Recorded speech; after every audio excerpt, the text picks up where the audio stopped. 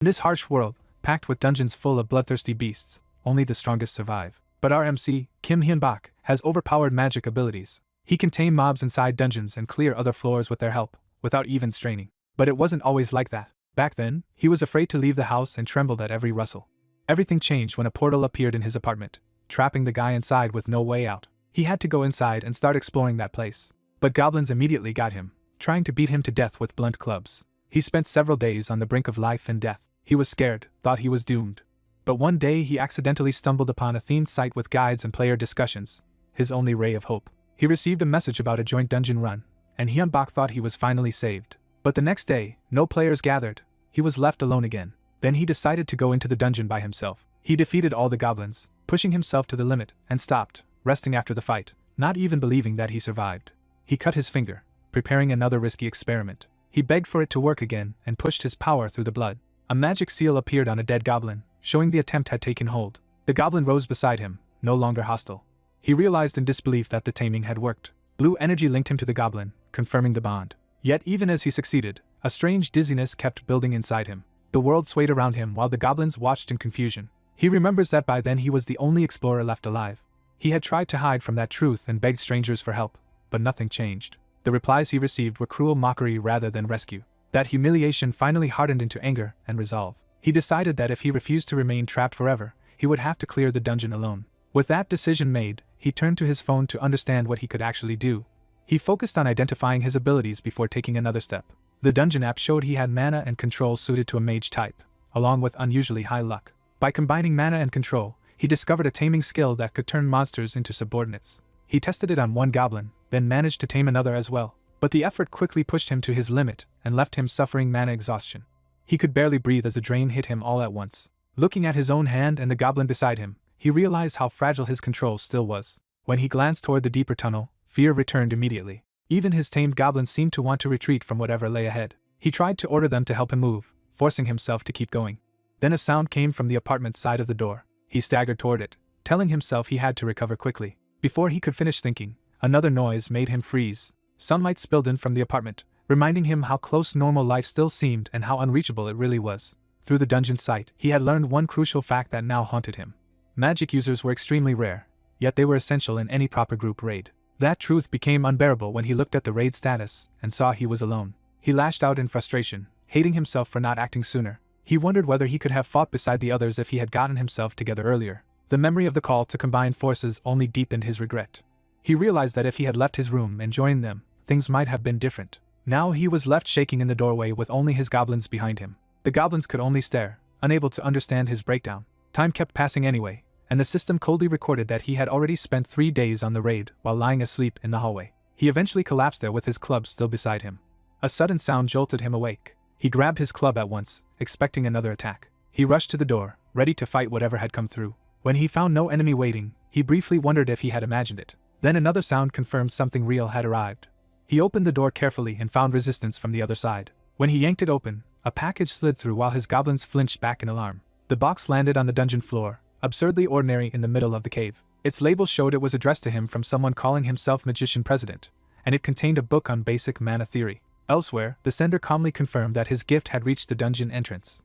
His subordinate asked if he had really sent out another expensive package, and the old man admitted that he had. He explained that he was making an investment in the future, because most trapped explorers would die within a year but some still had room to grow. The subordinate protested that spending money on such slim odds made no sense, but the old man brushed it off as a small expense for the day. When reminded that those small expenses had already added up to nearly $1 million, he remained unmoved. He acknowledged the cost and kept reviewing desperate pleas from trapped people. To him, people were worth investing in more than anything else. He believed that if even a tiny fraction of them grew stronger, helping them in their darkest moment would still be worthwhile. His subordinate understood the logic but still felt it was an extravagant gamble. The old man accepted that difference and only told him to learn to think further ahead. Left to himself, he quietly wondered what this latest investment would become. Back in the dungeon, Kim stared at the sender's name and tried to make sense of it. Inside the box he found a note explaining that the sender had read his plea, recognized how desperate his situation was, and bought the books with his own money. The message simply wished that the books would help him. Kim immediately suspects it might be a scam, especially after seeing warnings online about fake copies of the same expensive book. Even so, he starts checking the volume carefully, caught between suspicion and the possibility that someone may have truly reached out to save him.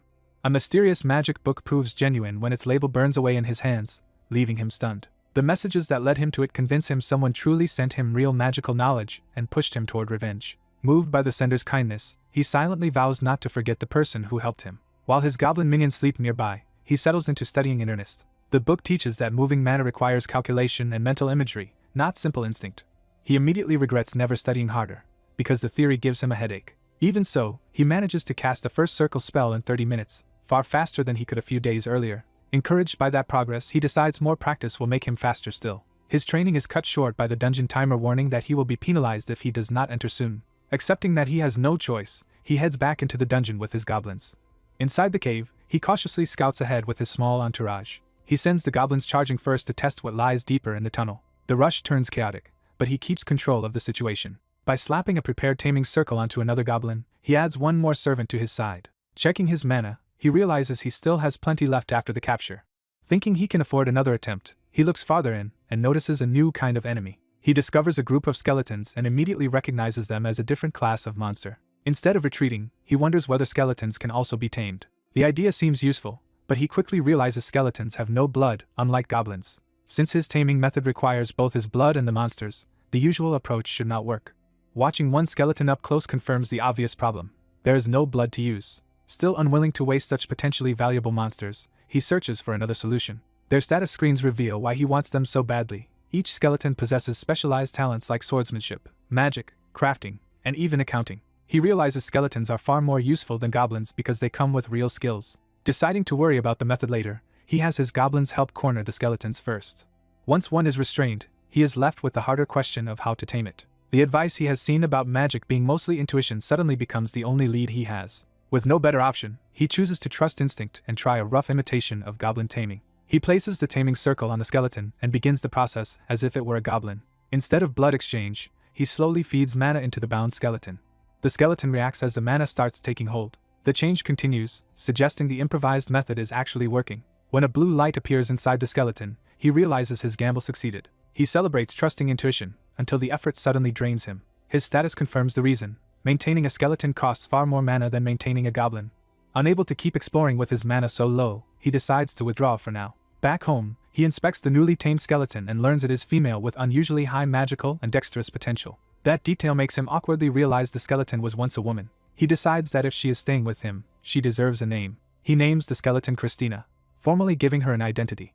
The moment the name is accepted, a deeper change stirs within her. The dungeon system records the naming as a significant event in his ongoing raid. That night, Christina silently watches over him while he sleeps. Something in her awakens further as the blue light in her eyes sharpens. Elsewhere in the dungeon, a human party is shown struggling against overwhelming danger. A knight, rogue, mage, and priest face a sinister threat far beyond them. A monstrous shadow crushes the party, establishing the dungeon as far deadlier than he has yet seen. The priestess is left broken and terrified. Her death begins to strip away her humanity. Only a twitching skeletal hand remains to show what she is becoming. By morning, Christina has changed enough to move and act on her own. He wakes to noise and groggily wonders what is causing such a commotion. Seeing a skeleton in his room shocks him before he remembers he brought her home. He realizes the frightening figure is simply Christina after yesterday's taming. When she keeps rattling around, he nervously asks what is wrong with her. To his horror, the skeleton answers with a cheerful greeting. Christina addresses him as master and proudly reveals that she can speak. She quickly explains that she is only producing sound through mana and cannot sustain it for long. She credits him for this change, saying that being given a name restored part of her past life memories and even her ability to talk. Stunned, he asks her to explain everything more clearly. He can hardly believe that a skeleton under his control can use mana, speak, and feel emotions. Christina insists that the cause of all of it is the name he gave her. When he dismisses that as trivial, she reacts with fierce conviction. To her, a name is not a label but the core of a person's identity. He backs down at once, realizing he touched a painful nerve. Christina apologizes and explains that for beings whose names were taken, the issue is deeply important. She confirms that he understood correctly. Many dungeon creatures are being stripped of their names. She describes them as people who lost their egos and souls and were reduced to the lowest monsters in the dungeon. When he asks whether she knows who stole her name, she admits she does not. Too many of her memories are still missing for her to know the culprit. What she does remember clearly is the terror of existing in that hollow state. As he listens, he begins to feel her fear as if it is passing directly into him. That emotional link makes him realize something truly dreadful must exist deeper in the dungeon. He wonders whether he can ever survive against a horror capable of doing this to people. The thought pushes him into anger and panic. He lashes out at the dungeon itself for dragging him into a nightmare he never chose. What terrifies him most is the idea that even death may not free his soul. Christina responds by taking his hand and promising to do everything in her power to keep him alive. She gently tells him not to be so afraid. Even the goblins gather around as if joining in that reassurance. Their loyalty leaves him momentarily speechless. He finally accepts their support and entrusts himself to them. Once he calms down, he asks Christina to share whatever memories she has recovered. She tries to begin recounting her past, but the memory is still too fragmented to form a clear story. Her own confusion shows that the restored memories remain incomplete. She resorts to gestures and mana-assisted communication to keep explaining. Christina reassures him again that she is only speaking through mana and means no harm. He correctly guesses that the strain on her voice is simply mana exhaustion. Since she cannot keep talking for long, he decides they should wait until her mana recovers. That pause gives him time to look at her with fresh curiosity. He notices modern headphones among his things. Soon he finds the bizarre sight of a skeleton happily using a computer and listening to audio lessons. Checking her status, he sees that naming her greatly improved nearly all of her abilities and added new talents. Although she still lacks a language skill, her magic-related stats and support abilities have risen sharply. Seeing her magic aptitude, he decides she may be the perfect teacher for his own training. He starts imagining a future party where armored skeletons hold the front line while he and Christina cast from the rear. That vision becomes his first real plan for surviving the dungeon. He also realizes that if Christina is going to help this much, she deserves better equipment than a cheap setup. Another day passes, and the raid timer continues counting down while he rests and prepares. When he asks Christina for a favor, she immediately offers herself without hesitation. He confirms that she truly was a magician in her previous life. Having verified that, he finally states what he wants. He asks her to teach him magic, and she gladly agrees. Her knowledge proves extraordinary, giving him practical explanations the book never made easy. She helps him understand the text, teaches him how to gather mana and arrange magic circles, and even adapts modern tools like printers to help. She also explains why he still cannot form a magic circle on his own. His mind has not matured enough for it yet. Within a week, he learns a great deal, though not enough to reach his original goal before re-entering the dungeon. The dungeon penalty forces him to go back in earlier than he wanted. Even so, the bounty money from dungeon kills gives him a small but real means to survive in the outside world. He bitterly jokes that this world is generous enough to pay him while still condemning him to hell. Back in the dungeon, he finds the goblins still as unruly as ever. Christina asks him to tame as many goblins as possible during this expedition. He follows her lead and gathers a sizable group under his control. Once she says the number is sufficient, he asks what she intends to do with them. Christina says she has something she wants to verify first. She makes clear that the test concerns her own condition, not his. She reminds him of the earlier attempt to gather mana before leaving home. Although her magic array worked and she gathered plenty of mana, her own mana reserves never increased at all. When he asks whether that failure is tied to her nature, she confirms it is. Without warning, she seizes a goblin to demonstrate. The goblin is too shocked to resist. Dark energy erupts from Christina as she begins draining the goblin's life force. The goblin rapidly withers under the absorption. He recoils in alarm, but quickly understands what she is showing him. Christina explains that she is undead. Because she is already dead, she craves life more desperately than the living do. That is why ordinary mana gathering does nothing for her. For undead to become stronger, they must absorb the life force of other beings. The truth visibly disturbs her as much as it does him. He realizes this path belongs to monsters, not humans. And because Christina hates that reality more than anyone, her willingness to prove it only hurts more. He sees in that pain the proof that she has truly become a monster against her will. Remembering her vow to do anything for his survival, he stops her self-reproach. He gives her a direct order to grow stronger, even if that means killing. He tells her to place the blame for every atrocity on him, because it will be done under his command. His willingness to bear that burden leaves her shaken. Christina calls him a good person, which only confuses him. He denies any nobility in himself and admits he is simply making peace with whatever he must do to survive. Then, embarrassed by the sentiment, he brusquely orders her to absorb the rest of the goblins. Trying to lighten the mood, he jokes that at least she is not a zombie. Christina pauses, surprised that he does not know the difference. She explains that skeletons are fully dead, while zombies are only partly dead and therefore strengthened differently. Unlike skeletons, zombies must literally chew and eat their victims to gain power, which horrifies him. He blurts out that he is very grateful she is a skeleton after all. After absorbing the goblins, Christina reports that her stats have risen dramatically. But the gains taper off near the end, suggesting goblins are already too weak to help her much further. He concludes they will need stronger prey if she is to keep growing. Before they can discuss it further, one goblin senses enemies nearby and warns them. The goblins surge forward toward the new threat, eager for battle. Christina steps in front of him and asks to handle the danger herself. When the hooded skeleton asks whether Chris can manage alone, the young man is caught off guard by the sudden handoff. Chris tells him to stay back and watch, taking control despite the danger. She unleashes a spell called Magic Arrow, drawing on her remaining power to protect him. A rain of magical arrows surges toward the charging goblins and cuts off their advance. The goblins realize too late that they are walking into a trap. The spell tears through the front ranks and knocks the attackers down in clusters. More arrows pin the rest in place, buying them a brief opening. But the effort drains Chris badly, and Hyunbak immediately tells her to rest while he takes over. He orders his tamed goblins to pursue the fleeing enemies while he holds the line himself. The surviving goblins circle back instead of breaking, forcing him into close combat. A club swings toward him as the melee closes in. The goblins press from multiple sides, trying to overwhelm him with numbers. He counters with brutal swings of his own and starts dropping them one after another. Even as one goblin attacks, another hesitates at how quickly the tide is turning. Hyunbak smashes through the pressure with raw force and a shield bash. He keeps spinning through the mob, refusing to let them surround him. His fear hardens into determination as he commits fully to the fight. A heavy blow caves in another goblin and breaks their momentum. Seeing their losses mount, some goblins finally try to run. Hyunbak refuses to let them escape and orders the chase to continue until every last one is caught. By the end, the cave floor is covered with goblin corpses, proving he survived by sheer stubbornness. He stands alone among the bodies, exhausted and battered after barely winning. When his weapon finally slips from his hand, the reality of how close he came hits him. He realizes his entire force of tamed goblins has been wiped out, and that he is suddenly defenseless again. Then he understands the enemy retreat was never fear at all but a lure into a larger ambush.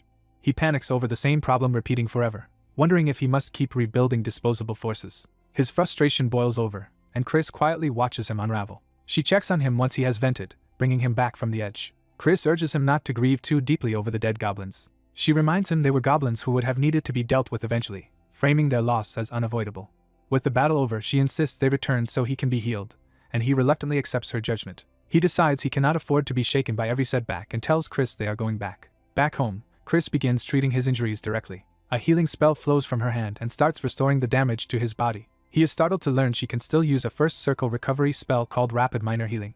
Chris explains that becoming undead did not take that magic from her, and Hyunbak is stunned when all his wounds truly close. Once he is safe, Chris shifts to strategy and warns that stronger enemies will make proper protective gear essential. He agrees in principle, but his savings are too limited to solve the problem easily. They calculate that even basic armor would nearly drain him, and anything suitable for clearing the dungeon properly would cost far more. Chris tells him not to worry about money because she has found another way to raise it. Her plan is to post useful spell information on the tip forum, where popular posts can earn money. When he worries about giving away magical knowledge, she assures him the spells are minor enough to share safely. He decides even low-circle magic from a real magician should still be valuable, and resolves to try everything available. He entrusts the posting to Chris, and she eagerly takes on the task. The gamble pays off immediately, and his dungeon account jumps to over 51,000. Hyunbak is stunned when Chris casually calls that amount modest, and starts talking about relocating their base. She explains that moving is possible through the dungeon system if they pay the fee and spend half a day inside before returning. She also reveals that the forum reward will effectively pay him the same amount again the next day because the post ranked first. Chris adds that she even negotiated to have the full reward sent at once instead of over months, deepening the mystery around her connections. He accepts her advice to move somewhere with more people nearby, and she promises to handle the details. 4 days later, the relocation is complete. Hyunbak arrives at a much larger home with 4 rooms, a separate living room and kitchen, and a full-year lease already secured. The place is decent enough, but he quickly senses there is a catch. From the balcony he discovers the catch is absurdly direct. A dungeon sits practically outside his front door. He is baffled by how the move itself worked and starts connecting it to the mysterious admins Chris mentioned. That thought sparks a desperate hope that if the admins can be reached, they might know how he can escape this world entirely. Chris notices his wavering resolve before he can sink too far into it. She snaps him back to reality, and reminds him that surviving here depends on clearing the dungeon, not dreaming about escape. Even after being called out, he cannot let go of the possibility that a way out might still exist. Chris presses harder, asking what he would do if escape only led to something worse and whether he would keep running forever. Her challenge forces him to confront that fleeing has never improved anything. He falls silent, then starts laughing at himself as the truth sinks in. He clenches his fist and turns that frustration into resolve. Staring at the barrier before him, he realizes the thing he wants most is not escape but the power to seize his own freedom. He tries to break through that boundary with his bare hand, convinced freedom is right in front of him. Instead he only bloodies himself, and Chris watches as he finally chooses a different answer. He swears that no matter what it takes, he will clear the dungeon and survive on his own terms. That decision triggers a violent surge of energy from within him. Mana erupts through his body so suddenly that Chris has to shield herself from the blast. She immediately recognizes that something fundamental has changed in him as his mana begins to move. Hyunbak stares at his glowing hand in disbelief, unable to understand what just happened. Without hesitation he grabs a weapon, eager to test whether this change is real. His first strike lands with far more force than before, confirming that something inside him has awakened. Soon after, he enters the dungeon again in proper armor, and with a real mace, no longer the same desperate novice. Feeling the difference in his own body, he senses that his power has undeniably risen. The mana continues to circulate through him, and Chris tells him not to interfere with the process. She explains that he overcame his anger and despair and forged a firmer resolve. Because of that mental growth, the mana inside him finally began moving on its own. He is amazed that a change in mindset alone could cause such a transformation. Chris answers that this is exactly how magic works and declares that he can now truly call himself a magician. Hyunbak realizes the turbulent sphere near his heart is a genuine circle, the foundation of a mage. With that first circle formed, Chris tells him he has become much stronger. He briefly credits his own talent, but even he knows better equipment helped a great deal. Chris agrees wholeheartedly and praises the value of being overprepared, especially with their new armor and weaponry. Their banter turns light for a moment as Hyunbak teases her for picking up strange internet slang. Back in the dungeon, they return to the next step of their plan, replacing the goblin force they lost. This time the target is a pair of skeletons whose skills make them far more useful as long-term subordinates. Hyunbak channels mana into a taming spell while Chris oversees the process. The spell succeeds, and the two skeletons become his new servants. He gives them the names Castle and Kai, hoping a name will anchor them more firmly.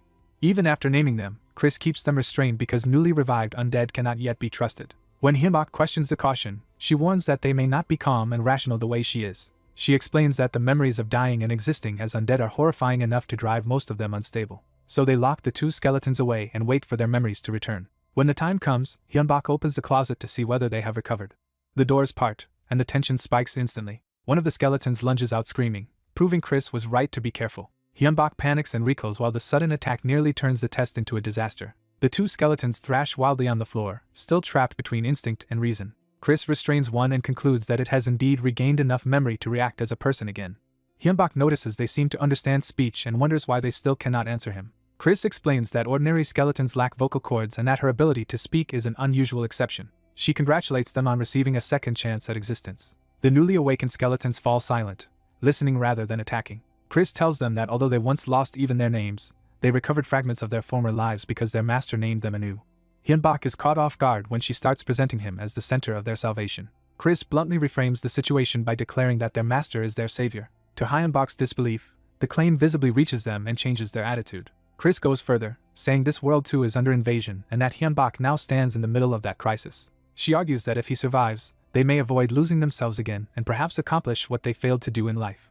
Then she demands that they swear their lives to him, and Hyunbak nervously goes along with the ceremony. Chris herself makes the first vow, pledging undying loyalty to him in the name he gave her. With Chris committed, the pressure shifts to the two new skeletons. Chris warns them that refusal will mean immediate destruction, leaving no room for hesitation. Faced with that choice, they finally yield. They begin their oath by invoking their souls and the new names Hyunbak bestowed on them. One adds a condition that they will help him as long as he helps fulfill his revenge, revealing that fragments of his old purpose remain. Even so, both swear loyalty to the master who named them, and the bond takes hold. Hyunbak feels the connection settle and realizes the pact is real. Chris welcomes them as comrades, and they formally place themselves under Castle and Kai's shared command structure. Their personalities emerge immediately, with one still obsessed with revenge while the other speaks with knightly restraint. Chris notes that their strengthened bond now lets them communicate without spending mana, which will make command far easier. Hyunbak asks each of them to explain their goals so he can understand the people now tied to him. Castle admits his memories are incomplete, but one thing remains clear to him. He was once a mercenary, and his surviving purpose is to find the man who killed him and repay blood with blood.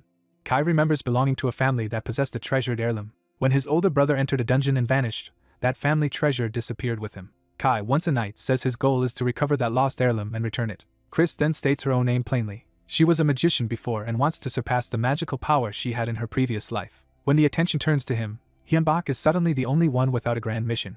He introduces himself simply, and says his goal is just to survive. He admits that after already coming close to death once, survival is no small thing to him. The memory of being hunted and helpless still defines him more than any dream of glory. Even in bed, that terror lingers and leaves him shaken. So he asks them honestly to help him live, making survival his only true request. The three undead fall silent as they weigh that answer. Instead of scorning him, they accept his honesty and decide that wanting to live is reason enough to follow. Relieved, Hyunbak welcomes them all as partners and commits to working together. Soon after, Castle throws himself into battle with reckless enthusiasm. He carves through goblins in sweeping arcs, showing why a former mercenary is far deadlier than a tamed monster. His aggression is so intense that even his allies have to keep an eye on him. When Kai drops in to support him, Chris immediately orders him to stop Castle from charging too far ahead. Castle ignores caution and keeps attacking with manic delight. Kai answers with disciplined sword strikes, cutting down enemies while controlling the battlefield around Castle. Chris nearly gets clipped in the chaos and yells at Castle for how close that was.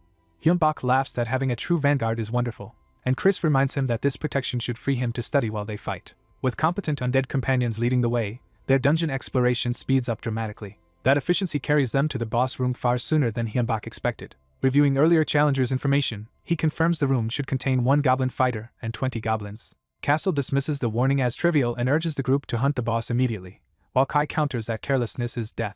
They learn the goblin dungeon may contain a boss monster, making it far more dangerous than a routine hunt. Because the old dungeon post might be unreliable and his own death would end everything, Hyunbak decides to retreat and prepare first. Back home, Chris calls for attention as the group regathers around Hyunbak. He checks Chris's updated Explorer data to see how much stronger she has become. Her growth is substantial, and the skeletons marvel at a world where strength can be measured so precisely. The other two immediately crowd in and ask to have their own progress evaluated as well. Kessel's status shows he has improved and gained combat-oriented potential. Kai's status also reveals major growth, along with a notable leadership talent. After confirming both skeletons have advanced, Hyunbak is reminded to inspect his own status too. He hesitates, bracing himself before looking at his own numbers. His level turns out to be the highest in the group, with unusual talents that favor magic control and luck. Even so, he judges their strength insufficient and insists they need more preparation before risking the boss. The skeletons agree, and Chris reveals the key item she wants next, mana crystal dust. Hyunbak discovers the material is extremely expensive, far beyond what he expected. Chris still asks for a full kilogram, arguing the current discount makes it a bargain despite the huge total cost. Hyunbak protests that even discounted, the price exceeds all of his savings. Chris calmly points out that the site allows installment payments, removing his last excuse. Trusting her judgment that the purchase is essential, Hyunbak reluctantly agrees. A few hours later, the mana crystal dust arrives, confirming their investment is now real. Chris announces she will shut herself away to craft an item, leaving the others to keep hunting without her for now. Once she disappears into her room, the remaining 3 decide to spend the time raising their levels. Training resumes immediately as Hyunbak cuts down another skeleton enemy in the dungeon. The kill is clean and routine, showing how much easier these fights have become.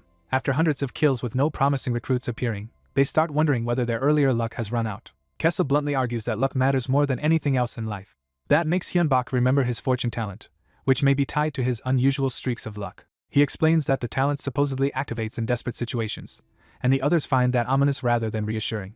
Hyunbak asks why that would be a problem. He is told of a rumor that luck always balances itself, so good fortune invites bad fortune later. By that logic, a talent that grants luck in crises could mean misfortune follows him the rest of the time, perhaps even explaining their poor recruiting luck.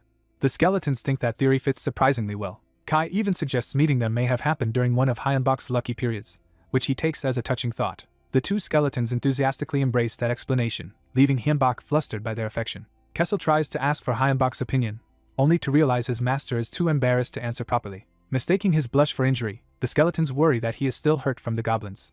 When they finally return home, they find Chris collapsed from overwork near her room. After she recovers enough to greet them, Hyunbak asks whether her preparations are complete. Chris admits they are not, sounding drained and frustrated by the setbacks. She explains that the item itself should have been simple to produce. What enrages her is that she failed 3 times out of 5 despite that simplicity.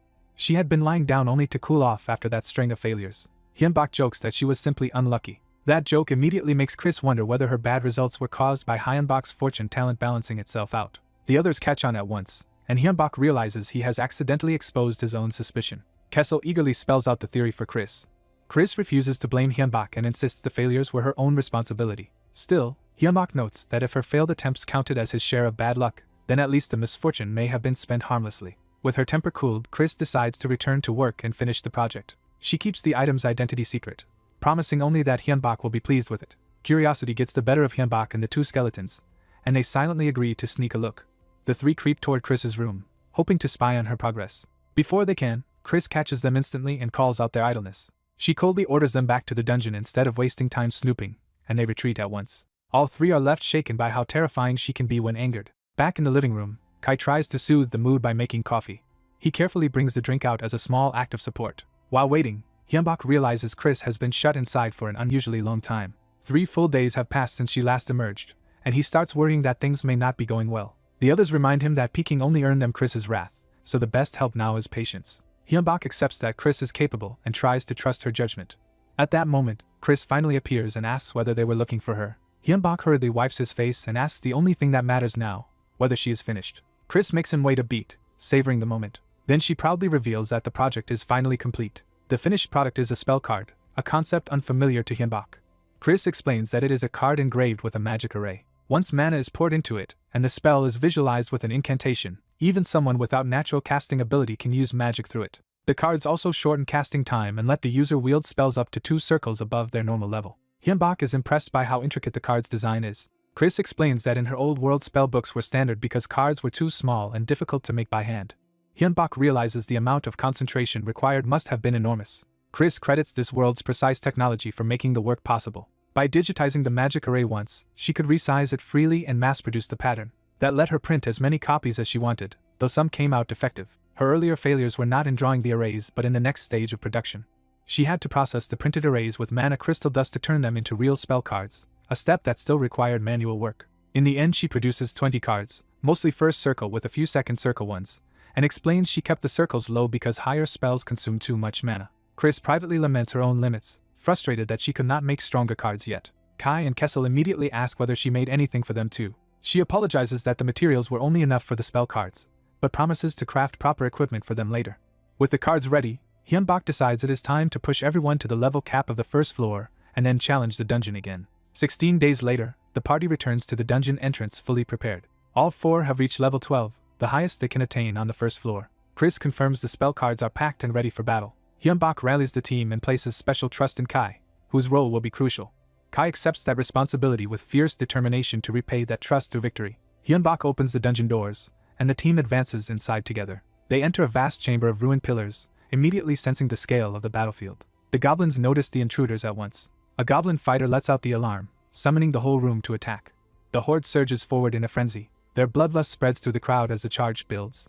Hyunbak is stunned to see far more goblins than the old information had suggested. He realizes their earlier caution saved them from walking into a massacre unprepared. Kai immediately takes command and orders a full assault before the goblins can overwhelm them. The enemy mass rushes in, committing everything to the first clash. At Kai's signal, Hyunbak and Chris activate their prepared spell cards and unleash Fire Bolt. The 2 casters trigger multiple cards at once, turning their preparation into instant firepower. A barrage of flaming bolts streaks into the charging goblins. The front ranks are engulfed in explosive fire. The blast tears apart the formation, killing many goblins and scattering the rest. Kai recognizes that Hyunbak and Chris have created the opening and shouts that they are providing cover fire. He orders the melee fighters to protect the casters and wipe out the surviving enemies while the goblins are disorganized. As Chris follows with magic arrow support, Hyunbak sees that putting Kai in command was the right decision. Kessel joins the assault with magically enhanced strikes. Kai tears into the goblins at close range, driving the attack with ruthless momentum. Kessel matches that ferocity, cutting through enemies while shouting for total extermination. In the middle of the slaughter, Kessel senses a stronger presence entering the fight. He smashes aside another goblin and turns toward the real threat. Kai shifts position as the battlefield focus changes.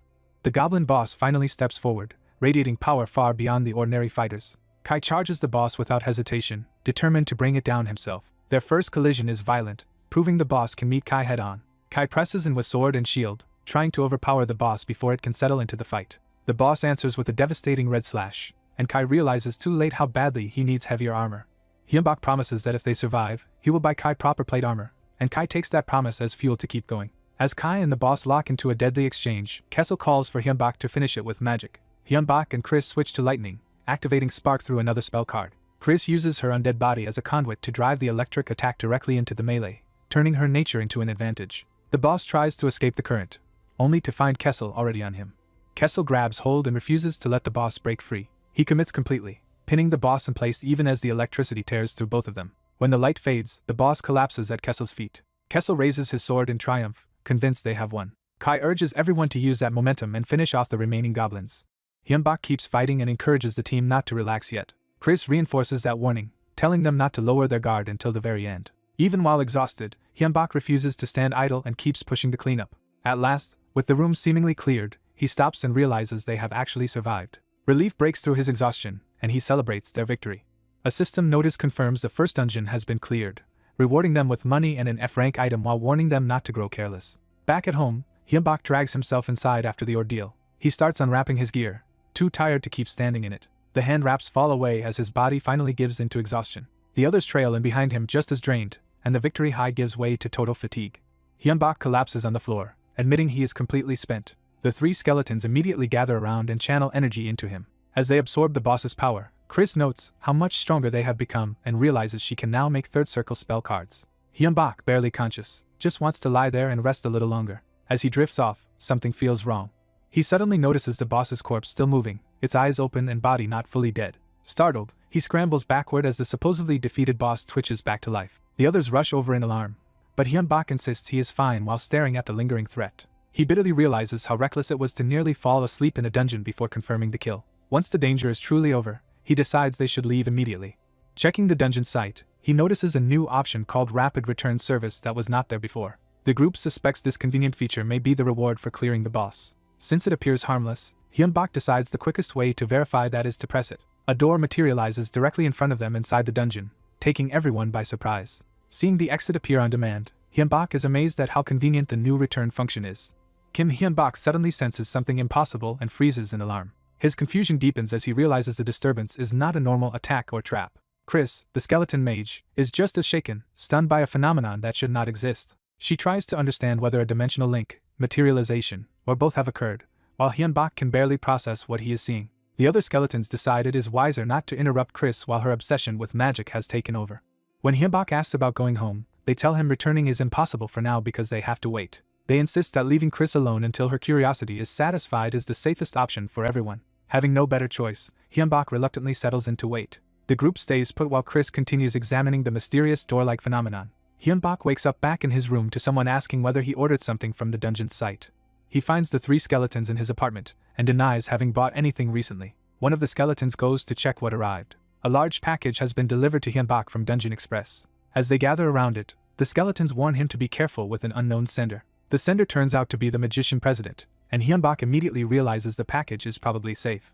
He opens the box at once. The skeletons crowd in with him, eager to see what the president sent. Inside is a set of chain mail and a letter from the magician president, who says he was pleased to see Hyun-bak's advice posts become the top tip online. The letter also praises Hyun-bak for steadily advancing through the dungeon. Because solo dungeon clearing is so dangerous, the president explains that he is sending equipment to help him survive.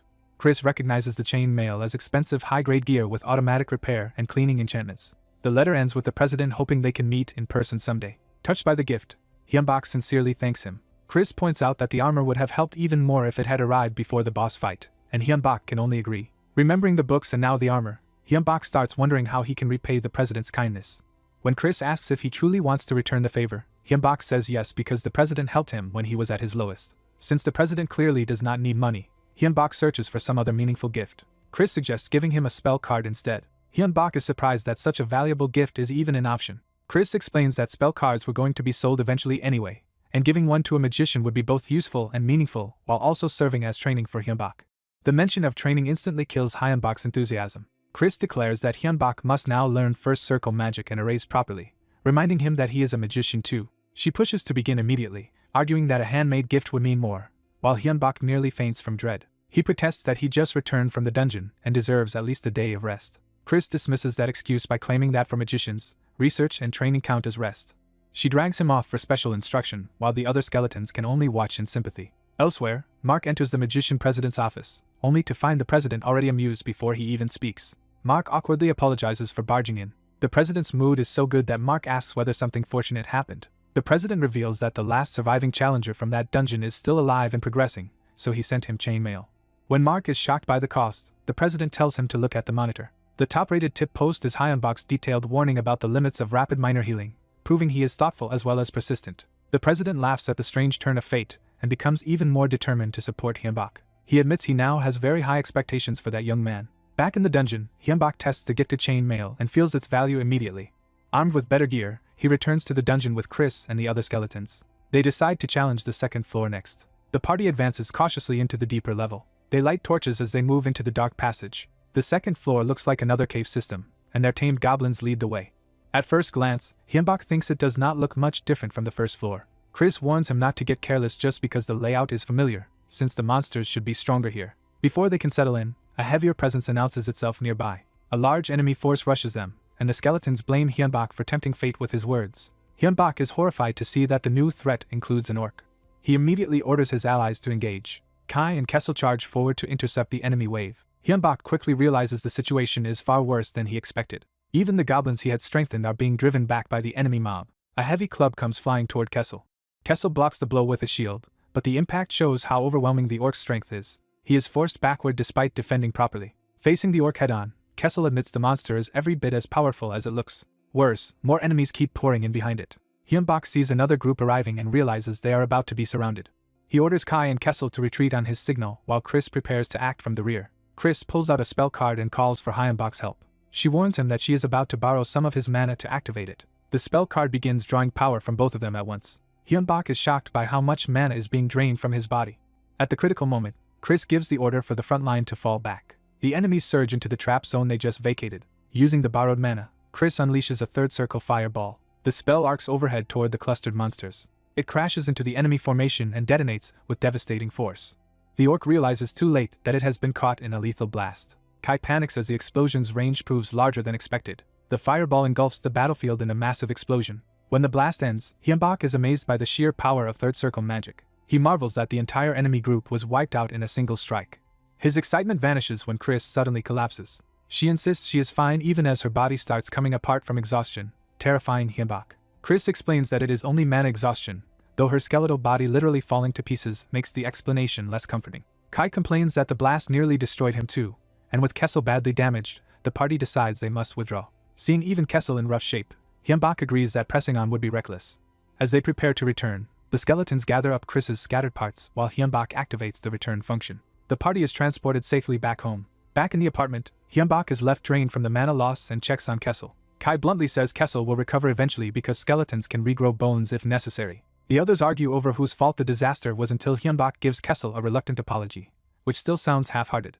In the end, Hyunbak is just relieved that everyone survived, even if all of their tamed goblins were lost. He asks Chris how she managed to have a fireball ready when she had never mentioned preparing one. Chris answers that she prepared it just in case, claiming magicians sometimes act on impulse. Hyunbak teases her that impulse is not a word that suits someone as calculating as Chris. She reminds him that the absurd door incident proved she can be irrational too, and he has to admit she has a point.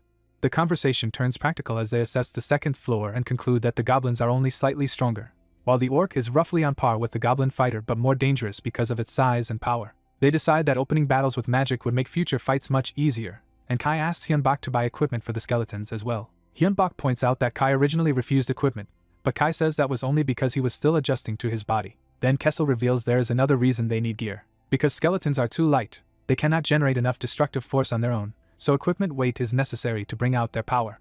Kai immediately starts boasting that with proper gear he could crush an orc barehanded.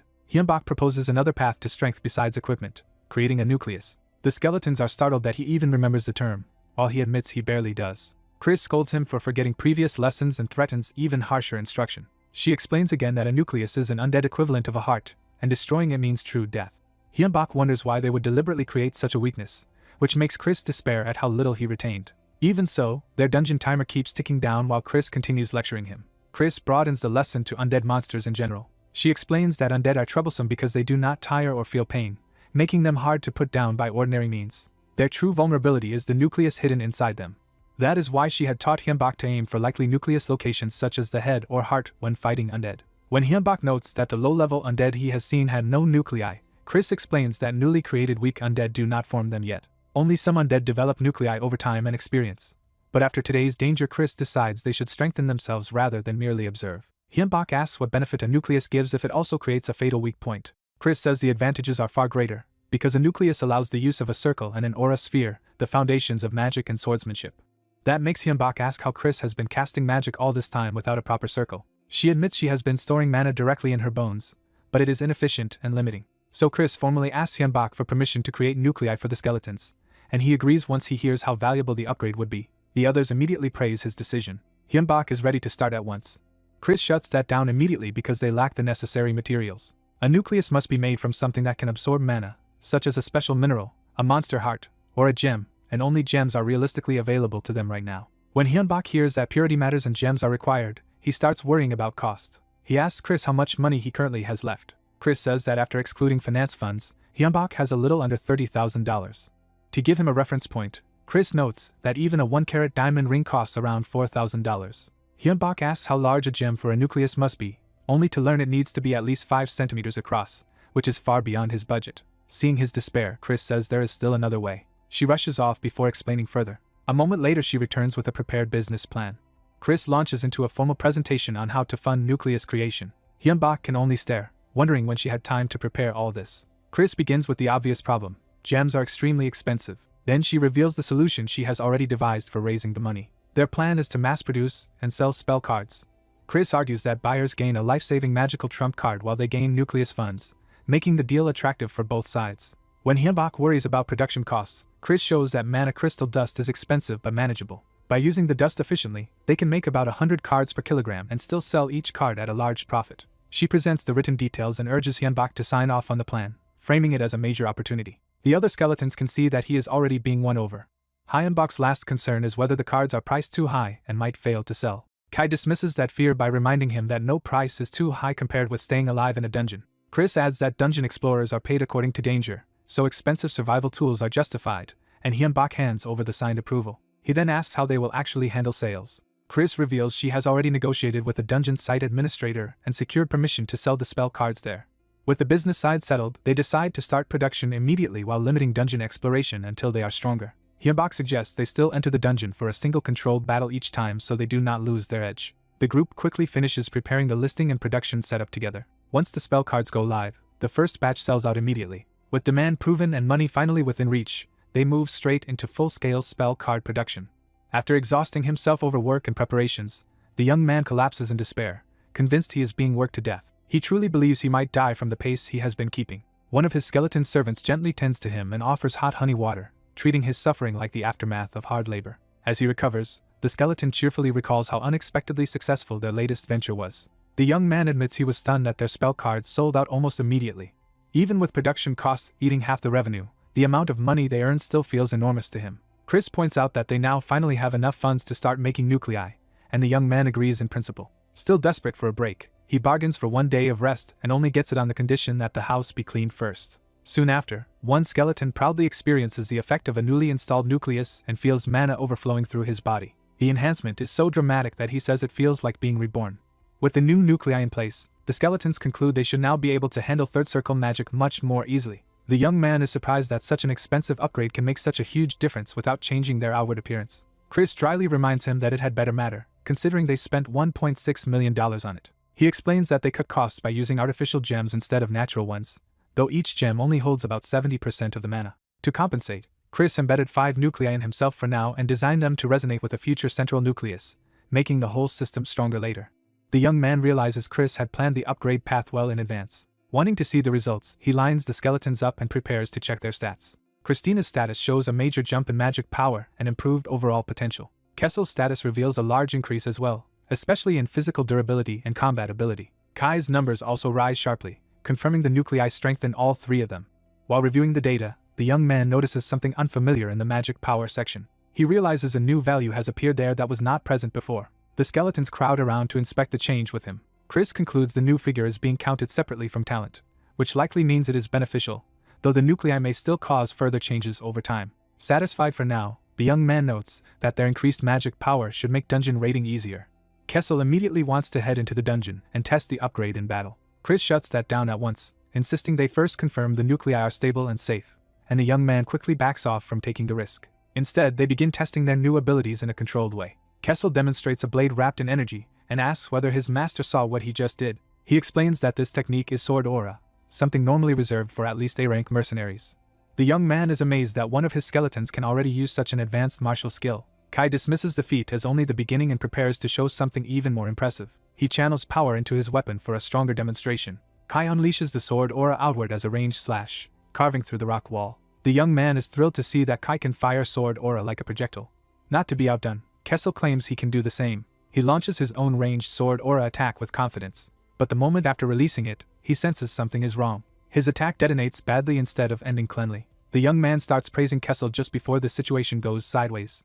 Kessel collapses into a heap of bones from the backlash. Embarrassed and alarmed, he admits he used too much mana and overdid it. The others remind him they had gathered plenty of mana before entering, so burning through it that fast is a serious warning sign. Chris explains that ranged sword aura consumes huge amounts of mana, unlike ordinary melee use, and Kai quietly lets Kessel take the blame. The young man realizes this is a dangerous complication they had not anticipated during their first dungeon outing in a while. Chris immediately starts thinking of a long-term fix, such as inscribing mana absorption arrays onto their nuclei, but the young man postpones that expensive idea until after more spell card sales. Deciding to retreat before things worsen, he asks for help carrying Kessel back. Chris warns that retreat may already be impossible. A pack of gnolls emerges, led by a larger, more menacing one. The young man instantly recognizes the monsters and panics because Kessel is out of commission. More gnolls pour in, turning the encounter into a dangerous ambush. As the young man starts to lose control, Chris tells him to calm down and prepares a spell. Chris casts Lightning Bolt. The spell rips through the knolls and stuns the charging pack. Without wasting the opening, Chris begins another spell. He follows up with Ice Breath. The ground freezes over, locking the battlefield into a slick, immobilizing trap. With the enemies slowed and exposed, Chris calls for Kai to strike. Kai meets the Gnoll leader head-on before it can reach them. He cuts the leader down in a single decisive blow. The young man is stunned by how quickly the crisis is resolved once his servants coordinate properly. After the battle, Chris addresses him directly. He warns that a magician who panics cannot use his abilities properly, and may die because of that weakness. The young man accepts the criticism and admits he failed to keep his composure. Kessel, still just a skull in his hands, tries to cheer him up instead of letting him spiral into self-blame.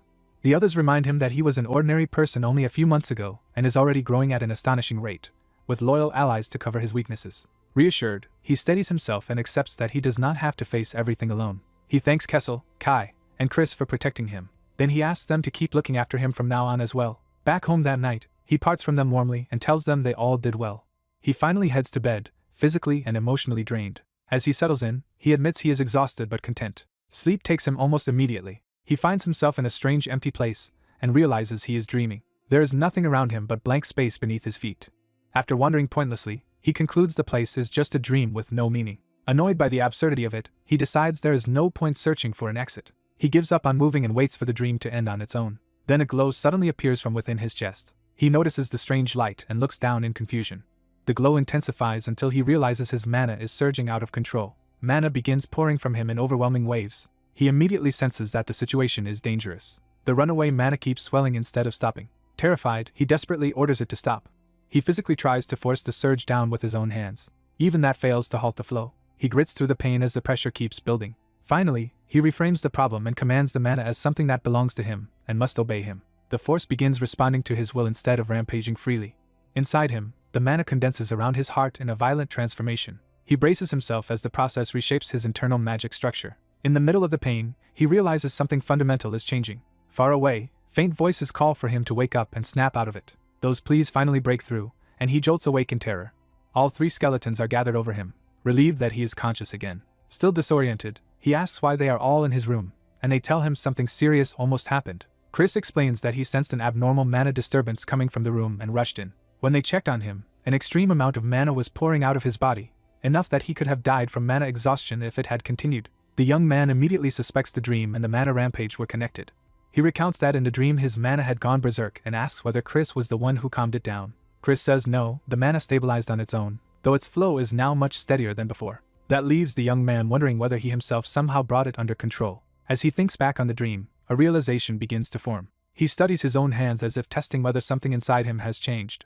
To confirm it, he casually casts Light. The spell activates even when he uses a different spoken word, proving the trigger is no longer tied to the exact incantation. He concludes that mana exists inside his body, and therefore should be his to command. From that insight, he understands that mana is something he can directly control rather than merely borrow through formulas. Chris immediately recognizes the significance of what he is saying. Mana begins swirling around the room in response to the young man's new control. Chris formally congratulates him on becoming a true magician. He reveals that the breakthrough was so profound that the young man skipped the second circle entirely, and reached the third circle at once. The skeletons celebrate the leap as a major milestone, while the young man is still trying to process it. Even as he accepts the congratulations, he cannot understand how he advanced so suddenly. Chris explains that magic is deeply tied to the mind, so explosive growth can happen when understanding suddenly deepens. He adds that enlightenment does not have to be dramatic and can simply mean learning something essential about oneself. Such enlightenment differs from person to person, and what helps one magician may be useless to another. Because magicians value the sharing of insight regardless of practical worth, Chris asks to hear exactly what realization led to this breakthrough. The young man agrees to explain, though he first jokes that he would prefer to eat before giving a lecture. After hearing the explanation, Chris concludes that combining the talent's control and blessing of mana lets him move mana directly, allowing him to cast any spell he has already completed without relying on the formal spell name. The downside is that forcing magic beyond his level still costs far more mana, but within his limits he may now have an edge even against a magician one circle above him. The young man is delighted that he can finally contribute real magical firepower to the group instead of just relying on the skeletons. Chris immediately turns that excitement into a new burden by declaring that he must now learn every spell he possibly can. He explains that this new ability grows stronger the more spells the young man masters. Before the young man can protest properly, Chris drags him straight into special training. The others watch him get hauled away again, resigned to the routine. Time passes, and the dungeon countdown continues while he undergoes intense special training with Chris. During training, he practices offensive magic like Fire Bolt until he can unleash it explosively. He also learns to fire magic arrow rapidly and on command.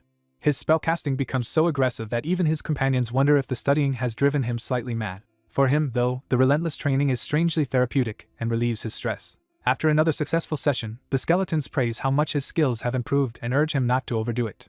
Back home, he finally gets to relax and cool off after the training. But the skeletons are waiting with another development and tell him to check their stats.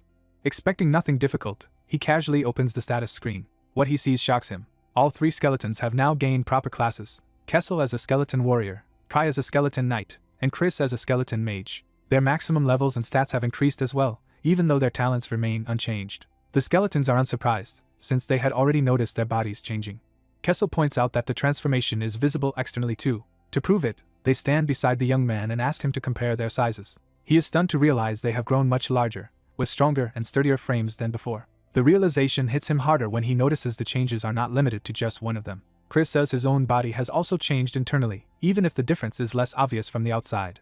The young man jokes weakly about Chris not getting taller, but still wants to know why all of this happened. When they say the cause is him, he can only stare in confusion. Chris explains that the young man's recent ascent to the 3rd circle influenced all of his summoned skeletons. That means his own growth likely strengthens them as well, suggesting their evolution is tied directly to his advancement. They conclude that while the full extent of the evolution is still unclear, one thing is certain: master and servants have all grown stronger together, so exploring the dungeon should now become much easier.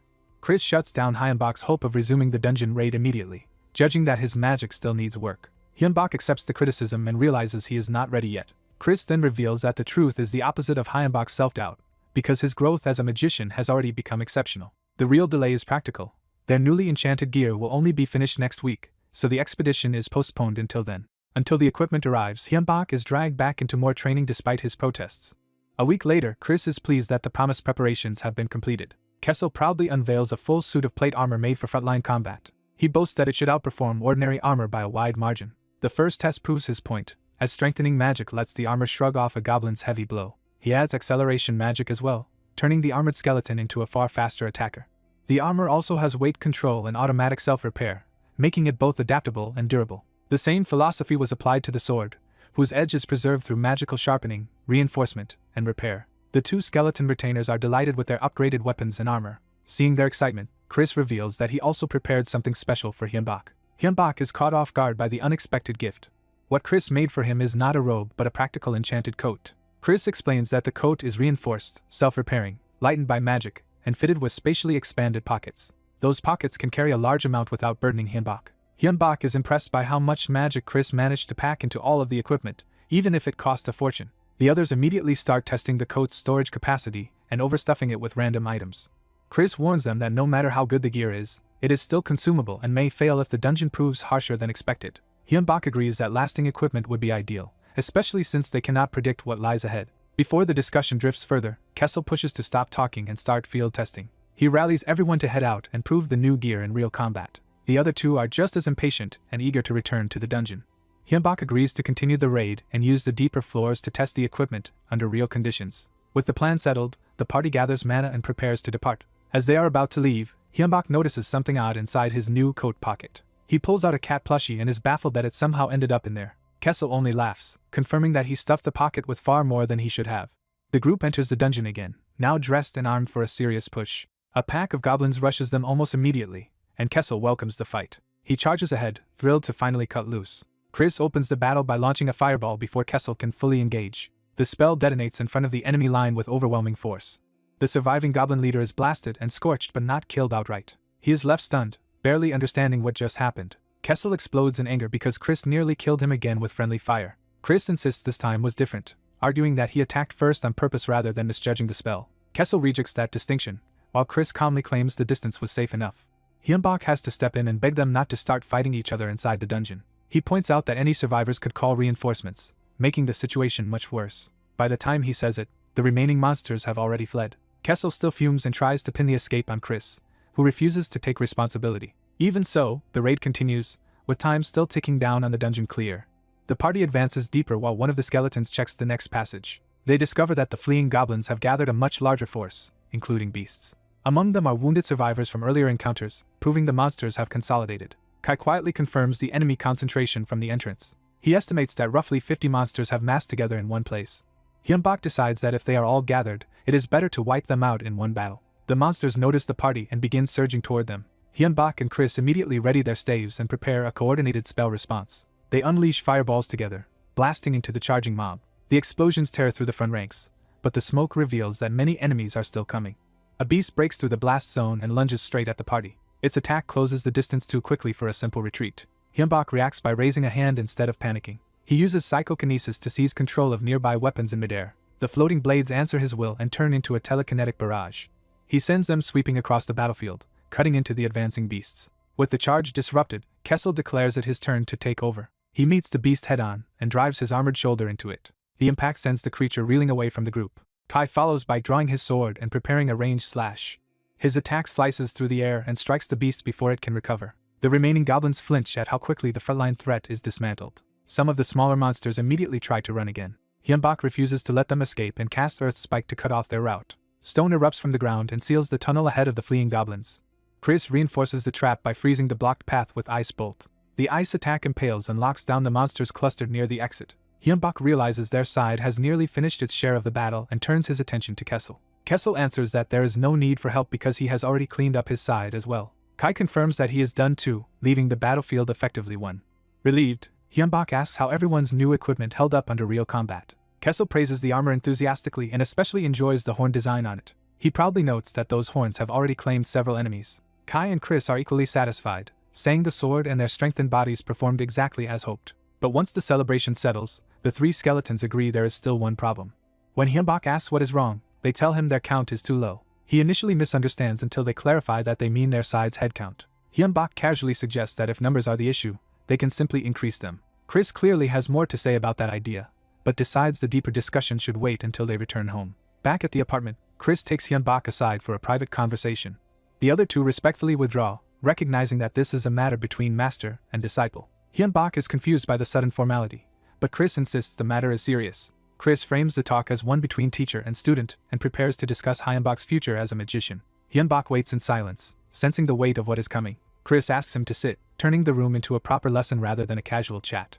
Hyunbak complies and braces himself. Chris reminds him that he has already been taught many kinds of magic and asks whether any felt especially natural. Hyunbak immediately understands the implication behind the question. He remembers how exhausting the broad training has been and why Chris insisted on it. Chris explains that a magician eventually chooses a school of magic, and broad proficiency is necessary before making that irreversible choice. He had pushed Hyunbak so hard because the decision would shape everything that follows. Chris confirms that Hyunbak has reached the point where he must choose his school. He also warns that Hyunbak should not simply copy his teacher's path, because their talents are different and Chris is not formally his instructor. After considering Hyunbak's abilities, Chris suspects the answer is already clear to him. Hyunbak admits he made his decision some time ago after thinking it through carefully. He steels himself before saying it aloud. Hyunbak chooses the school of necromancy. He declares that he will take an oath of mana to become a necromancer. Chris explains that necromancy centers on summoning undead and creating constructs and chimeras. It also deals in poisons, curses, and chemical reagents, making it a dark and specialized discipline. Although powerful enough to rank among the strongest offensive schools, necromancy is widely feared and reviled. Because of that stigma, Chris argues that Hyunbak should wait and learn more before binding himself to it. Hyunbak counters that once a mana oath is made, mana adapts to the chosen school, which is exactly why he wants to commit now. Chris confirms that this would make necromancy easier to learn but would also narrow Hyunbak's future options. He warns that other schools would become harder or even impossible for Hyunbak to use afterward. Hyunbak says he understands the cost and has still made up his mind. Chris asks him to explain why he is willing to choose such a dangerous path. Hyunbak gives two reasons, starting with a strong instinct that necromancy is the path on which he can become truly powerful. He pauses to gather the second reason, which is more personal. That second reason is Chris, Kessel, and Kai themselves. Hyunbak feels that ending up with them was fate rather than coincidence. He believes learning necromancy will let him help them in return. At the same time, he believes staying beside them will help him grow stronger too. Chris notes that intuition and fate are not the sort of reasons a typical magician would give. Hyunbak laughs and reminds him that magicians sometimes have to move on impulse, which is exactly what he is doing. Chris accepts the sincerity of that answer but warns again that the road ahead will be harsh and isolating. Hyunbak acknowledges the danger and refuses to back down. He asks Chris to help him if he ever regrets the choice, loses his way, or comes close to doing something unforgivable. Before he can even finish asking, movement outside the room interrupts the solemn mood. Hyunbak realizes someone has been listening in. Kessel and Kai burst in to promise that they will keep him in line and give him honest counsel if he ever strays. Moved by Hyunbok's resolve, Chris finally stops trying to dissuade him and formally accepts his intent. As Hyunbok prepares himself, mana begins gathering around his body in response. He starts the oath by invoking mana and naming himself. He vows that he will walk the chosen path without turning away. He completes the declaration by naming that path as that of a necromancer. Chris senses the oath taking hold and watches closely. A burst of violet power ignites in Hyunbok's chest as the oath reshapes his mana. The dark energy spreads around him while the others witness the transformation. When it ends, Chris formally recognizes Hyunbok as a true necromancer and offers his sincere blessing for his future. Hyunbok immediately asks the practical next question of how to obtain necromancy spellbooks. Chris tells him they can be bought at the dungeon marketplace, so access is not the problem. The real problem is price, because even the first circle tome costs an enormous sum. The second circle tome is even more expensive, making advancement financially brutal. By the third circle, the cost becomes staggering enough to make Hyunbok doubt they can afford the path at all. The skeletons estimate they can probably manage the first 2 tomes, though Hyunbok can already imagine his bank account dying. Chris responds with mock gravity, as if unveiling profound wisdom. His grand philosophy is simply that people leave the world with nothing, so money exists to be spent. Hyunbok can only sigh at how unserious that advice sounds. Later, back in the dungeon, Hyunbok decides to test his new necromancy personally while the others cover him. He reaches for the bones around him as if drawing on a new instinct. Using his first necromantic command, he casts Raise Skeleton and Raise Skeleton Archer. The scattered bones answer his mana and begin assembling into undead servants. A whole line of newly raised skeletons rises before the party, proving that Hyunbok's new school suits him immediately. Even Chris is impressed, while Hyunbok realizes he may be able to summon even more. As they descend, the group realizes their summoned skeletons may vary in strength, and they hope the deeper floors are not guarded by monsters as overwhelming as the first floors. When fresh enemies appear, they decide this is the perfect chance to test the undead army properly. At his command, the skeletons rush forward and meet the charging beasts head-on. Even after taking arrows, the dire wolves still crash into the front line with ferocity. One skeleton grapples a wolf up close, buying the others time to strike. The undead counterattack from behind and tear through the wolf pack with coordinated blows. The fight ends far more easily than expected, leaving the young necromancer surprised by how effective his summons already are. He starts to think his new power is not merely usable but exceptional. His companions point out that with proper weapons, the skeletons could become even deadlier. They check his condition and confirm that maintaining the summons has not yet drained his mana. That leads to a major realization. He can sustain many undead at low cost, though stacking offensive magic on top may still become expensive. Encouraged, he decides to push all the way to the end, while his undead remind him that overconfidence can still get them killed. Time passes in the dungeon raid, and after months of progress he is still exploring, with the failure deadline drawing closer. Elsewhere, someone curses himself for missing another chance to obtain the valuable spell cards. A guild leader learns that none of his members managed to secure any cards either. He checks the trade listings and sees the cards are already being resold at inflated prices. Though disgusted that life-saving items are being scalped for profit, he is still forced to consider buying them. Then a new message arrives and instantly changes his mood. The contents shock him enough to make him freeze for a moment. He immediately orders a package connected to the dungeon entrance to be brought to him at once. Inside the box are stacks of the very spell cards everyone has been scrambling to buy. A letter reveals that the person he once helped has become the seller, and is repaying him with a gift of 100 cards after clearing the second floor. Seeing his long-shot kindness pay off, he entrusts future card purchases to his subordinate and decides to focus on researching the cards themselves. His subordinate asks to reserve enough cards for dungeon use in case of emergency. The guild leader agrees, but his mind is already moving toward a bigger goal, making spell cards himself instead of relying on others. Back in the dungeon, one of the undead bluntly proposes that they should sell even more cards while demand is high. The necromancer is caught off guard that this idea is coming up right after the latest sales round ended. He is told the market is already being flooded with counterfeits. For the moment, that only makes authentic cards more valuable because buyers are desperate for the real thing. But his advisor warns that competent imitators will eventually produce convincing copies. So the undead urge him to exploit the monopoly while it still exists. He accepts the logic, even if the naked greed behind it makes him uneasy. Putting business aside, the party resumes its advance deeper into the dungeon. They move carefully through the tunnels with the skeletons guarding him from the front. Using walkthrough information, he expects dire wolves and slimes on the third floor and warns his fighters to watch for acid that could ruin their gear. One skeleton questions whether the walkthrough can be trusted at all, since earlier floors already differed from the reports. They recall that even the second floor boss was much stronger than the guide had claimed. Soon they are forced into battle with a pack of orcs, and the skeletons meet them without hesitation.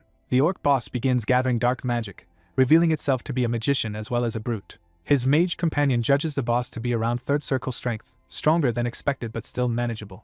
The orc tries to complete its spell before the undead can close in, but raw magical talent cannot save it from being an orc in melee range. The skeleton mage crushes the boss decisively before it can turn the fight.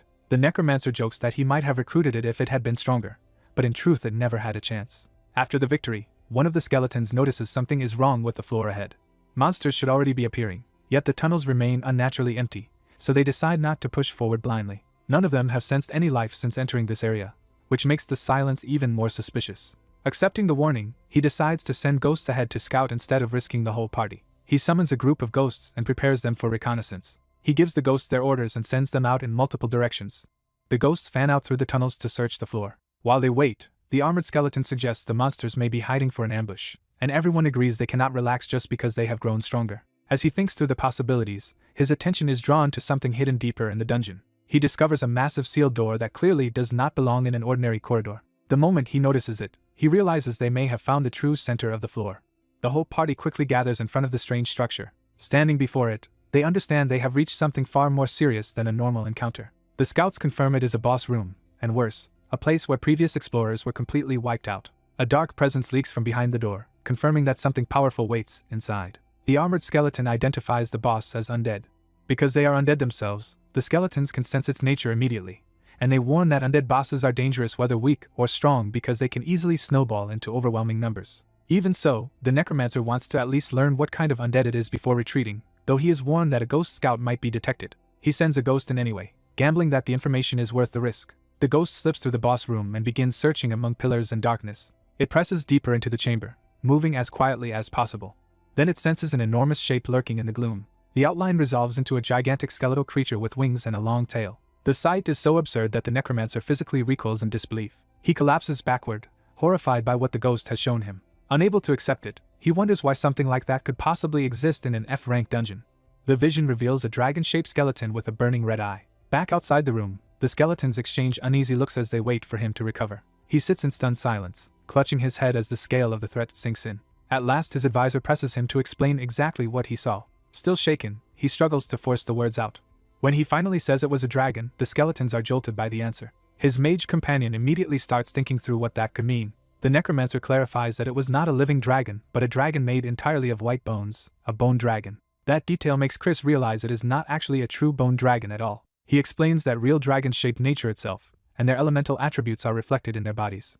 A true white dragon would radiate freezing cold so intense that the entire room should have been covered in frost. Since the scout saw no ice or chill at all, that possibility can be ruled out. Chris concludes the boss is an undead imitation built from the bones of other creatures, a skeleton dragon rather than a genuine dragon species. The necromancer repeats the term, trying to grasp the distinction. Chris adds that skeleton dragons take a long time to fully form, so the one in the room is probably still incomplete, and that insight leads him to a broader theory. He introduces the law of dungeon capacity, the idea that a dungeon's rank limits the total level and number of monsters it can sustain. Using that framework, he explains that the dungeon cannot exceed its allotted monster load. That would mean the third floor is empty because the unfinished skeleton dragon is consuming the entire floor's capacity, making it as strong as all the missing monsters combined, but still theoretically within the limits of an F-rank dungeon. The necromancer asks if that really means they still have a chance. Chris answers with absolute confidence that he will make sure they win and survive.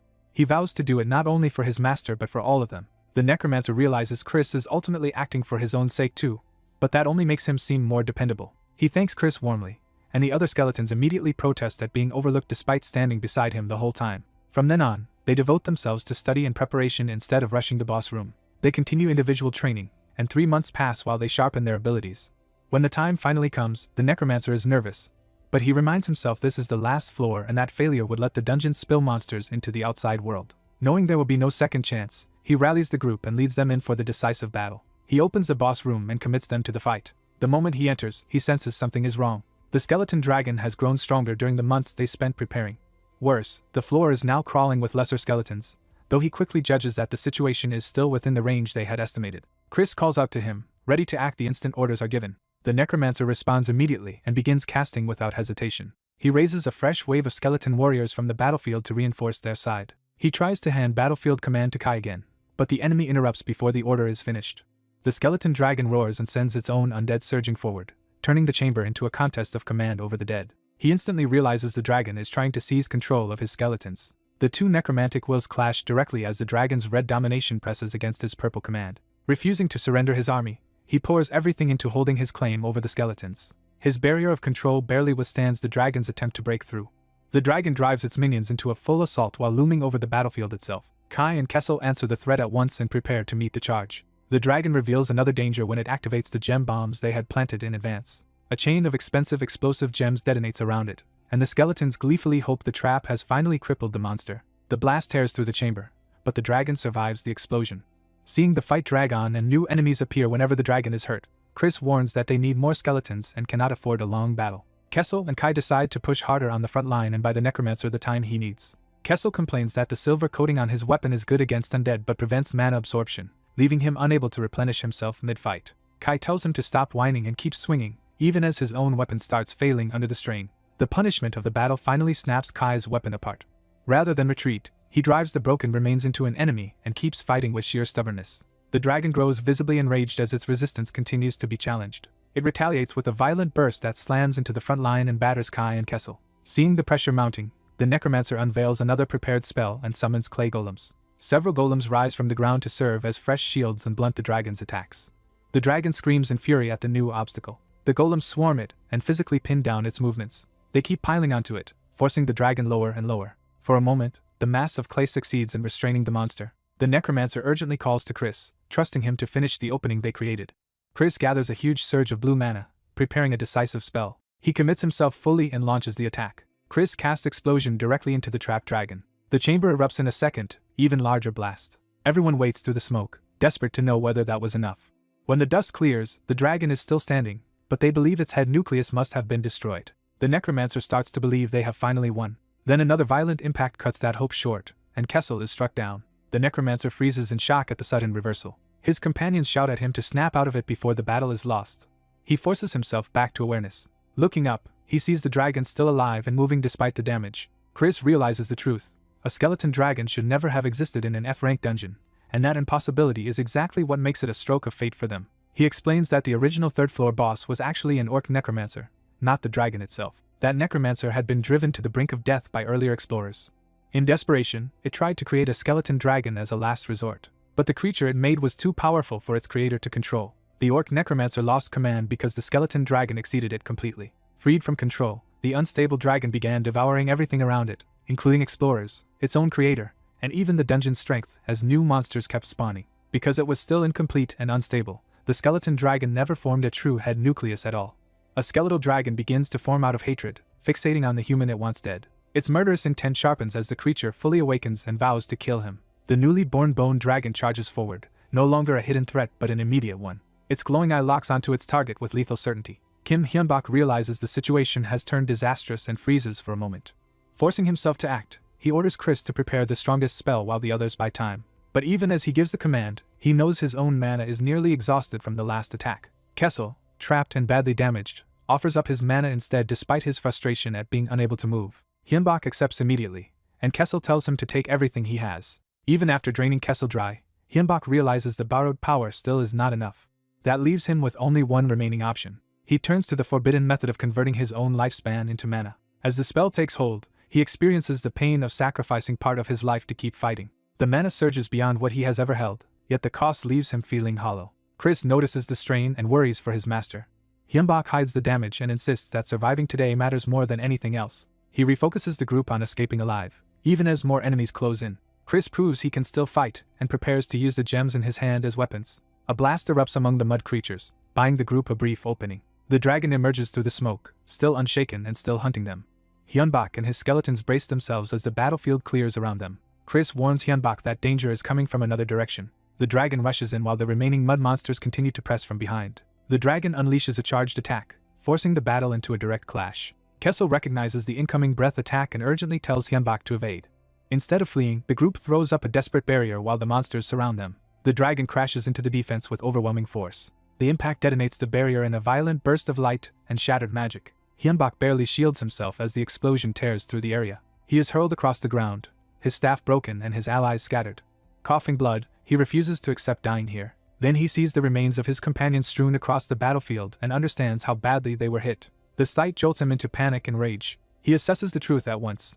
The dragon is still strong, his body is failing, and none of his allies can keep fighting. Even so, he decides he must force one last chance into existence and uses psychokinesis to move.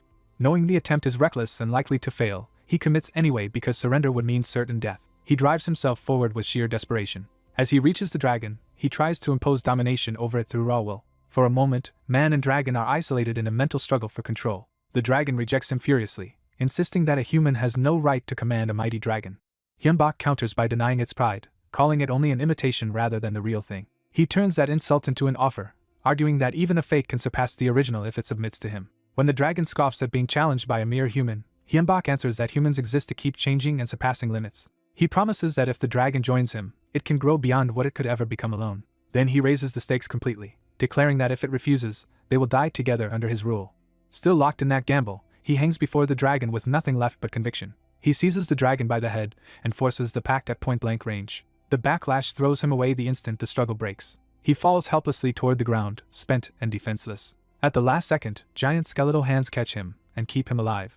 Realizing he survived, Hyunbak understands the gamble worked. The dragon's eyes change, showing that its state has fundamentally shifted. The raid is officially recorded as cleared after 329 days, and the impossible victory is confirmed. The dragon accepts the logic Hyunbak forced on it, and resolves to become strong despite being a fake. It vows to keep growing until it surpasses true dragons, but demands that Hyunbak keep his promise to help it do so. Elsewhere, attention turns to a secret support organization hidden inside an ordinary Gangnam office building.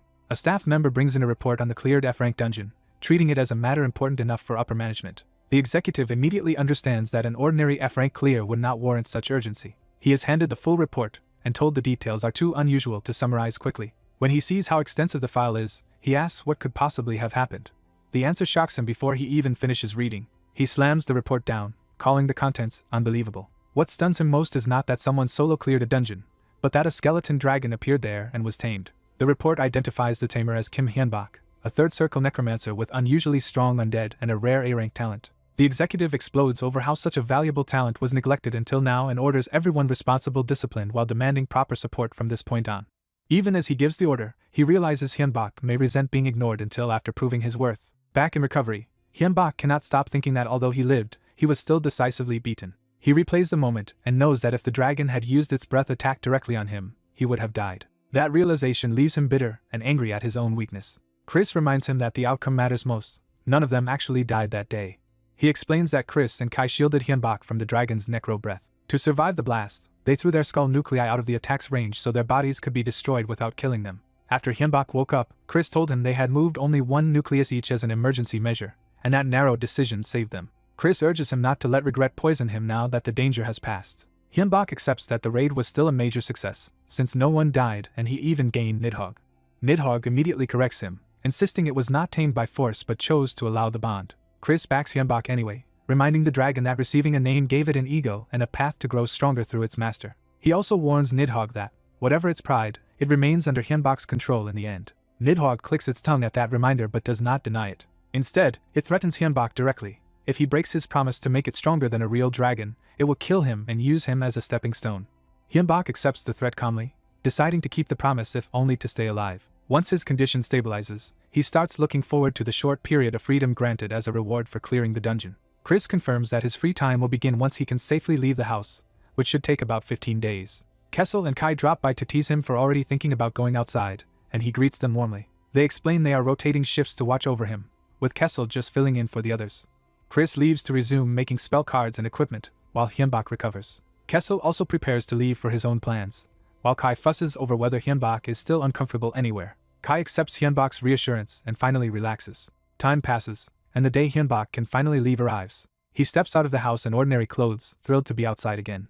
He heads down through the building, savoring even the simple act of leaving home. The bright daylight at the exit feels overwhelming after so long indoors. When he reaches the street, the ordinary city itself feels new to him. He is delighted just to sightsee, while his companions excitedly experience the outside world through his senses. For the skeletons and Nidhogg, this unfamiliar world is fascinating, and they ask him to take in as much as possible for them.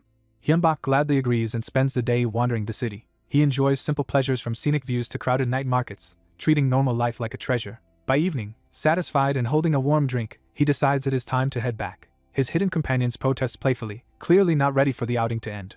Hyunbak admits he had not planned to return so early either. But watching other people with their families and loved ones reminds him that everyone has somewhere they belong. He decides to go back to his own place, especially since they will soon be busy searching for a new house. On the way home, he takes a taxi through the city at night. The driver assumes he is just a tourist visiting Seoul, and Hyunbak goes along with it. The driver advises him to return early because the times have become dangerous and unsettling.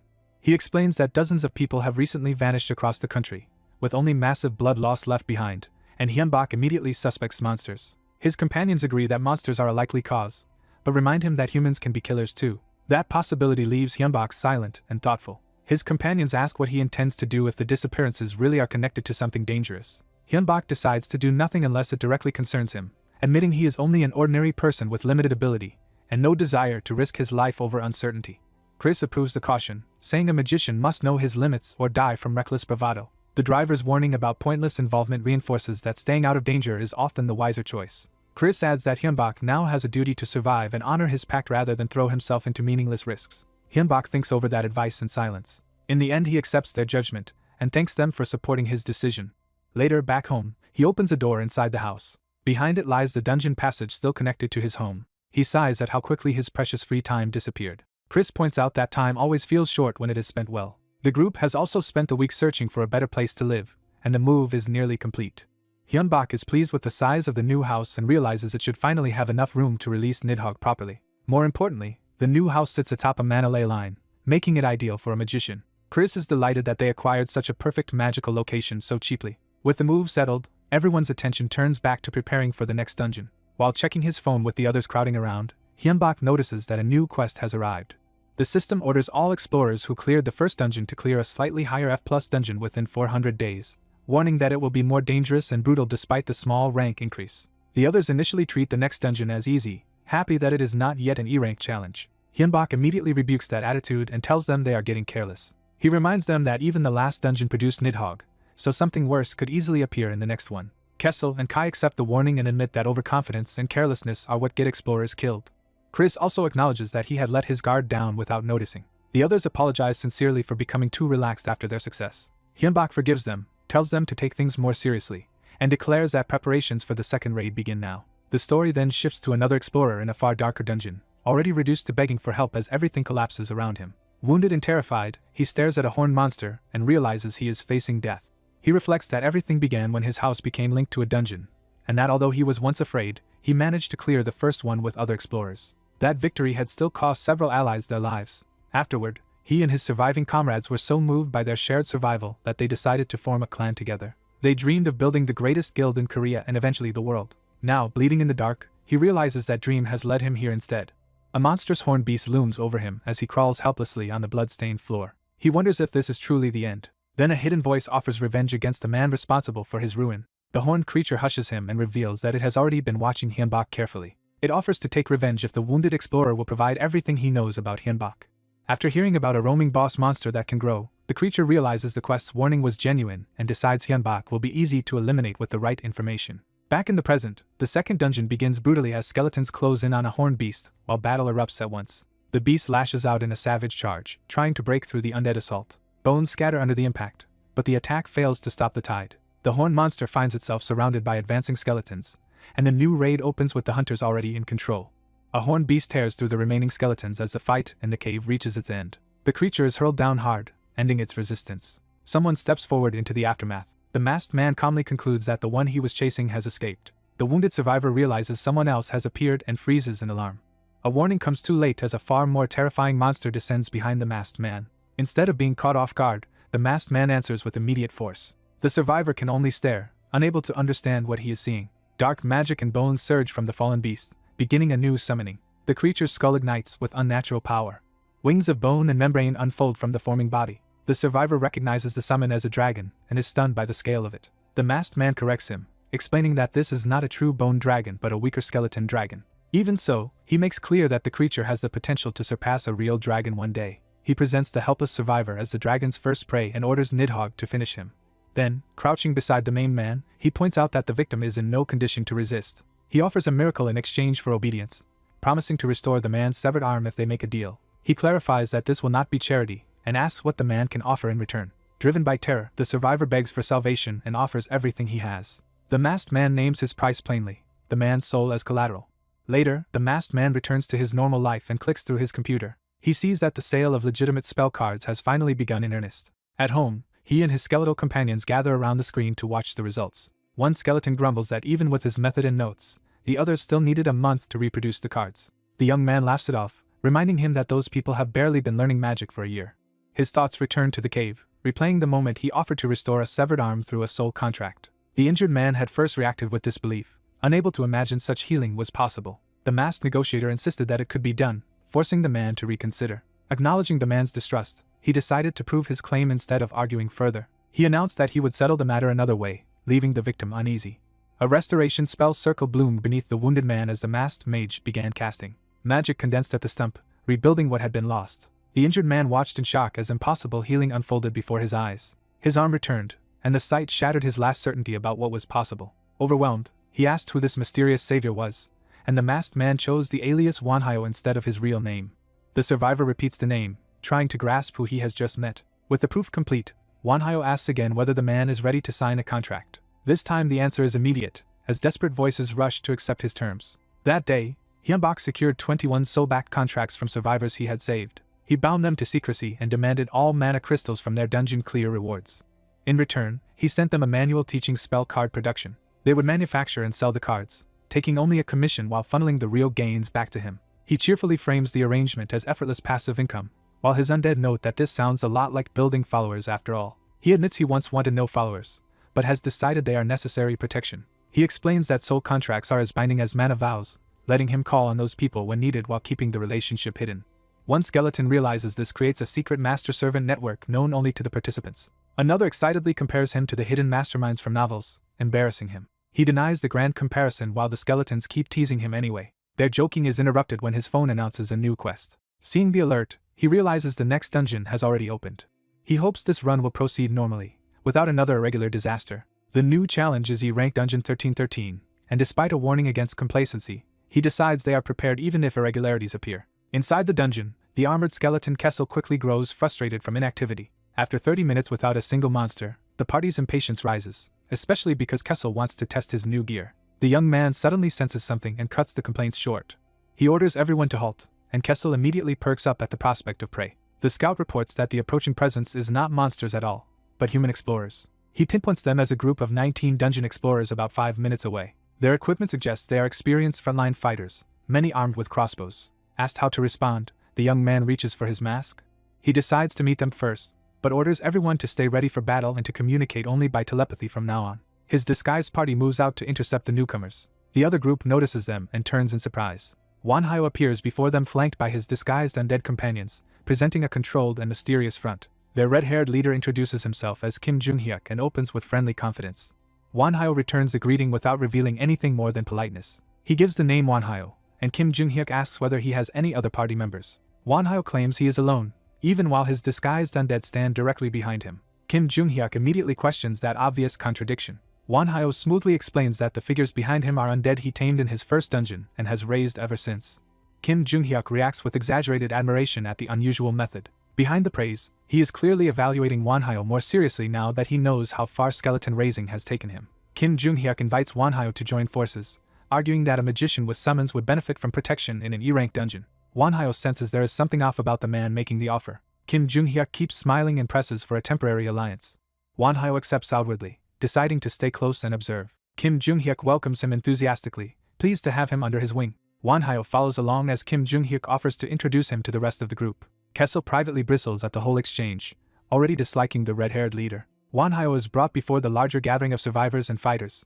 As Kim Jung-hyuk smiles for the crowd, Wanhyo judges him to be deeply unpleasant. The quest window updates to show that 16 people have already died, confirming the dungeon's danger. Back in the present, the young man reflects grimly on how many died in a single day. One of his skeletons notes that, given the survivor's actual ability, the death toll is not surprising. The young man agrees that the explorers were weaker than he expected from people who had already cleared 2 dungeons.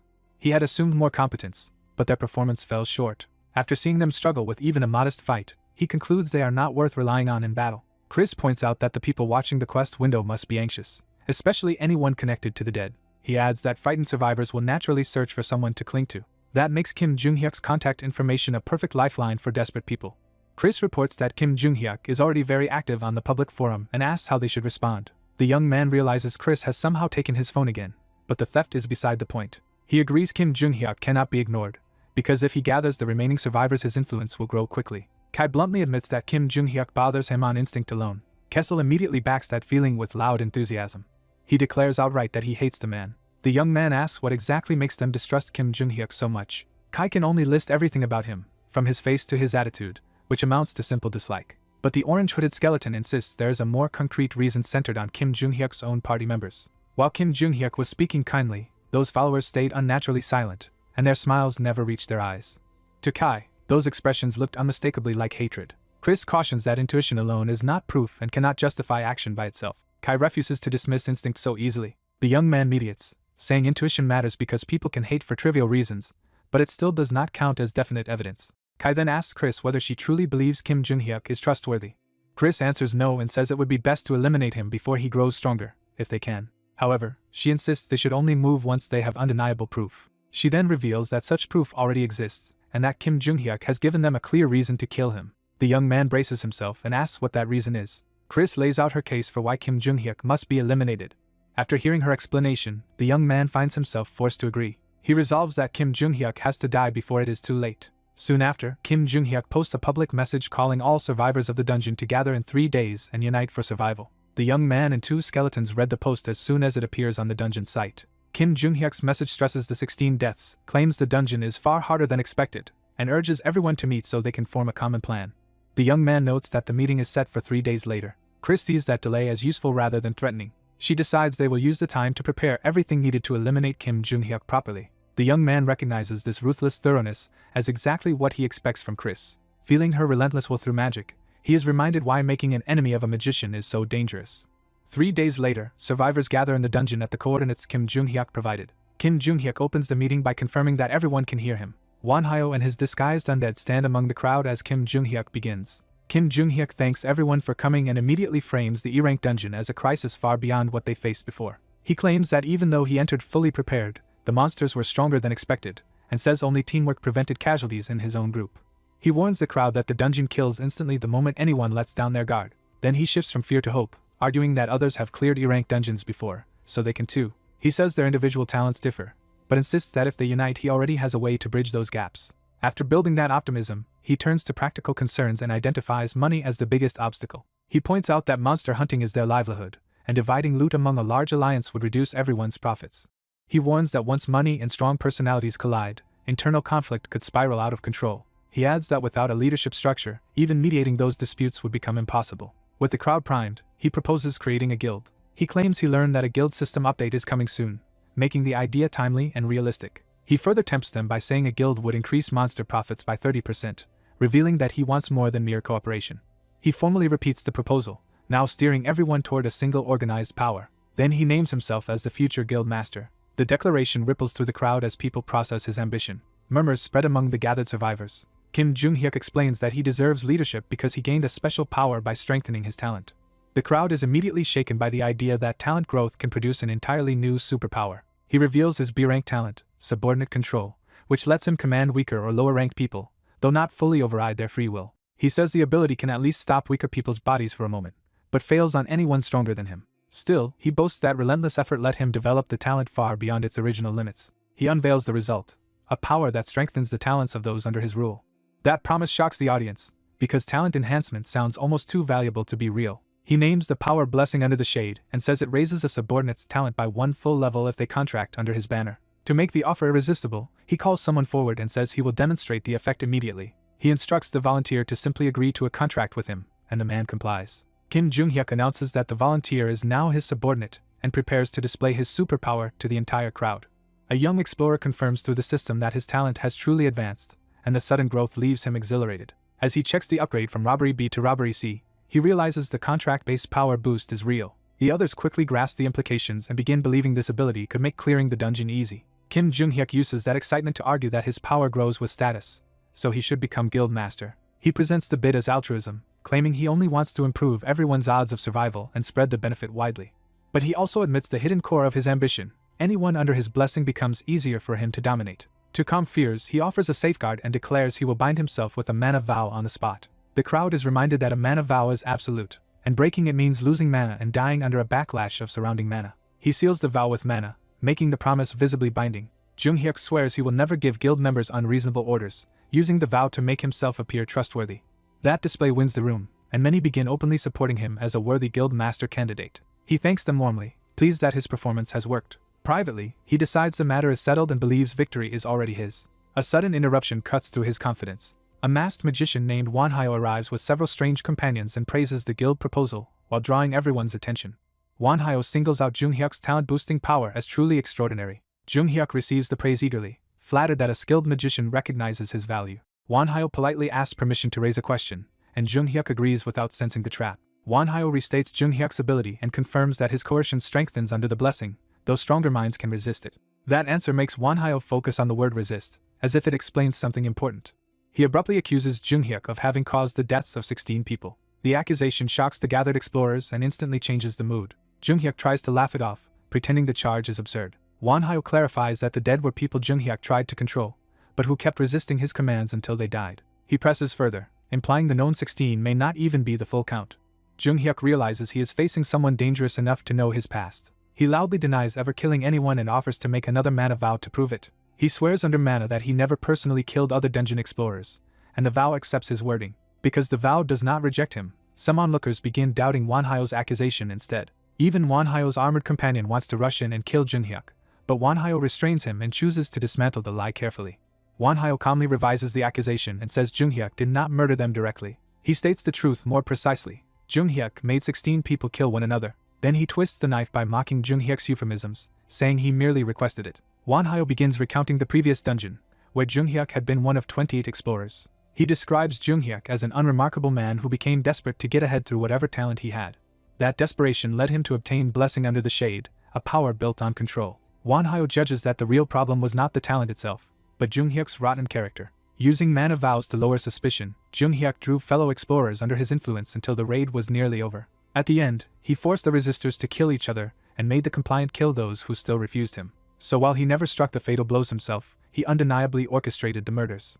Junghyuk erupts in outrage and demands proof, trying to turn the crowd against his masked accuser. He attacks Wanhyo's credibility instead, claiming a man who hides his face has no right to accuse anyone. Wanhyo answers that he does have proof, though it may be hard for others to accept. Junghyuk regains some confidence, convinced the vanished dungeon left no bodies behind to expose him. He also reveals his backup plan by tightening control over the surviving members he already ensnared. One of the controlled survivors weakly tries to object, but the coercion still grips her. Even so, several survivors begin defending Junghyuk, insisting they lived because of him. Wanhyo pities them and promises he will free them soon. He activates a necromantic spell that lets him see and hear the dead. The spirits of the murdered explorers rise from the ground, dragged back by his magic.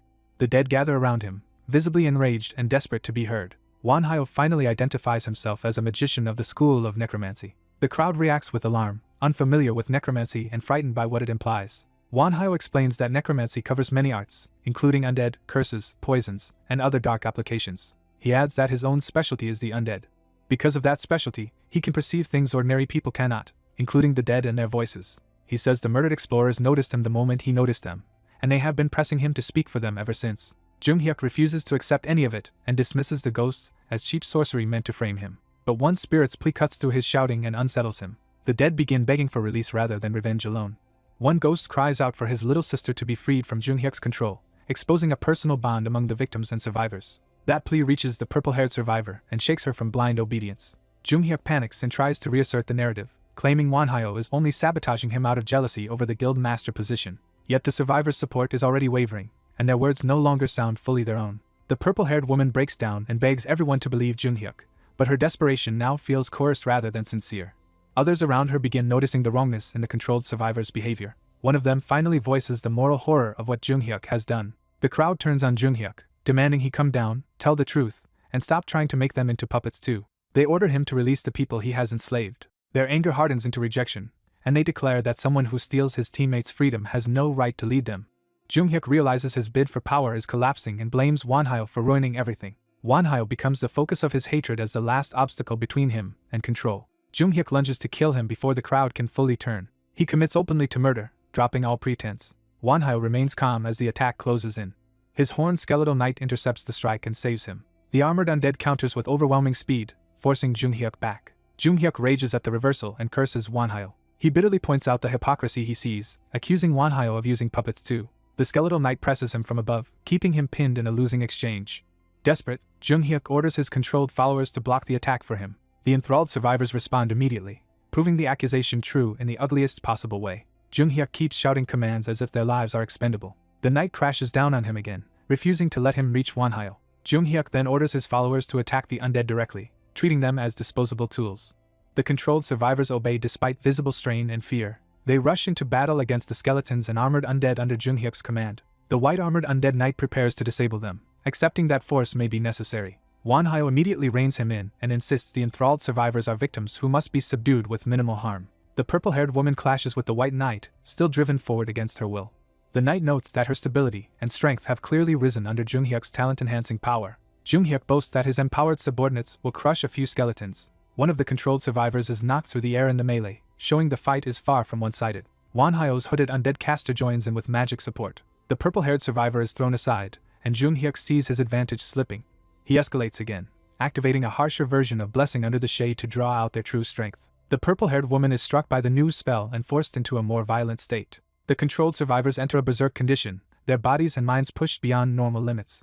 Jung-hyuk proudly explains that berserker mode trades away life force for an instant surge in stats. He sends the berserk survivors back into battle, hoping the undead can no longer hold back against them. Their weapons blaze with red power as the enhancement takes hold. The empowered survivors begin matching the armored undead in direct combat. Wanhyo's side answers with magic, launching ice arrows to stop the berserk charge. The spell slams into the purple-haired woman, but even that does not fully stop the frenzy. Wanhyo observes that the stat increase is real, though something about it remains flawed. Jung-hyuk abandons the wider fight and rushes straight at Wanhyo, convinced his living pawns are superior to undead servants. He swings for the kill and taunts Wanhyo as if victory is finally in reach. Wanhyo meets the charge without panic and judges that Jung-hyuk has finally found an opponent he cannot bully. A massive skeletal force erupts upward behind Jung-hyuk before he can finish the attack. He realizes too late that Wanhyo has prepared something far beyond the skeletons already on the field. Terror replaces his fury as he looks up. A bone dragon manifests over him, shattering his confidence in an instant. Wanhyo follows by summoning more skeleton warriors to overwhelm the battlefield. The new skeletons swarm the berserk survivors and start pinning them down. The purple-haired woman is struck from behind and loses momentum. Within moments, Wanhyo's undead force subdues the controlled survivors without killing them. Seeing his pawns neutralized, Jung-hyuk finally understands he has lost. Wanhyo approaches him and remarks that the scheme had come dangerously close to succeeding. He adds that without his intervention, Jung-hyuk would have gotten away with everything and grown much stronger. As Wanhyo raises his staff to finish it, Jung-hyuk instantly drops to begging and claims he will stop. He pleads for mercy and tries to manipulate Wanhyo by insisting he is too good a person to kill. Wanhyo answers with a question, asking whether Jung-hyuk ever spared the people who begged him for their lives. Jung-hyuk lies reflexively and swears that he did. Wanhyo rejects the lie with cold certainty. He brings the staff down and executes Jung-hyuk in a single brutal strike. Blood spatters across Wanhyo's mask as the deed is done. Later, alone in a bathroom, Wanhyo retches from the shock of what he has done. He stares at himself in disbelief, shaken rather than triumphant. The reality settles in that he has killed a person. He cannot escape the vivid memory of the impact, the blood, and the physical horror of the death. His undead companions try to comfort him, praising him for enduring the confrontation. They insist he killed an evil man and saved many lives by doing so. Wanhyo still questions whether there might have been another way, such as isolating Jung-hyuk instead of killing him. What haunts him most is the thought that, in Jung-hyuk's place, he might not have been able to defend himself at all. He wonders whether even his companions support the killing only because they are bound to him as master. They remind him that their course had been agreed upon from the moment they made their mana vow, and that Jung-hyuk had to be removed before he built a far larger power base. They argue that sparing him would only have led to more victims and greater danger for all of them. Unable to bear more justification, Wanhyo cuts them off. He asks to be left alone for the rest of the day, needing silence more than reassurance. He walks away from his undead attendants and shuts himself in his room. The skeletons remain outside, worried but obedient. Alone at last, Wanhyo curls up and lets the weight of the act hit him fully. He lies on the bed in the dark, trying to steady himself. He admits that letting Jung-hyuk live might have meant his own death, and that killing him was necessary to survive. Even so, he refuses to excuse it, accepting that murder remains murder and that he has committed a sin. He resolves to carry the memory himself and never allow necessity to erase responsibility. He decides that his only atonement, as someone determined to survive at any cost, is to bear the burden consciously. Morning light breaks into the room, marking the end of that night of guilt. Wanhyo wakes slowly, still heavy with the memory. Then his skeleton companions burst in to celebrate that, through the ordeal, he has advanced to the fourth circle. Kim Hyun-bak is jolted by shocking news he did not expect to hear. His skeleton followers celebrate as if he has just advanced to the fourth circle and become even more worthy of their devotion. Still dazed, he demands an explanation for this sudden claim. Chris explains that the vow he made the previous night changed their mana, proving he has truly entered the fourth circle. Kim can barely believe that he really advanced. To confirm it for himself, he immediately checks his status. The numbers verify the breakthrough, and he sees that his level, magic power, and unused points have all risen. He wonders whether accepting responsibility for his crimes caused this mental growth, though the result brings him little comfort. His undead companions insist that whatever the cause, becoming stronger is unquestionably good news. Chris takes his hand to address him more seriously. She tells him that reaching the fourth circle so quickly is extraordinarily rare. In her eyes, this is an achievement he should be proud of. Kim accepts their praise and sincerely thanks them. He says he should probably get back to work now that he has advanced, but Chris tells him to rest because too much happened the day before. When she notes that this restraint is unlike him, Kim explains that the dungeon situation has become chaotic. According to the forum, the other explorers formed a guild after his departure, but because of the fallout from Kim Jung-hyuk's exposure, no clear leader emerged and distrust spread among them. Chris adds that the forum is now overflowing with talk about Kim himself. One post paints Wonhyo as a dangerous killer, arguing that the man who exposed a liar and tore out his soul could become a worse threat than the one he punished. Elsewhere, influential people dismiss the story about a necromancer controlling a skeleton dragon as attention-seeking nonsense. They reason that a skeleton dragon would be far too powerful for an E-rank dungeon and should require at least a 6th circle necromancer to summon. From that logic, they conclude the rumor cannot be true, but the older executive overturns that assumption and says such a necromancer may very well exist. He points out that many separate dungeon site posts repeat the same details, making the existence of Wonhyo hard to deny. He even considers the possibility that this hidden necromancer is already near the 6th circle. That possibility leaves his subordinate visibly shaken. The executive, however, treats the uncertainty as exciting and orders his man to stay focused on dungeon operations while he handles the rest. Pleased by that answer, he happily leaves the matter in his subordinate's hands. The subordinate formally accepts the assignment from the guild president. Back at home, Kim begins practical training with wooden swords. One of his skeletons attacks, forcing Kim to evade and test his reactions. The skeleton criticizes him for relying only on dodging instead of learning how to put down an opponent. Kim sharpens his focus and starts reading the fight more carefully. He realizes that after reaching the 4th circle, his memory, thought processing, and calculation speed have improved dramatically. That new mental speed lets him predict simple movements before they happen. Using that advantage, he counters decisively and feels as if he has become a completely different person. The skeleton is stunned by how quickly Kim has improved. Kim credits the change to Chris's explanation that mana has blessed his brain rather than simply strengthening his body. Kai backs that up by saying raw strength alone can only take someone so far. The other skeleton takes offense and turns the lesson into a petty argument. Kim has to physically restrain the offended skeleton before the bickering turns into a fight. Then he warns Kai not to start acting up too. At that moment, another skeleton reports that 13 more dungeon explorers have died. The news instantly kills the playful mood. Chris explains that the Explorers Guild, called Normals, was hastily formed and is still searching for Kim to recruit him. Kim refuses the idea, and his followers agree that someone already at the 4th circle has no need to cooperate with them.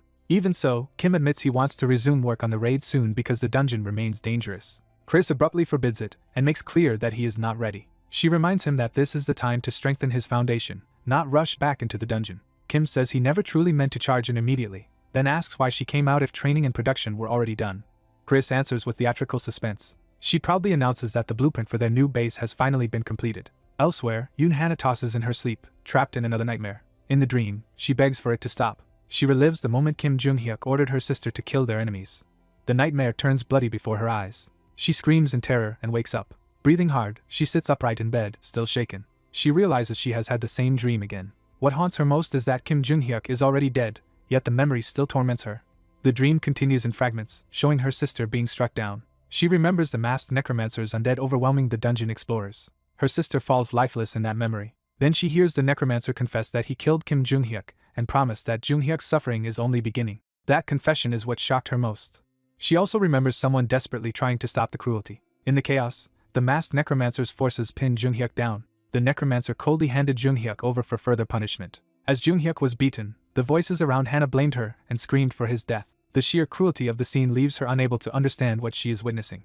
Then she notices that in the memory she can move again, as if the paralysis has lifted. A gentle voice tells her the ordeal is over. Her dead sister appears before her, saying Hana is free now and that the suffering has ended. Hana breaks down at the sight of her sister again. She apologizes over and over, blaming herself for what happened.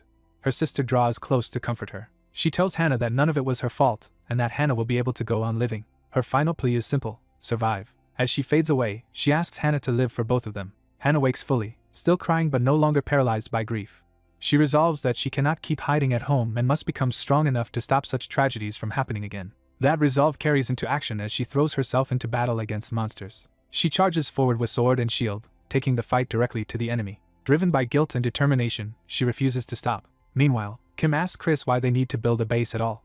Chris explains that dungeons are appearing everywhere, and not all of them can be cleared. If a raid fails, the monsters remain inside and the explorers trapped there may lose their identities and become undead like them. Worse, abandoned dungeons can spill monsters into the homes of the explorers connected to them. Kim realizes that this likely explains the recent disappearances. He recalls reports of missing people and blood-soaked scenes and concludes monsters may already be responsible.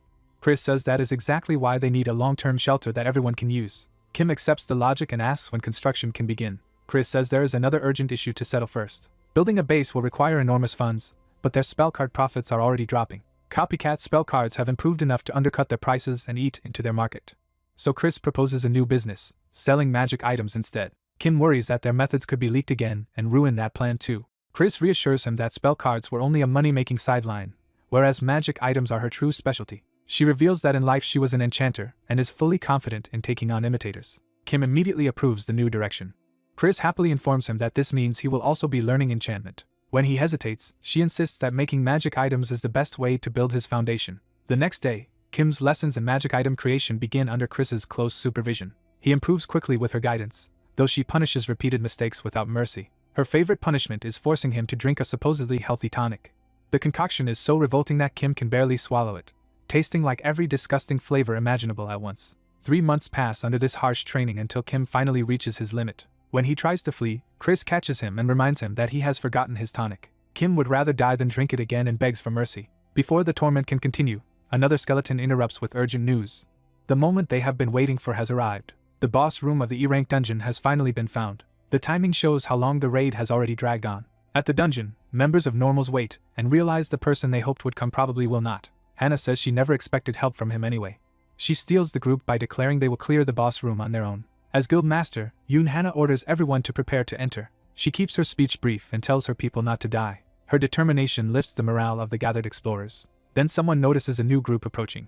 Out of the darkness comes a mass of undead and summoned beings. At their center stands the masked necromancer Wanhyo with his elite summons. His army's sheer size immediately overwhelms the atmosphere around the waiting guild. By this point, more than 100 days have passed since Kim began the raid, and the first floor boss confrontation is finally at hand. Wanhyo greets the explorers as if meeting old acquaintances.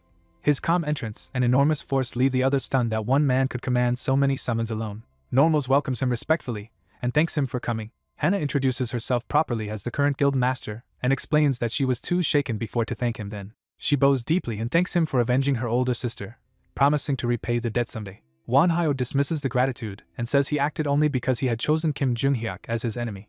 Hannah accepts that answer without protest. She then proposes that they work together again to subjugate the boss monster for mutual benefit. When she starts to warn that even someone as strong as him has limits, Wanhyo cuts her off and makes clear he is not the one who should fear the fight. That confidence leaves Hannah briefly speechless. Trying a different angle, she offers him compensation as if this were a formal collaboration.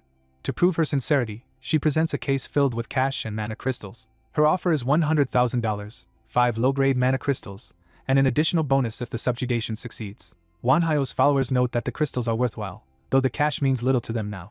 Wanhyo asks what reward she has in mind if the boss is not merely subdued but fully cleared. Hannah answers that he can take whatever item appears after the boss is defeated, no matter what it is.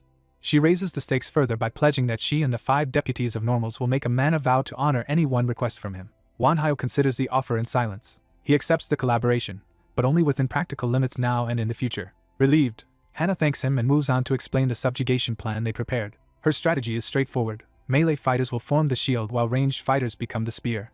Because they do not know the boss's exact nature, they chose the simplest and most reliable formation.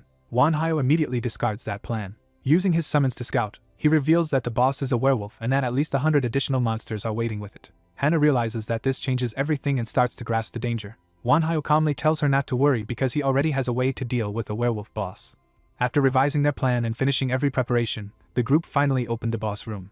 Inside, the raiders found not a single enemy but an organized monster force backed by the masked necromancer and his undead allies. The sight made them realize the battle would be far tougher than expected. Their fears were confirmed when waves of werewolves, war-bulls, giant rats, and other beasts surged forward together. The werewolf boss opened the fight with a savage roar that drove the horde into attack.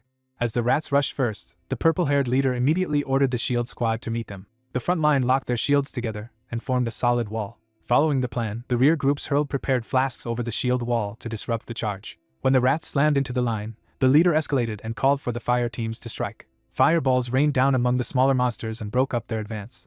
The explosions gave the defenders their first real breathing room and proved the strategy could work. One of the warbulls was caught in the blast, but the larger monsters endured it. Even with flames around them, the warbulls kept charging straight through the destruction. Recognizing the bigger threat, the leader urgently asked Wanhyo to handle the warbulls. Wanhyo accepted at once and began drawing on necromantic power.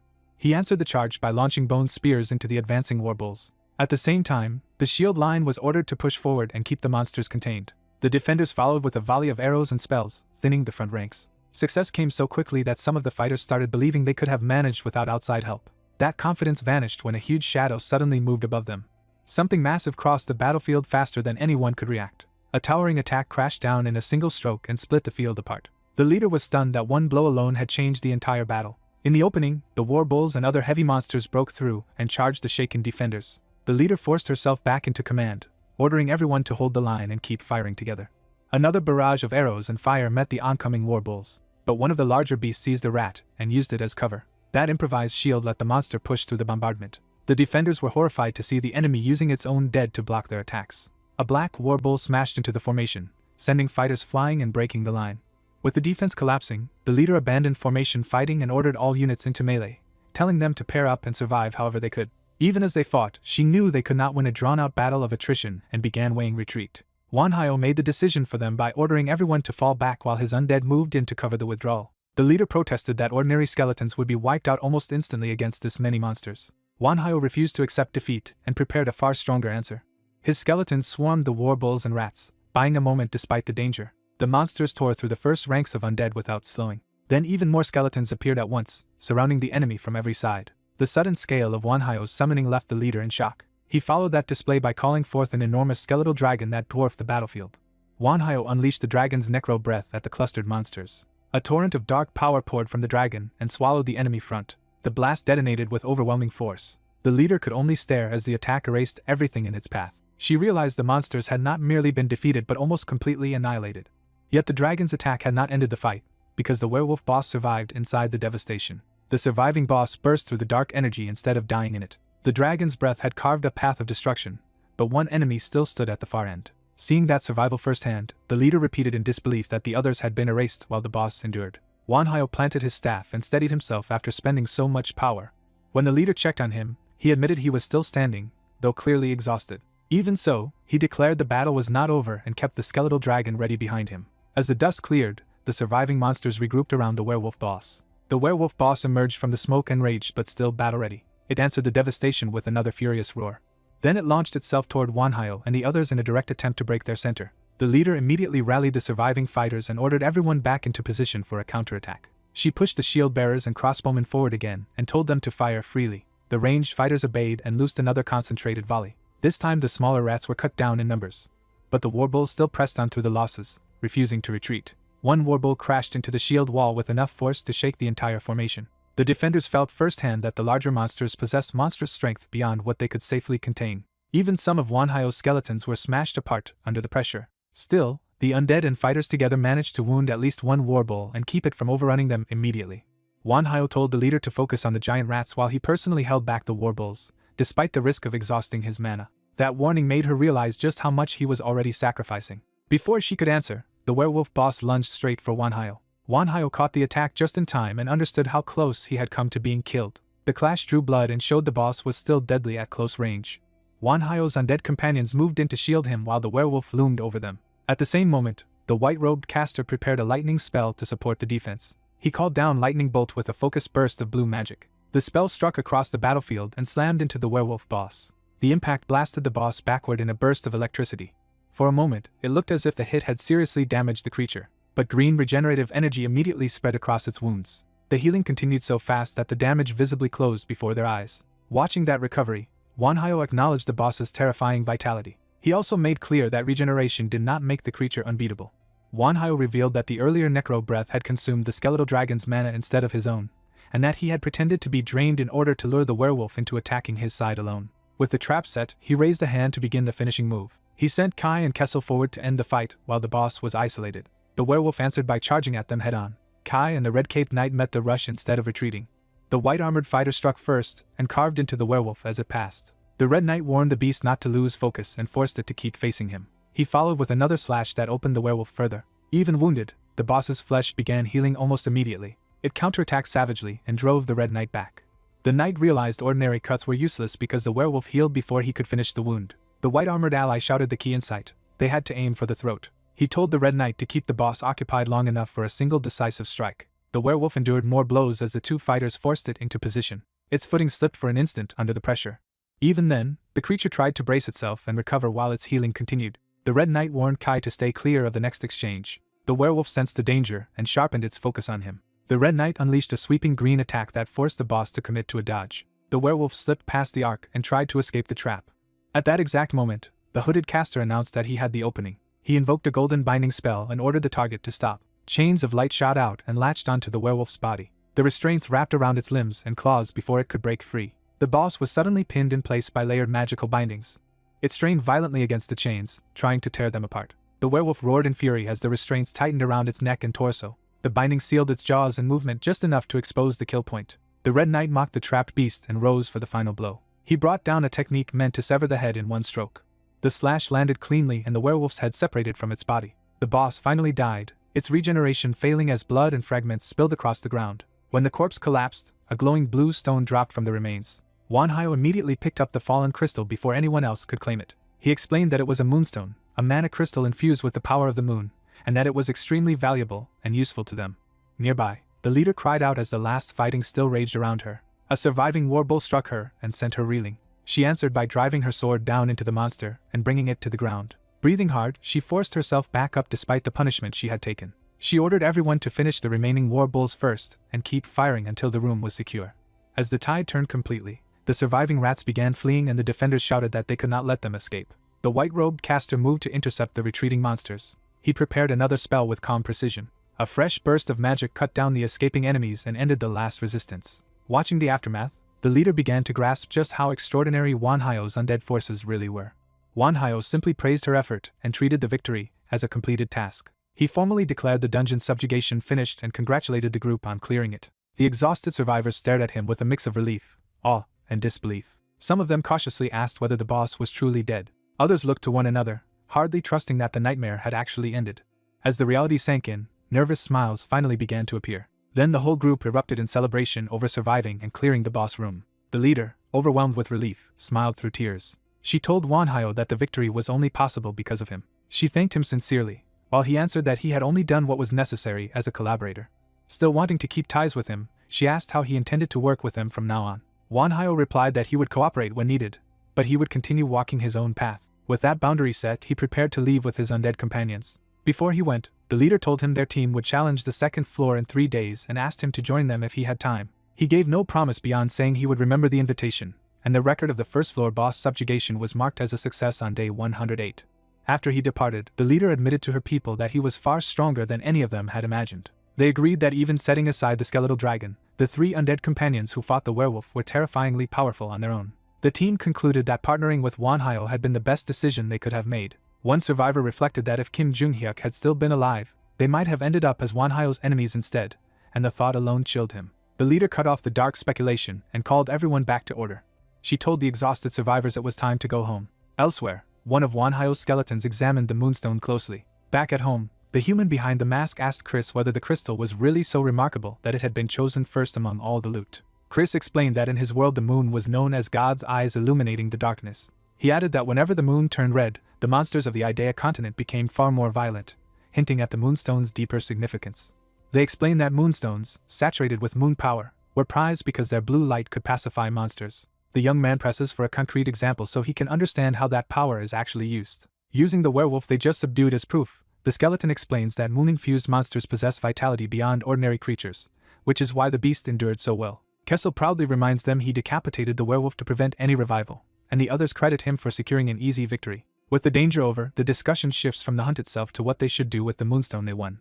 One skeleton proposes that the best use would be to make it someone's central nucleus, forcing the master to consider which of the 3 undead should receive it. As soon as the choice is framed that way, the group realizes the answer is already obvious. The other 2 immediately nominate Chris, making it clear they see her as the rightful recipient. Chris hesitates, unsure whether it is acceptable for the others to give up such a prize for her sake. The other 2 admit the moonstone never felt like it belonged to them anyway, so their support is sincere rather than reluctant. Accepting their intuition as enough, the master settles the matter and declares Chris the best person to use it. Overwhelmed by their trust, Chris gratefully accepts the chance they have handed her. She vows to justify everyone's faith by making full use of the gift. The others quietly share in her happiness, pleased that the decision has strengthened the group rather than dividing it. Eager to begin integrating the moonstone at once, Chris rushes off to process her new central nucleus and warns them not to expect her back soon. She disappears so quickly that the room is left abruptly empty behind her. The master can only laugh and accept that Chris will be out of sight for a while. 3 days later, while Chris remains occupied, the Normals Guild proceeds with its planned descent to the dungeon's second floor. The endless staircase wears on the guild members, and some begin to doubt whether the descent will ever end. Their purple-haired leader reminds them that the second floor will be far more dangerous than the first, so they must stay alert. She orders everyone to avoid carelessness and protect one another as they advance. To keep fear from taking over, she rallies them around a simple goal: survive and return alive. Even the terrain itself proves treacherous, with the long descent threatening to make exhausted members lose their footing. One tired member nearly slips, and the group is reminded that fatigue alone could get them killed before any monster appears. At last, a light appears ahead, signaling that the descent is finally ending. Their leader urges them onward but insists they maintain formation in case enemies are waiting at the exit. Strange sounds drift from the darkness beyond, hinting that the second floor is unlike anything they expected. The party emerges cautiously, shielding themselves from the sudden brightness. Their leader freezes as the scene before her overturns every assumption she had about dungeons. The others are equally stunned, struggling to accept that such a world could exist underground at all. Instead of another cavern, they find a vast forest beneath an open sky, making the dungeon feel like an entire separate world. The leader voices the absurdity of it outright, unable to reconcile a sky with the idea of a dungeon. The guild gathers at the entrance in disbelief, realizing the second floor is not a corridor but a wilderness. Elsewhere, the master studies reports on his phone, already treating this impossible development as a problem to analyze rather than marvel at. One of his skeletons asks whether the reports of a forest inside the dungeon can really be trusted, and the master decides they can. He concludes that a dungeon with an external environment must rank above the lowest class and therefore carries greater risk than expected. With both skeletons leaning in for an answer, he prepares to explain what that means in practical terms. The three head to Chris's room, deciding they need her judgment before drawing conclusions. They show her the report that the guild successfully entered floor 2 and found a sky overhead, then ask for her assessment. Chris answers calmly that such dungeons were common on the Idea continent, so the phenomenon itself is not unusual to her. But she warns that the difference is still serious, because monsters there will be roughly twice as strong as those in ordinary dungeons. She further explains that this is a field-type dungeon, a single enormous environment rather than a simple vertical sequence of rooms. The master is startled to learn that what looked like a second floor is effectively one vast connected zone. Trying to make sense of it, he compares it to a dungeon whose remaining floors spread sideways instead of downward. Kessel confirms the idea and clarifies that all the floors are effectively merged into one giant field. Chris adds a more troubling detail. There is no separate boss chamber, so multiple bosses may roam freely through the area. That warning makes the danger feel immediate, because the guild could stumble into powerful roaming bosses in unfamiliar terrain at any time. Chris still frames the objective simply. The method has not changed, and the dungeon must still be cleared by hunting down the boss monsters. The master repeats her phrase that it is nothing much, though even he knows that is only true from her perspective. Satisfied that he understands enough, Chris returns to focusing on processing her new central nucleus. The door closes again, leaving the master and the other two to act without her for now. One skeleton asks what the master intends to do with this new information. He decides the situation is actually favorable, because if the dungeon is still fundamentally business as usual, he can exploit it. Rather than panic, he resolves to keep training, convinced this is the most important moment to grow stronger. His skeletons take comfort in that resolve and become even more certain that following him will lead them to victory. With the decision made, the group disperses again to their usual routines. The skeletons return to their own hobbies, treating the looming danger with an almost comically ordinary calm. After several more days, the master and his undead companions devise a new proposal and bring it to the Normals Guild. That proposal begins to take shape around a campfire as both sides discuss how to survive the field-type dungeon. The guild leaders and the master's side sit down together to work out a practical plan instead of gambling on repeated blind expeditions. Their meeting is interrupted by a message arriving, suggesting outside advice or pressure is still influencing the guild's choices. The message is from Wanhyo, drawing immediate attention because his opinion clearly carries weight. The purple-haired leader reveals that Wanhyo is not joining them directly, and has only sent a warning about the new dungeon. But she also learns he has submitted a separate proposal under different terms, complicating the negotiations. That phrase catches the others off guard, because it implies another path besides simple cooperation. The master's side turns out to be offering labor and expertise, with Kessel already barking orders as if the deal is settled. He drives the workers hard, arguing that sloppy construction will kill everyone later, so they must build properly now. Some guild members grumble that the promised help sounds suspiciously like menial labor, though they admit a stronghold would still be valuable. Kessel keeps the pressure on, convinced the living lack urgency, and need harsh discipline to prepare for real danger. Because the Normals Guild accepts the proposal, construction begins smoothly under the undead supervision. Wanhyo arrives in person as well, saying he came to check progress and gather mana more efficiently inside the dungeon. The purple-haired leader greets him and mentions that Kai will be arriving soon, which immediately draws his interest. Wanhyo leaves the site in Kessel's hands so he can go meet Kai himself. The agreement is formalized. In exchange for training the Normal's guild in combat and magic, the Master's side gets a stronghold built on the dungeon's second floor, and the plan advances without resistance. Because Kessel and Kai have the most experience, they take charge of most field orders, with Kessel handling the work inside the stronghold. Kai oversees the outside work and, drawing on his past life as a knight, begins training some guild members specifically as scouts. As the stronghold develops, Kai returns from patrols to report directly to Wanhyo, who treats the operation like a military campaign. Wanhyo asks what new information the latest scouting run has uncovered. Kai reports that besides the large monkeys already known, they have identified red monkeys and axe beetles in the surrounding area. He explains that axe beetles are flying, man-sized carnivorous insects armed with axe-like horns, making them especially dangerous.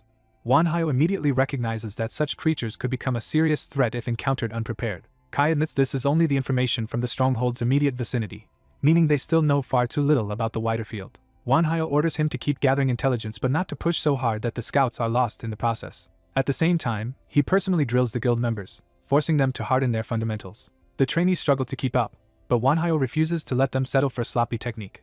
He teaches that mastering the basics is a lifelong discipline, not something to rush past. Kessel reinforces the same lesson in sword practice, insisting that well-built skills are what will keep them alive. While everyone else trains or works, the master spends his time teaching magic, and in doing so he gains fresh insight that helps him advance his own fourth circle casting. As the group gradually adapts to life in the dungeon, some members choose to live inside the stronghold to absorb its abundant mana more directly. But the dungeon sky soon reminds them that comfort is an illusion when a huge flying creature passes overhead at night.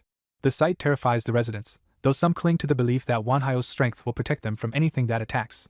Others are less reassured and argue that if they are ambushed, even a powerful protector may not be enough, which is exactly why they are training. That fear erupts into panic when one resident is jolted awake by a sudden attack or alarm in the night. The frightened residents admit they still feel far too weak to survive the dungeon if something truly dangerous reaches them. Rumors of a mysterious monster spread, and the number of people willing to stay in the stronghold begins to shrink. But the master remains and devotes himself even more deeply to gathering mana and training magic. 80 days after construction began, that long preparation is abruptly tested. Kai orders an immediate retreat and tells everyone to run as far as they can, signaling that the scouts have encountered something beyond their ability to handle. As boulders crash down around them, the fleeing party realizes the attack is both deliberate and overwhelming. One scout looks up in horror, understanding too late that the enemy is controlling the battlefield from above. The falling rocks seal off their route and trap Kai, the purple-haired leader, and another scout in a killing zone. They stare at the blocked path in disbelief as escape suddenly becomes impossible. Then they sense a new presence behind them, confirming they have been herded rather than merely attacked. A red monkey reveals itself with a roar, turning the retreat into an ambush. More red monkeys appear from every side, surrounding the trapped trio and cutting off any easy escape. Their snarling advance makes it clear this is a coordinated hunt, not a random encounter. The human scout curses that they were discovered despite all their caution, realizing stealth alone was never enough. Kai immediately orders the two humans to break out and report everything to Wanhyo, choosing duty over his own safety. When they hesitate, he reminds them that a scout's job is to survive long enough to carry information back. He throws himself into the enemy line to create the opening they need. One monkey counters by spitting or launching a bamboo-like projectile, showing the monsters can fight with more than brute force. Kai is blasted backward by the barrage, proving the monkeys are stronger and more versatile than expected. Even as he tumbles, more projectiles rake the ground around him, trying to finish him before he can recover. Kai notices the pattern in time and realizes the enemy is coordinating ranged and melee attacks. A larger red monkey seizes the chance to rush him directly while he is still off balance. The impact crushes into Kai hard enough to crack his skull, but he refuses to go down. The monster keeps pressing, trying to smash him into the ground before the others can escape. Kai rises from the rubble despite the damage, his resolve intact even with one side of his face shattered. The giant red monkey bears down on him again, confident that sheer force will end the fight. Instead, a sudden blast erupts nearby and interrupts the assault. The red monkey reacts in surprise, realizing another threat has entered the battle. The purple-haired leader uses the opening to intercept a strike and keep the monster from crushing Kai outright. She strains under the impact, barely holding the attack back with her shield. The remaining scout shouts for her to move as he prepares a desperate counterattack. His shot lands cleanly enough to knock the attacking monkey away and buy them a moment. Kai thanks her for saving him and immediately tries to turn the brief reprieve into a joint escape plan. The human scout agrees, insisting they have trained too hard to become dead weight now and can still force a way through together. But another projectile tears through the air, showing the enemy is not giving them even a second to regroup.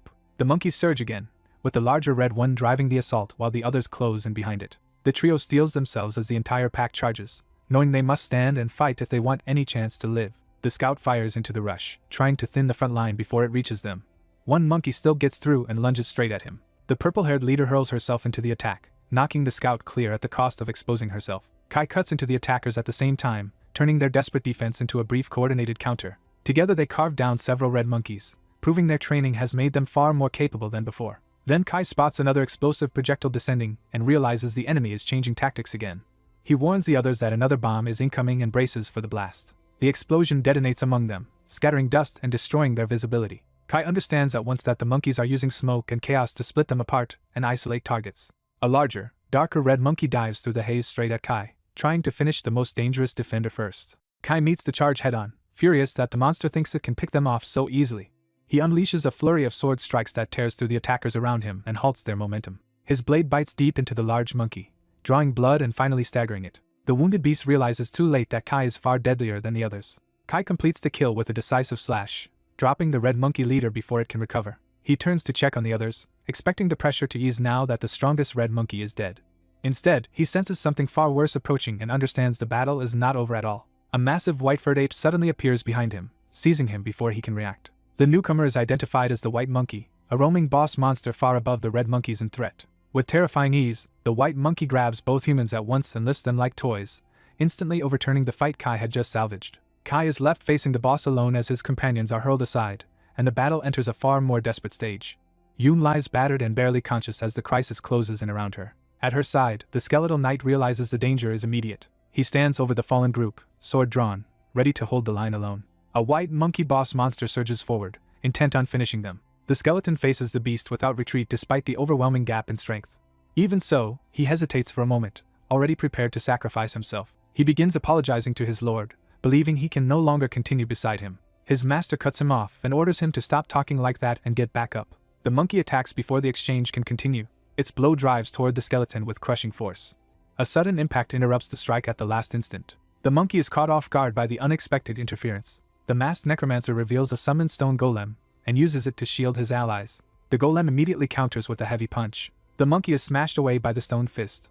The battlefield erupts with the force of the golem's attack. The necromancer arrives with his undead companions, reminding the skeleton not to give up before they all reach their goals. The masked man notices something else changing in the battlefield. The monkey recovers, and the newcomers recognize they are facing a far tougher enemy than expected. The beast grins, showing it is still confident and dangerous. The red-caped skeleton warns his master not to approach recklessly because they still do not understand the monster's abilities. The monkey throws back its head and unleashes a roar. That roar becomes a summoning call that shakes the entire area. The sound hits the group hard enough to stagger them. Something large begins moving through the forest in answer to the call. A monstrous paw lands nearby, confirming reinforcements have arrived. The hooded ally rushes to protect the others and tells the master to brace himself. 3 blood wolves emerge behind the monkey, turning one boss fight into a pack assault. They identify the arrivals as roaming boss monsters, including a twin-headed blood wolf, and realize a whole wave of bosses is converging on them. The hooded caster quickly uses healing magic to restore Yoon. Yoon begins to regain consciousness through the pain. She wakes in alarm as the battle rages around her. Chris steadies her, and Yoon is stunned that he is there at all. The masked necromancer apologizes for overworking everyone with patrols, then immediately refocuses them on defeating the bosses and returning alive. The group forms up behind the stone golem to face the monkey and wolves head-on. One blood wolf lunges first to break their formation. The stone golem intercepts it in midair with a clean counterpunch. The blow caves in the wolf's body. Its form bursts apart into red slime instead of flesh. The golem becomes coated in that strange liquefied remains. As more wolves close in, the red-caped skeleton mocks the enemy for becoming easier to cut now that it has shrunk into slime. He launches himself into the pack with a sweeping strike. His sword carves through multiple wolves at once, scattering their bodies. He realizes too late that the wolves are not dying normally and are behaving like slime creatures. The monkey seizes the golem's head, trying to overpower the party's main shield. At the same time, the monkey charges straight through the battlefield toward the group's rear. The masked necromancer urgently calls for Kessel to return and defend them. The monkey answers by unleashing a barrage of red energy slashes across the ground. The attack tears up the battlefield and forces everyone to scatter. The monkey plants its hand into the earth, preparing another move. It springs onto the golem's massive body to attack from above. The beast pauses, sensing resistance and searching for an opening. A gigantic earthen golem rises up beneath it, with a cage of bones protecting the people on top, and knocks the monkey flat. The others are astonished that their master can create a golem of that scale using a golem heart. He explains the giant golem burns mana rapidly and can only be maintained for about 20 minutes, so they must finish the enemies before then. Yoon suddenly notices something wrong with the giant golem's legs. Red matter is pushing out from inside the golem's body. The wolf slime-like remains begin reforming within the debris of the golem. The necromancer realizes the wolves were mixed into the rubble by the bombardment, and orders Chris to counterattack with him. Chris reveals that the Moonstone has upgraded his central nucleus, and prepares a stronger summon. He raises a squad of skeleton mages from the earth. The masked necromancer is thrilled that Chris can now summon skeleton mages despite not belonging to necromancy, and recognizes this as the Moonstone's power. He entrusts command of the new skeletons to Kai, who eagerly accepts. Kai immediately raises another skeleton mage to expand their force. The skeleton mages charge down the giant golem's body to meet the reforming wolves. The white-robed skeleton and Kai strike in tandem, cutting into the slime wolves before they can fully recover. Their attacks sever the wolves into pieces and keep them from regrouping. The monkey watches this with growing frustration. It tries to hurl a massive boulder down on them to crush the resistance outright. Then it senses a new threat above and looks up in alarm. The monkey catches the falling stone and the giant golem's descending fist together, showing terrifying raw strength. At the same time, a red beam streaks toward the battlefield. A violent blast erupts, forcing the monkey to react instantly. The giant golem's strike slams down through the chaos. For a moment, the humans dare to hope the monkey has finally been defeated. That hope is immediately undercut as the others fear it may have survived again. The twin-headed blood wolf dives from above toward the bone cage protecting the group. Both heads gather a blazing red breath attack at once. The wolf unleashes a massive breath blast straight at the trapped group. The masked necromancer answers with bone prison, reinforcing their shelter against the incoming breath. The breath tears across the giant golem's body and the bone defenses with explosive force. The shockwave throws Yoon and another ally from their footing. The necromancer orders Chris and Kessel to handle the rest while he moves to save the falling civilians. Chris and Kessel leap after the people and catch them before they hit the ground. Meanwhile, the necromancer summons Nidhogg, a skeletal dragon, into the battle. The twin-headed wolf prepares another breath attack to overpower this new summon as well. Its red breath crashes down toward Nidhogg. Nidhogg angrily rejects the imitation and refuses to let a mere beast mimic a dragon's breath. Chris warns Nidhogg that this is no ordinary monster, and that reckless use of breath will be dangerous. The two breath attacks collide in a violent clash of red and purple power. Nidhogg's necrotic breath begins to overpower the wolf's attack. The dragon's power presses into the earth and holds the line. Chris sees that the clash is draining too much mana and urges a retreat before they are exhausted. Nidhogg refuses, driven by wounded pride and insisting that a dragon never loses. Chris grabs the control tether, trying to rein Nidhogg in. Through the link, Chris feels Nidhogg's emotions and realizes the dragon cannot even admit it is being pushed back. Seeing no other choice, Chris braces himself and commits to supporting the dragon directly. He pours all of his remaining mana into Nidhogg and demands to see what a real dragon can do. Empowered by Chris, Nidhogg unleashes a full necro breath. The twin-headed wolf answers with its own breath, refusing to yield.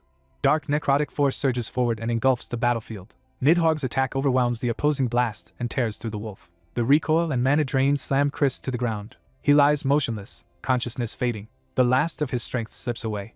Even as he blacks out, he forces one eye open to see the result. His vision dissolves into white from the blast and exhaustion. The world goes silent around him. Chris loses consciousness completely. The giant golem remains standing over his fallen body like a final guard. Later, voices call him back from the darkness and urge him to wake up. He opens his eyes to find his skeletal companions gathered around him in relief. Still weak, he asks what happened after he collapsed. They tell him he is suffering severe mana exhaustion and must rest before anything else. His first concern is whether Yoon and the guild executives survived. The white-robed skeleton assures him everyone is safe and has already returned home. Relieved, Chris reflects that he sent them on patrol to conserve mana for ghost summons, and that decision nearly led to disaster. His companions counter that the saved mana was exactly what allowed them to defeat the main bosses in time. Chris accepts that point, though he is still uneasy. He admits there was still a serious problem. Nidhogg's pride almost got everyone killed. The white-robed skeleton says there is another matter Chris needs to hear now that the battle is over. During the patrol with Yoon, they discovered a new kind of enemy. That enemy was a humanoid giant hiding in the forest. Chris is shocked by the revelation. They explain it was slightly larger than the white monkey and identified as the lowest class of giant, a wicked giant. The others warn him not to underestimate it just because it is the weakest giant class. Even the lowest giant is far stronger than ogres or trolls, highly resistant to magic, and intelligent enough to be especially troublesome. They conclude it may be the hardest opponent the group has faced so far. At the mention of a giant, Nidhogg stirs with immediate interest. The dragon declares that when the time comes, he alone will hunt the beast. He coldly orders the others to stay back and not interfere like before. Chris catches the insult and questions what Nidhogg means by interference. Nidhogg dismisses him, saying he will handle the giant himself, and that Chris should stop wasting time. The skeletons note that dragons and giants are natural enemies, which explains why Nidhogg reacted so strongly. They warn Chris that he cannot keep letting Nidhogg act entirely on his own. Now that Chris has grown stronger, they tell him he must start taming the dragon's behavior. Chris postpones that problem for the moment, and decides they should all go home and recover first. Elsewhere, a blood wolf report is marked off as completed. A hidden horned figure complains that the twin-headed blood wolf fell too quickly to be entertaining. Looking over multiple defeated creations in South Korea, the figure decides the promised top 20 targets have already been determined. Satisfied, the figure announces the next phase will begin. A roulette-like selection is set into motion to choose the next victim. When the result appears, the figure reacts with interest. The chosen target surprises them because they had wanted to save him for later. Instead, they decide to go after Chris first, calling him the most appetizing-looking prey. As time passes and danger grows less predictable, Hyunbok's group begins full preparations to subjugate the giant. Chris also starts practical preparations, working with materials and equipment. He carefully extracts and refines the red crystal core from the golem heart. Holding the completed core, he confirms the result of his own development work. The others recognize it as the golem heart Chris successfully created for himself. Wanhyo explains that the red core is useful for summoning a golem and sustaining it by absorbing ambient mana, though each golem lasts for a different amount of time. He adds that creating a stable version took many failed attempts, and only now has he finally completed a usable one. The guild leader quietly takes in the value of what he has handed over and weighs what she still needs to say. Wanhyo waits in silence, already sensing that her thoughts have not ended with gratitude. He presses her to speak plainly about whatever remains unresolved between them. She begins by apologizing, admitting that the Normals Guild discussed their arrangement with Wanhyo and made a decision on their own. Their conclusion was that relying on his help would make raids easier now, but would eventually leave the guild unable to function without him. After witnessing the latest field boss battle, she became certain that even with all her training, those enemies were beyond what she alone could face. She admits that none of the normals could have handled such bosses and reaffirms just how overwhelming Wanhyo's strength truly is. Wanhyo listens without interrupting, letting her finish the judgment she has reached. She says that realization forced her to choose a different path for the guild. The Normals Guild will stop raiding this dungeon altogether. The decision catches Wanhyo off guard despite how calmly he receives it. She explains that continuing like this would only create more casualties, so the guild must prioritize its own growth before ambition. Wanhyo starts to respond, testing whether this is truly the end she intends. Before he can object, she bows deeply again and apologizes for unilaterally ending their cooperation. She remains bent before him, accepting full responsibility for the break. Seeing her sincerity, Wanhyo's tension eases. He tells her he understands and acknowledges how heavily that decision must have weighed on them. He formally ends their partnership from that day onward, while still allowing the guild to keep using the stronghold freely. His generosity surprises her, and she asks if he truly means it. Wanhyo confirms that the stronghold was built for that very purpose and offers it without resentment. He parts from them with a sincere wish that they succeed on their own path. Relieved, she thanks him for everything he has done for the guild so far. They seal the separation with a final handshake rather than bitterness. Their alliance with the Normals Guild ends, but the narrator reflects that everyone was still pursuing the same goal of surviving the dungeon in the best way they could. Time passes in the E-Rank 1313 raid, and the story marks this turning point as the moment they parted from the Normals Guild. Later, Wanhyo's party reaches a hidden chamber buried deeper inside the dungeon. The group realizes they have found a dungeon hidden within the dungeon itself, and Wanhyo treats the discovery with dry amusement. One of his companions warns him to stay quiet because something inside is sleeping. Beyond the rocks, they spot a horned giant resting among lesser monsters, confirming a dangerous nest ahead. Rather than retreat, Wanhyo decides to begin immediately and summons Nidhogg. His companions are startled that he intends to confront the threat with so little hesitation. Wanhyo dismisses the giant as a low-class enemy and refuses help with what he sees as minor opposition. That contempt shocks the armored knight, who cannot believe Wanhyo just called the enemy small fry. Even so, the party falls in behind him, ready to act on his lead. Wanhyo orders them to prepare for battle while he takes point. The summoning portal tears open as Nidhogg answers his call. A skeletal dragon bursts out, instantly drawing the monster's attention. Nidhogg lands in front of the sleeping pack and jolts the giant awake. Before the monsters can organize, the dragon dives straight into them. The lesser monsters lunge in response, trying to swarm the intruder. Nidhogg cuts through the first line with a blinding rush. Its charge smashes goblins and ogres aside before they can mount a defense. One ogre tries to counterattack, but the dragon's momentum keeps tearing through the formation. The giant catches Nidhogg's skull in both hands and halts its advance by brute force. Wanhyo immediately orders his companions to scatter before the clash engulfs them too. As the front line breaks apart, Wanhyo and the knight move in to exploit the opening. The knight thinks Wanhyo is being reckless, charging so close to a fight this dangerous. Wanhyo leaves the lesser monsters to the party and declares that he will personally handle the giant. The horned giant meets that challenge with a confident grin. Nidhogg, equally offended, demands to know who the giant thinks he is belittling. The giant hurls the dragon away with raw strength. Nidhogg slams into the cliffside, showing that this opponent is far stronger than the usual fodder. The giant follows up with a sweeping strike that batters the dragon before it can recover. Nidhogg crashes to the ground, rattled and briefly pinned by the giant's pressure. Wanhyo answers by unleashing a dark spell directly into the dragon's skull. He commands Nidhogg to kill, flooding it with violent power aimed at the giant. The spell surges through the battlefield as a concentrated wave of black-purple force. The giant charges straight into that torrent instead of retreating from it. He slams down with enough force to shatter the ground and disrupt the attack. Even Nidhogg's eye flickers under the impact, showing the giant has broken its rhythm. Wanhyo realizes Nidhogg is in real danger and calls to it urgently. His companions are forced to hold off the surrounding monsters themselves while warning him to focus on the immediate threat. The knight agrees that Wanhyo must deal with his own chosen opponent, while the rest of them cover the field. The giant keeps hammering Nidhogg's head, refusing to let the dragon recover. He drives in another crushing blow, splintering bone under his fists. Boasting that no low-ranked monster can push him back, the giant overwhelms Nidhogg at close range. He batters the dragon's body apart with a relentless series of strikes. Laughing, he mocks Nidhogg as nothing more than a weakling. For the first time, the dragon shows genuine shock at being dominated so completely. The giant stands over the broken dragon and keeps repeating the insult, savoring his superiority. Nidhogg protests that it is a dragon, the strongest race, and cannot accept this humiliation. Wanhyo forces it to face the truth and asks whether it finally understands reality. He tells Nidhogg it is not a real dragon at all, only a counterfeit imitation, and the dragon furiously rejects that judgment. Driven by wounded pride, Nidhogg lunges back into the fight in a rage. The giant answers with another devastating punch that explodes against its skull. He keeps pummeling the dragon's face, each hit reinforcing the gap between its self-image and its actual strength. Nidhogg is smashed down again, unable to stop the beating. Wanhyo keeps attacking its delusion instead of comforting it, insisting that ego alone can never turn a fake into the real thing. The dragon's body breaks apart around the giant as the lesson lands harder than the blows. Fragments of Nidhogg scatter across the ground, leaving it nearly destroyed. The giant casually plants a foot beside the collapsed remains, certain the fight is over. He repeats the insult one last time, convinced he has proven Nidhogg worthless. The shattered dragon lies motionless, reduced to a pile of broken bone. From that ruin, Nidhogg turns its anger toward Kim Hyun-bak, accusing him of breaking his promise to make it stronger than a true dragon. It condemns him for failing to fulfill that promise, and leaving it in this pathetic state. Wanhyo answers coldly that he did keep his promise, but Nidhogg itself did nothing except cling to arrogance and refuse its teammates. He says Nidhogg once had the potential to be his strongest card, but as long as it cannot sincerely regard the others as comrades, it will remain a fake and be left behind. Those words continue to echo through the battle as the rest of the party struggles against the surrounding monsters. The knight and priest hold the line together while Wanhyo's lesson reaches the dragon. The robed mage unleashes crackling blue magic to support the others and keep the monsters off them. That spell blasts through the enemies pressing the party, buying them breathing room. As it watches its companions fighting and growing together, Nidhogg finally understands what it lacked. Abandoning pride at last, it asks Wanhyo to teach it how to grow and become truly strong. The plea becomes desperate as the broken dragon begs for the path to real strength. Wanhyo smiles because this surrender of ego is exactly what he had been waiting for. Nidhogg begins pulling its broken body back together under a new resolve. The giant notices the change and loses his earlier confidence. The dragon rises again, larger and steadier, now facing the giant without delusion.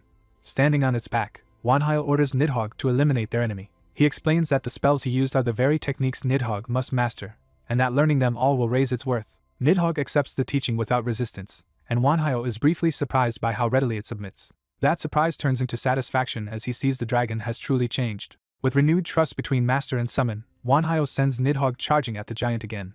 The dragon surges forward with enough force to split the cliff face as it closes the distance. It crashes into the giant head-on and drives him back. The fight erupts into the air as Nidhogg launches the giant upward in a violent exchange. Bone shards and debris whirl around them as the dragon gains control of the battle. Nidhogg follows with a named attack, Deathbone Spear, diving like a living lance. The strike slams the giant into the ground with crushing force. Seeing the giant pinned, Nidhogg declares the battle finished. But the giant suddenly catches hold of a blazing weapon or force, revealing he still has one last counter. A massive explosion engulfs the area before anyone can react. The party watches the blast spread across the battlefield, unable to see whether Wanhyo survived. The knight starts to speak as if a long-awaited result has finally come. Then the smoke parts to reveal Wanhyo still standing atop Nidhogg, and the knight acknowledges that the dragon has at last become somewhat worthy of the name. Even the knight is taken aback by how completely the tide has turned. He shouts for Wanhyo to dodge, sensing a new danger before the others do. Wanhyo turns calmly, already aware that the threat is not coming from the giant anymore. Nidhogg shifts beneath him as both master and summon brace for something far worse. A violent impact crashes down from above and detonates the ground around them. The party rushes toward the blast, fearing Wanhyo has been struck. Instead they find a glowing pink cocoon-like mass, and the three companions close in warily. From inside, the giant's body is being remade rather than destroyed, and the party realizes the explosion triggered a transformation instead of a death. Wanhyo warns everyone that the surrounding energy has changed unnaturally, and the others ask what exactly he senses. He says something is definitely nearby and that whatever has been watching them all this time has finally revealed itself. The party instantly tightens formation around him, ready for an unseen superior presence. A new voice acknowledges their victory and says the spectacle was worth watching, even if the beginning was disappointing. A horned demon woman appears wrapped in red aura, confirming that a far stronger observer has descended into the battlefield. With predatory amusement, she asks where they should begin now that she has arrived in person. Wanhyo immediately recognizes the danger and tenses instead of provoking her. He orders everyone not to move, judging that offending this being would be suicidal. The demon notices their restraint and studies them with interest. She mocks their unusual caution, remarking that most intruders would already be questioning her or charging in. Wanhyo chooses diplomacy and asks if she would at least give them an explanation. She refuses outright, making it clear that answers are a privilege she does not intend to grant. The knight and mage can only fall silent under the pressure of her presence. Wanhyo repeats her own logic back to her, acknowledging that only the strong have the right to take what they want. Pleased, she tells him he understands his place and confirms that strength alone decides what one may claim. Because he humbled the fake dragon and exposed its weakness, she spares the group for now and even says she likes what he did. She explains that she despises arrogant children who overestimate themselves, making clear that Nidhogg's humiliation amused her. Wanhyo realizes from the way she singled out Nidhogg that she may be connected to an even greater power than he expected. Still toying with them, she says that since she has descended, she cannot simply leave without doing something. With a casual gesture, she begins to act. A green restorative power washes over Wanhyo, the mage, and Nidhogg, healing the damage they had taken. Wanhyo feels his body fully restored and his mana overflowing again, and he checks that everyone else has recovered as well. The demon then drops all pretense and invites them to fight her directly. Wary of the trap, Wanhyo asks if she means to fight them herself. She smiles and promises to hold back, challenging them to survive against her for just 5 minutes.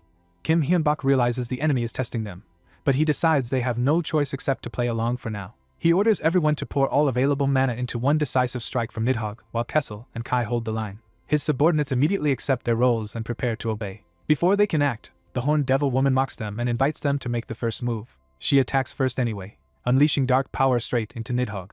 Hyun-bak urgently tells Chris to bless Nidhogg with every bit of mana he has.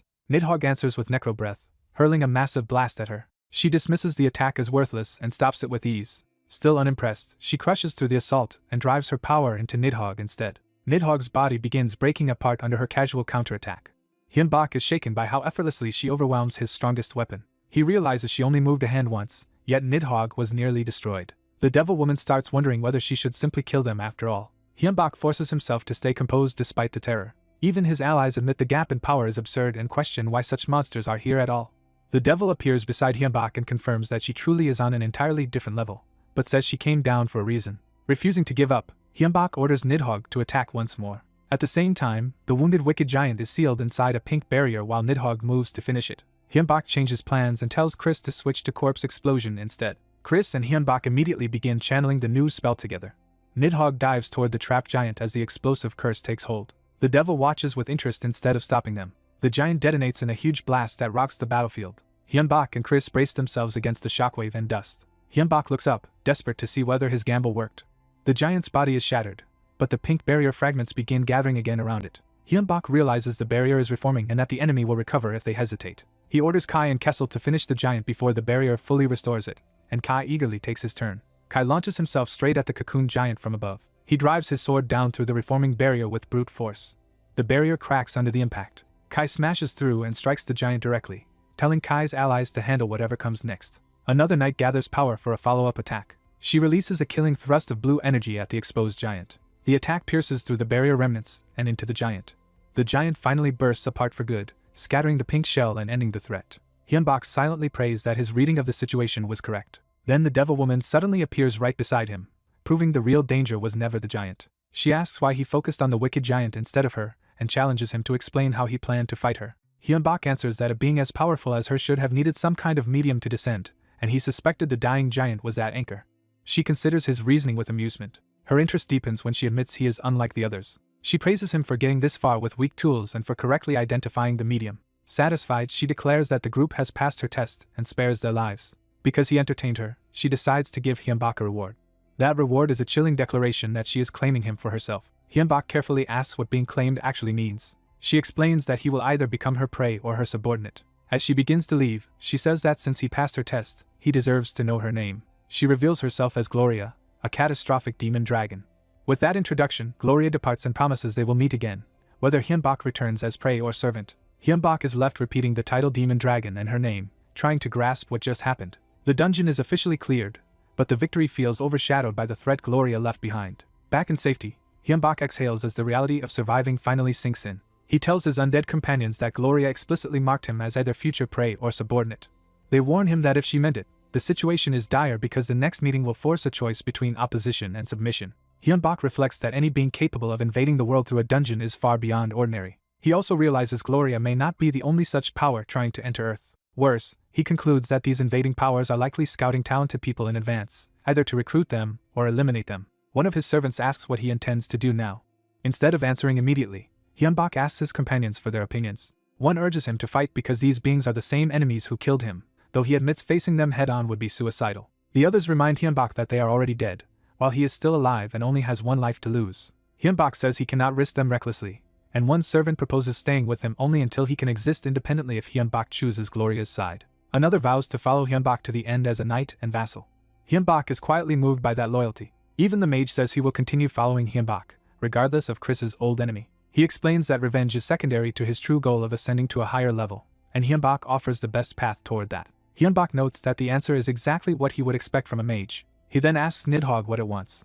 Nidhogg says it only wants to become more valuable than the original dragon, and any path that makes it stronger is acceptable. Another servant complains that he is the only one who has not been asked yet. He presses Hyunbak for the most important answer of all, what Hyunbak himself truly wants. Hyunbak admits he barely survived and has few options, but he knows life as Gloria's subordinate would never be easy. When asked if that means he will keep fighting, Hyunbak says that is his decision for now. He reasons that Gloria did not finalize him as a subordinate yet, so the choice remains open between fleeing and resisting. What he truly wants, however, is to grow stronger no matter the cost and eventually kill Gloria. His servant is thrilled by that resolve and promises full support. Still, the mage warns that Gloria is overwhelmingly stronger, even if he remains loyal for now. He bluntly admits that if Hyunbak faces Gloria without a chance of winning and his life is in danger, betrayal is possible. That possibility startles Hyunbak. He realizes that if he ever fights Gloria recklessly, Chris could turn against him and be forced under control as a tool rather than a trusted ally. That thought hardens his resolve to prepare carefully and preserve the trust that brought them this far. Their discussion is interrupted by the sudden sound of a doorbell. Hyunbak is shocked that the house is already connected to the outside world after the dungeon clear. He quickly realizes the stranger's identity matters more than the restored connection itself. Checking the intercom, he asks who is outside. A woman introduces herself as Kang Hyami and shows official identification. She says she is a manager from the administration, the agency that runs the dungeon site, and asks for a meeting. Hyunbak relaxes at first, assuming it is only routine business from the dungeon site. Then he and his companions are stunned by the revelation that the dungeon site is a real organization, and Hyunbak immediately wonders what it wants from him. Elsewhere, the news of the E-rank dungeon disaster throws officials into confusion. A superior demands to know what kind of monster appeared in an E-rank dungeon after 16 explorers died there. His subordinate reports that a few survived, including a prospect with an A-rank fortune talent. That survivor is identified as Kim Hyunbak. Instead of only verifying the incident, the superior decides they must contact Hyunbak first. He orders immediate contact with the prospect. Then he makes his real intention clear by demanding that Kim Hyunbak be recruited at once. Back at the house, Kang Hyami politely thanks Hyunbak for receiving her and repeats her affiliation with the administration. Hyunbak introduces himself and notes his surprise that the dungeon site is run by actual people. Hyami explains that the administration manages the site and oversees the transfer of ordered goods using the technology of higher beings, including Explorer Bank transactions. One of Hyunbak's undead immediately asks whether those higher beings are gods. He presses further, asking whether the administration can contact them when needed. Hyami forces herself to stay calm and answers that, while she lacks details, the working assumption is that those higher beings are both gods and devils. Hyunbak quietly absorbs that answer. He then cuts to the real issue and asks why she came to see him. Hyami explains that the administration can view Explorer data through the dungeon app and closely monitors anyone with A-rank talents or higher. Because an entire group of 16 prospects died in one E-rank dungeon, the administration considers the incident extremely serious.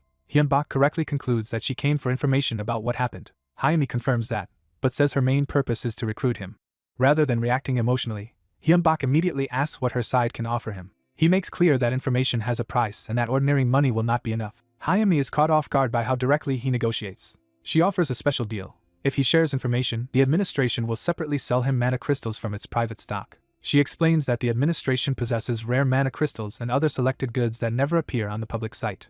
Privately, Hyunbak and his mage realize those materials could let them begin projects they had been unable to attempt. The mage suspects the administration is hiding even more impossible to obtain resources and urges Hyunbak to demand better terms. So Hyunbak rejects the first offer and asks what else they can provide. Hyami challenges whether his information is truly worth that much. Hyunbak answers that the value of the information is his life itself.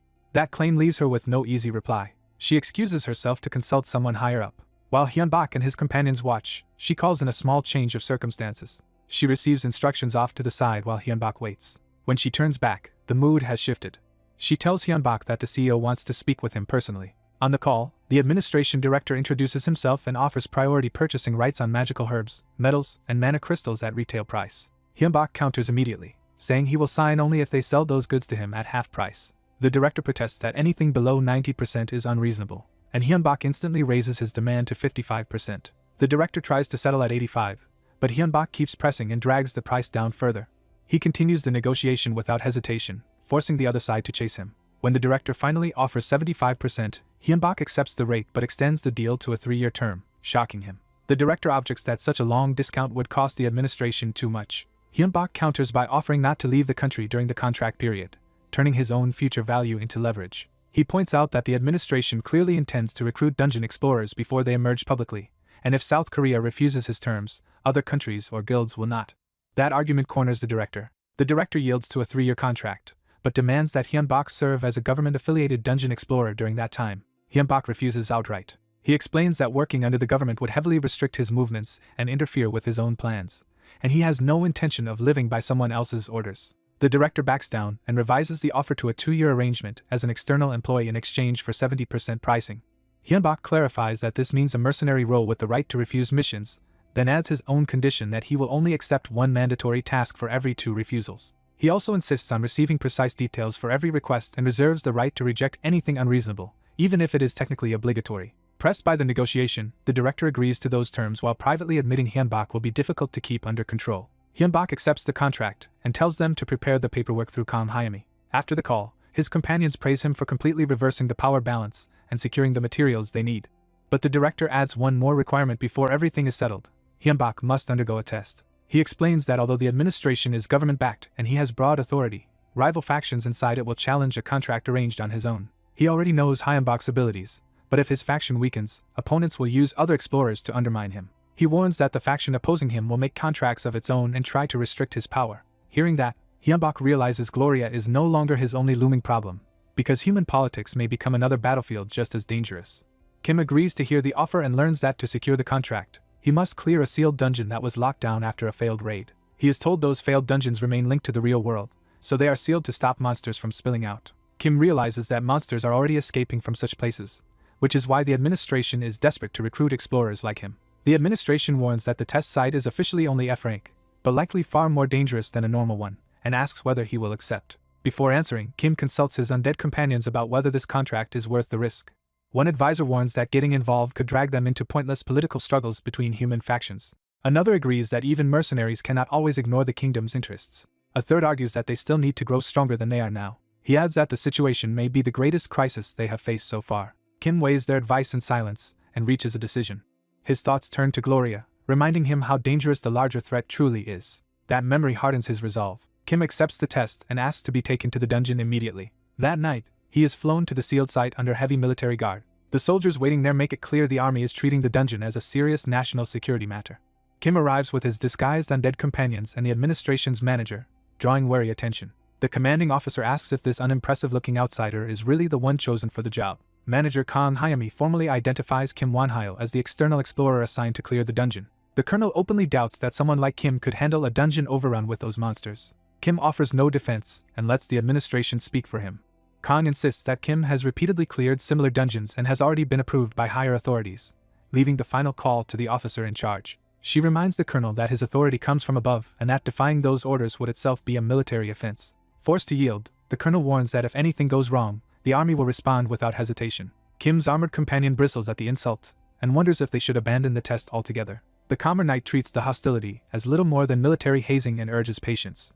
The scale of the army's preparation shows they are ready to suppress the dungeon by force if needed. Armed troops and vehicles stand by as if expecting a battlefield rather than a test. Some soldiers mock Kim's masked group as costumed eccentrics instead of serious fighters. Their ridicule turns personal, dismissing Kim as a show-off playing hero. Kim ignores the taunts and stays focused on the mission.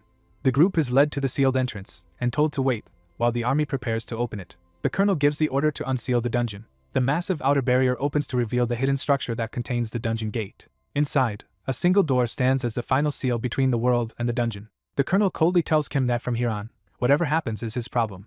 As the door opens, strange energy pours out and immediately puts everyone on edge. A pack of goblins surges out the moment the seal is broken. The monsters attack with feral aggression instead of hesitation. The colonel orders the entrance blocked and explosives prepared, prioritizing containment over Kim's safety. But the army quickly discovers the door cannot simply be shut again. The colonel scrambles to form a firing line and orders his men not to let any monster escape. The soldiers open fire and mow down the first wave of goblins. A goblin shaman answers with magic, raising a staff charged with fire. A blast of flames tears through the soldiers' line and instantly shifts the battle in the monster's favor. The troops panic as the fire spreads faster than they can evade it.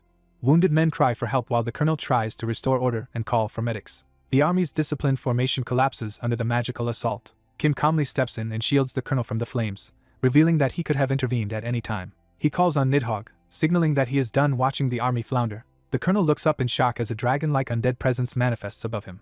Kim orders his forces to wipe the monsters out. A gigantic skeletal hand crashes down and crushes the goblin attackers. At the same time, a powerful blue barrier seals the entrance area, cutting off the chaos from the outside. The colonel is left speechless by the scale of Kim's power. Kim treats the stunned officer with casual indifference, as if the matter is already settled. He tells the colonel he will return, making clear that the real work is only beginning. After roughly 30 hours, the test finally ends with Kim's side having subdued the dungeon. Kim reflects that compared with how badly he once struggled in F-rank dungeons, his growth has been extraordinary. With the test over, the story shifts back to the Dungeon Administration Management Center. Kim signs an external contract with the administration and hands over everything he knows about Gloria. The officials are shaken by the revelation that a being like Gloria exists and admit the threat is beyond what their own level can handle. They decide the information must be secretly shared with other nations because the crisis demands a global response. At the same time, they order quiet surveillance on Kim and his companions in case they become a threat themselves. A subordinate accepts those covert instructions without objection. Later, Kim reviews the administration's item catalog and sees that even high-grade mana crystals are staggeringly expensive. Chris explains that the administration is offering a wide range of mana materials at a discount, making the catalog more valuable than expected despite the prices. When Kim learns the prices were set by higher beings, he stops arguing about fairness and asks how much they should buy. Chris immediately wants to spend everything they have on supplies, while Kim is alarmed because their funds are already tight after moving. Kim can only stare as Chris's greed takes over. Their conversation is interrupted when part of the new base is suddenly damaged during construction work. Kim is startled by the destruction, only to hear an unapologetic explanation from below. Chris pops out through a hole and casually admits he caused it while engraving the magic array Kim requested. Kim forces a strained smile and reminds himself that the administration's test was not the only thing they accomplished during that time. He explains that they have moved into a new headquarters designed to serve as both home and operational base. The new fort includes separate labs, training space for his companions, and room to grow as a proper organization.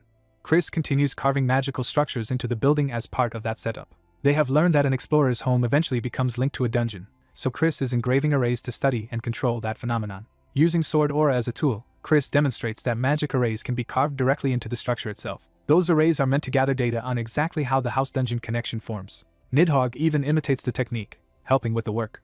Chris praises Nidhogg for learning sword aura just by observation, and Nidhogg accepts the compliment with satisfaction. Their work is interrupted when Kang Hyami arrives at the new base. She admires the place and notes how much effort Kim must have spent relocating. Kim reminds her that he already warned the administration he would use his remaining free time for himself, not for more official demands. Kang reveals that she came before that free period ends because the administration can predict what dungeon his house will connect to next.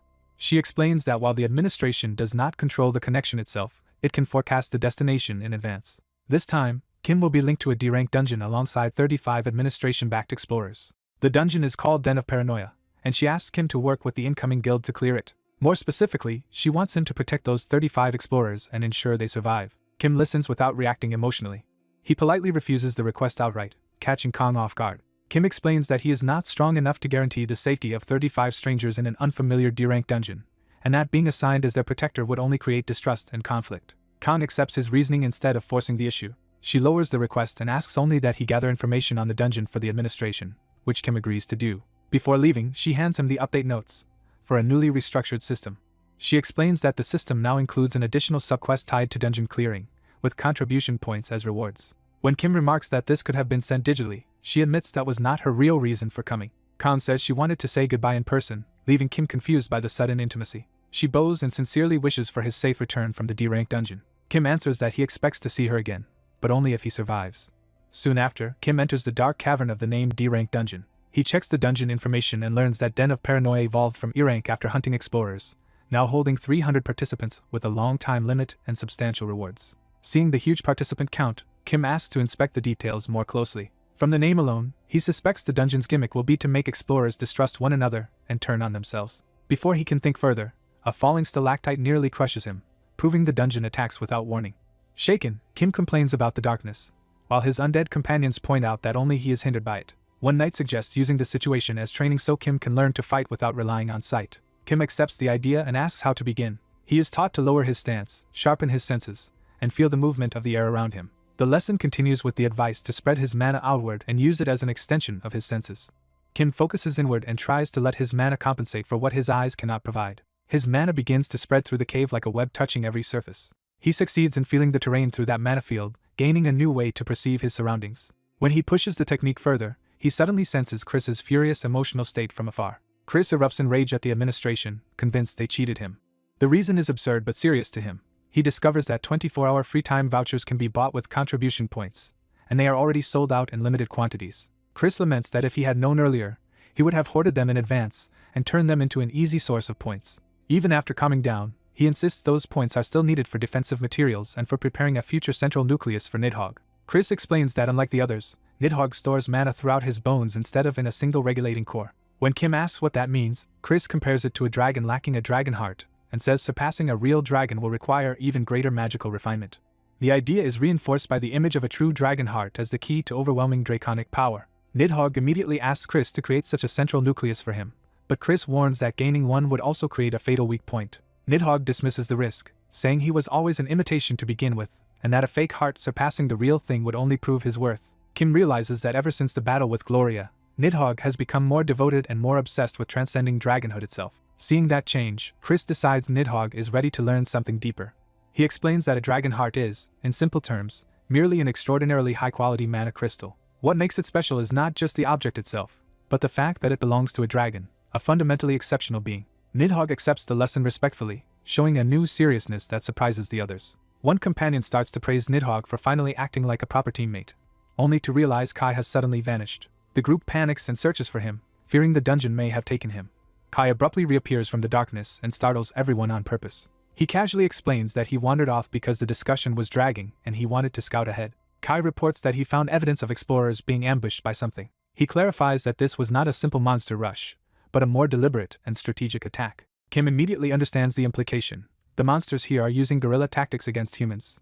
Following the traces, they find blood smeared along the cave walls. The trail leads them toward a bright opening deeper inside the dungeon. Beyond it lies a fortified settlement built inside the cavern. The place is clearly a human stronghold, but one already under the strain of fear and conflict. Inside, steel clashes as explorers fight one another instead of the monsters. Kim arrives to find multiple guilds in open combat, each side convinced the others betrayed them. One guild master accuses the others of attacking first, and refuses to listen. Another fires back that he was lured there by the first guild's own members, deepening the mutual suspicion. Even as monsters close in, the explorers remain trapped in paranoia and cannot unite. A more level-headed guild master realizes a highly intelligent monster is deliberately sowing chaos among the humans.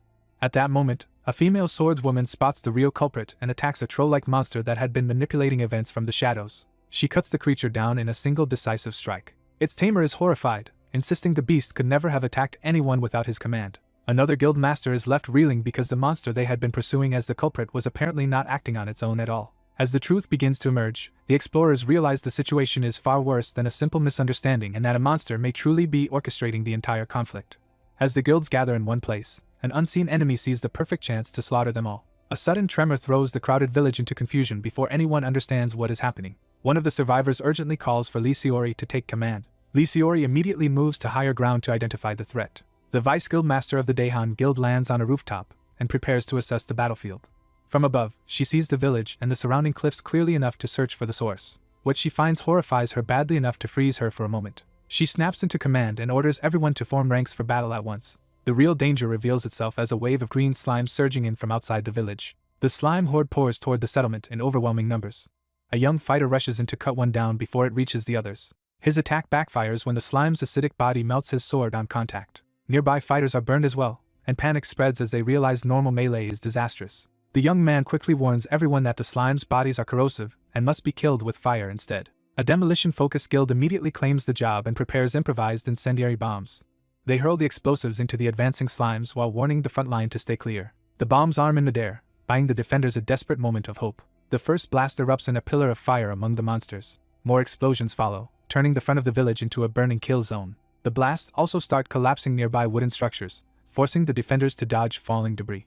At the same time, a summoned elemental spirit is called forth to support the defense. Its ice magic locks part of the slime wave in place, giving the fighters a way to control the battlefield. Lee Seori orders the bombardment to continue relentlessly and demands that every frozen slime be burned. The bombers agree and tell the front line to herd the monsters together for maximum effect. The melee fighters begin driving the surviving slimes into a single cluster. Even the larger monsters are forced back as the defenders compress the horde. The slimes try to flee the trap once they realize they are being cornered. The defenders cut off their escape routes and keep them boxed in. With the trap set, the bombers warn everyone to save themselves and prepare another volley. A massive chain of explosions engulfs the clustered slimes and much of the village around them. Watching the devastation, Lee Seori notes the bomb guild's terrifying firepower and starts thinking about how they make it. That thought is interrupted when she senses a new change in the battle. A second wave arrives as masked riders on giant lizards charge toward the village. The young fighter realizes the slime attack may have been designed from the start to destroy the defenders' weapons. The elemental users are ordered to pour all their mana into the summoned spirit for one decisive counterattack. The spirit answers with a barrage of ice spears that tears through the incoming riders. The battered survivors refuse to break and steel themselves to keep fighting. They throw themselves into close combat against the lizard riders despite the odds. One fighter named Tashik helps bring down an enemy rider with a sudden ranged strike. But the defenders quickly realize there are too many enemies left and too few usable weapons to hold out for long. Before the line collapses, a dark portal opens overhead and something new enters the battlefield. A surge of black-purple power crashes down, scattering the enemies below. A skeletal dragon and its rider intervene, telling the defenders to tend the wounded while they take over the fight. With that opening, the surviving guild members launch a renewed charge. The young fighter recognizes the skeleton legion and bone dragon from rumor and realizes who must have arrived. The feared necromancer Wanhyo appears atop the bone dragon, confirming the rumor. His forces immediately strike the enemy line from outside the village. The masked lizard riders finally show alarm at the new threat. Their leader orders an immediate retreat rather than risk annihilation. The defenders watch in disbelief as the monsters actually pull back. Relief sweeps through the village as people celebrate surviving and praise the necromancer who saved them. Instead of relaxing, the survivors begin fortifying the village, salvaging weapons, and treating the injured for the next attack. Someone tries to use the return service to escape the dungeon, but the system still refuses because monsters remain nearby. While others thank Wanhyo for rescuing them, Lee Seori notices the same system error and realizes the danger is not over. That fear is confirmed when more survivors report that guild members have been murdered even in places with no visible monsters.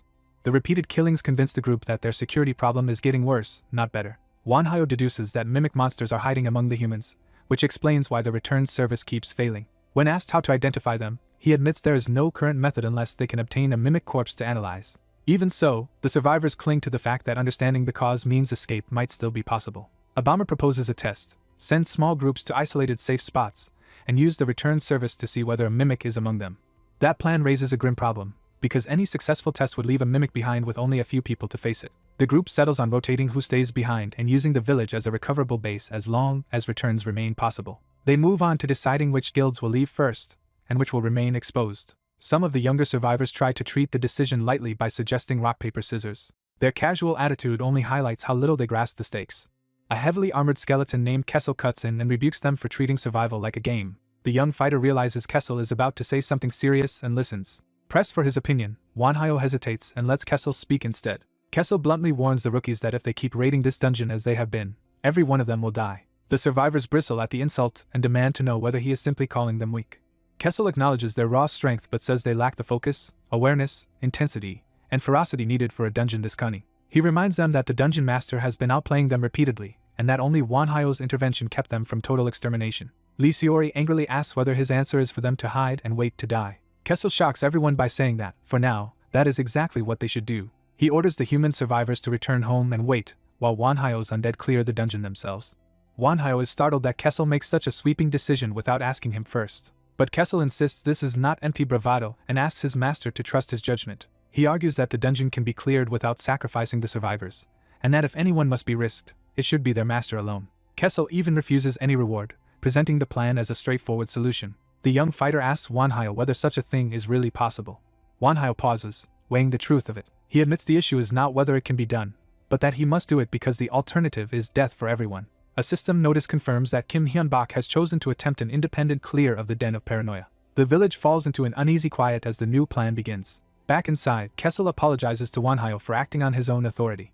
He explains that if they had continued the joint raid and accepted more help, resentment against Wanhyo would only have grown. From Kessel's view, losing some profit is still better than letting his master become indebted or mistrusted. Another undead companion counters that Wanhyo overthinks everything now and needed this lesson. He warns that even good intentions can create misunderstanding when they are pursued too calculatingly. The undead insist that this conflict will ultimately be useful experience for their master.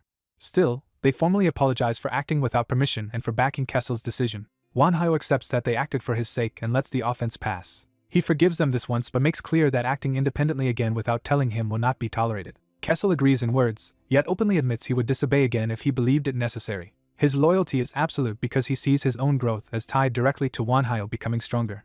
Wanhyo can only accept that answer with quiet resolve. With the matter settled, he orders his undead forces to prepare for the next stage of the raid. Elsewhere in the dungeon, the enemy leader decides that if they can catch one particular man, the rest of the humans will become easy prey. The masked commander chooses to wait for Wanhyo to make the first move. That patience breaks when the enemy senses something unexpected approaching.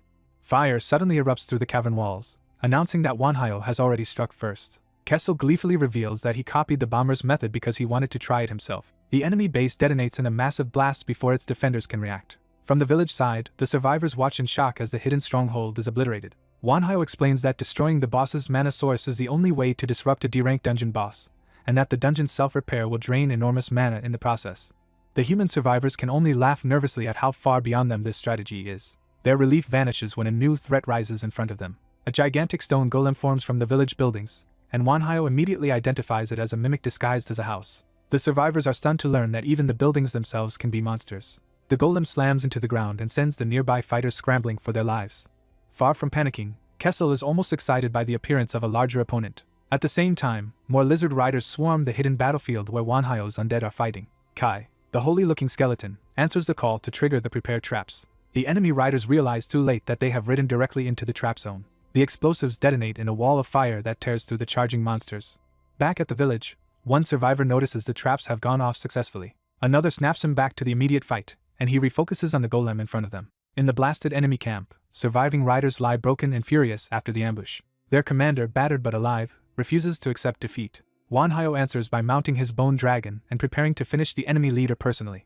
He unleashes a necro breath blast straight at the commander. The commander survives the attack and mocks it as too weak to kill him. Then he calls his scattered remains back together, revealing a far stranger body than expected. The fallen riders and beasts begin dissolving into red slime instead of staying dead. Kessel realizes they are not simply melting but being drawn somewhere by a hidden force.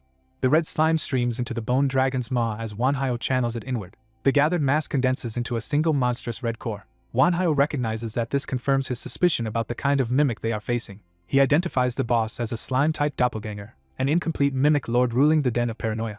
The doppelganger lunges at Wanhyo with the intent to swallow and consume him directly. Wanhyo warns Nidhogg not to underestimate it, because a doppelganger is far too dangerous to belong in a mere D-rank dungeon. The doppelganger surges again, and Wanhyo orders it burn down before it can fully stabilize. Another necro breath crashes into the slime mass in an attempt to erase it. Instead of dying, the creature adapts, reshaping part of itself under the pressure. A giant red fist forms from the slime and smashes into the bone dragon hard enough to stagger it. Wanhyo compares the blow to a far more terrifying opponent he has faced before and dismisses it as insignificant by comparison. Nidhogg answers with a sweeping counterstrike that slices through the slime body. But the absorbed doppelganger matter starts fusing with the dragon's bones, creating a new danger from within. As the dragon begins to lose stability and fall, Wanhyo calls for Kai and Kessel to act. They reveal they were already prepared for this contingency and move at once. Kessel and Kai dive down the cliff face and launch a coordinated attack on the slime below. Their assault turns the doppelganger into a boiling red mass and briefly disrupts its form. Arrows pierce the slime from above, adding ranged pressure to the trap. When the creature gives no immediate counterattack, the undead realize something is wrong. Kessel decides too late that the only smart move was to run, because the attack was a bait. A hidden volley of magic-charged arrows detonates inside the slime body. The delayed blast erupts around the undead, catching them off guard and ruining their timing. At that critical moment, the hooded mage skeleton casts a paralyzing curse to pin the village golem in place. The survivor sees the opening and rush to bring the immobilized golem down before it can move again. Even with the golem trapped, the young fighter can only ask what they are supposed to do next as the battle remains far from over. An explosion sends red vestiges rushing toward the group, and they realize the threat is moving straight at them. The scattered red masses rain down around the fighters, leaving everyone scrambling to understand what these things are. As the blobs begin reshaping themselves, the danger becomes clear. They are evolving in real time. The masked necromancer orders everyone to combine their strength at once, while the others demand to know the enemy's nature. He reveals that these are the doppelganger's clones and warns that they must be destroyed before they merge into one body. With no time to hesitate, the party launches a coordinated attack on the forming clones. Their first strikes tear through the red masses, proving the clones can be damaged before they stabilize. But one clone swells into a towering monster and declares that it will devour the humans to rebuild itself. The white-haired fighter is engulfed by the creature's body and screams as it tries to absorb him. The necromancer counters with Bone's spear, blasting the clone apart and freeing the trapped man. He immediately orders the injured to be evacuated, choosing to hold the line himself. Even damaged, the clone vows to kill him in a brutal way. The surrounding clones answer that command and surge in together, intent on overwhelming him by numbers. In response, the necromancer summons his skeleton knights to turn the tide. His undead soldiers crash into the clones and begin cutting them down under his command. The summoned warriors lock in and press the assault without hesitation. The armored allies join the charge as well, fighting for their lord and reinforcing the skeleton line. A clone lashes out in fury, trying to drive them back. Kai answers with a heavy slash that cleaves into the creature's body. Lady follows with a finishing strike, carving the clone apart on Kai's opening. Another clone rages that these pawns should die and tries to reassert control of the battlefield. Instead, it is blown apart again, and the necromancer calls for Kai and Chris to keep pressure on the fragments. Even while smashing skeletons aside, the clone insists the lesser fighters cannot stop it. The necromancer realizes the clones are stronger than his skeletons, and that brute attrition alone will not be enough. Even so, he declares the battle is his to win and keeps his forces engaged. He unleashes another burst of force that hammers the clone and scatters more of its body. The clone's mass is shredded again, but it still refuses to die cleanly. His skeletons reform and rise back into the fight, surrounding the remaining fragments. They slash at the clone from multiple sides, cutting its body into smaller pieces. Those pieces collapse into unstable spikes and puddles, losing cohesion. Reduced to a trembling lump, the clone can only rage in disbelief at how badly it has been cornered. The necromancer approaches and asks if it understands why he is still standing while it is failing. He explains that the doppelganger counted on exhausting a human's mana, but he prepared for that limit. To avoid running dry, he created a mana storage device and secretly kept a reserve for this exact battle. The clone dismisses the device as a trivial trick and lunges again, refusing to admit defeat. A sudden beam of power slices through the clone's attack before it can land. Kai shields the necromancer and cuts through the clone's body, buying him time to continue speaking. The necromancer reveals he understood the doppelganger's real plan: kill him, absorb him, and become complete. He says the doppelganger's careful strategy failed because he seized an unexpected opening first. The clone swells into a larger form and insists that the necromancer, not it, will be the one to die. It boasts that even with the dungeon destroyed, it still possesses overflowing mana, but the necromancer openly doubts that claim. The clone suddenly convulses, as if something inside it has gone wrong. Purple energy erupts through its body, and the necromancer begins turning its own structure against it. He calmly controls the invading mana from a distance, proving he has already found the weakness he needed. The remaining clones freeze under pressure as his skeletons close in around them. He gathers the corrupted energy into his hand, preparing to explain the trap. He reveals that the bone spear he planted earlier carried his mana into the doppelganger for the purpose of analyzing its body. From that analysis, he discovered the truth. The doppelganger's original body exists elsewhere, and these clones are powered by split pieces of its soul. The clone panics and desperately tries to reclaim those soul fragments before he can exploit them further. Realizing the real target, the necromancer orders Nidhogg to destroy the doppelganger's original body at once. The skeletal dragon rises above the battlefield as the final weapon in his plan. Nidhogg unleashes negative breath and fires a massive stream of destructive energy toward the hidden original. The blast tears through space with overwhelming force. It punches through the barrier protecting the original body and cracks it open. Inside the shattered space, the dragon reaches the exposed core of the doppelganger. The original body realizes too late that completion was only moments away before everything was ruined. Nidhogg's attack engulfs the core completely, leaving it no room to escape. The doppelganger can only curse the necromancer as the blast closes in. The hidden original explodes, ending the source of the clone's existence. Back on the battlefield, the others are startled by the distant explosion and sense that something decisive has happened. At the same time, one last clone nearly crushes the young swordsman before the others can react. The clone's body suddenly falters, its aggression replaced by a strange collapse. Instead of finishing its prey, it begins breaking down in front of the stunned survivors. A low groan passes through the remaining clones as their forms lose stability. The fighters realize the clones are melting away now that the original body has been destroyed. The necromancer finally allows himself a small breath of relief. Exhausted, he sinks down and amidst the battle nearly drained all of his mana. His companions remind him that the fight is not truly over until every leftover clone is cleaned up. He agrees and steadies himself, already thinking about the work still ahead. The armored knight offers him a hand and acknowledges that he performed well. Kai echoes the praise, making it clear the familiars recognize his victory. He thanks Castle sincerely, accepting the support with quiet satisfaction. Then he orders everyone to finish clearing the battlefield and tie up the remaining loose ends. The raid concludes successfully, and the named D-grade dungeon is officially cleared after 5 days. 3 days later, he lies at home restless and empty, unable to sleep, eat, or even enjoy the hobbies that once filled his time. He wonders if surviving repeated brushes with death has made ordinary life feel dull compared to the intensity of the dungeon. He considers taking a walk, then stops himself, treating even leisure as something too precious to waste. That mood is broken when Castle bursts in with an urgent personal request. Castle begs to go out and meet his game friends, asking his master to help him do something about being a skeleton in public. The necromancer reveals he has already remodeled the doppelganger fragment into a human face and shoulders for Castle, astonishing everyone. He explains that he used mana to connect the fragment to Castle's consciousness, though only part of the body can be disguised for now. When Castle pushes for more, the necromancer yanks him back into line and reminds him not to get greedy. Lady is impressed that he could create something so advanced from the fragment. He modestly says he only reshaped what already existed, though his familiars insist the achievement is still his. Castle then worries about a more practical problem: how he is supposed to join a dinner gathering. The necromancer reassures him that the fragment can process a small amount of food, meaning Castle may at least experience taste. That single promise sends Castle, Chris, and the others into wild excitement at the thought of finally tasting food and alcohol. Chris immediately sees commercial potential and urges mass production of the idea. The necromancer laughs and calls him out for already trying to turn the invention into money. Time passes, and Castle finally leaves the house for his outing while the others send him off like an overprotected family member. When Castle returns safely, the necromancer confirms that his free time countdown does not decrease as long as he himself stays at the base. That discovery gives him a new idea. If free time can be preserved, he may avoid being forced into another dungeon for a while. He realizes he can use doppelganger fragments to let his familiars act as his representatives in the outside world. While they handle outside errands, a new update appears on the dungeon site. He and his familiars learn that a mercenary system has been added to the platform. Castle guesses the system exists because dungeon raids across the world are not going well enough. The group quickly decides that taking mercenary jobs would suit them better than waiting to be assigned random raids. The new system allows explorers with enough remaining raid time to join other people's dungeons as support. Those who answer such requests receive extra rewards on top of normal dungeon compensation and still gain free time afterward. He notes that the system mainly benefits guilds and strong explorers, and wonders why it was introduced now. Castle explains that mana leaking from dungeons is spreading rapidly through the real world. When asked about the gap between dungeon mana and real-world mana, Castle says the difference is still large but shrinking fast. At the current rate, he warns, the mana density inside dungeons and outside them could become equal within a year or less. That means the system is trying to accelerate the growth of capable humans before the world changes completely. The necromancer agrees that this development could work in their favor. Still, he cannot ignore what it implies for the future of the real world. If dungeon monsters begin appearing outside, then dungeon explorers will also emerge as a new kind of power in society, changing everything. More urgently, he remembers the catastrophe demon dragon Gloria and realizes there is no guarantee she was the final threat. If beings on that level invade the real world, the consequences will be catastrophic. He grimly concludes that countless people would die.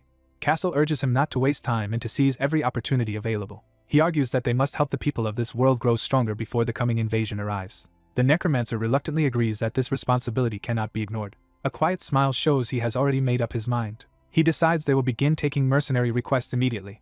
Castle adds that they should also prepare for abuse of the new system, citing the kind of cruelty shown by Kim Jung-hyuk. He warns that stronger explorers will inevitably use mercenary raids to dominate or eliminate weaker ones. The necromancer answers that he is already ready for such people and will not tolerate internal enemies. His familiars enthusiastically agree, treating traitors and opportunists as threats that deserve no mercy. With that settled, he opens the mercenary listings and starts searching for suitable jobs.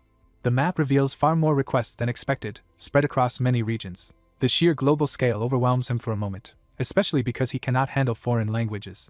Castle solves that problem by proposing translation magic to break the language barrier. Lady explains that true telepathic communication can serve as universal translation once mastered, and everyone immediately wants in. Castle even equips himself for the role, fully embracing the idea. He goes further and proposes selling translation enchanted items as a business opportunity, and the necromancer reluctantly leaves that project to him. Chris pushes to accept as many requests as possible, eager to turn the new system into profit. Kai instead points out a low-paying but urgent request that carries obvious desperation. Because they need slime cores anyway, Kai recommends taking an F-grade dungeon request tied to that need. The necromancer decides to accept the request Kai selected. His familiars praise the choice as noble, but he is puzzled that they think he is acting out of kindness. He clarifies that he has his own reason for choosing that mission. That reason is a plea from a Korean requester offering anything for survival, while a far more lucrative B-grade request sits ignored beside it. He decides it is time to recruit new contractees through this opportunity. Meanwhile, public opinion about the necromancer Wanhyo splits wildly between fear that he has become inhuman and hope that he is a savior who can end the dungeon crisis. Elsewhere, an older man reads those rumors with interest rather than panic. He decides he must meet Wanhyo soon, before the necromancer grows even stronger, so he can judge whether he is ally or enemy. He calls for the administrator, but no one answers. The silence makes him realize something is wrong. Then a door opens behind him, confirming an intruder has entered his secure space. A cloaked figure steps out of the darkness and announces that they have finally met. The stranger says he came only to deliver a warning. He tells the old man that the long-anticipated time has arrived. That warning is paired with the image of a monstrous invader, making clear that the threat is no longer theoretical. At the same time, inside a dungeon, desperate explorers are being slaughtered as they beg for rescue. Elsewhere, civilians flee in terror as a disaster approaches that no one wanted and few are ready for. Warning alarms spread through control centers as authorities scramble to respond. Even surviving adventurers can only stare and shake in disbelief at the scale of what is coming. Defenders try to barricade an entrance and hold back the flood of monsters, but the situation is already collapsing into chaos. And over it all looms a horned demon woman, hinting that while the necromancer remains inside his house, the true danger outside is only beginning. A mysterious staff marked with colored gems introduces the power tied to Wanhyo. Wanhyo sets out carrying that staff and a white mask, already moving with purpose. Elsewhere, a terrified woman lies awake, consumed by the thought that she does not want to die. Her fear deepens as she hides alone in a barricaded room, still fixated on survival. Kim Mijin trembles under her blanket, panic overwhelming every other thought. She recalls that her group had been progressing normally until they encountered the third-floor boss. The goblin commander massacred at least half of their companions. The survivors, including her, could only cower in their homes afterward. A system warning reminds everyone that only 1 month remains to clear the dungeon. Faced with that deadline, Mijin realizes how much she still wants from life and desperately rejects death. A message suddenly arrives on her phone, interrupting her despair. Still hiding, she stares at the notification as if it might decide her fate. She grabs the phone at once, desperate for any change in her situation. The notice says the dungeon has been cleared through the mercenary system. Mijin cannot believe it and suspects the message must be false.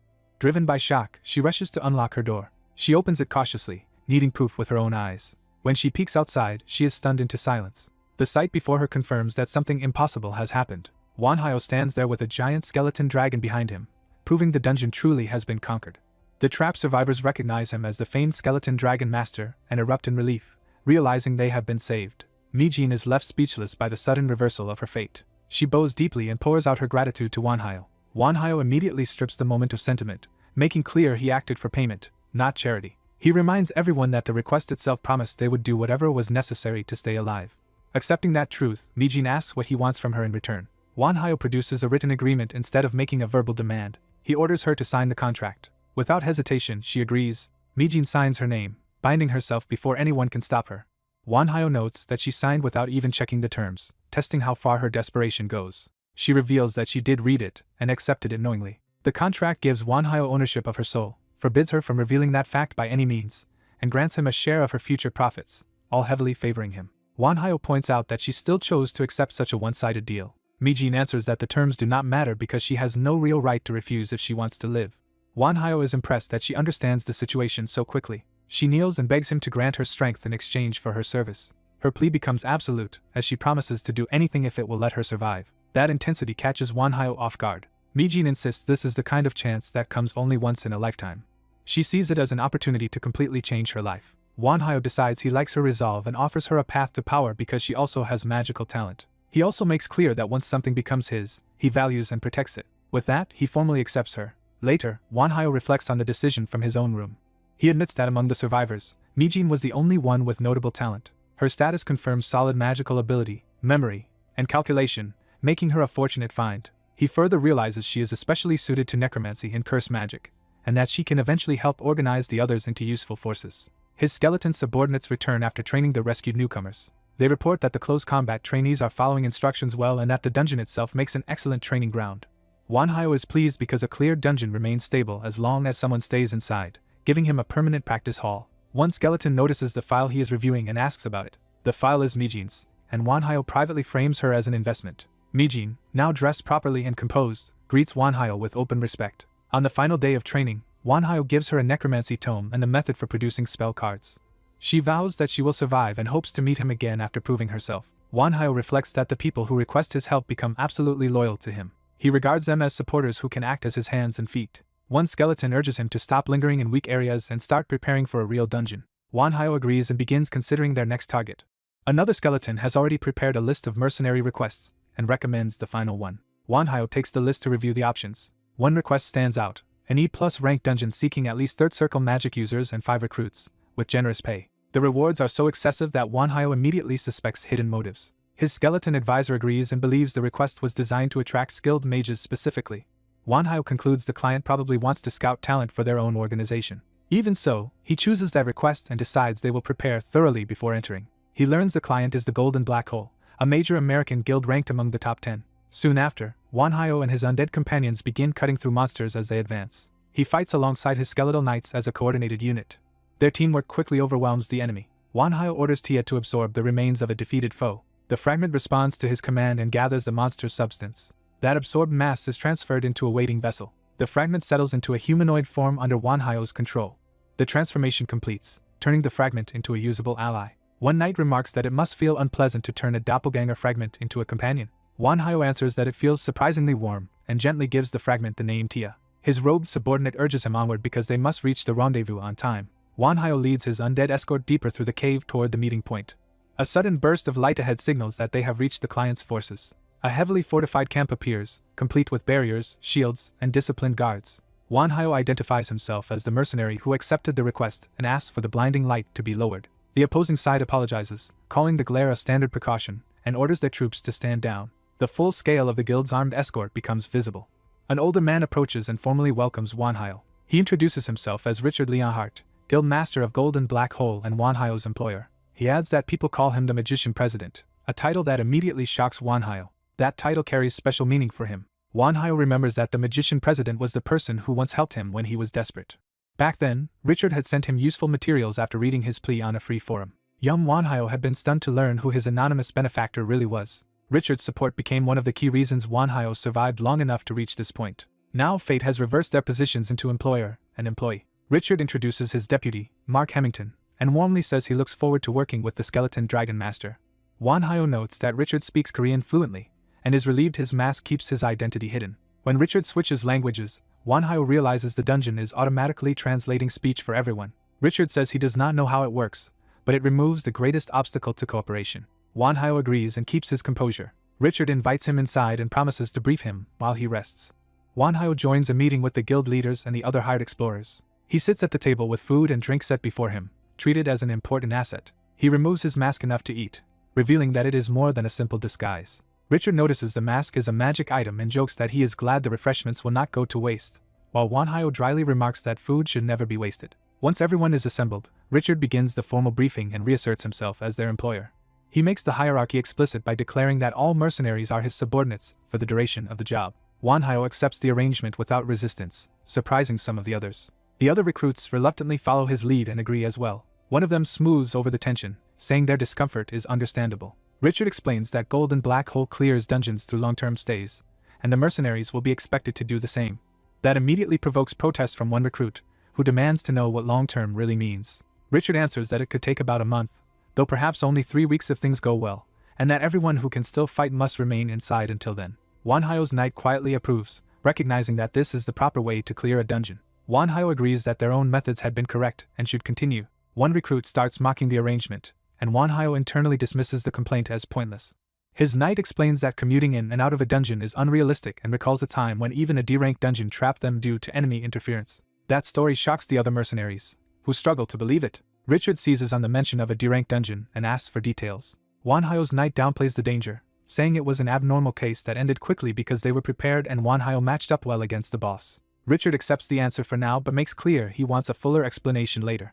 As the briefing continues, the story shifts to their recent combat efficiency inside dungeons. Richard openly admires how valuable a skilled necromancer is in battle, and Mark agrees. They recognize that even a 2-circle increase in necromancy creates an enormous jump in practical power. Mark admits he would love to recruit Wanhyo permanently because it would greatly reduce casualties. Richard concludes that Wanhyo has no intention of joining any single guild, however regrettable that is.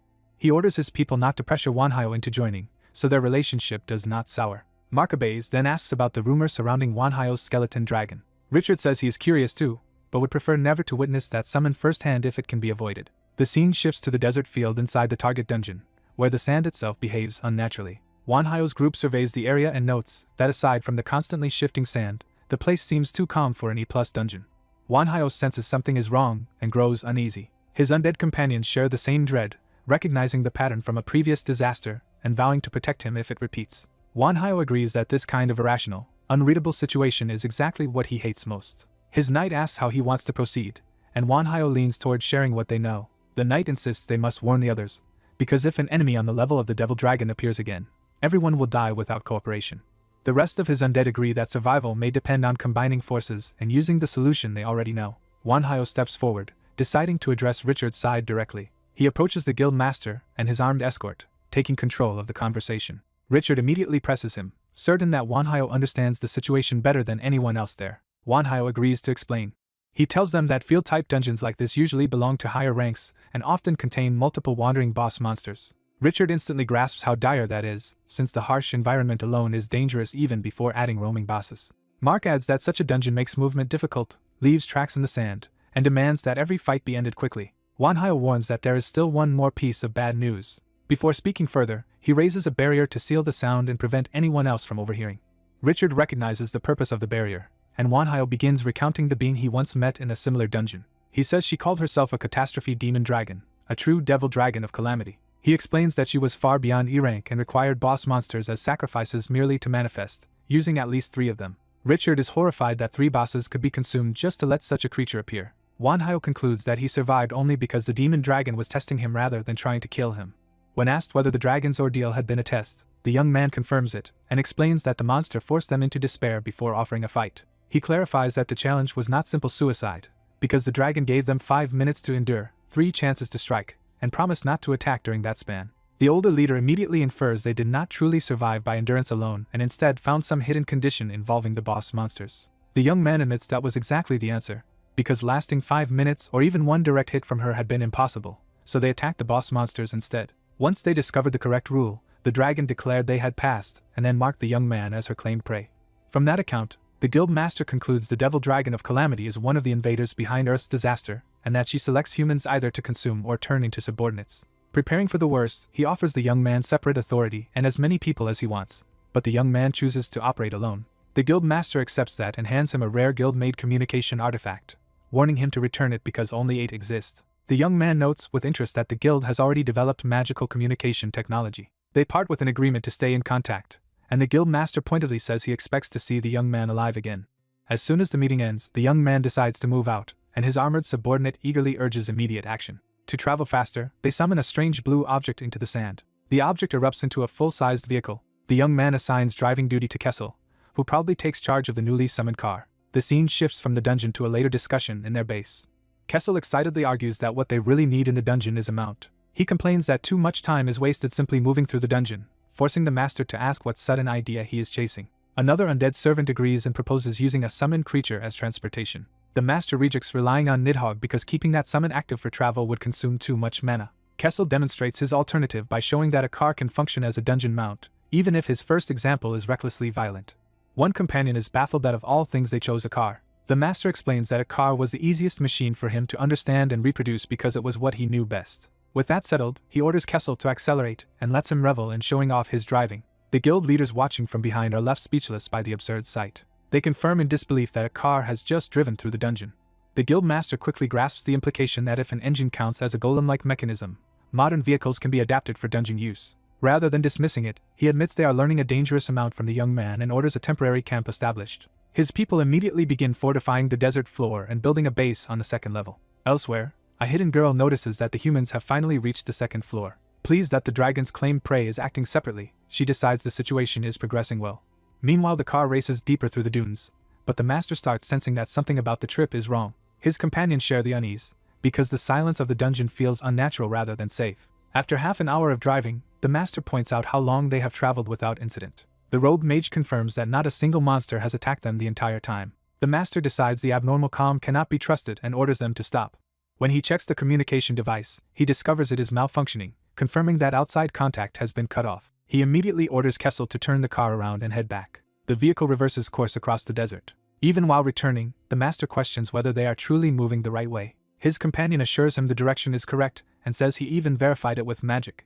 That answer only deepens the master's suspicion, because if the route is right yet nothing changes, then some hidden force is interfering in a way they do not understand. They stop and gather outside the car to investigate the problem directly. The robed mage offers to explain the situation as either good news or bad news. The master asks for the bad news first, preferring to clear away the worst possibilities before anything else. The mage reveals that they are trapped, and worse, the trap is created by magic beyond either of their ability to break. The master presses for proof, and the mage explains he tested the space by extending his mana outward like a thread. That probe vanished at a certain boundary instead of continuing normally. He clarifies that the mana did not simply fade from distance but was forcibly redirected elsewhere. From that, he concludes the entire area has been enclosed in a fixed teleportation trap that loops anything trying to leave. The master realizes that means whoever said it must be at least an 8th circle mage, a terrifying level of power. He then asks what possible good news could exist in a situation like that. The answer is that being trapped at all means the enemy chose restraint over direct annihilation, which implies an opening. The master reasons that if such a superior being is sparing them and using tricks instead of simply killing them, then they are being preserved for a purpose. They agree that this purpose may be their only chance, so they must search for a way out before that chance closes. Back at the camp, the second-floor monsters attack in waves, and the guild's forces struggle to hold off endless sand dolls. The soldiers cut them down efficiently, but the enemy keeps reforming and pressing in. Even after the first clash is repelled, more sand bodies continue rising from the ground around the camp. The guild master notes how suddenly the assault began, recognizing that the enemy has chosen its timing carefully. Instead of panicking, he orders triage for the injured and demands that camp construction resume at once. When questioned, he insists the base must be built immediately because survival now depends on preparation, not comfort. The hidden girl appears before the guild leaders and praises the guild master for thinking exactly as she hoped he would. Her sudden presence confirms that the true enemy has been watching them all along. She warns the bald deputy to obey the guild master, because her test is still ongoing and disobedience could get him killed instantly. The deputy starts to lash out at her. The guild master silences him before he can provoke the monster further. The girl cheerfully confirms he understood the danger in time and reminds them how close the deputy came to dying for speaking carelessly. Shaken, the deputy finally grasps that her childish appearance hides overwhelming power. The girl grants them 1 hour of rest and announces that the attack will resume after that break. As examiner, she poses a new question: should the next wave have doubled quality or doubled quantity? The guild master deliberately answers outside her expected options and asks for doubled emotions instead. His unexpected third choice genuinely surprises her. Amused, she accepts the answer as clever enough to pass and even promises to include his chosen variable. She declares that the next enemies will come with twice the emotions and gives them 1 hour to prepare. After setting the terms, she vanishes back into the sand. The guild leaders are left staring at the place she disappeared, fully aware that they are dealing with a monster that treats their lives like a game. The guild master snaps everyone back to action and orders the entire force to use the hour for maximum preparation. Privately, he realizes the worst part is not just the enemy's strength but that she is using other people's lives to measure and judge him. He gathers the exhausted soldiers and tells them to rest while listening carefully to what he has learned. He explains that the girl is likely one of the beings who invaded Earth and created the dungeons, based on what the necromancer Wanhyo previously told him. When he adds that Wanhyo identified his own encounter as a dragon, the soldiers understand that this enemy may be at least that dangerous. The guild master warns that the being testing them is likely dragon class or worse, but he also says there is one important advantage. Because she wants to test them, she will not personally intervene while the trial continues. So for now they only need to survive her chosen battles. He does not soften the truth and tells them plainly that the test will be brutal and some of them may die. He makes everyone focus on that reality so no one mistakes survival for something guaranteed. Then he gives them an order to remember forever. No matter who dies, even if he dies, the survivors must not forget the dead. He tells them to live long enough to carry a message of revenge to the one responsible for this massacre, and vows that he himself would do the same. The soldiers answer with renewed resolve. When the next wave begins, heavier sand soldiers emerge from the dunes. The guild master drives his people to fight with everything they have and survive at any cost. Their preparation pays off, and they win the second battle without any wounded. The girl immediately returns after the victory and asks what should be doubled next: quantity, quality, or emotion. Richard answers with a new variable, equipment, and she agrees to double the sand soldiers' gear before the next battle in 2 hours. 2 hours later, the third battle begins, but because they repaired the base and rested properly, they win again without casualties. The pattern continues through later rounds as Richard keeps proposing different choices, and while enduring the cycle he discovers another rule hidden in the test. He realizes the rest periods are increasing too, meaning the examiner is adjusting the trial's pacing along with its difficulty. Eventually he runs out of new answers after the 18th round, and by the end they have fought the full 20 battles she wanted. By then the soldiers are collapsing from accumulated exhaustion despite still standing. Richard and Mark observe that every aspect of the enemy has improved over time, from equipment and movement to regeneration and emotional aggression. The girl ends another round with a satisfied clap, pleased by how far the trial has progressed. At the 20th choice, she teasingly asks whether they want to keep the current break time again. Instead, Richard makes a shocking request. He wants their personnel reduced. He clarifies that he wants half of their people sent back out of the dungeon if that is within her power. The soldiers are stunned that their leader would ask for fewer hands in the middle of a death test. The girl pauses to consider the request rather than rejecting it outright. She agrees to spare half of them, but cruelly makes the trapped group choose for themselves who will be allowed to leave. She also stretches the next break to 21 days and 8 hours before vanishing, turning the decision into a prolonged burden. Richard immediately decides he will stay behind and orders Mark to return to the outside world. He insists that as guild master he must remain, while Mark, as deputy, must survive and lead what is left. Richard frames the choice as a duty to their guild, their country, and the wider world, not a personal sacrifice. He reassures Mark that succession plans already exist if he dies and formally entrusts the future to him. Mark accepts the order, though only with visible pain. Richard then apologizes to everyone else, because the remaining places will have to be decided by drawing lots. The soldiers begin volunteering to stay in each other's place, pushing those with families or more to live for toward survival. Even the young man's separate allies insist the master should leave while they remain, but he refuses to abandon them. When the gate opens, a blazing passage appears for those chosen to depart. Richard sends Mark through with a final request to take care of everyone who makes it out. He masks the farewell with a smile and claims their chances are not yet zero. Mark can only stare, unable to hide how much the parting hurts. That farewell becomes their last conversation before Mark exits, leaving 62 people behind from the original force. Once the gate closes, Richard tells the remaining survivors that they at least secured healing and medical supplies while it was open, so for now they should rest and postpone construction. Later, Richard walks away from the group alone across the dunes. A few soldiers follow and ask where he is going, but he brushes off the danger because monsters are absent during the break. One of them asks him directly whether there is truly any hope left. Richard answers that he has never been the kind of man to give up, though he admits their odds are painfully slim. He leads the small group to a distant point in the desert where he believes the key to survival lies hidden. After a long search, he finally reaches the spot he wanted. He begins digging into the sand by hand. The soldiers uncover what he was after, and Richard confirms they have found it after an exhausting search. The excavation ends with the hidden cache exposed. Richard orders the men to set up the mana crystal bombs they brought, revealing he has been planning a large-scale trap. They detonate the bombs, turning the area into a sea of fire. When questioned about wasting weapons meant for battle, Richard says this explosion itself is part of their survival strategy. He estimates only 4 or 5 battles remain, and admits they cannot endure them in their current state. He explains that his choice was driven by the small but real hope of saving at least half their people. Having done everything he can think of, he tells the others it is time to return and face what comes next. During the long final break, the remaining soldiers sit in the cold night, worn down but still listening to their leader. As the next battle approaches, Richard gathers their attention one last time. Before the fighting starts, he asks to speak plainly to them. He apologizes for what he has asked of them and thanks them for staying. Then he repeats the creed he wants them to carry into death if necessary. Never give up, because hope still exists, and they must struggle to the very end. The final wave rises, now composed of heavily armed and armored sand soldiers. Their red-eyed commander makes clear that this is the most dangerous force yet. Richard orders every remaining fighter to attack at once and survive as long as possible. The survivors charge despite knowing the odds are against them. The bombs ignite the battlefield in a massive chain of explosions. The enhanced sand soldiers are caught in the blast and scream in pain, proving that even they can be hurt. From above, the survivors watch the inferno tear through the enemy ranks. Richard wonders whether doubling the enemy's emotions may have been the crucial mistake that made this trap effective. Even so, he sees that the explosion failed to destroy even a third of the final army, and the scale of what remains crushes any easy optimism. As the smoke clears, a large force of surviving sand soldiers advances through the ruins, showing that the real final struggle is only beginning.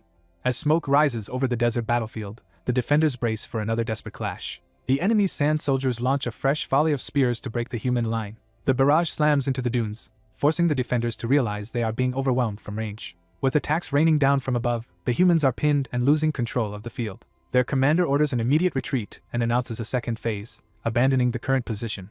Privately, he concludes that only Wanhyo can save them now. Before that hope arrives, explosions tear through the battlefield and deepen the chaos. The sand soldiers keep advancing through the smoke, relentless and unshaken. Another blast throws up dust, buying only a momentary pause. The guild master urges his people not to stop moving, warning that hesitation means death.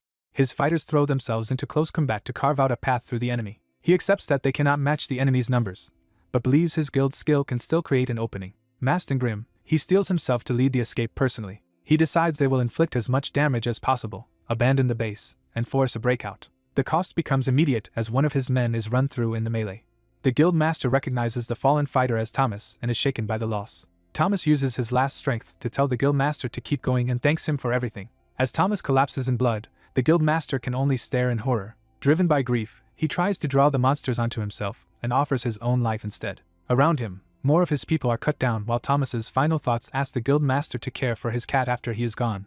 Even as the guild master watches, another comrade is seized and killed before his eyes. A surviving sand soldier emits a warning signal, showing the enemy still has coordinated control. More explosions erupt nearby, threatening to wipe out what remains of the humans. The guild master endures the blast and keeps trying to hold the line. He grimaces under the pressure, barely keeping himself together. Still, he shouts for everyone to endure a little longer because survival is all that matters now. From above, the battlefield reveals the truth. His small force is completely surrounded. One of his men admits that even after preparing for the worst, the scale of the disaster is beyond anything they expected. The exhausted fighters confront their commander, asking whether he truly means to keep sacrificing them. Their silent, strained faces make clear that morale has reached its limit. The guildmaster finally admits they cannot continue like this. A cruel voice presses the guild deeper, telling him that if he persists, everyone will die because of his choice. At that moment, a blonde girl in a dress approaches him through the battlefield as if entering his thoughts. She tells him he made the compassionate choice of a commander who minimizes losses and tries to save as many people as possible. But she mocks that compassion, saying he is merely a good commander, not one who can actually win. She insists he already knows the path to victory. A true commander must become cold, mechanical, and inhuman. To win, she says, he must reduce his soldiers to numbers, because once defeat begins, every noble move becomes meaningless. She drives the lesson to its bleak conclusion. After losing, only death remains, and she is right. The guild master realizes that by choosing the humane option, he has left his subordinates to die on the battlefield anyway. He accepts that his attempt to save the fewest lives may have become the worst possible decision. The vision urges him to regret being the kind commander who can do nothing but watch his people die. That accusation leaves him trembling on the edge of despair. He starts to order another charge, but someone immediately rejects the command. His surviving men refuse to throw themselves into another suicidal assault. Even as one of them begs him to stop, the enemy cuts the man down. Another soldier is killed before the guild master can do anything to save him. With his dying breath, the man begs the guild master to survive and avenge them. The monster's temptation returns, offering the guild master a power called leadership A and mocking his weakness. It promises that its strength can become his if he accepts corruption. For a moment, he is drawn in by the thought that such power could turn the battle around. He begins to justify becoming a monster if that is what it takes to win. The voice pushes harder, telling him not to hesitate but to decide and act. He starts to accept the logic that sacrificing a few could save the many. Then a hand stops him and pleads with him to stop before he crosses the line. Wanhyo appears and tells him that becoming a monster may grant power, but it will never let him destroy monsters. Only a hero can do that. At the same time, a surge of purple power tears through the sand soldiers. The enemy ranks are shredded in rapid succession by that new force. Wanhyo arrives at last, apologizing for being late as he steps onto the battlefield with his staff. The battered guild master leans on him in relief and offers a heartfelt thanks. Still shaken, the guild master asks how much of his weakness Wanhyo overheard. Wanhyo answers that he heard enough to know the monster had been ridiculing and tempting him.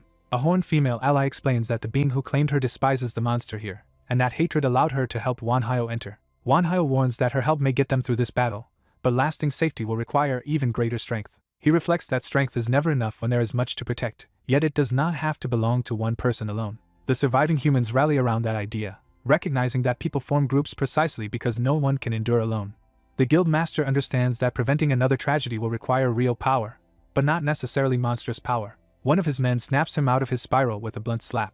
The man says he understands the situation, but the guild master needed that hit to wake up. Then the others follow, each taking a turn striking him to pull him back to himself. The guild master stands there stunned, cheeks swollen, too overwhelmed to answer.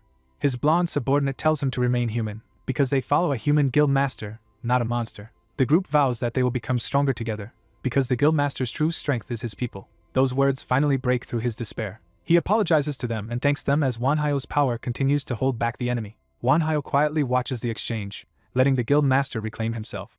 Elsewhere, armored allies report that the remaining threats have been handled and only cleanup remains. Wanhyo accepts the report and turns back to the greater danger still ahead. He reflects that, unlike Richard's method, he also survives because he has comrades he can trust completely. Suddenly, the ground erupts, signaling that the true monster is making one last move. The blonde monster rages that her plan was nearly complete and blames Wanhyo for ruining it.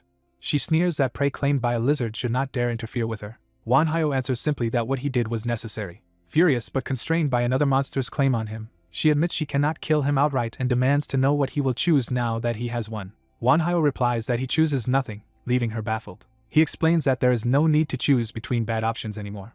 She calls him insolent and threatens him with death. A violent aura spreads as she prepares to attack him directly. Wanhyo remains calm while those behind him tense up. He declares that he will not die, and she mocks him for trusting the lizard who claimed him to save him. Wanhyo corrects her. She literally cannot kill him, because soon she will be unable to do anything at all.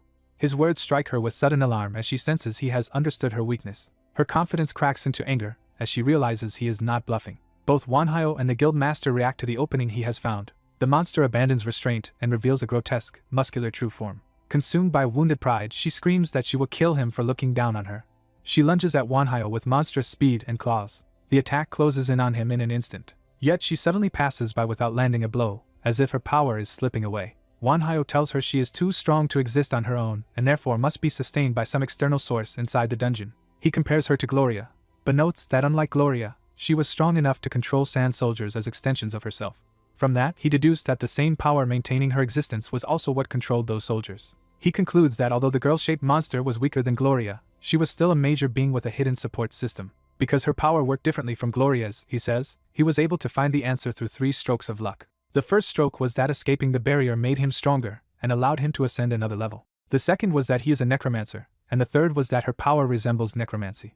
He explains that she subordinates souls into parts of herself and controls them, which is how she could project a portion of her true strength into the dungeon. Since that is close to necromancy, he was able to work out how to defeat her. The key, he says, was to extinguish the subordinated souls so she could no longer use them. As a necromancer, he had exactly such a method, the 5th circle spell Soul Explosion. By detonating the souls inside the sand doll soldiers, he severed her support and reduced her to powerlessness. He adds that even her true form must have been damaged by the backlash, though she still tries to kill him. Wanhyo tells her he does not know when she might succeed someday, but he hopes that day never comes. The monster's remaining essence flees across the sand, vowing that next time she will kill him without fail. The battlefield falls quiet as her presence finally disappears. Only a limp remnant is left behind where her power collapsed. Exhausted, Wanhyo looks down at the aftermath and catches his breath. The guild master calls out in alarm, worried for him. Then the guild's president arrives through the open gate, seeing the devastation and the end of the crisis. Overcome with relief, the guild master embraces him and admits how grateful he is to still be alive. The release of tension finally breaks him into tears. The president receives that grief in silence, understanding what the battle cost. With the gates stabilized and the wounded being treated, everyone accepts that the raid is finally over. The final tally declares the American E-rank dungeon cleared after 219 days, with 99 survivors and 25 dead. Later, the story shifts to the base camp's medical facility after the battle. Recovering in bed, Wanhyo eats steadily, already regaining his strength. A familiar voice notes with approval that he has a healthy appetite. Richard enters the room, injured but alive. He asks how Wanhyo feels, and Wanhyo answers that everything hurts, though that pain is proof he survived. Richard shares the good news that the dungeon has vanished. Wanhyo calmly accepts that he cannot return home immediately and starts considering other ways back to Korea. Richard promises that he will be fully rewarded and looked after, then suggests he stay in the United States. He goes further and offers Wanhyo a place in his guild, boasting that it is the best in America and even the world. Wanhyo politely refuses, saying he does not want to belong to any guild and would rather found his own if he ever forms one. Richard is not surprised and instead offers to help him relocate to the United States anyway. Wanhyo declines again, explaining that he has no intention of leaving Korea for now.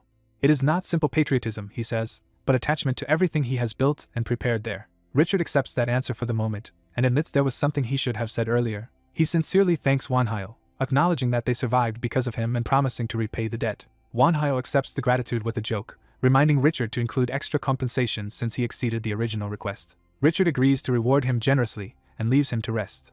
After he goes, Wanhyo reflects that Richard is a decent man, and his undead companion notes how close he came to becoming a monster. The undead companion adds that Richard will surely grow stronger from this ordeal. Wanhyo then returns to the enemy they fought and says the monster resembled a legion. His companion agrees and asks whether Kessel understands what that means. Wanhyo explains that a legion is one of the highest ranks among ghost-type undead monsters.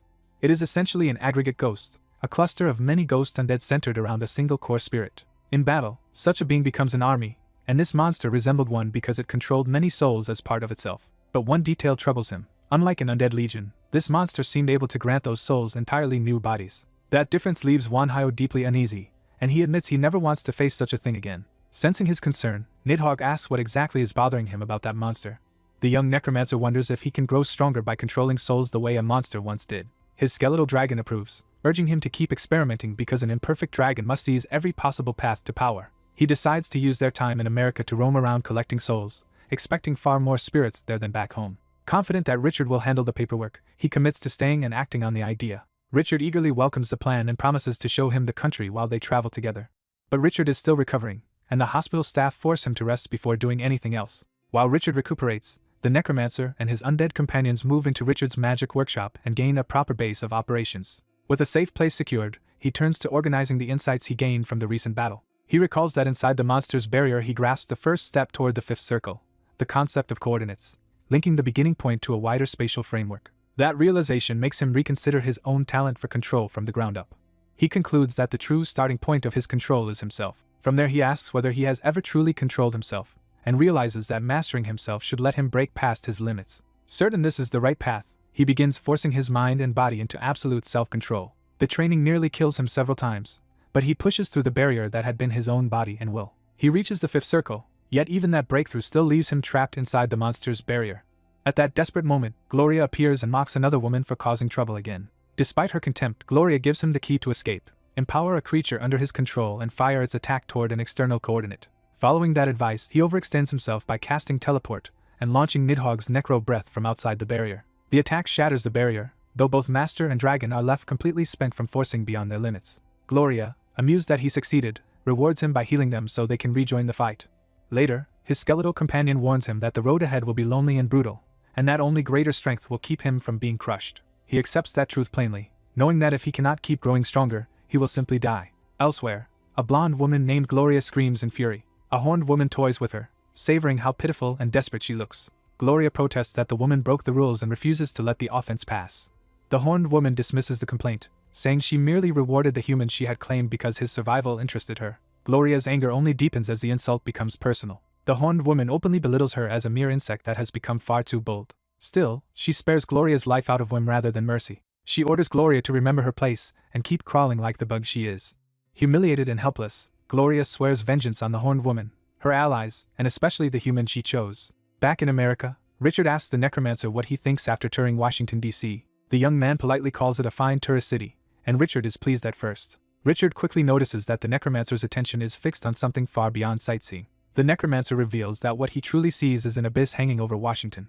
As a necromancer, he can perceive what ordinary people cannot, and says Richard will understand too if they rise high enough. He takes Richard up in a helicopter to show him directly. Using Deadeye, he sharpens Richard's sight so he can perceive the hidden spiritual world. The sudden revelation leaves Richard stunned. All around the city, vast ghostly forms become visible, turning the skyline into a sea of restless dead. The necromancer explains that a visit to the National Cemetery taught him what happens to people after death. He saw that properly mourned souls depart peacefully, proving that funeral rites truly help the dead move on. By contrast, the spirits filling the city are those of people who were never properly buried. Richard is left speechless by the scale of the hidden disaster. The necromancer then asks the obvious question: if so many spirits flood the city, why has the country remained safe? Richard realizes the answer is mana. He understands that the spirits are not just lingering but feeding on ambient mana and steadily growing stronger. By consuming other spirits, they will eventually become vengeful undead capable of exerting physical force. Shaken by the implication, Richard asks what should be done. The necromancer answers that he already has a method. That warning is soon carried straight into the Oval Office. The president dismisses the report as absurd, mocking the idea that the city's ghosts could attack within a year. His aides treat the threat like a joke and answer it with equally ridiculous suggestions about holy water, crosses, and silver bullets. The president continues the mockery by saying he might as well summon exorcists. Before the laughter can continue, a violent disturbance erupts overhead. The room is blasted open before anyone can even investigate. The president and his staff recoil as the attack reaches them directly. Ghosts pour into the Oval Office, turning the dismissed warning into immediate reality. Security rushes to evacuate the president as panic takes over. The spirits lunge after them, forcing a desperate retreat. Their screams make clear that the threat is no illusion. The president's party realizes they are trapped and outmatched. Then a red spectral warrior appears and opens fire on the invading ghosts. Its attack tears through the spirits and halts their advance. The president braces for death, only to find the attack was not aimed at him.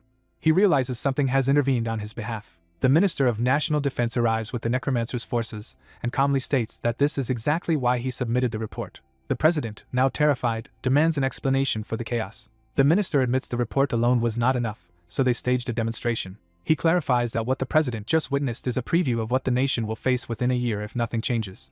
As the president tries to regain control, he notices two unfamiliar figures standing behind the minister. Richard is introduced as the guild master of the Golden Black Hole. The minister then presents the young necromancer as the one who carried out the demonstration and as the most exceptional necromancer among dungeon explorers. The president is rattled by the revelation that a necromancer stands at the center of this crisis briefing. The young man cuts through the shock and warns that there is no time to waste because the influence of dungeons is expanding rapidly.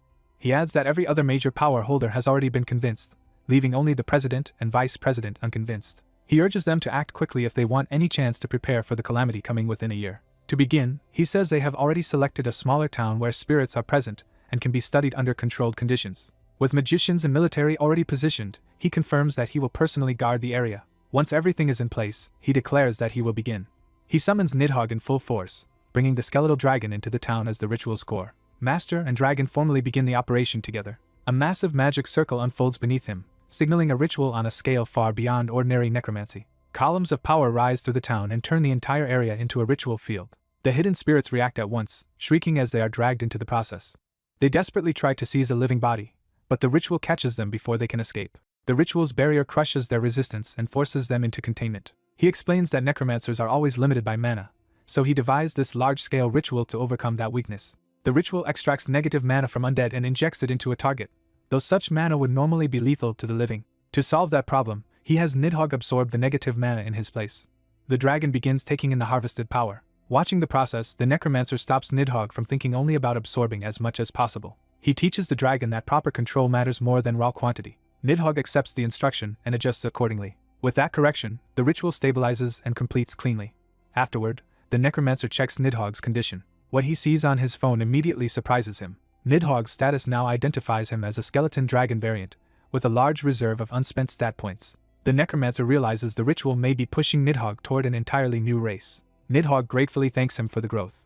The necromancer reminds the dragon that his servant's growth strengthens him as well, then warns him to stop trying to form a heart out of energy alone. He explains that a real object should be used as a stable nucleus, and says Richard is already searching for a gem for that purpose. Nidhogg happily agrees to wait for it. Their conversation is interrupted by approaching visitors. A van arrives at the ritual site, bringing unexpected guests.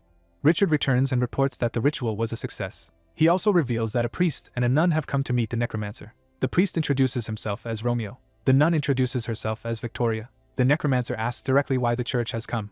Romeo says they came out of caution, but now believes their concern was unnecessary. He explains that he senses no evil from the necromancer, and has confirmed that the ritual was an act of purification rather than corruption. The necromancer clarifies that he only took the spirit's power, not their souls themselves. That answer leaves the church representatives quietly reassessing him.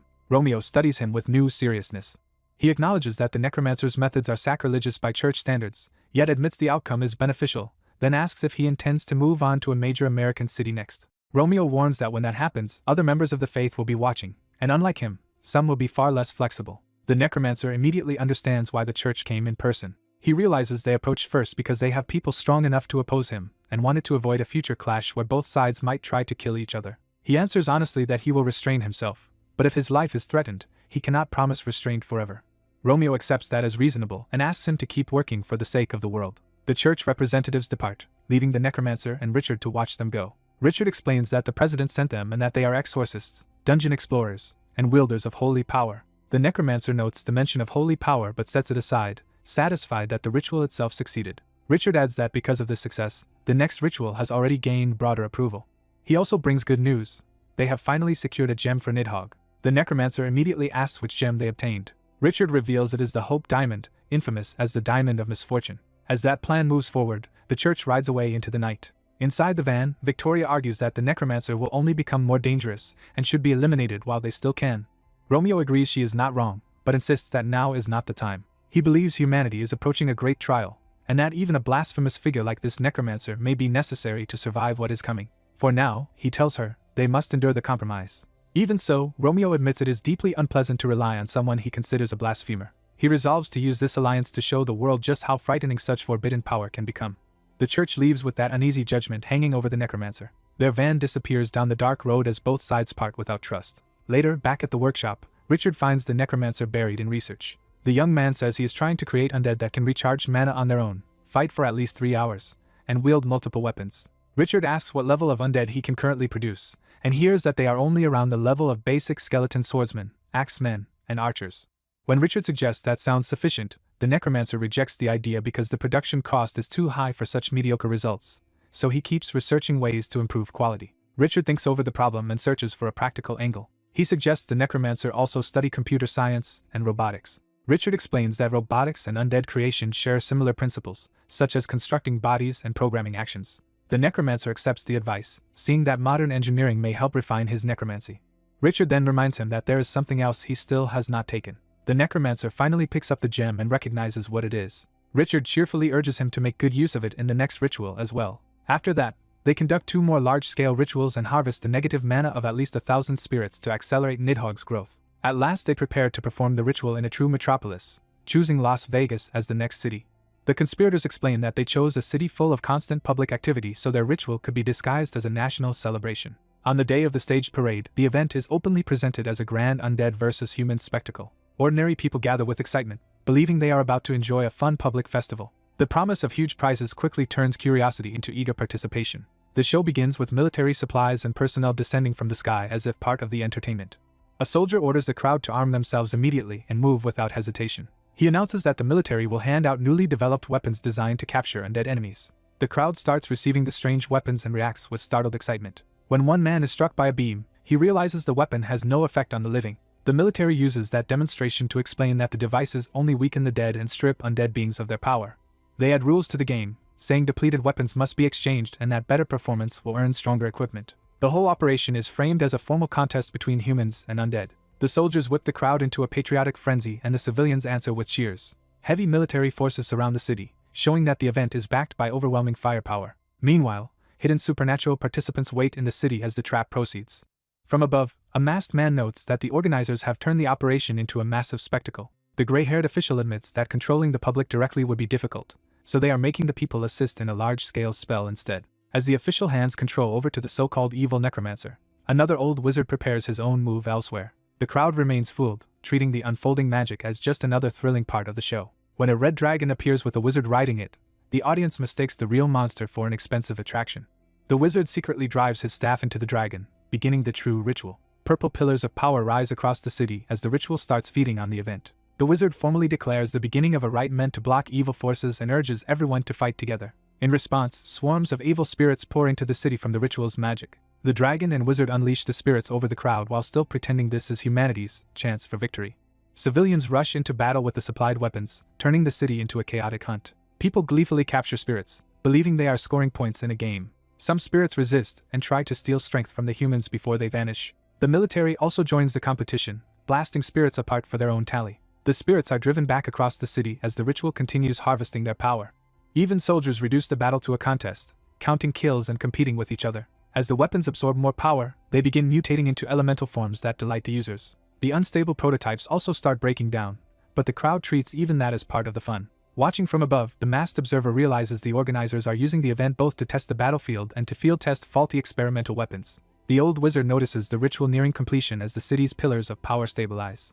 He also sees the participants tiring, which convinces him the event is ready to be concluded. A giant magic circle forms overhead to seal the harvested energy. The wizard on the dragon praises the crowd for their efforts as if rewarding them for a successful performance. He then reveals the truth, mocking them for unknowingly stealing spirit power to complete his dead dragon. The civilians finally understand they were only tools, and that their usefulness has ended.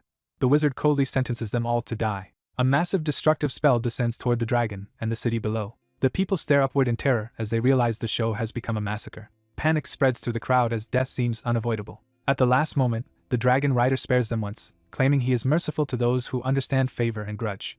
He warns that there will be no second mercy and promises to return to ravage the world later. With that threat delivered, he turns the dragon away from the city. Satisfied that the script has ended as planned, the old wizard prepares to withdraw as well. A sudden burst of holy light interrupts him before he can escape. The wizard is shocked by the unexpected intervention. A force of Roman Catholic Knights Templar appears and denounces him as a blasphemer they have been tracking. Their leader identifies the holy arsenal they carry, making clear they came prepared specifically to kill undead and heretics. The old wizard is stunned that the Roman Catholic Knights Templar have arrived at all. The gray-haired official is equally shaken, insisting the church had promised full cooperation with the plan. He demands an explanation from the priestly intermediary, only to learn the betrayal was not authorized through official channels. The priest admits he told his people not to act rashly, but his own actions were partly independent. The official realizes the situation has slipped badly out of control. His panic deepens when he receives word that multiple helicopters and tanks have gone rogue and are heading toward the city center. The scale of the mutiny leaves him momentarily speechless. The defecting military units race toward the center under their own command. The old wizard concludes that fanatic supporters inside the armed forces have ruined the clean ending he expected. When asked if he can still escape, he admits the rogue aircraft and armor make that difficult. A soldier suddenly tells the official not to worry about the helicopters and tanks. The blonde officer reveals that Judas sold out a superstar and orders all forces to follow the real plan while leaving the necromancer untouched. He apologizes for staying silent, explaining that he used the event to expose and purge extremists within the army. The official realizes the officer deliberately allowed the chaos to unfold in order to round up the fanatics, and the officer calmly confirms it. The official accepts the explanation once he hears the dangerous weapons of the extremists have been monitored the whole time. He relays the news to the old wizard, saying escape is now possible if he wants it. The old wizard refuses to flee. Instead, he decides to rewrite the ending himself. Facing the Templars, he argues that humans are weak and always seek strength through imperfect means. He says the methods differ, but true strength requires taking responsibility for one's own words and actions. He condemns the Templars for hiding behind God while sacrificing others in God's name. He reminds them that when they act as God's representatives, their deeds are seen as God's deeds. By that logic, he warns, their sins become stains on the very God they claim to serve. His words shake the holy force even as they maintain their formation. The Templars hesitate under the weight of his accusation. Some of their blessed weapons slip from their hands as their resolve falters. Using that opening, the old wizard withdraws into the sky on his dragon. The public display declares the first offensive battle finished, preserving the illusion of a controlled event. The crowd erupts in relief and triumph when they are told the war is not over and humanity has survived the first round. Elsewhere, the masked observer stands beside his own skeletal dragon, having weathered the crisis from afar. He admits the struggle was harder than expected. Then he notices something important about his dragon. He calls Nidhogg by name, and the dragon answers him like a loyal subordinate. Seeing Nidhogg's status, he realizes the dragon's ritual-enhanced power now exceeds his own, which should have broken his control. Nidhogg explains that their original promise still binds him to his master. The man insists that even if he is only a fake dragon maker, a fake can surpass the original, and he orders the dragon to submit to his vision. Nidhogg replies that the old promise has changed because he is no longer merely an imitation dragon, but a true one. He says their bond has become a dragon-sworn pact that obligates both servant and master to elevate each other beyond the real thing. He formally names Chris a dragon master. Nidhogg explains that a dragon master holds absolute authority over a dragon bound by such a pact. Even so, Nidhogg says he has always been a controlled being, so his loyalty remains unchanged. He adds that Chris's fortune is only beginning to rise. The others excitedly imagine what new roles and evolutions their own bonds might bring them. They boast about future titles, though still as devoted followers of their lord. A calmer companion warns them not to get carried away before anything is certain. Chris accepts the uncertainty but feels lucky, recognizing that his own strength grows alongside his followers. 45 days later, a second staged undead versus human event is also completed successfully. By absorbing large amounts of negative mana, Chris, Kessel, and Kai each form new nuclei using rare stones and evolve further.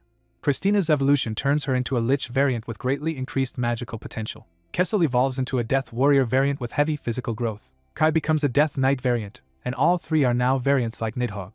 Chris himself also experiences major growth, especially in magic, and gains a large reserve of unassigned potential. After more dungeon work and a third successful event, the group heads to the airport. The gray-haired director asks Chris whether he truly has to return home now that he has adapted so well to life in America. Chris answers that his base is still in Korea, so he must go back. The director accepts that choice and tells him he will always be welcome there, and Chris thanks him sincerely for everything. Their parting is marked by Chris's departure flight. Back home, Chris immediately feels that even the air is different. He senses something unexpected before he can settle in. Kessel appears in a human form, startling Chris with how completely he has changed. Kai appears human as well, confirming that Chris is seeing their true new forms for the first time. They explain that this is not a disguise but a new ability gained from becoming stronger in America. Christina, now also human-looking, reminds Chris that they should get moving. Before leaving, they receive a final gift from the American director addressed to Chris. Inside is a charm and a letter, which Chris immediately recognizes as something unusual. The letter explains that the charm contains Lord Xuanwu's power and was made possible by Chris's help, so it rightfully belongs to him. Chris studies the gift, sensing its significance. After returning to base, his routine continues with training, research, dungeon clearing, and now serious study of charms as well. He realizes that charms are not simple folk scrolls at all, but a sophisticated field far beyond what he once assumed. The Xuanwu charm proves that a small slip of paper can contain divine power, though the negative mana inside it is almost beyond Chris's control. The temptation to kidnap the American director and force out his knowledge becomes so strong that even Chris's undead companions half-joke about doing it. Before that thought can go anywhere, Chris is told that a guest has arrived. To his surprise, the visitor is the very person they had just been talking about abducting. The blonde director calmly sits down inside Chris's base as if he belongs there. Chris is unsettled because the man looks younger and weaker than expected, with almost no mana presence at all. The visitor notices the scrutiny and asks if Chris has finished examining him. Chris confirms that the man really is the director. The director cheerfully reveals that he is both the administration director and the maker of the talisman Chris received. Chris warns that entering his territory alone is reckless unless the director understands how dangerous magicians can be. One of Chris's undead dryly notes that they have already fought plenty of crazy magicians before. Chris clarifies that he means the native magicians of Earth, who have become more troublesome now that mana is abundant again. That revelation confirms for Chris that Earth has its own magical tradition. The director says Chris was right to suspect it, because mana has always existed on Earth. He explains that even when mana was weak, magicians adapted and preserved the study of magic. When he asks whether Chris is interested in that hidden tradition, Chris answers without hesitation that he is. The director offers all the materials he took from magicians he has killed, calling them an advance payment for a commission. Chris questions why he should accept a commission at all. He reminds the director that this is his stronghold, that the visitor is alone, and demands everything without resistance.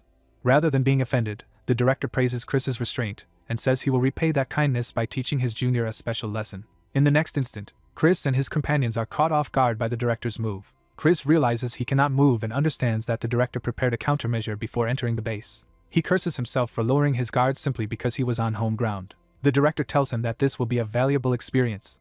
He casually asks to smoke, and Chris reflexively objects even while trapped, insisting his home is family-friendly. The director restates the deal. The advance payment will be magical materials, and in return Chris must obey him for 10 days. Recognizing he has no leverage, Chris reluctantly agrees. The director promises that if Chris succeeds, he will reward him with a far better territory than his current base. He also leaves Chris a communication talisman, making clear that their uneasy partnership has already begun.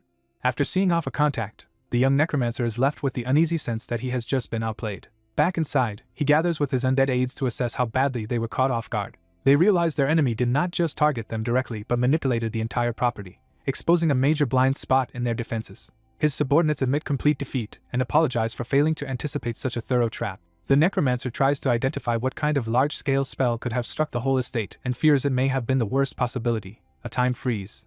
Even his undead expert cannot confirm the answer, leaving the threat unresolved and ominous. By the next day, a message arrives from the director. The director sends an unexpectedly enormous advance payment and completion fee through his assistant. The delivery itself makes clear just how massive the reward is. The necromancer is stunned to learn the payment includes materials equal to several heavy trucks worth of cargo.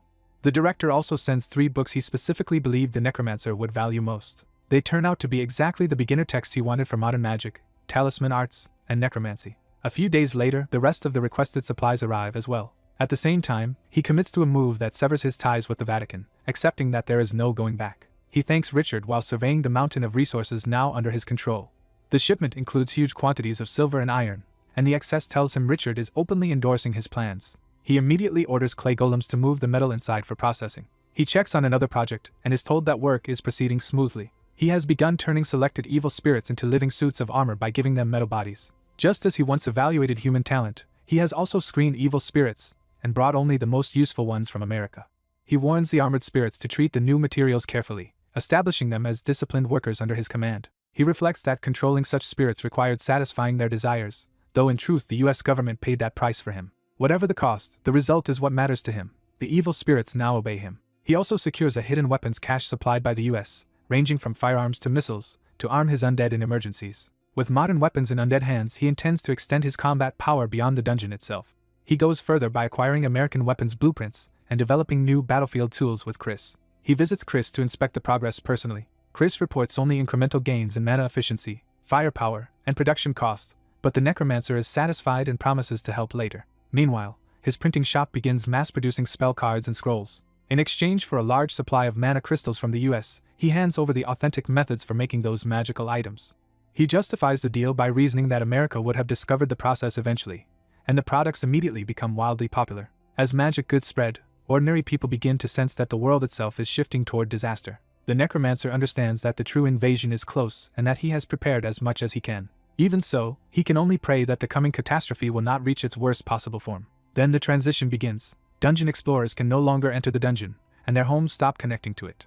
With quests suspended and no penalties for staying out, humanity receives what feels like a final grace period to prepare. That grace period ends on January 1st. Elsewhere, an ordinary office worker starts the new year worried only about being late for work. He grumbles about the hour and his job, still trapped in normal concerns. But something about the morning feels wrong. He notices the sun has not risen and begins to suspect that the darkness is unnatural. A sudden shock interrupts his thoughts. Traffic halts in confusion as people try to understand what just happened. The answer comes immediately when a monster attacks a man beside the taxi, turning confusion into terror. Panic spreads through the street as screams erupt from every direction. A giant ogre crashes into the city, and the first moments of the invasion become open slaughter. The commuter can do nothing but scream as civilization collapses around him. This is the beginning of the disaster later remembered as the Great Cataclysm of humankind. With it begins the 4 days of utter darkness. The unnatural night settles over the city as the invasion spreads. Monsters flood the streets, hunting civilians while desperate cries for help go unanswered. Even in the middle of the massacre, people are already filming and uploading what they see. At that critical moment, the necromancer receives a call from the administration director. The director tells him the time has come, and the necromancer immediately asks where he is needed. He is ordered to head to Seoul and destroy everything hostile in the area. The instruction is clarified into a brutal mandate: kill every visible monster and ignore property damage. He confirms that his role is simple extermination and asks for the deadline. When told to be there by noon, he remarks that the client is absurd but accepts the job without complaint. He sets out at once, ready to unleash himself exactly as requested. On another road, a fleeing woman cries out to her husband as monsters close in. The husband tries to stay brave, telling her to hold on while he promises to protect her. They race away on a motorcycle, but a pack of monstrous hounds gains on them. The wife spots danger from the side just as one beast lunges to swallow them whole. The monster's jaws close in, certain of an easy kill. The couple brace for death, unable to understand how their ordinary lives vanished overnight. The husband is overwhelmed by the absurdity of monsters suddenly overrunning the world in a single morning. As despair takes over, he begs for someone to save them. A burst of golden force answers that plea. Thrown into confusion, the husband briefly thinks he may already be dead. Then he realizes something real has intervened. A huge white beast wrapped in purple power slams into the attacking hound and drives it away from the couple. The wife calls to her husband in shock as both struggle to understand the sudden rescue. A heavy armored figure steps into the road. The couple stare as a black and gold knight appears between them and the monsters. The knight calmly notes that the military line lies beyond the fog and tells them to keep moving. The white beast remains poised to continue the fight under the knight's control. The summoned grizzly-like creature faces the enemy pack without wavering. The knight acknowledges the beast's effort, revealing that these monsters are his own forces. Realizing they have been given a chance, the couple decide to run for safety immediately. They flee together, still shaken but now protected. The glow of the military barricade comes into view ahead of them. They reach the army line alive and break down in relief, laughing and crying at once because they survived. At a secret bunker on the outskirts of Seoul, the nation's leadership gathers to respond to the catastrophe. The president demands an immediate report on the situation. The defense minister explains that forces sent to the outskirts are still only trying to break in, showing how badly the front is failing. When asked about casualties, he estimates that at least 60% of civilians in each city may already be dead. That horrifying number is interrupted by a sudden clap that seizes everyone's attention. The officials turn toward the disturbance. Park Man-hye, the youngest son of the Changdae Group's CEO, mocks them for doing nothing but hiding and listening to reports. His father tries to stop him before he goes too far. Instead, Park instantly kills his own father in front of everyone. The bunker falls into stunned silence as the body drops. Park openly celebrates the murder, venting years of resentment, and showing that the disaster has freed his cruelty. The others recoil as they realize he has just killed his own father without hesitation. Shock turns to fear, but no one can stop him. He seizes another man by the throat, orders him silent, and promises to kill him later as well. The defense minister recognizes that Park's strength is superhuman and concludes he must have sided with the enemy. Park accepts the label of traitor without shame and insists he merely chose the winning side. Drunk on his new power, he boasts that his advance payment from the invaders has made him uniquely special. He declares that even hunters are useless now and that Earth cannot defeat the beings behind the invasion. The minister presses him to explain what he means. Park says that when he received his power, he saw clearly just how overwhelming the invaders truly are. In his eyes, Earth was never anything more than their game board, and humanity is only being offered mercy. He extends that mercy as an ultimatum: submit to the invaders, serve them, and hand over the world. To prove he means it, he says refusal will be answered with immediate death and kills another dissenter on the spot. Terror breaks the room, and several people instantly beg to join the invaders rather than die. The president confronts Park and demands to know whether he understands the enormity of his betrayal. Park dismisses him with contempt, mocking the president as an obsolete old man. He moves to kill the president too. A soldier intercepts the strike before it lands. The newcomer physically stops Park's empowered blow, stunning everyone in the bunker. Park realizes the man is using simple physical enhancement, yet his grip is strong enough to numb his hand. The soldier is identified as Sergeant Major Hyung, and he tells the president to leave the matter to him. The president demands to know who this unexpected protector is. The sergeant major tightens his hold, making clear that Park has finally met resistance. Park cries out as his confidence cracks for the first time. The sergeant major introduces himself modestly as an ordinary Korean army sergeant major with some dungeon experience. Then he prepares to act. He declares that he will punish the traitors of mankind. With overwhelming force, he smashes Park away before the traitor can react. Park is driven hard into the floor, losing all control of the room. Another soldier reminds the sergeant major that Park's head should be preserved if possible, and he sheepishly admits he forgot in the heat of the moment. He then turns to the rest of the collaborators and tells them they will bear responsibility for siding with the enemy. The surviving officials and traitors alike are left frozen between fear and hope. As the first day of the 4 days of utter darkness unfolds, humanity learns not only that the enemy has arrived, but that some humans have already joined them. The blood on the bunker floor becomes proof that treachery is now part of the war. Outside, the military fights desperately, firing without restraint because hesitation means death for entire units. A giant monster charges the line, forcing the soldiers to prepare their heaviest weapon. Even the troops hesitate as the scale of the threat becomes clear. The giant seizes a civilian's car like a toy while the trapped driver begs to be saved. The soldiers realize with horror that a human life is being used as a shield. Their commander orders every tank to focus fire anyway and accepts full responsibility for the decision. The tanks lock on as the giant advances straight toward them. Just before the order to fire is completed, another voice cuts in and stops the shot. The black armored knight arrives alone, radiating power as he steps between the army and the monster. Without hesitation, he launches himself into the fight. He slams into the giant and tears the car free from its grasp. Catching the vehicle overhead, he remarks almost casually on its weight. He then drives the giant back with a crushing kick while keeping the car safe. Seeing the opening, the commander prepares to resume fire. Instead, the knight shields the area from the barrage while still holding the car, preventing friendly fire from killing the civilian. Impressed, the commander asks who this impossible ally is. The knight answers simply that he is reinforcement. When the commander asks if he came alone, the knight says others are waiting behind them. He explains that the forces approaching from the rear are allies and must not be attacked. The commander accepts the instruction, trusting the knight's judgment. Then a new disturbance rises behind the soldiers. To their horror, the so-called reinforcements are a host of monsters under purple control, including wolves, giants, and other beasts. The knight orders the soldiers to use those controlled monsters as shields and grimly wonders whether similar reinforcements were sent to other battlefields. The answer is yes, meaning the war for humanity will now be fought with monsters on both sides. A soldier realizes something is wrong as the battlefield shifts in an unexpected way. The troops are urgently ordered to reform around the golems, treating the monsters as a coordinated threat rather than a chaotic swarm. Observers note that the monsters are moving like a herd and converging on a single destination. When they see some monsters carrying human corpses, they conclude that a mage is controlling the horde. The necromancer is jolted by that deduction and senses a more dangerous layer to the situation. He spots a bizarre summoning array and immediately recognizes it as a major threat. He realizes the circle is active, its target unspecified, and that whatever is coming cannot be stopped by simply destroying the array now. His hooded servant steadies him and asks what he intends to do next. He decides to retreat, fearing his own presence could influence the ritual and draw forth an even higher being. Elsewhere in the city, a desperate prayer rises from someone with no one left to rely on. A young woman hides among trash bags, no longer caring who answers as long as someone saves her. Terrified and trapped, she begs for rescue. She thinks bitterly about how an ordinary workday turned into a nightmare overnight. A monster wolf catches her scent and closes in on her hiding place. The beast peers through the gap, confirming she has been found. She realizes the hiding place has failed and braces for death. The predator fixes on her with killing intent. It lunges, and her fear finally breaks into a scream. The attack drives her out into the open, straight into greater danger. With death closing in, she cries out one last time to be saved.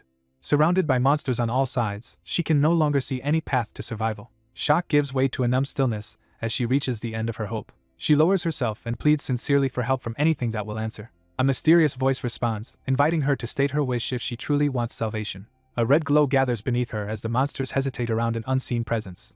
The voice tempts her, asking whether she will really surrender her life so easily. When she asks who is speaking, the answer comes that it is one of the defeated evils cast down by the gods. The being claims demons are not passive like gods but enemies of heaven capable of acting directly in the world. It offers to grant her desire in place of the god who did nothing for her. She accepts without hesitation, deciding that even a devil is worth trusting if it means living.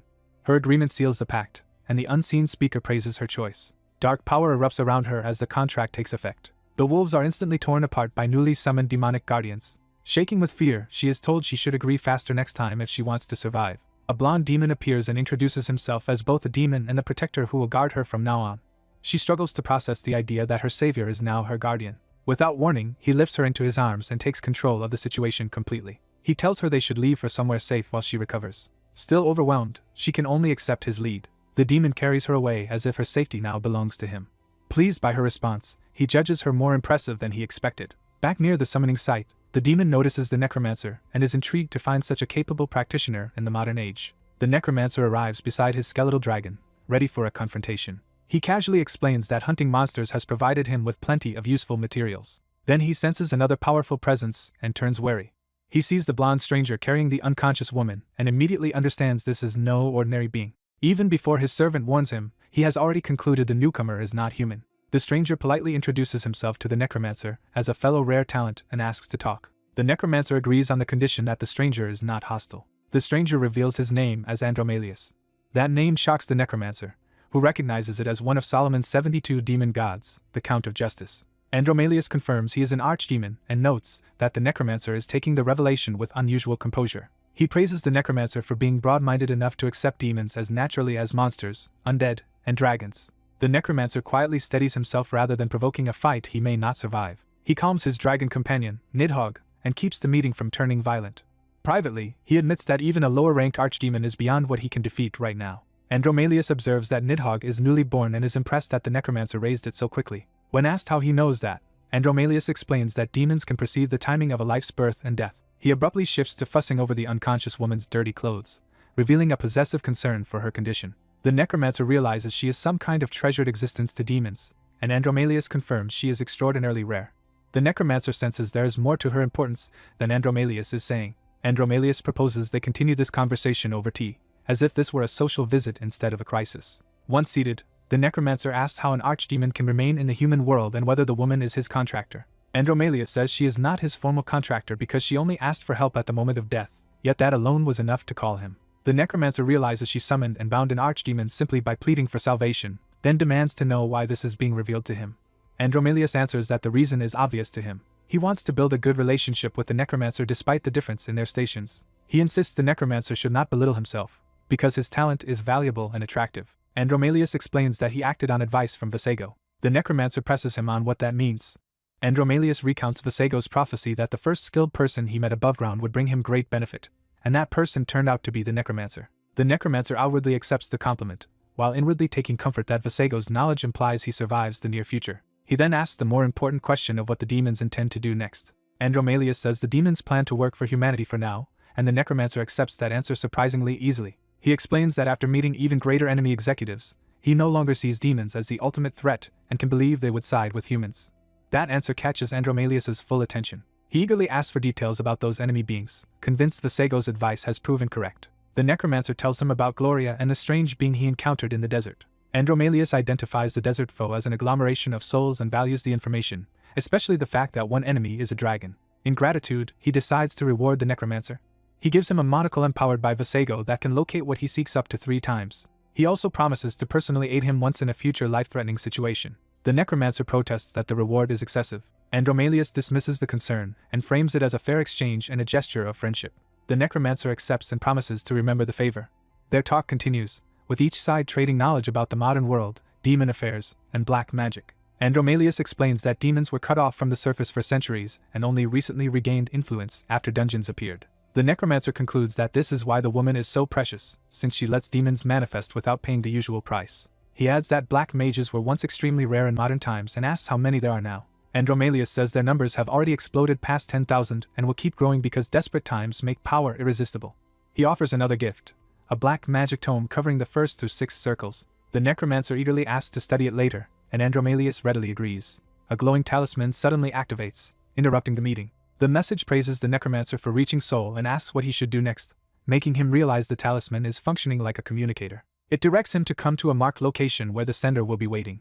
The message also warns the general of hell that the beings above have begun moving and urges him to take care of himself. Andromalius recognizes the sender's neutrality and the necromancer is startled that this person knows him as well. Andromalius explains that the sender has long been a special existence able to communicate with both heaven and hell. With business settled, Andromalius prepares to leave. Before going, he turns back with one last question.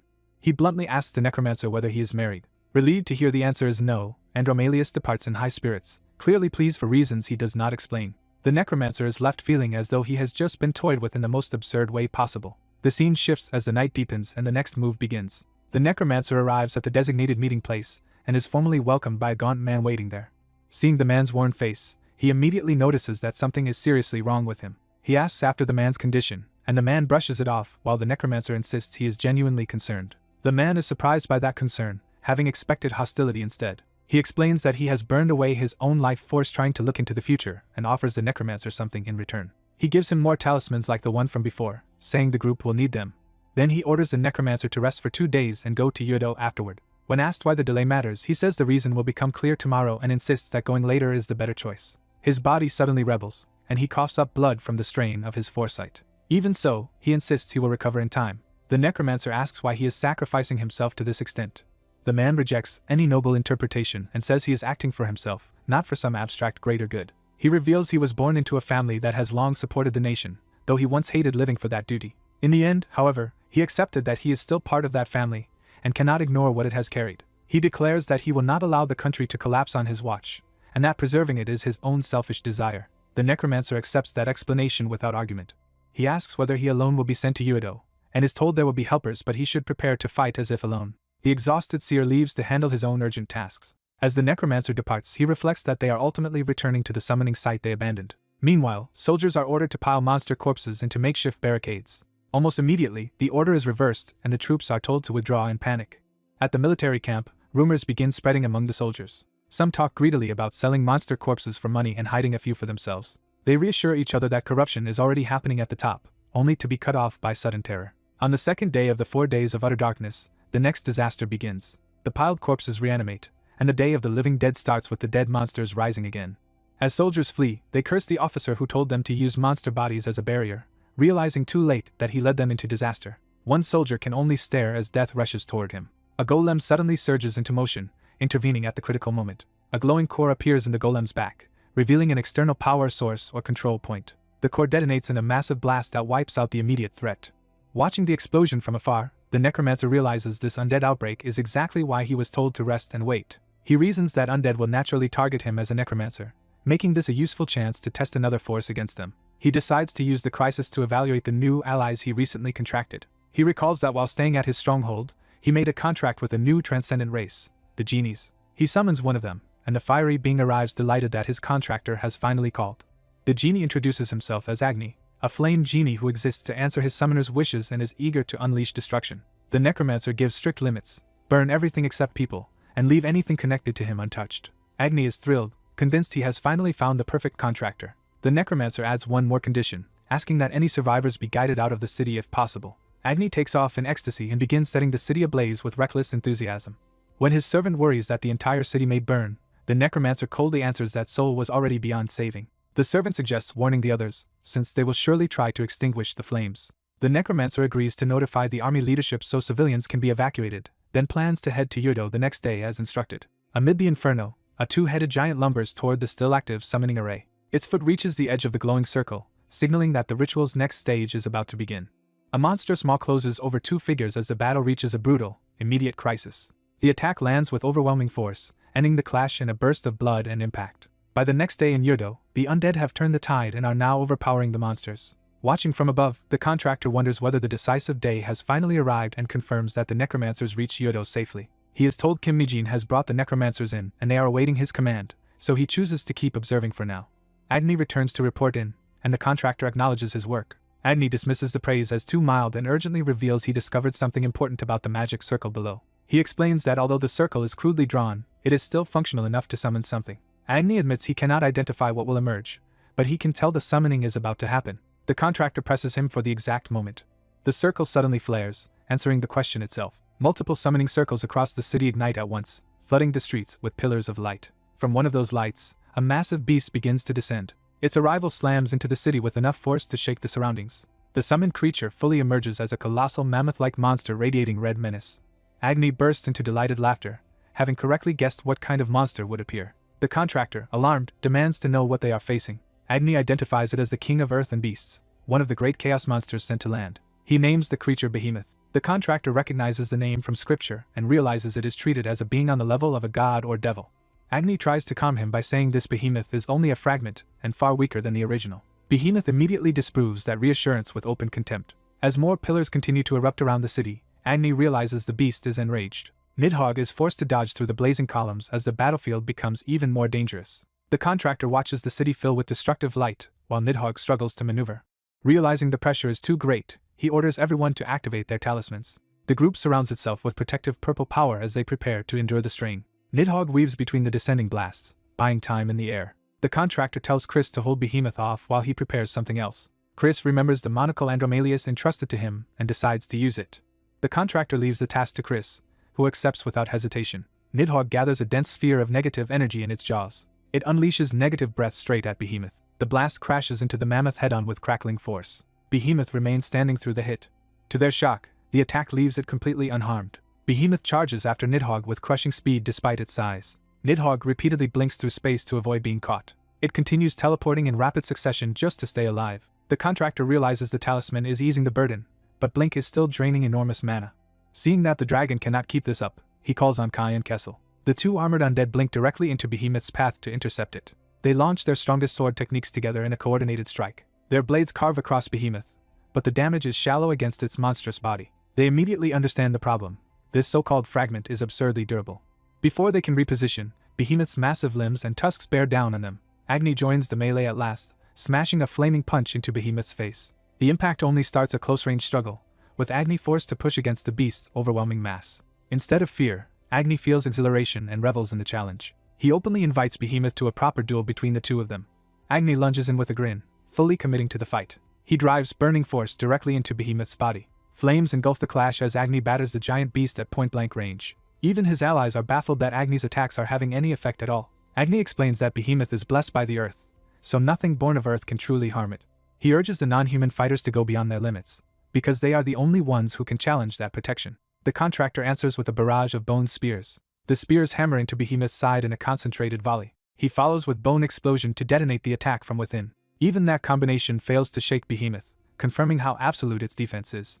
Behemoth counters by seizing Agni in its grasp. Agni's confidence falters for the first time as he realizes he has been caught. Behemoth hurls him away with brutal force. Agni is blasted across the city skyline like a projectile. Behemoth immediately turns its attention back to Nidhogg, threatening the contractor's position again.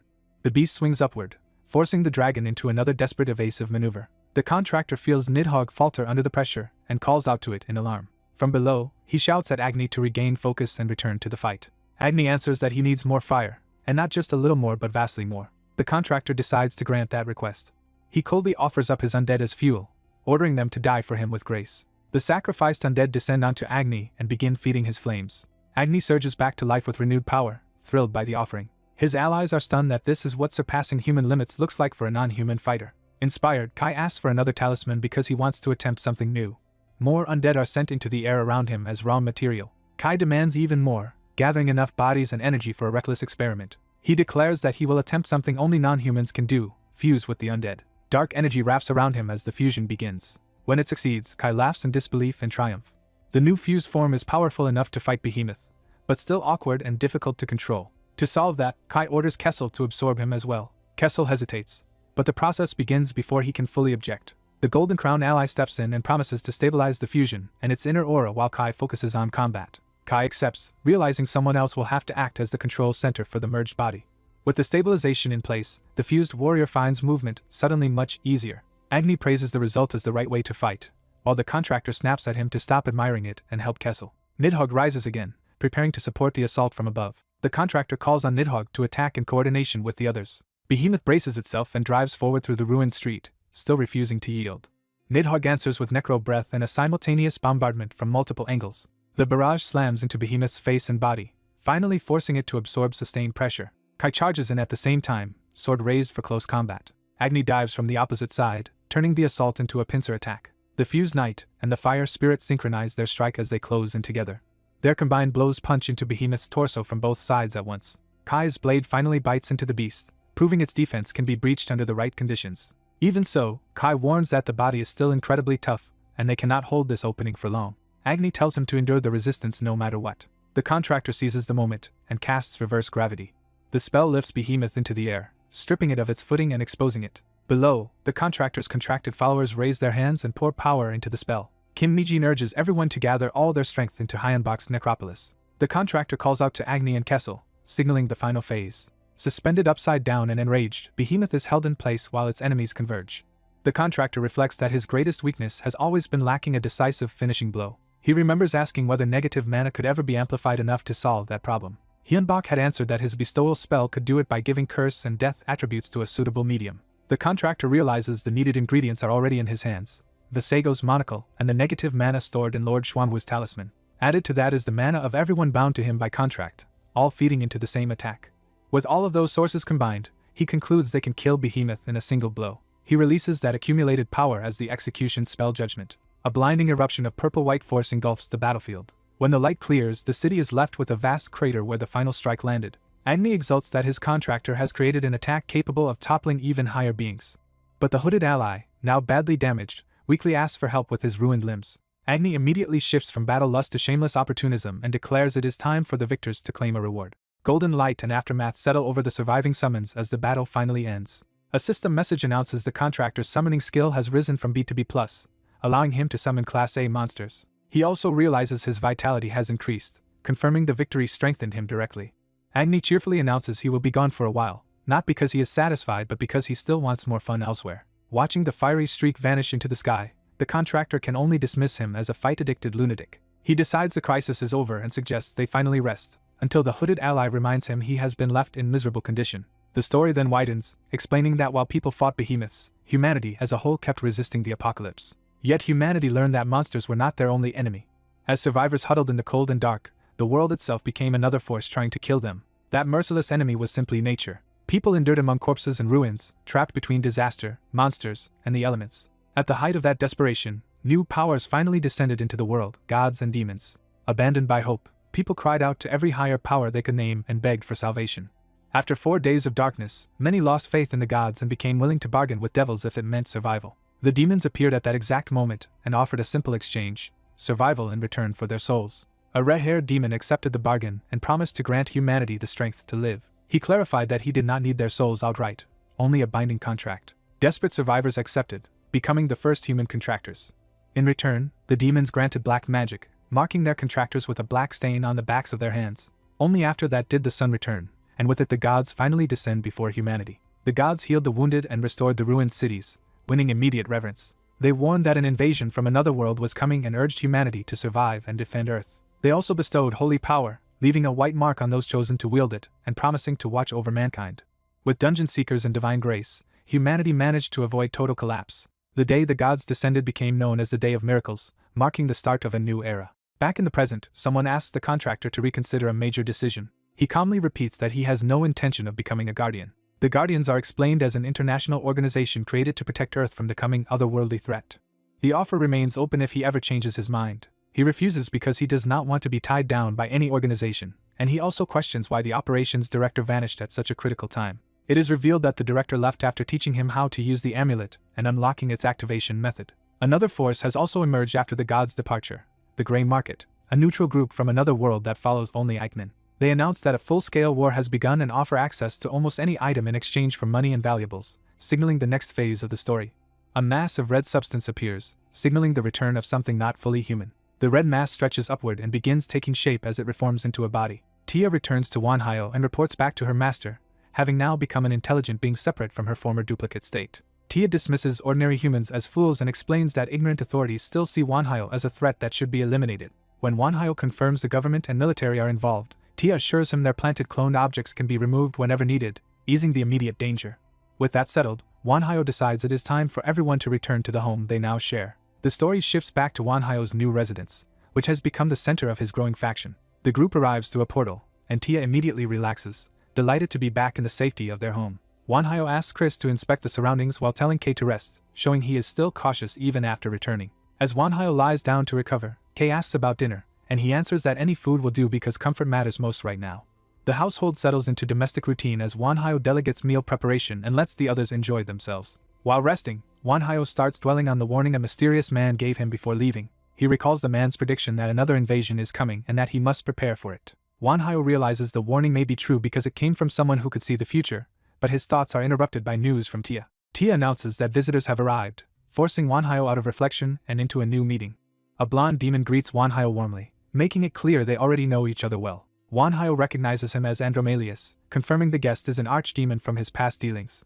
Andromalius tells Wanhyo to drop the formal distance between them because their relationship has changed and he wants familiarity restored. He introduces another noble demon named Seer, expanding the circle of powerful demons now connected to Wanhyo. Seer, eager to make a good impression, offers Wanhyo a housewarming gift after hearing Andromalius praise him. The gift turns out to be a Baphomet horn, which Seer specifically chose because he believes it will be useful to Wanhyo. Andromalius adds a mithril cape meant for healing, making the visit both diplomatic and practical. Wanhyo is genuinely surprised by the generosity, and wonders if he is really being handed all of this for free. Before he can settle into gratitude, he notices there is still someone else with the visitors. A black-haired woman reluctantly steps out from behind Andromalius when he tells her to stop hiding. Wanhyo realizes she is the famed demon Treasure, a woman of great value among demons. The woman demands to know why she was brought there, showing she was not fully informed. Andromalius reveals he came for another purpose entirely and asks Wanhyo to look after Beck's son Su for a while. He goes further and unexpectedly asks Wanhyo to become her teacher. Wanhyo is caught off guard by the idea of being asked to teach someone like her. Beck's son Su is equally unsettled, clearly not expecting to be handed over this way. When Wanhyo asks why, Andromalius presses the matter instead of backing down. He explains that they must soon travel through the Asian Union and the fractured Chinese states because many forces are searching for them. The Asian Union is introduced as the alliance formed after China split into several countries, making the political landscape unstable. Andromalius says the war has driven many people to seek deals with demons, increasing danger and attention around them. Because Dantalion must stay in Korea to handle yokai-related problems, Andromalius cannot personally watch over Beck's son Su. So he formally asks Wanhyo, as someone he trusts, to take responsibility for her. Wanhyo correctly interprets the request as teaching her to control her power while also protecting her, and Andromalius confirms it. Wanhyo agrees in principle but makes it clear that he will only do it under several conditions. His first condition is blunt honesty. Baek Sun-soo may get hurt, because mastering her power will require harsh training. Andromalius accepts that immediately, though Baek Sun-soo is alarmed by how casually he agrees. He reminds her that strength never comes for free and asks whether she is willing to abandon her chance to grow stronger. Faced with that challenge, Baek Sun-soo swallows her fear and accepts the pain that may come. Wanhyo's second condition is that he be allowed to examine her directly, since understanding her condition is necessary for training. Baek Sun-soo agrees because she also wants answers about the changes happening inside her. Wanhyo's third condition is stranger and more unsettling. He wants samples of her hair, blood, and flesh for magical study. That demand shocks Baek Sun-soo, who had not expected to be treated like a magical resource. Wanhyo warns her that magicians are greedy and that anyone with manrich traits like hers will always be hunted. His warning lands hard, and she begins to understand how dangerous her existence has become. Andromalius thanks Wanhyo for the advice and accepts even that disturbing condition, prioritizing her survival over comfort. Wanhyo's final condition is financial. They must cover every expense incurred during her training, aside from his commissions. Andromalius agrees without hesitation and even offers an upfront payment, showing how serious he is about the arrangement. Wanhyo is ready to refuse out of principle, but the speed and scale of the payment shake his resolve. In the end, the sheer amount offered is too much to turn down, and the deal is sealed. 3 days pass after the contract, and the new arrangement begins to take effect. Wanhyo prepares to meet Baek Sun-soo again, with Chris close by as support. He finds her lounging comfortably and eating junk food, so transformed in attitude that he can barely believe she is the same person. Wanhyo calls out how at ease she has become under his roof. Baek Sun-soo insists that she is anxious too, even if she no longer looks as tense as before. She notes that Wanhyo stayed away for 3 days and asks whether the preparations Chris mentioned are finally complete.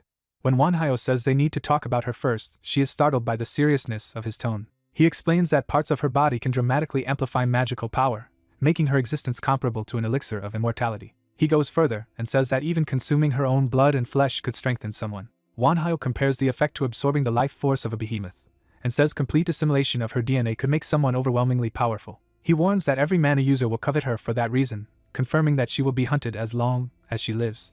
Wanhyo promises that he and his people will protect her, trying to steady her after revealing the truth. He asks whether she is afraid and whether she wants to run from this fate. She admits she is terrified, but refuses to choose escape. Wanhyo tells her fear is useless unless it becomes strength, and she responds by entrusting herself to him as her teacher. The title catches Wanhyo off guard, making the new bond between them suddenly feel real. Training begins in a sealed room as Baek Sun-soo releases a massive surge of purple mana that shocks everyone present. Even the observers are stunned, because her mana output is more than 10 times greater than Wanhyo's. Wanhyo is forced to admit that her natural talent far exceeds even his own rapid growth. She demonstrates absurd aptitude by lifting coins with black magic in seconds, a feat that once took Wanhyo far longer to achieve. Seeing her raw potential, Wanhyo recognizes that her gift is as dangerous as it is extraordinary. Unable to hide his frustration at the unfair gap in talent, he abruptly calls for a break. Chris checks on him, but Wanhyo is in no mood to pretend he is fine. He vents bitterly that the world is unfair, because he struggled desperately for power while she was born with overwhelming ability. Chris coldly suggests that if her existence torments him so much, he could simply get rid of her. Wanhyo rejects that thought immediately, insisting she has done nothing wrong and that giving in to jealousy would make him contemptible. Chris answers that this realization alone is enough to prove Wanhyo truly is her teacher. Wanhyo pauses, forced to confront what that role actually demands of him. Chris confesses that he once felt the same resentment toward Wanhyo when his master surpassed him with frightening speed. He admits he even carried the same murderous impulse that Wanhyo is struggling with now. Chris explains that he overcame that urge only after realizing he himself could still continue growing stronger.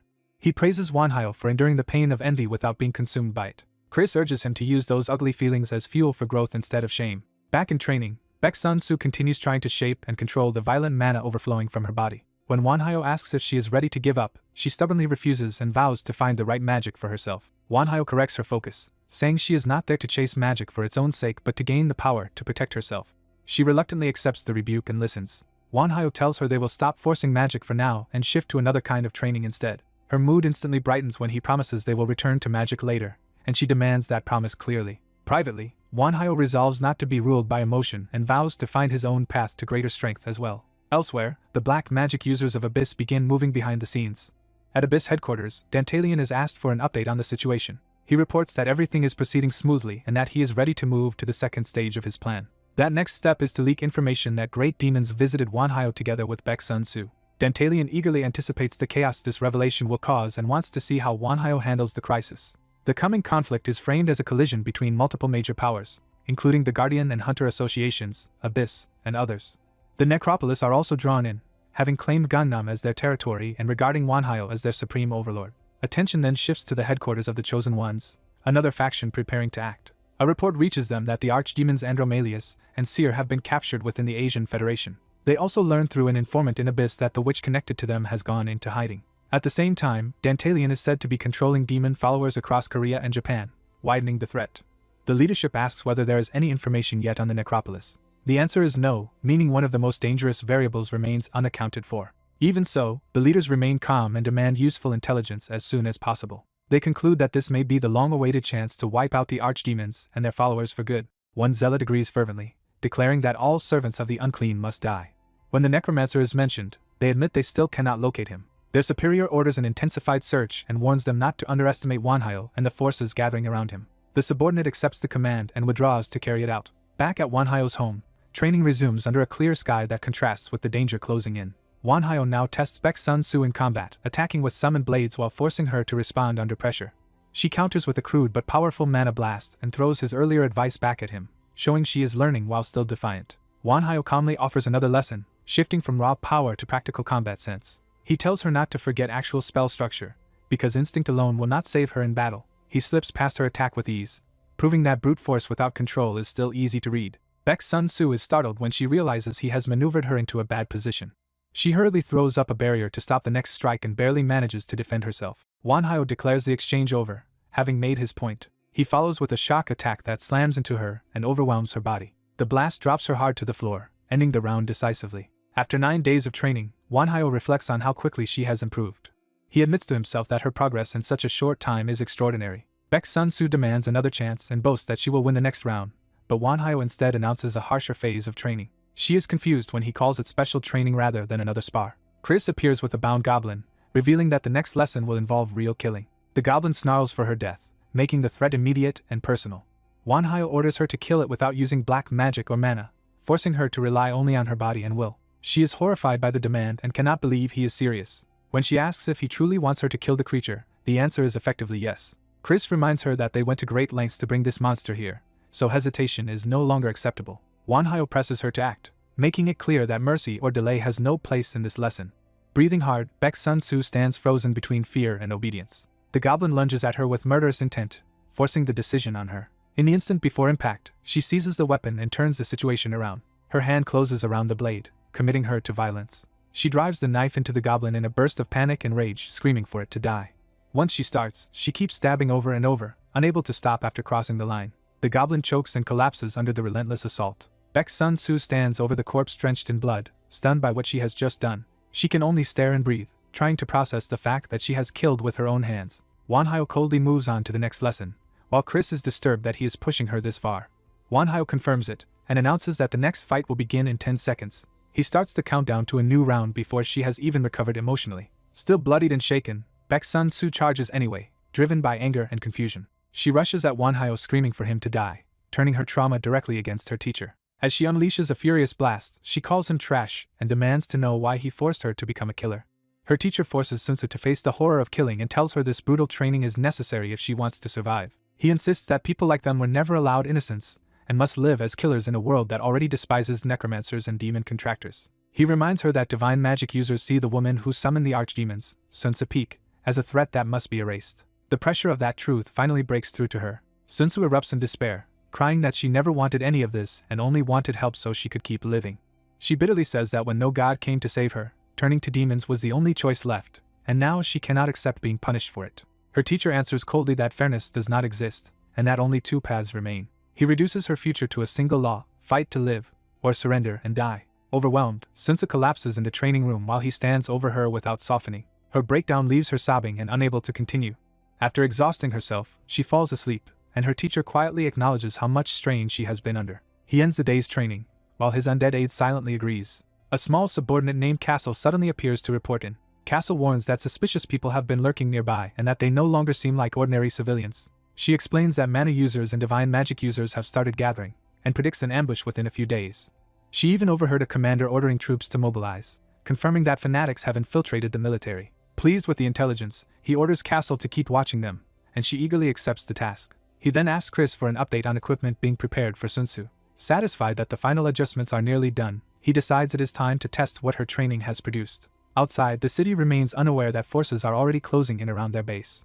When Sunsu awakes, her first response is to demand food, as if trying to bury her fear under appetite. She keeps piling on requests for more and more food, and her teacher realizes she is stress eating. In the middle of that binge, she reaches a decision. Sunsu declares that she will live, and if the world insists on kill or be killed, then she will choose to kill. Her teacher is relieved she accepted the lesson so quickly and tells her to rest because the real fight is coming soon.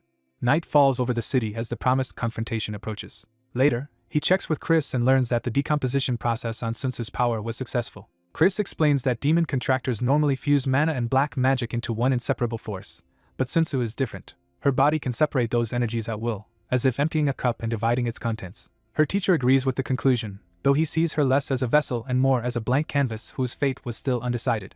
He admits he has been watching closely to see whether she would be ruined like other demon contractors once they were stained by that power. He reflects that if someone with her extraordinary potential had been found by the devout instead, she might have become a saint. He recalls that this is already his third encounter with Sunsu, after first finding her lost and later seeing her broken in his custody. When he learned there had been 2 others like her, he sought answers from an ancient spirit. He confirms to Chris that the spirit was Agni and that he questioned him about Sunsu. Agni refused to speak directly about the girl, which only deepened the mystery around her. Still, the spirit's reaction to samples of her blood and hair convinced him that Sunsu is a force of immense value and danger. Chris concludes that if the archdemons entrusted someone so important to them, they must be pursuing a hidden agenda through her. He presses his master to decide what to do with that knowledge. Before an answer comes, both of them sense a sudden disturbance. He realizes the attack has already begun and calls out to Sunsu. Sunsu is struck by the shock of it before she even understands what is happening. He orders her toward the basement, while she panics in confusion. Their base is rocked by explosions, revealing that the enemy chose overwhelming bombardment instead of a simple ambush. He is caught off guard by the scale of the assault but immediately drags Sunsu to safety. In the control room, they see that divine magic users and soldiers have completely surrounded the base. Their surveillance confirms that numerous divine casters are stationed outside, turning the building into a trap. He identifies them as fanatics and understands that this is no ordinary raid. He makes sure Sunsu understands how serious the situation has become. Then he tells her plainly that from this point on, she must be ready to fight. Sunsu appears again in the black dress that marks her new role. She stands transformed, no longer just a frightened civilian, but someone being prepared for war. He hands her a custom-made staff built specifically to suit her unusual power. She accepts the weapon with quiet gratitude, still tense but committed. He lays out the immediate goal: break the siege first, because he already has a plan. With a grim confidence, he refuses to let the attackers dictate the outcome. Outside, the enemy commander warns his troops that they are facing a necromancer and an archdemon's witch, and orders them not to relax. The first clash begins when undead forces surge into view, shocking the besiegers. A full undead army crashes into the fanatics, proving the defenders were ready to answer violence with violence. The holy side braces itself, and tries to hold formation against the oncoming dead. Monstrous undead push forward, turning the battlefield into chaos. The military answers with more explosives, blasting apart large numbers of undead. Even as the dead are destroyed, more keep appearing, and the attackers realize they cannot kill them fast enough. Chris mockingly calls on the enemy's god to save them, taunting the limits of divine protection. The fanatics respond with a collective prayer for heavenly intervention. Their divine power flares outward in a wave of golden light. That holy surge tears through the undead ranks and wipes out the front line. When the smoke clears, the attackers stand illuminated while the dead lie shattered before them. The military commander orders a retreating unit to fall back because they are escalating to a bunker-busting strike. A missile is launched toward the already ruined base to finish what the bombardment started. The weapon descends from the night sky with lethal precision. It detonates in a massive blast that engulfs the area. Believing the strike has broken resistance, the commander orders his forces to advance carefully and watch for anyone trying to flee. Inside the chaos, Sunsu and her teacher run through the wreckage, trying to slip away before the net closes. He realizes he misjudged one thing: Sunsu's body is still too weak to keep up for long. He switches to stealth and warns her that he cannot throw away his own life just to shield her. Terrified, Sunsu asks if he is going to abandon her. He says he will protect her as much as he can, but reminds her that his life also has limits. Her fear spills out again as she begs not to be left behind and admits she is still desperate not to die. He forces her to stop drowning in panic and face the truth of the moment. He tells her bluntly that he cannot be the one to save her. Only Sunsu herself can decide whether she lives. He repeats the lesson one last time: fight for your life, or die. He reminds her that there is no undoing what happened and that the world already knows her as the summoner of the archdemon. Sunsu quietly admits she understands that much. He explains that their allies' disguises can delay pursuit, but the fanatics ultimately want her above all others. If they ever discover the full truth of her body's unique nature, they will never stop hunting her, and he lays out her grim choices. To them she can only be a specimen, a killer, a corpse, or someone who ends herself before they can claim her. Sunsu confesses that she hates both this reality and the life it has forced on her. She even says she hates him for making her see it clearly, but hates the world most of all. He tells her to keep moving and repeats that in the end, saving herself is her own responsibility. They continue their escape through the ruined streets, trying to stay ahead of the hunt. Their stealth fails when enemy scouts spot them and call for reinforcements. He blasts the pursuers back with magic, buying a few seconds and ordering them to run. When he sees Sun Tzu freeze again, he demands that she stop waiting to be saved and strike back. His command finally jolts her out of paralysis. The fanatics close in, screaming that the witch and devil worshipper must die. Even aerial fire joins the assault, showing that the entire operation is focused on exterminating them. Heavy weapons continue to pour fire into the battlefield without hesitation. Watching the relentless attack, Sun Tzu realizes with horror that they truly mean to kill her no matter what she says. Her teacher shields them with layered necromancy, blocking the barrage while preparing a counterattack. But when they break through into another street, a fresh wall of holy soldiers is already waiting. The enemy leader declares that this place will become the grave of the witch and the fallen gravekeeper. Her teacher cuts off the speech, refusing to let them control the scene any longer. The fanatics formally announce that the witch and gravekeeper are trapped in the crematorium and await execution. He immediately understands the symbolism. They intend to burn them as part of the sentence. Sun Tzu finally confronts them directly and demands to know why they are so obsessed with killing her. She insists she has harmed no one and only wanted to live, and that demons answered her because no one else would. Her words briefly unsettle the commander, forcing him to hesitate. She presses on, acknowledging the many deaths of the disaster while reminding him that she too is one of its surviving victims. Instead of compassion, he offers only the mercy of execution. He tells her to repent, surrender her life to God, and accept a painless death so heaven might forgive her. That answer finally snaps something inside Sun Tzu. The commander coldly says she should have died the night everything began, and that dying now is her chance at redemption. Her teacher tells her not to expect reason from zealots, because fanaticism itself rejects logic. The enemy answers with a mass invocation, calling down divine judgment in God's name. Sun Tzu refuses that fate outright and screams that she does not want to die. Her power erupts into a giant black and purple hand that crushes one of the holy warriors in front of everyone. For a moment she stares at what she has done, stunned by the ease of it. The fanatics only become more frenzied, condemning her as a witch and demanding she stand trial before God. In response, Sun Tzu unleashes a sweeping wave of dark power that tears through their ranks. Even while attacking, she pleads for them to leave her alone, showing that rage and desperation are now fused together. As bodies fall, she cannot understand why they are trying so hard to kill her when they are all human in the end. That thought curdles into contempt as she begins to question whether these people deserve to be called human at all. Then she breaks into manic laughter, crossing a line inside herself. Her teacher is alarmed as he realizes her mind is shifting in a dangerous direction. Sun Tzu thanks the fanatics for helping her decide, concluding that they are not abandoned people but beasts pretending to be righteous. The enemy is left stunned by the cold certainty in her new conviction. She declares that the purpose of the living is simply to live, and accuses them of denying that basic truth. She condemns them for calling her life sinful just because she made a contract with a demon, and for forcing that belief onto others. With all guilt gone, she decides they are evil in their own right, and no better than monsters. Acting on that judgment, she releases a far deadlier storm of dark magic that rips through the holy ranks. The attack mutilates and kills multiple enemies at once, turning the street into a slaughter. Even divine defenses fail as her power cuts through armor and flesh alike. The commander denounces her for finally revealing herself as a true witch. Sun Tzu answers that she has only formed a clear opinion of them and, at last, accepted what she herself is. With chilling calm, she tells her teacher that she will handle their enemies from here, and he can only agree uneasily. She raises a finger, as if beginning a simple lesson. Then she closes her hand, turning that gesture into an act of execution. The fanatics around her are seized and crushed by her power as she stands in the center of their formation. Her teacher recognizes the move with alarm. He realizes she is using the devastating technique he taught her for overwhelming weaker opponents. The intensity in her eyes shows she has fully embraced it. She points toward the remaining enemies and decides to end the battle completely. But before she can finish them, the commander drops to the ground in sudden prayer. Sun Tzu pauses, confused by the abrupt change. The commander offers his life to God without reservation, invoking total surrender. Golden power floods through him as that vow transforms into divine force. Her teacher instantly recognizes the danger and curses the fanatics for resorting to this. He identifies the miracle as sacrificial magic, a power gained when zealots hand their will and lives over to God through sacrifice. The enemy mastermind reveals that he pushed events toward this moment, expecting Sun Tzu Peak to awaken her full power through the zealots' willingness to die. As the cult unleashes a massive divine assault, Hyenbach and Sun Tzu face the blast behind a failing barrier. Hyenbach snaps Sun Tzu out of her panic and forces her to focus on his instructions. He realizes the attack is self-sacrificial magic, meaning the fanatics are pouring their lives and intent directly into the strike. He understands their true objective is not victory in battle but Sun Tzu's death. With no time left, he tells her the only way to survive is to take the attack into herself. Sun Tzu is stunned by the idea and asks what exactly he expects her to take in. Hyenbach urges her to absorb the incoming power, convinced she can do it. He reminds her that because she commands both mana and black magic, she can wield power beyond normal limits. As the barrier nears collapse, he tells her to endure the impact while he supports her.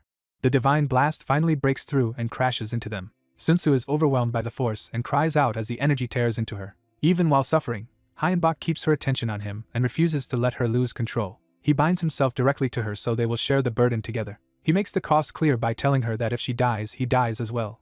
That shared fate steadies her, and she forces herself to hold on. Hyenbok explains that black magic naturally counters divine magic, so she must devour the holy power and turn it into her own strength. The story shifts to the blonde schemer, who frames the conflict as a contest between light and darkness. He dismisses the naive belief that light must always defeat darkness simply because it dispels it. Instead, he insists that whichever side is stronger will be the one that survives. He drives the lesson home by declaring that power, not morality, decides who prevails. Back in the battle, divine and black power collide violently as Sunsu begins converting the attack. The strain ravages Hyenbok's body as he continues sharing the load with her. Despite the pain, he realizes the process is unfolding exactly as intended. Still, he knows his body is being pushed beyond its limits. Sunsu also reaches the edge, and both of them risk breaking before the transformation is complete. The linked pair scream together as the power remakes them under unbearable pressure. A blinding eruption bursts over the city, signaling the end of the clash. When the light fades, Hyenbok and Sunsu are still standing, barely held upright by each other. The surviving soldiers, terrified by what they have witnessed, order both of them executed before they can escape. Gunfire hammers into a dark barrier instead of reaching the pair. A calm voice notes that the soldiers came prepared, but not enough. The troops freeze as a new and colder presence enters the battlefield. Hyenbok recognizes how close they came to dying just before reinforcements arrive. The blonde schemer reveals in retrospect that he had planted false intelligence through Tia to force the fanatics into a desperate sacrificial move. He admits he never expected all 200 zealots to sacrifice themselves at once. But he got the result he wanted when they targeted Sunsu. According to his plan, Sunsu converted that divine power into black magic and claimed it as her own, while her body underwent a complete transformation to contain it. He also synchronized himself with Sunsu beforehand, allowing him to siphon part of her newly awakened power for himself. Satisfied that his gamble succeeded, he prepares to finish the remaining enemies. His side unleashes a brutal counterattack, and the battlefield fills with screams. Just as the slaughter begins, another group arrives and apologizes for being late. The blonde leader tells Hyenbok and Sunsu to leave the cleanup to them and praises their effort. The newcomers stand over the broken fanatics and seize control of the field. The blonde man thanks Hyenbok for going so far to protect their Sunsu, making clear that she belongs with his faction. He politely offers compensation for the damage to Hyenbok's home and invites him to come away with them. Hyenbok refuses, deciding it is too dangerous to place himself in their hands now. The blonde man accepts the refusal without hostility and leaves with Sunsu, promising they will meet again. Once they are gone, Hyenbok summons Nidhogg to deal with what remains. The skeletal dragon answers his call and looms over the ruined street. Hyenbok orders Nidhogg to finish the rest of the enemies. The dragon immediately dives into the remaining opposition. Hyenbok's undead servants secure him, while the battlefield is fully brought under his control. Nidhogg takes to the sky after carrying out the order. One of the blonde man's subordinates questions whether letting Hyenbok go violates their agreement. Another suggests simply killing Hyenbok now to remove the problem. The blonde leader refuses, arguing that Hyenbok is the reason Sunsu gained divine power at all, despite earlier doubts that such an outcome was possible. He decides it is too early to eliminate Hyenbok and believes continued cooperation may eventually draw him to their side. Though unconvinced, the subordinate yields to that decision. Elsewhere, several impacts strike the ground as the aftermath spreads. The scene shifts to an empty area where something has just fallen. A pool of strange red substance begins to gather and move on its own. From that liquid, a pink-haired girl reforms, revealing that she survived by reconstructing herself. She opens her eyes with renewed awareness, clearly changed by what happened. The narration confirms that the attempt to kill Sunsu ended in total failure, while the fanatics and many cooperating soldiers died in the operation. Recorded evidence from that night is preserved and prepared for release. While Hyenbok lies comatose, the footage is distributed widely to authorities and institutions. Each recipient receives both the video and a list identifying the survivors who escaped. Wanhyo's message is then delivered to the remaining fanatics, declaring that his ultimate goal is survival. He says that survival now means protecting Earth itself, so he will cooperate with anyone willing to resist the coming invaders. Public opinion quickly turns against the fanatics once their actions become known. Major powers, including the government, military, Hunters Association, and Guardians, unite against the so-called Chosen Ones. A coordinated purge begins to suppress the fanatics and break their organization. As they are hunted down, some fanatics choose death over capture and vow revenge with their final breaths. 30 days later, Hyenbok wakes from his coma and is immediately told to review what happened while he was unconscious. After reading the reports, he is impressed by how drastically the situation changed in his absence. He learns that the Grey Market solved prison overcrowding by taking custody of 1,000 captured fanatics. The explanation follows that the Grey Market builds its own facilities and accepts payment only in rare materials, monster byproducts, and precious resources. That system means ordinary Earth currency is useless to them, which to Hyenbach proves how much weaker Earth is than Edia. The skull-faced necromancer explains that Edia's strength comes from its mana-rich atmosphere and the abundance of extraordinary life it supports. He illustrates that point with examples of beings like fairies that Earth can barely imagine. He adds that Edia is also home to dragons, making the other world even more formidable. Hyenbach finally understands why dragons inspire such awe, since Earth has none. He asks whether dragons could ever return to Earth, but is told they left long ago and found another home. The necromancer recounts the old belief that after dragons departed Earth, gods and devils began meddling openly, creating the age of mythology. Hyenbach concludes that Edia sounds dangerous for humans, but the necromancer insists it remains livable. The necromancer then says the time has come for Hyenbach to move on to the next matter. Reflecting on his coma, Hyenbach realizes that linking with Sinsa caused two major changes in his body. The necromancer confirms the first change is extraordinary. Hyenbach can now wield both divine magic and black magic. He warns that this new state may also create two serious problems. Hyenbach says he already has a plan to deal with them, but first intends to collect compensation from the abyss. The story then moves to a large estate where his allies are waiting. A woman warmly welcomes Hyenbach back and greets him as her teacher. His friends immediately worry that he is now too recognizable and vulnerable to move around openly. The woman solves that problem by revealing an ectoplasm mask she can use as a disguise. With that settled, the group heads out together in civilian form. Hyenbach privately notes how confident she sounds about staying by his side. When he asks if she is certain, she answers that she owes him her life and has no intention of backing out. He accepts her decision, while another ally jokes that their mage has already started an ambitious shopping spree. She cheerfully admits she is spending freely because the money is not hers anyway and tells Castle to ask if he needs anything. The group arrives at the gray market, which looks ordinary from the outside. Their surprise vanishes the moment they step inside and see what lies beyond the facade. Inside, the market is a hidden world staffed by many different races, confirming it is far more than a normal store. The woman excitedly calls it a truly otherworldly place, and Hyenbach agrees. An elven employee begins to welcome them, then abruptly freezes when she notices Hyenbach. Hyenbach realizes she has sensed that he is a necromancer and remembers that elves despise the undead.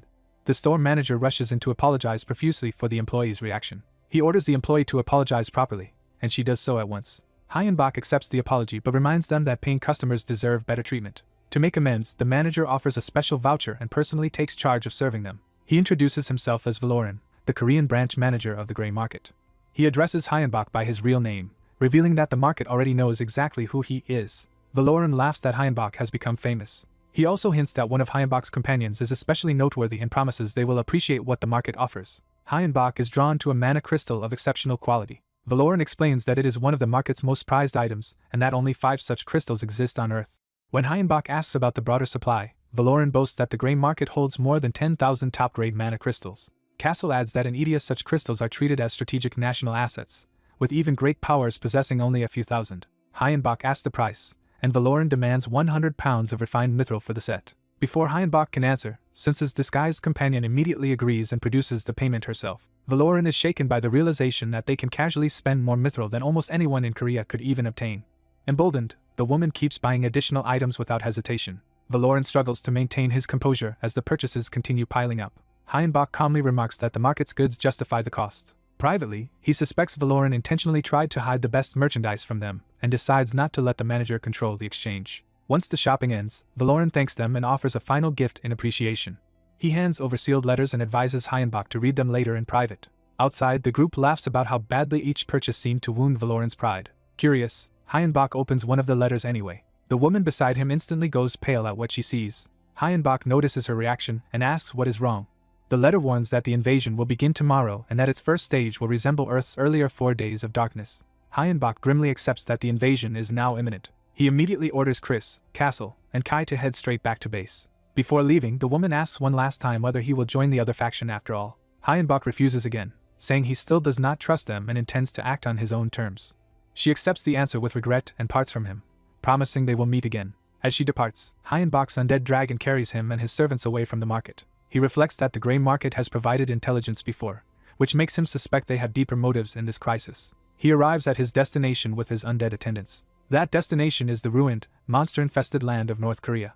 Studying the ground, Hyenbach explains that mana runs through ley lines and that their intersections create points of energy. He recalls learning from former President Young Guk-woon that by reading terrain and energy flow, one can locate dragon veins and dragon blood. After finding such a dragon vein, he built his hidden base directly above it. Now deep underground, he checks whether everything remains stable during his absence. The necromancer reports that nothing unusual happened except for his own condition.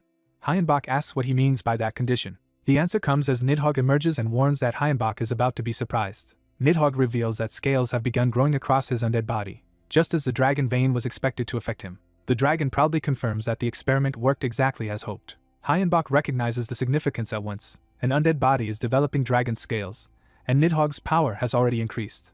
Wanhyo is startled when the dead dragon asks to see its own strength. The dragon confirms that its evolution has raised its stats dramatically and left it with a huge reserve of unused growth points. Wanhyo is impressed and immediately asks what else has changed. The dragon says it can now sleep, leaving Wanhyo baffled that an undead creature could even do that. It explains that sleep brings disturbing visions it cannot remember after waking, hinting at buried memories or instincts.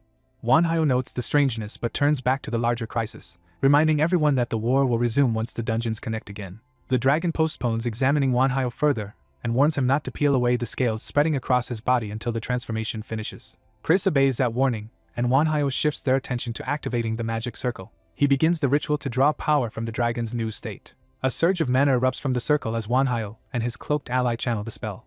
The released energy condenses into a massive sphere of liquid mana. Wanhyo calls Chris over, ready to claim the reward of the ritual. The mana sphere stabilizes in front of them like a suspended reservoir. Its surface churns violently, but the spell holds it together. Exhausted by the casting, Wanhyo still recognizes the sphere as a priceless resource. He reaches toward it despite his fatigue. Wanhyo realizes that drinking the mana liquid will not just refill his current reserves but permanently raise his maximum mana. Already thinking ahead, he jokes that next time they should prepare a larger container for such a reward. Nearby, the dead dragon lies still, continuing its mysterious metamorphosis. Its body remains quiet, but the change is clearly not over. The dragon itself wonders what kind of transformation is overtaking it. The scene shifts to a calm morning, briefly contrasting with the chaos to come. A gray market device boots up, signaling a new development in the global campaign. A new C+ rank quest appears, revealing that humanity must subdue former humans now called the Fallen before hell opens on Earth, and that only 25 selected fighters have been assigned with 150 days remaining. Wanhyo understands at once that a new enemy faction has officially entered the war. He frames the Fallen as corrupted ex-humans who have betrayed their own kind, making this conflict morally and strategically different from ordinary monster hunts. One of his armored undead followers reacts to that label, sensing the implication behind calling transformed humans traitors. Wanhyo warns his group that this battle will depend on strategy more than brute force and orders everyone to prepare. The quest status updates to show Hyenbach Kim has joined the expedition and is now preparing for battle. Wanhyo reflects that dungeon entrances can now appear as ordinary doors, but the old rules no longer apply. Even a household door can lead into a dungeon now, though people can still escape through a second exit if they react quickly. Unlike before, there is no punishment for delaying exploration, so entering a dungeon is no longer forced on a timer. The real danger is worse. Once a door opens, monsters are free to leave the dungeon and invade the outside world. Humanity, still recovering from the 4 days of darkness, is thrown straight into another war before it can recover. Wanhyo arrives at a Plains-type C-rank dungeon and immediately judges the terrain as unfavorable. With little cover and enemies likely to be intelligent, he knows a frontal approach would be dangerous. His black armored knight brings more bad news. The dungeon door is not disappearing, meaning the entrance will remain as a fixed landmark. Wanhyo realizes that while monsters cannot break out by destroying the door, the permanent entrance gives the enemy a perfect place to predict human movements. If there are no alternate doors nearby, any retreat could become a deadly ambush on the return route. He decides to withdraw for now and revise their plans based on this new information. Gray market data confirms the scale of the crisis worldwide, with tens of thousands of low-rank dungeons and only 36 C-rank dungeons across the globe. Nations mobilize combined military and superhuman forces to clear the D and C-rank dungeons in a coordinated first phase. Korea establishes an expedition air base as one of the staging grounds for the campaign. The first Korean team moves to enter a dungeon through a hangar door.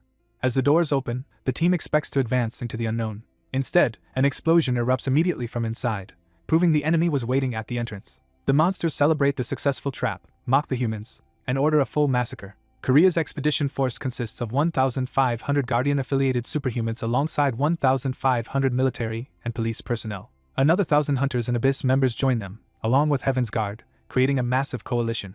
Even so, the Necropolis are late to the operation, a delay noted by the expedition commander Hyunchil Kong. The Hunters Association reports that the Necropolis, accompanied by Wanhyo, are still on the move. Because they are only a small part of the total force, the commander decides to proceed without waiting for them. He then addresses the assembled troops. The commander tells them they are the nation's elite and must face unknown enemies on foreign ground.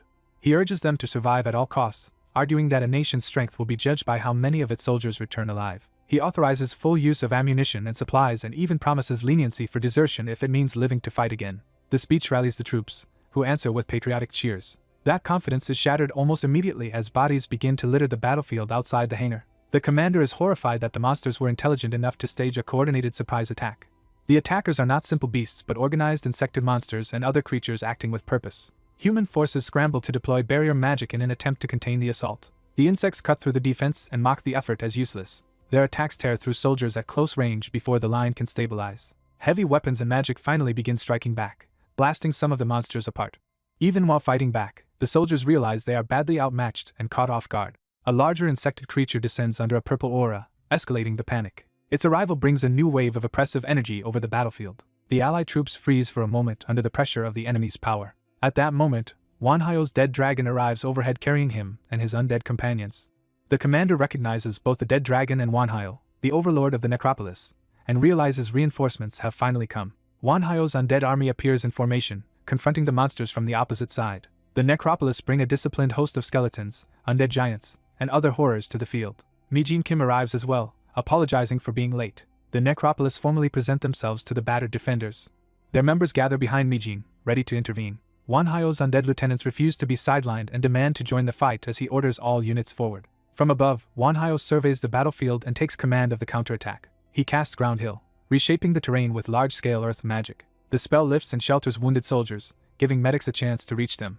Priests and healers rush to move the injured before the restoration magic fades. The quest timer drops to 135 days, and the expedition's personnel count falls sharply to 4,537 after only 15 days. The cost of the ambush becomes clear. 463 people died in just 10 minutes. Twice that number were wounded, leaving the camp shaken and overwhelmed. At a war council, the acting general publicly thanks Wanhyo and Mijin Kim for saving the survivors.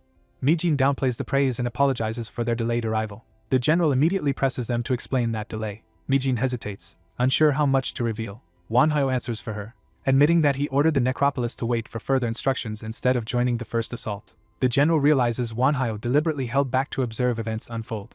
Wanhyo says he did not know the exact enemy composition, but he expected an ambush at the door. The general is furious that such a critical warning was withheld when it might have prevented the slaughter. Wanhyo remains cold and calls the omission a necessary evil. The general condemns that logic as treason, accusing Wanhyo of withholding life-saving intelligence during a government operation. Wanhyo rejects the accusation and insists he simply did what was required to force everyone to understand the seriousness of the war. He challenges the room by asking whether any of them have endured days trapped in a dungeon. He pushes further, asking whether any of them have ever been driven to eat monster flesh to survive, and the room falls uneasy. Wanhyo argues that war destroys ordinary morality and that leaders must first accept that brutal reality. He warns that if they cling to normal logic, the greater disaster ahead will dwarf their current losses. The general still insists that Wanhyo should have tried to persuade them instead of sacrificing lives to make his point. Wanhyo answers that they would never have listened to him because they dismiss him as someone without military legitimacy. He bluntly says their careless judgment cost nearly 500 lives and that the lesson was bought as cheaply as possible. In his view, saving the remaining 49,500 matters more than the 500 lost, so the decision was justified. The general can only grind his teeth at Wanhyo's ruthless arithmetic. The room falls into tense silence as everyone weighs his logic against the dead. Mijin finally speaks up, addressing Wanhyo directly. She openly rejects his reasoning and reminds him that a necromancer, of all people, should understand the value of life. Wanhyo answers that efficiency matters more, and Mijin warns that the necropolis will stop trusting him if he continues this way. She invokes the necropolis' first law, which forbids abandoning life when hope still exists. Wanhyo dismisses that principle, saying it is not his law and that he never asked to lead the necropolis anyway. Mijin accepts what that means. She declares that the necropolis will formally part ways with Wanhyo from this point onward. The acting general immediately transfers operational control of the combined forces to Wanhyo despite the split. He explains that details of their confrontation have already spread through the ranks. Many soldiers now see Wanhyo as a villain because they lost comrades and loved ones in the ambush he anticipated. Wanhyo warns that if anyone acts against him, he will respond without restraint. The general accepts the threat for now and says the necropolis will become the majority of the force in the next wave. Wanhyo changes the subject and reveals he has obtained useful intelligence. He produces a map of the dungeon entrance area, saying he has secured information on the layout. The general praises the result, and Wanhyo leaves before the discussion can turn hostile again.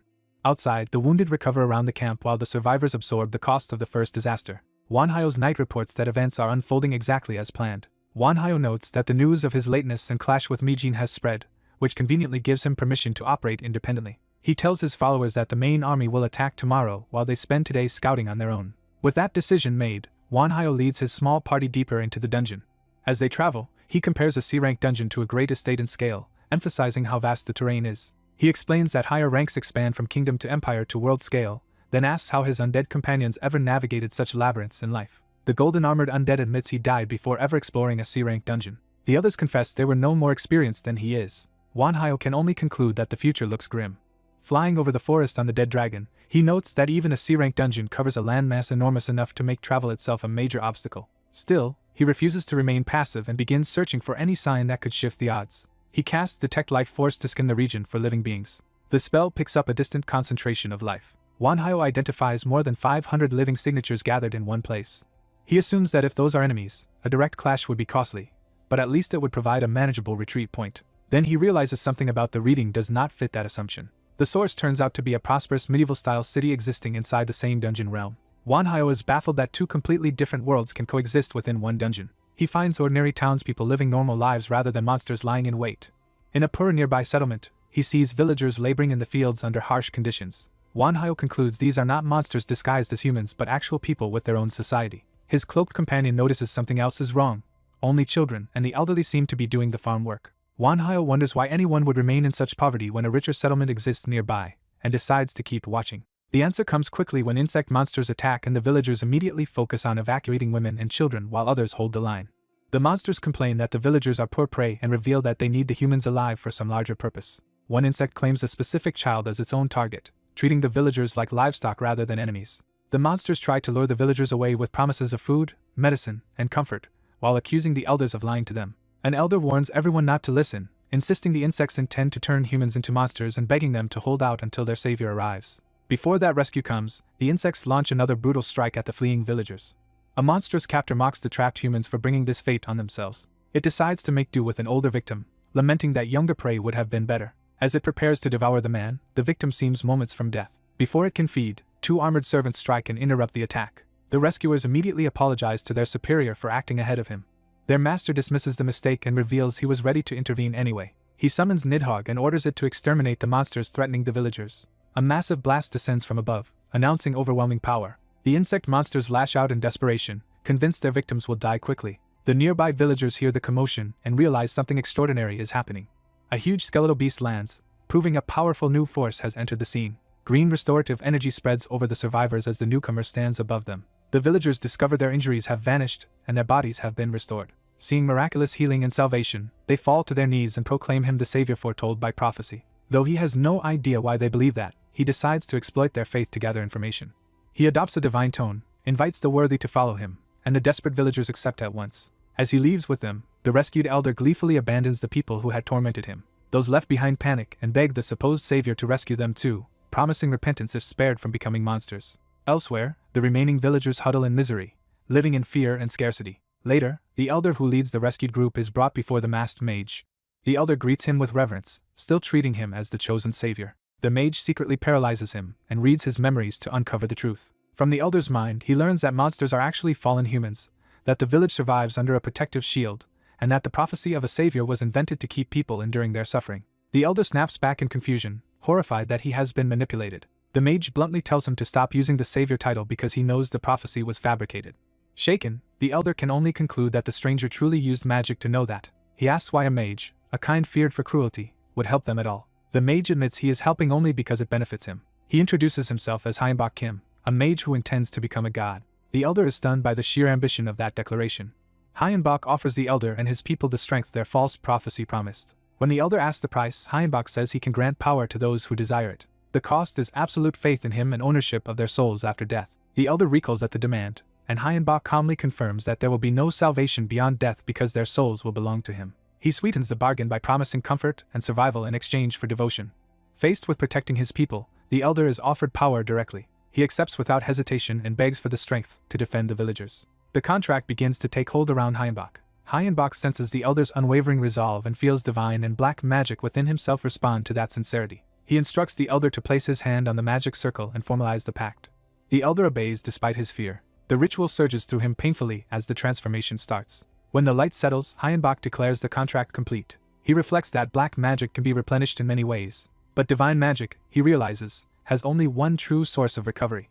That source is faith, the fuel of gods, which grows stronger as believers deepen their devotion. Thinking of Buddhist teachings that enlightenment and godhood are one path, he meditates on the possibility of becoming divine himself. A revelation strikes him that nothing truly prevents him from becoming a godlike being. He recognizes the trapped villager's prophecy, desperation, and longing for salvation as the perfect chance to build that path. Back in the present, his hooded subordinate checks whether the contract changed anything in him.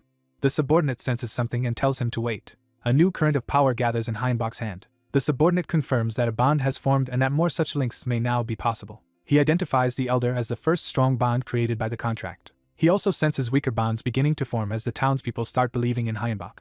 Amazed, the subordinate realizes he is witnessing a human on the road to godhood, though the network of faith is still fragile. Hyenbok concludes he needs many more followers to strengthen himself. He justifies the term by deciding that those who receive his power deserve a distinct status. The subordinate notes that the elder, Alan, has already become exceptionally devoted. Alan's fanaticism is understandable, since the contract not only restored his youth but transformed him completely. He has advanced to a two-circle mage and can now wield mana, divine magic, and black magic. Hyenbok explains that this impossible leap happened because the village's curse was broken through the contract. He then recalls what he learned of the dungeon's history when Alan was first captured. Originally there was only one village, where food, wine, and medicine were abundant, but consuming that bounty slowly turned people into monsters. Those who indulged eventually became the very creatures haunting the place. When the clergy discovered the truth, they fled and founded a second village apart from the first. Yet for 32 years no one has truly escaped the dungeon, and the transformed monsters remain trapped within it. As time passed, monster attacks increased along with the number of former humans who had changed. Hyenbok realizes the dungeon satisfies every condition for a rare mutated curse. The curse required an enclosed village, survival food, conscious choice, weak spirits, erosion of humanity, and enough time for corruption to mature. He notes that no one in the dungeon ever developed mana naturally, which now makes sense under that curse. Their latent mana had been twisted into extended lifespan instead, and once they contracted with him, that stolen lifespan reverted into magical power. Seeing the opportunity, Hyenbok asks for an elderly villager, knowing the oldest survivors will yield the most power when freed. The story shifts to the military camp established in the dungeon. A commander laments that their current campaign has gone so badly they should have stuck to simpler tactics. He asks his officers for a full report on the situation. One officer says there is no immediate crisis, but food and water are becoming serious concerns. Another admits their plan to gather supplies from the dungeon has failed because the land offers almost nothing useful. When the commander asks about Yahello, he learns there has still been no contact from him. The room sinks into uneasy silence. That tension breaks when a soldier bursts in with urgent news. He reports that they have found a village inhabited by humans inside the dungeon. The hooded subordinate relays the same discovery to Hyenbok, who notes the expedition took 4 weeks to find it. By then, Hyenbok has already converted more than half of his own villagers into followers. Among them, many want revenge and are eager to fight after years of being hunted. Hyenbok counts 215 followers ready for battle, while 1,237 others still long only for peace. He decides they cannot leave their new allies at the mercy of the enemy and prepares to move. The soldiers enter the newly discovered settlement. A villager offers food and water freely, but bitterly warns that the prophecy has abandoned them all. The commander seizes on the mention of prophecy and demands an explanation. An officer realizes the prophet they mean must be Yahello and that he has already passed through this place. As the troops prepare to enter deeper, the commander orders strict caution and forbids anyone from eating the village's food without testing it. Once they have the information they need, he orders an immediate withdrawal. The force begins to pull back in formation. The commander senses something wrong just as they start leaving. The villagers behind them suddenly react with shock. Their resentment erupts as they rage that outsiders can come and go, while they remain trapped forever. That envy turns murderous, and they call for the soldiers to be slaughtered. The transformed villagers blame both the humans before them and the savior who abandoned them. Monsters surge into the streets and close in on the retreating troops. The soldiers recognize one of the creatures as the same monster they encountered before and freeze. At that moment, Hyenbok arrives with the rescued villagers and calmly greets everyone. The commander is stunned to see him appear here. He realizes these people with Hyenbok are the dungeon's inhabitants, and Hyenbok confirms it while postponing explanations. With monsters and soldiers about to clash, Hyenbok orders everyone to take battle positions. He raises his hand, taking command of the field. The commander protests, asking if Hyenbok truly intends to make the villagers fight. Hyenbok tells him to watch and judge their abilities for himself. Purple power spreads through the villagers, and the soldiers realize he is using black magic. He summons fire imps to his followers, turning ordinary villagers into channels for demonic power. He explains that summoning is the fastest way for a black mage to gain a sudden burst of energy. The summoned creatures pour onto the battlefield in a wave of fire. At the same time, divine magic expands as a holy field over the area. The soldiers are left speechless that he can wield black magic and divine magic simultaneously. Hyenbok declares that he will now reveal the power he has accumulated in the dungeon from the god of life and death. He unleashes Chaos Strike, fusing both forces into one devastating attack. The combined blast detonates with overwhelming force. When the light clears, the enemy line has been obliterated and the battlefield is left shattered. The commander thanks him for the rescue but immediately demands to know what kind of power that was. Instead of answering directly, Hyenbach hands over a new map showing the dungeon's terrain, the village, and the monster's hideout. The commander accepts it, unsettled but grateful. He then presses the real question of how Hyenbach can use black magic and divine magic together. He also asks who this god of life and death really is. Hyenbach explains that this god rules both life and death, and that he can use every kind of power because he was chosen as that god's disciple. He adds that his villagers can do the same because he has turned them into living temples for that god. Privately, Hyenbach knows the commander has little choice but to believe after witnessing all three powers firsthand. The commander follows the logic and asks whether he too could become such a vessel. Hyenbach confirms that he can. The commander immediately asks if the same transformation is possible for him as well. The request catches Hyenbach off guard despite all his planning. He hides his surprise behind the mask and realizes how valuable this unexpected opening could be. Seeing the commander and his armed followers before him, he recognizes a chance he never anticipated. He says there are conditions to receiving such power. The first condition is belief in Hyenbach's god and obedience to that god's path. The second is surrendering one's soul to that god after death. That grim price unsettles the soldiers, and murmurs of doubt spread through the ranks. When one man bluntly asks whether this god is really just the devil, Hyenbach sidesteps the accusation and insists that survival is what matters most. The commander decides the terms are still acceptable if they lead to power and asks to be made a living temple. Hyenbach agrees but says trust must be proven first through a contract. He downplays the pact as a simple formality even though it binds far more than trust. The commander signs in blood. Hyenbach formally invokes the oath, naming Hyunchul Kong and demanding faith in life and his soul in death in exchange for strength. Hyunchul accepts eagerly, offering his soul if it means gaining divine power. The contract's power floods into him at once. Hyenbach seals the pact and claims Hyunchul's eternal faith.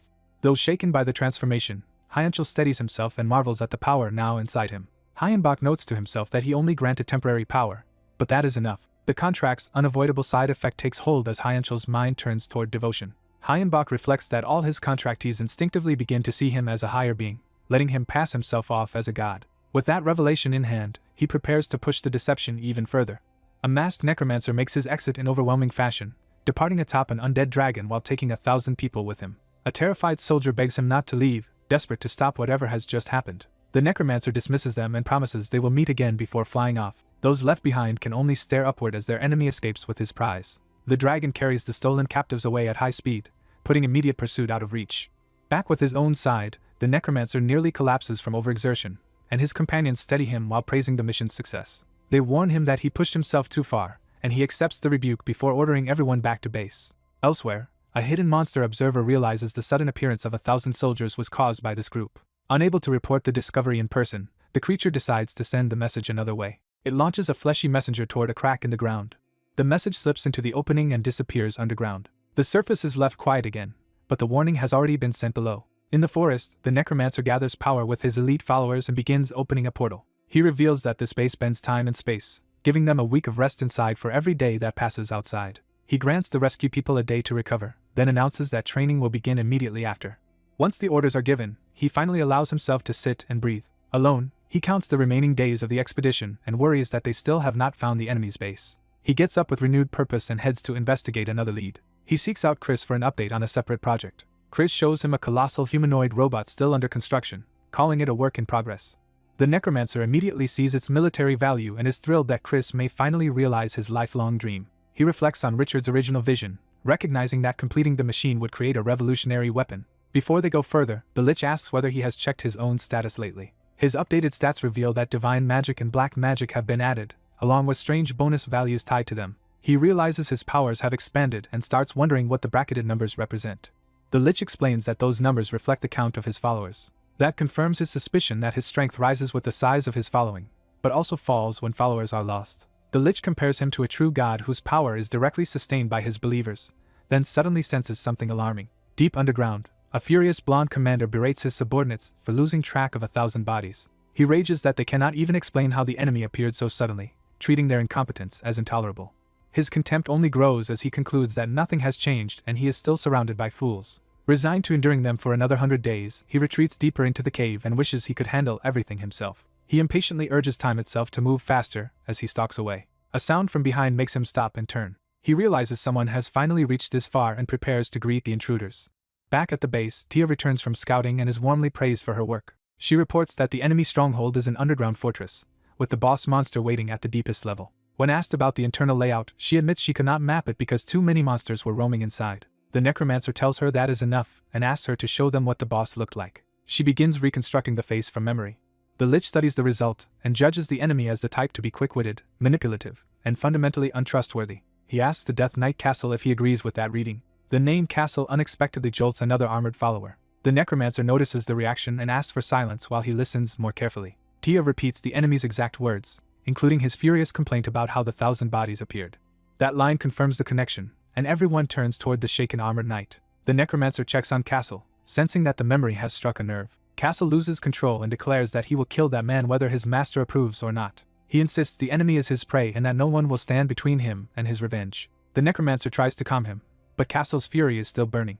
Seeing how unstable he is, the Necromancer forbids Castle from fighting until he regains his composure. Castle answers with a shocking threat, saying he would even kill his own master to win back his freedom if forced. The Necromancer responds coldly, warning that even madness does not excuse crossing certain lines. The Lich steps in and orders both armored knights to stop before they do something irreparable. Castle regains enough control to apologize, admitting he completely lost himself for a moment.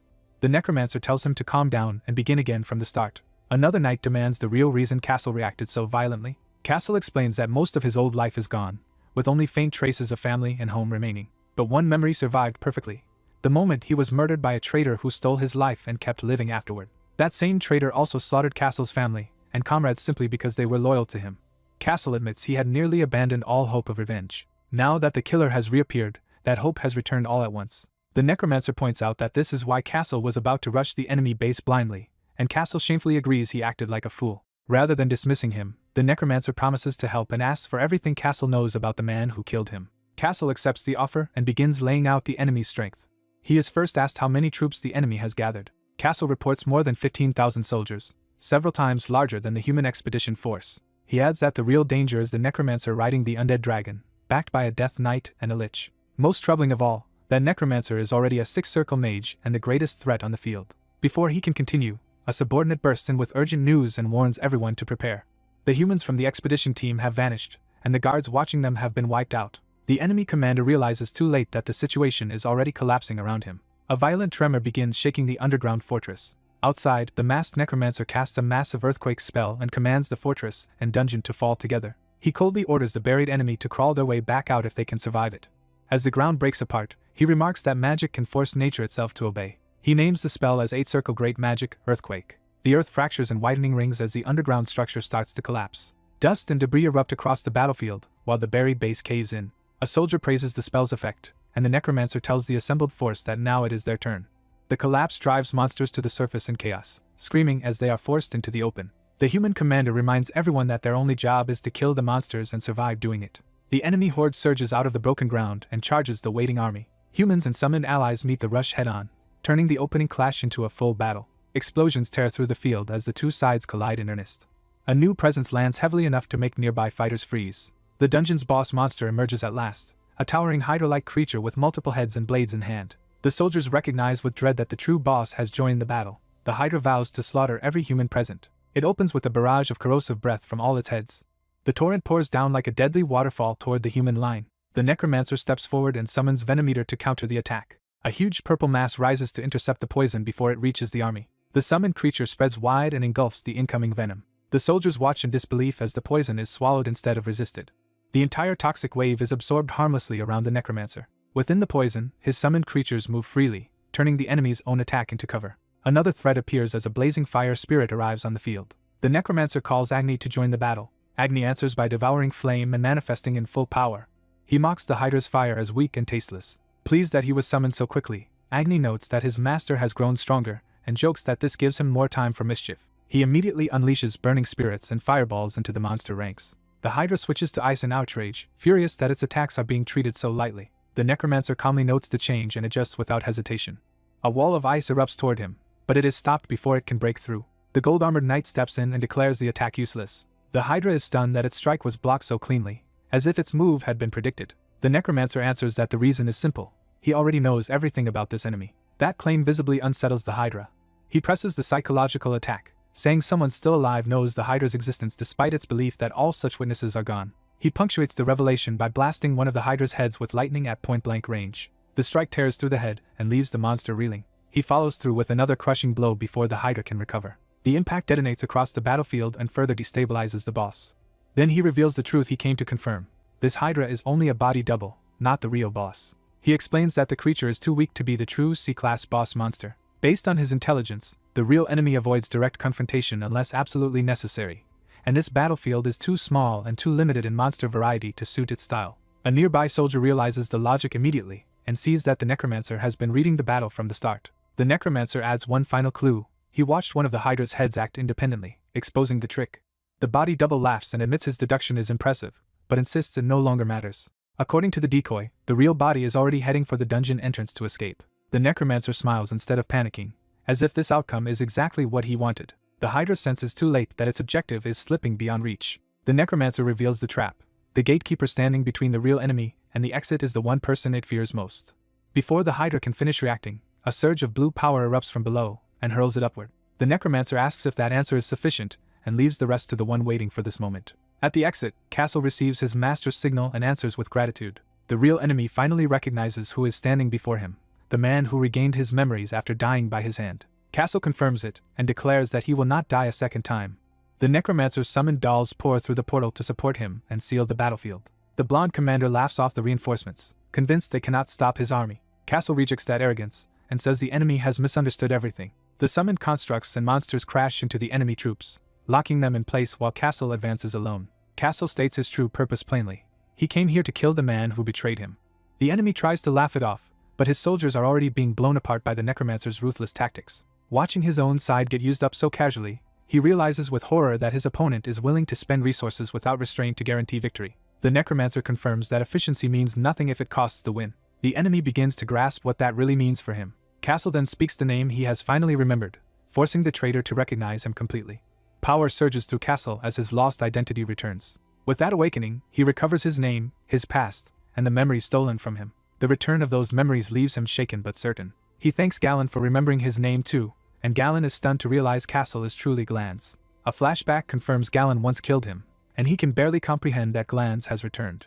Galen's old resentment spills out as he admits he wanted Glanz gone so that everyone would follow him instead. Glanz dismisses the excuse as pathetic and vows to kill him again if necessary. One of Galen's draconic soldiers crouches to attack, trying to interrupt the confrontation. Glanz cuts deeper with words, saying Galen spent his human life trying to imitate a true dragon and still falls short, reduced now to nothing more than a wyvern. Enraged by the insult, Galen lashes out while the summoned forces continue tearing through his army around them.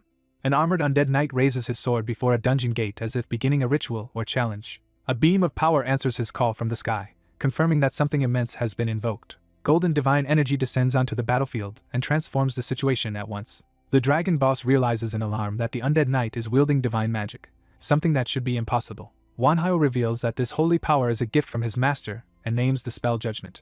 Under that radiance, the monsters are scorched and forced into a disadvantage. Galen rages that Glanz has gone mad by using himself as bait just to draw him in. The dragon lunges in close, trying to crush the knight before the holy power can finish him. Even as lesser creatures beg for mercy, Galen attacks savagely, and the battlefield descends into chaos. Glanz coldly notes that Galen has only become more monstrous over time. Galen cannot understand how an undead like Glanz can endure divine power that should destroy him. The holy magic keeps detonating across Galen's body, forcing him to suffer what he thought impossible. Glanz answers with absolute faith in Wanhyo, explaining that his master made the impossible real by allowing an undead to use divine magic. Galen refuses to yield and charges, vowing to kill Glanz no matter the cost. He unleashes another explosive strike, trying to overwhelm the knight through brute force. Glanz meets the attack head-on and holds his ground instead of being crushed. Galen thinks he has finally cornered Glanz and starts to savor victory, but Glanz deflects the assault with precise counters, turning Galen's momentum against him. Galen grows frustrated that Glanz still refuses to break under pressure. Glanz mocks him as a disappointing boss monster and demands that he fight like one. Humiliated, Galen insists the battle is not over and reaches for another source of power. A sinister red force rises around the forest, signaling that Galen is drawing on something beyond himself. Glanz immediately identifies it as Galen feeding on the life force of the dungeon's villagers, exactly the kind of cruelty he expected. Galen prepares a desperate counterattack empowered by stolen lives. The next clash shatters Glanz's body, leaving only his helmeted head intact.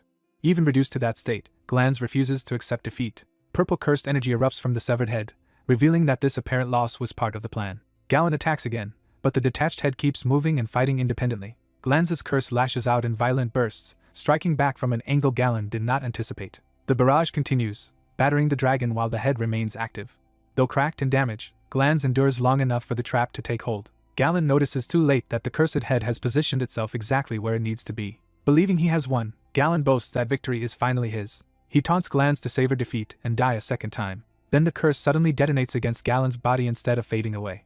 The dragon panics as multiple cursed explosions spread through him and his body begins to fail. Glans declares checkmate, revealing that Galen has already lost. A flashback explains that Wanhyo had trusted Glans to handle Galen alone while he secretly prepared one decisive intervention. Wanhyo had cast the curse of birth and death on Galen, a curse that explodes when new life force touches the life force already inside him. Because Galen was sustaining himself by absorbing villagers' life force, Wanhyo knew the curse would eventually kill him.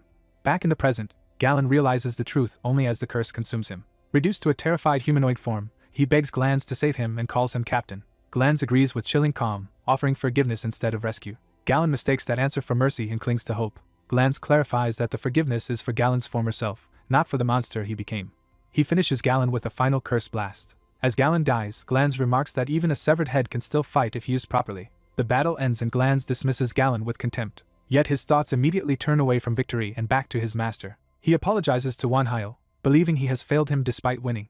Wanhyo is shaken by the sight of Glans's condition and refuses to let him give up. He remembers the people who urged Castle to survive no matter what, and that memory steels his resolve. A spark of determination returns to the broken undead head. Castle decides he cannot die here and forces himself to keep going. The cursed energy around him surges again as he struggles to survive.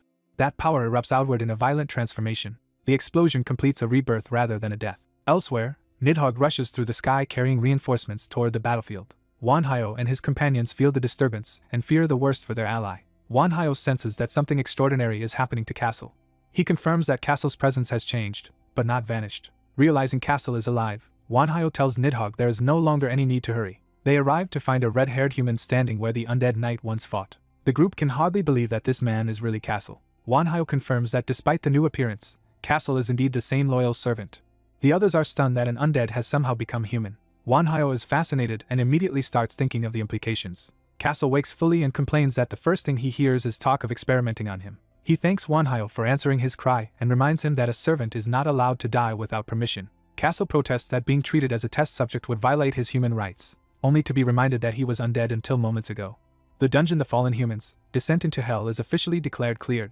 A wider narration explains that although many C+ dungeons had been explored worldwide, humanity was paying a devastating price. South Korea's successful clear becomes global news and sends shockwaves through the world. At the press conference, Hyunchul Kong becomes the face of that historic achievement. He publicly reveals that the necromancer Wanhyo was chosen by God and possesses divine magic, black magic, and mana together. As the world learns more about dungeon natives, governments begin loosening restrictions on movement between dungeons and human society. Following Korea's example, the United States also clears a C-rank dungeon, marking another historic breakthrough. Wanhyo congratulates Richard by phone, and the two speak as peers rather than rivals. Richard reveals that the Americans mass-produced Goliath units, and Wanhyo is surprised by how quickly they moved. Richard admits the machines are still expensive and slow to activate, making them weak in close combat for now. Instead of criticizing the leak, Wanhyo proposes technical cooperation, seeing a chance to strengthen both sides. He explains that his colossal doll soldier is fundamentally different from Goliath because it was built to mirror an operator's movements. By contrast, Goliaths are easier for ordinary people to command, so Wanhyo sees value in combining both approaches. Richard is impressed by Wanhyo's synchronization technology and openly asks to exchange trade secrets. Wanhyo asks whether the United States would really permit such sensitive knowledge to be shared with a foreigner, then hints that he wants something in return. Richard answers that America is willing to do whatever it takes to win the war and accepts Wanhyo's terms. Soon after, Wanhyo meets an official American representative, and the US government follows with a public announcement. America declares that international refugees will be welcomed if they accept national obligations, which means Wanhyo's conditions have been accepted. Wanhyo reflects that he saved more than 15,000 people from the C+ dungeon and that they are temporarily being housed in former North Korean territory. He judges South Korea's response to those survivors as shamefully negligent. That neglect is why he sought American cooperation, and the United States publicly welcomes him. Richard personally greets Wanhyo and asks about the giant doll he brought, learning that it is only a prototype. Wanhyo agrees to let them transport it but warns them very clearly not to touch it. When they arrive at the facility, Richard already senses that something has gone wrong. The staff ignored the warning and touched the doll, leaving several of them collapsed around it. Wanhyo explains that they will recover if they approached it with mere curiosity, because the curse reacts to intent. He casually lists the possible effects of such curses, ranging from nightmares to life force drain and humiliating side effects. Richard suddenly finds those consequences worse than death, especially when hair loss becomes a real concern. A furious scientist dismisses the idea of curses as nonsense and lashes out at Wanhyo. Wanhyo notices the man's accent and realizes he is Korean. Richard introduces him as Dr. Alex, the genius who designed Goliath and whom America recruited from abroad. Wanhyo immediately understands that Alex escaped the curse by using his own talent, and Alex angrily confirms it. Alex reveals that his ability is reorientation, a power centered on restructuring patterns. Wanhyo deduces that this ability let Alex rewrite the curse's structure and free himself. Alex confirms it, and then demands a demonstration of the doll, eager to judge it for himself. Wanhyo agrees because he has no reason to hide how it works. The prototype is unveiled before the gathered Americans. Wanhyo hands Alex a control bracelet and explains that it serves as both ignition key and steering mechanism. Once Alex channels mana into it, the system responds immediately. Alex commands a flurry of martial movements, and the doll mirrors him successfully. Even while impressed, Alex criticizes the machine as clumsy and inefficient. Chris, offended on Wanhyo's behalf, appears and refuses to let that insult pass. Alex tears into the bracelet and the entire design, criticizing mana use, synchronization, defenses, and curse integration. He boasts that with enough time and resources he could make the whole system both stronger and more elegant. Wanhyo recognizes that Alex's criticisms are valid and decides he needs a serious conversation with him. Alex is delighted to be challenged and takes Wanhyo's interest as proof that he is right. Richard can only stare blankly as the two geniuses lock into their own wavelength. Wanhyo then names the phenomenon troubling him as dimensional disintegration. Castle admits that his memories are fragmented, especially around that term, as if something is blocking his mind. He decides that his old identity as Glanz matters less now because he is Castle, and Wanhyo accepts him as his eternal servant. Their attention is suddenly drawn back to the dungeon gate as something changes again. A new disturbance rises from the portal, catching everyone off guard. The gate surges with power, signaling that the crisis is expanding rather than ending. Wanhyo's Grey app activates on its own, warning him that a new stage has begun. The app announces a second C+ dungeon exploration against the Overlord of the Great Barren Lands, with 15,000 personnel available and a 300-day limit before disintegration advances to Phase 2. Wanhyo realizes with dread that dimensional disintegration has already started. An urgent call comes in from America, demanding Richard and Heimbach's attention. Richard asks what happened, sensing the scale of the emergency from the caller's panic alone. The answer is that a new terrain has appeared in Nevada. The crisis is localized in Nevada, confirming that the disintegration is manifesting in the real world. Wanhyo immediately understands the danger and begins connecting it to what he learned from the app. At an emergency briefing, Richard explains that in disintegration zones machines become useless just as they do inside dungeons. He adds that people with talents suffer a 5% drop in power there as well. More alarmingly, dungeon entrances have appeared throughout the affected area, especially where C-rank dungeons had never been cleared. Their target dungeon is packed with undead, golems, and living armor, and even the American Heaven's Guard has already been wiped out twice trying to clear it. Wanhyo suspects there is a deeper connection behind all of this and asks to inspect the site personally. Richard grants permission, trusting Wanhyo's instincts. The team enters a frozen wasteland, and Wanhyo asks whether this new dungeon is connected to Idia, the homeland of the dungeon natives. He recalls that both his first dungeon and the battle against Galen traced back to Idia, so this new place likely does too. The hooded mage notes that this sounds like fate, even if Wanhyo dislikes the idea. Wanhyo admits he does not believe in fate, yet the pattern feels impossible to ignore. As they advance through the blizzard on Nidhogg, they confirm the reports and rely on cold resistance magic just to endure the environment. The mage remarks that it is no surprise Heaven's Guard was destroyed in such a place. He explains that the entire region is saturated with negative mana, hidden beneath the cold and snow. Wanhyo realizes that for a necromancer, this hostile wasteland is actually ideal territory. Even so, he decides they should withdraw for now rather than rush in blindly. Kai interrupts with concern over the map they are using. He says the terrain looks strangely familiar, though he cannot place why. Castle asks whether this is Kai's turn to remember something important. Kai cannot recover the memory, but he knows with certainty that this place was once deeply precious to him. An older official tries to make sense of the crisis by concluding that the dungeon may belong to another world, or at least be an imitation of one. He decides that this possibility makes Kai's lost memories even more important, and urges the group to recover them while there is still time. Kai accepts the burden without protest. Soon after, the official stands before a gathered force at the dungeon gate to launch the operation. He warns everyone that the mission will be brutal, reminding them that this dungeon has already killed more than 10,000 people, yet insists they cannot back down. He presses the point that failure to clear the dungeon will only deepen the disaster. He turns that fear into resolve, declaring that more loved ones will die if they fail and demanding that everyone fight to survive and keep resisting. His speech is met with a surge of morale as the assembled fighters are strengthened by a golden effect. The official recognizes the new ability Richard gained after fighting Njit and identifies it as Link. He explains that Link lets Richard establish a mental connection with nearby allies, making battlefield coordination vastly easier.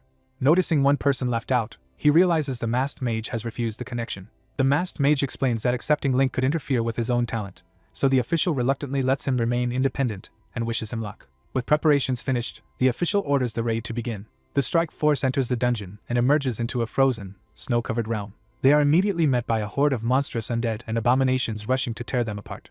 Rather than flinch, the official treats the ambush as a greeting and prepares to answer it with overwhelming force. Heavy weapons are brought online at his command. He unveils his combat ability, Juggernaut, turning the battlefield into a mechanized artillery platform under his control. The guns open fire. The first shell detonates in the middle of the charging monsters. The official coldly remarks that the enemy's warm welcome will be repaid in full. At the same time, the masked mage raises his staff and gathers divine power overhead. He invokes Inferno. A pillar of holy fire crashes down and obliterates a swath of enemies. The nearby soldiers are stunned that his reputation did not prepare them for power on this scale. One observer realizes they are witnessing the destructive force of a seven-circle mage and sees him as a living weapon. A lich ally adds wind magic, calling for a storm to grind the enemy apart. The flames are whipped into a blazing tornado that devours the battlefield. Even while impressed by the lich's spellcraft, the official barks at the others not to stand around admiring it and to keep killing. The bombardment and magic together tear through the enemy ranks in a chain of explosions. From above, a mounted black-armored commander and his spectral retinue watch the slaughter and admit the invaders are stronger than expected. He notes with interest that the seven-circle mage commands not only black magic but divine magic as well. Seeing such a rare vessel, he becomes convinced that with that mage's status, body, and soul, he can finally truly live again. He decides the long wait has been worth it. After the opening clash, the official asks whether Kai's liege has learned anything from the terrain, and hears that the place feels painfully familiar to him. The masked mage concludes that the frozen land was likely Kai's hometown, and the answer confirms it. That realization hits hard enough to make the masked mage visibly falter. He reveals the real source of his alarm. He has just lost his connection to Kai. At that same moment, Kai breaks away at high speed. As memories return, Kai realizes he had once been the lord of a powerful aristocratic family, and that this land had been his domain. The familiar homeland fills him with nostalgia, but also confusion over how it became a mere rank C dungeon. Remembering that many dungeon bosses had betrayed their own worlds, he begins to fear that someone from his own family may have done the same. He refuses to accept that suspicion without proof, even as it torments him. Following his instincts, Kai finds a hidden section of cliff marked by his family's crest. He reasons that if this truly is his homeland, the family's secret safe should be here and should open only to his bloodline, yet he is shaken that he has found it at all. The hidden chamber opens to reveal a cache of treasure and heirlooms untouched inside. Kai steps into the vault, confronted by the remains of his family's wealth. The sight overwhelms him with pain. He cannot understand how his homeland and its sacred refuge were reduced to this. Then he hears his name spoken from behind. A kneeling armored figure addresses him with the old title of Lord. Kai offers forgiveness for the apparent betrayal if the man still truly recognizes him, then immediately orders a retreat. Before he can leave, a mounted black knight blocks the exit and denies him that freedom. The knight accuses Kai of violating the sanctity of the family's secret safe. Kai answers the accusation with a sudden sword strike. The black knight's mounted guards intercept the blow. Kai faces them alone without hesitation. He cuts through the first wave with practiced precision. His swordsmanship remains sharp enough to overwhelm armored foes instantly. He then launches himself toward the mounted commander and the hovering casters behind him. Their blades meet in a violent clash. The duel escalates into an aerial exchange as both riders and retainers close in. The Black Knight is shocked that Kai still knows the family's swordsmanship. Kai, hearing that style from his enemy, demands to know why his own brother would do this. That accusation cracks the Black Knight's composure. He recoils and asks if Kai truly just called him brother. When his helmet comes away, he reveals himself as Kairos, the youngest of Count Kiona's 3 sons. Kai is left reeling by the revelation. Kairos confirms the truth and names himself openly as the family's secret weapon and the youngest Kiona son. He fully identifies himself as Kairos Kiona. His older brother can only stare, having believed Kairos died long ago. Kairos explains that he did die once, but fortune let him return to the Lord who gave him a name, and in doing so he recovered some of his lost memories. He is equally stunned that his brother survived as well. The brother immediately demands to know how Kairos became the master of this dungeon. Kairos answers the question with silence and a tightening ring of soldiers. Instead of explaining, he orders his men to seize the intruders, ignoring his brother's plea. The encirclement closes, and his brother can only shout after him in frustration. Richard warns that words are useless now because Kairos is no longer listening. The masked mage raises his staff to intervene. He begins a divine spell meant to grant life and purge darkness. Holy radiance spreads over the battlefield and pins the undead forces in place. He completes the spell with rising sun. The blast of sacred light tears through the enemy formation and clears a path. Kai's brother stands in the aftermath, still focused on Kairos rather than the battle around him. He demands to know what cause could justify sacrificing the family's loyal subjects and admits he cannot understand his brother at all. Kairos tries to calm him by insisting those people will not truly die. To prove he still controls the field, he has his servants bind himself in place as part of a larger plan. The masked mage realizes Kairos is doing something dangerous and calls out to him. Kairos announces that he must give up on taking the invaders prisoner and instead prepares to move to a harsher measure. His brother desperately calls to him again. Kairos says his brother must come with him and promises that once he hears the full truth, he will understand. Before he can be stopped, a mass teleport spell carries Kairos and his forces away. The others curse the escape and realize Kai has been taken from them. The Lich immediately reports that Kai's position is moving and waits for orders. The tracking points toward the Overlord's estate. As they regroup, the Lich asks how their master thinks Kai will respond to what awaits him there. The masked mage chooses hope, saying he wants to believe Kai will come through for them. Richard is less trusting, reminding him that he once died because he believed in the wrong person. The Lich agrees with the concern and advises preparing for the worst in case Kai turns against them. The masked mage accepts that precaution but privately begs Kai to stay safe and not betray them. Elsewhere, Kairos recalls that he never wanted to lose Kai as a comrade. That memory leads into the ruined city at the heart of the dungeon. Inside the estate, Kai recognizes the sword at his brother's side as their family heirloom. Kairos confirms it and unexpectedly offers the heirloom back to its rightful owner. Kai refuses to take comfort in the gesture, saying he no longer feels worthy to bear the family sword. Kairos insists the sword is still his by right whether he chooses to wield it or not, leaving Kai to ask why he is being treated this way. Kairos cuts to the heart of the matter by asking whether Kai's self-loathing is tied to the fact that he became the dungeon master. He admits that this is exactly what he intends to explain, along with the reason he betrayed their family. The strain of that confession shows even in his clenched hand. Then something in the chamber draws both brothers' attention. Kairos leads Kai deeper inside the estate. He brings him before a sealed chamber marked by a powerful magic circle. With a snap, he releases the seal. A huge crimson crystal rises into view, and Kai is stunned by what is preserved inside it. The figure within is their second eldest brother, suspended in magical stasis. Kai can only shout in disbelief that another brother is trapped inside this dungeon as well. Kairos tells him the truth at last. Their family and their vassals are still alive. Kai is too shocked to process the claim. Kairos explains that he placed them all into a deep sleep for the sake of his wife. He introduces the sleeping woman in the crystal as his wife Beatrice, and reveals that she is carrying his third child. To preserve them, he says he needed the life force of the Kiona bloodline. More specifically, he needed that power to save his wife and unborn child. He begins recounting how, after failing to clear the dungeon, he had nearly given up until a female vampire rescued him. That vampire fought beside him in a brutal arena where he was forced to battle like an animal, and over time he fell in love with her. Unable to escape with her, he chose instead to seize control of the dungeon itself.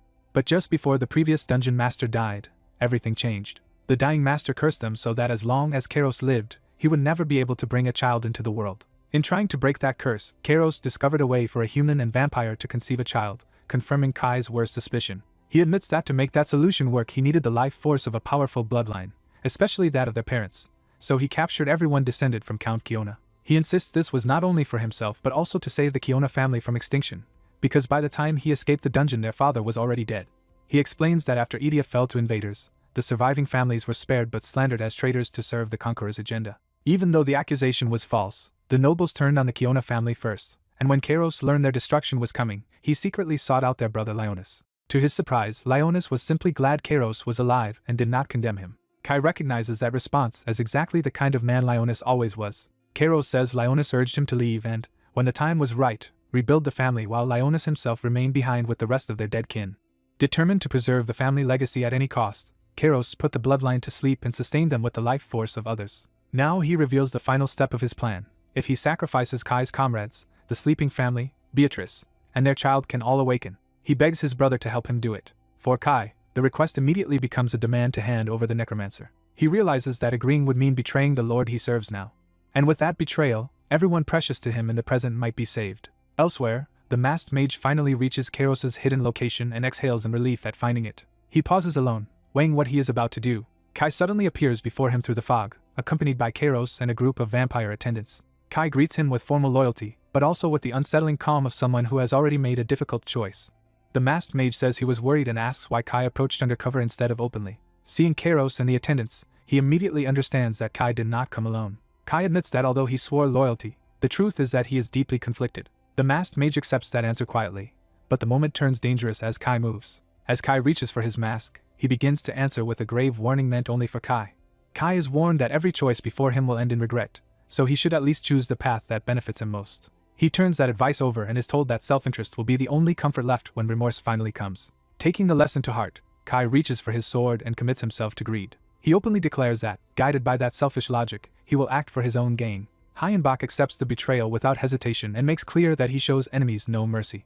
He immediately launches his attack, flooding the area with dark magic. The camp erupts in alarm as Kai and his people realize they are under sudden assault. Hayenbach follows with a devastating blast that tears through the position. When the smoke clears, he stands at the head of a summoned undead host and monstrous allies, revealing the ambush in full. Kai's side is engulfed in fire and chaos before they can regroup. Facing the assault, Hyenbach asks whether Kai arranged this trap, and Kai insists his older brother was the real architect. Hyenbach mocks the brother's ambition, but his taunt is cut short by a sudden disturbance. He senses something wrong and realizes a new threat has slipped into the battlefield. Hyenbach discovers that his own shadow has been overrun by vampires, compromising his position. Even his dragon Nidhogg is being swarmed, showing the attack was layered to isolate him.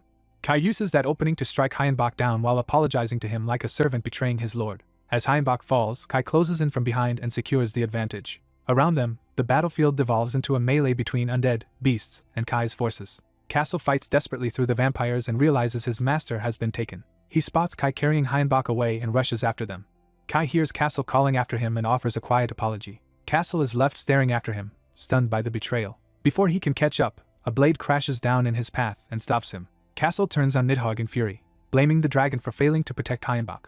A hooded ally cuts in, arguing that blaming Nidhogg is pointless, and that they should focus on the enemy and on rescuing their master. The advisor insists that planning ahead is the only way to save Hyenbach now. Castle reluctantly redirects his rage toward retaliation, swearing to annihilate the attackers. The scene shifts to the enemy stronghold where Kai has brought Hyenbach. Kai arrives before his brother, who welcomes him back as if the betrayal were expected. His brother frames Kai's choice as painful but necessary and pretends sympathy for forcing him into it. When ordered to abandon Hyenbach to the guards, Kai hesitates. He stops the soldiers from handling Hyenbach roughly. Kai explains that although he ultimately sided with his brother, Hyenbach is still his master, so the guards may only secure the magic item and must avoid needless harm. His brother agrees on the surface but still insists Hyenbach must be restrained because he remains dangerous. Kai reluctantly hands the unconscious Hyenbach over to the guards. Later, his brother tests Kai's mood by asking whether he can still appreciate a celebratory drink. Kai answers yes, and his brother proposes they honor the day's success with wine. They move into a wine cellar prepared for the private meeting. Kai watches as his brother drinks himself into a vulnerable stupor. Once the man collapses drunk, Kai quietly excuses himself and leaves. He slips out of the room without revealing his thoughts. Left alone, the brother reflects that Kai had a perfect chance to kill him and did not, convincing himself Kai's loyalty is absolute. Outside, a coalition force gathers in the snow to assault the castle. Their leaders steel themselves for the coming battle. An older commander judges that everyone is ready and at peak condition. Castle, still burning with anger, notes that the enemy side looks just as bloodthirsty. He tries to reassure Nidhogg that Hyenbach is probably still alive and that guilt will not help. The dragon silently accepts that reassurance. Inside the throne room, Hyenbach is brought before Kai's brother as a prisoner. The ruler introduces himself as Uranus Kiona and confirms that Hyenbach is the master who claimed his brother. Hyenbach demands to know why he has been summoned. Uranus says the meeting was Kai's idea and claims Kai wanted them to part on good terms. Hyenbach dismisses that sentiment as hypocrisy from a traitor. Kai reminds Hyenbach of the oath he swore when he was given a name. He formally declares that the conditions of that oath have now been fulfilled. Kai reveals the oath's true limit. His loyalty lasted only until he reclaimed his family heirloom. Uranus realizes that means Kai is no longer bound to obey him and asks for one final favor anyway. Kai agrees to hear that last request. Hyenbach suddenly lunges and drives a hidden strike into Kai's neck. The blow lands hard enough to spray blood and stagger him. The guards react in shock as the room erupts. Even while wounded, Kai apologizes and vows he will not die here. Uranus calmly orders Hyenbach subdued and taken away to recover. The guards close in to seize the prisoner. Kai, bleeding, quietly apologizes to Kairos as if burdened by what he has done. Uranus casually invites him to stay for a drink, but Kai refuses and withdraws for the night. As he leaves, he spits out his contempt for his brother. Uranus, still oblivious, decides there is no need to monitor Kai any longer. Alone at last, Kai breaks down under the weight of guilt and conflict. Outside, the invading force reaches the castle and begins its assault. Flying undead and spectral cavalry descend as the attackers arrive at the walls. The coalition charges forward under their commander's orders. They throw themselves into the attack despite the danger. A swarm of dragons rises over the fortress to meet them. The sky fills with winged monsters and falling ice as the defenders answer the siege. The attackers unleash the castle breaker, sending a storm of projectiles into the walls. Explosions rip through the defenses and blast open the stronghold. Watching remotely, Uranus is impressed that 20,000 soldiers have breached the inner walls in only 20 minutes. He assures Hyenbach that the end is near, while Hyenbach impatiently demands results. Uranus reveals his true aim. He intends to use Hyenbach, his body, soul, and followers as sacrifices for himself. He begins a ritual circle in the throne room to claim that power. Across the battlefield, red pillars of energy rise from the ruined castle as the ritual activates. The invading mages realize in horror that their mana is being drained away. Even while the energy siphon spreads through the army, the commanders urge everyone to endure. They insist that if they hold on a little longer, the battle can still turn. Uranus mocks that hope and sneers that luck will not save them. Hyenbach answers that perhaps it will, and abruptly moves. A blue shockwave tears through the breached hall, signaling reinforcements, or a counterattack. Uranus whirls on Hyenbach, furious that his plan is being disrupted. Hyenbach reveals the trap. Uranus thought he was draining the living, but he had actually been made to absorb the dead.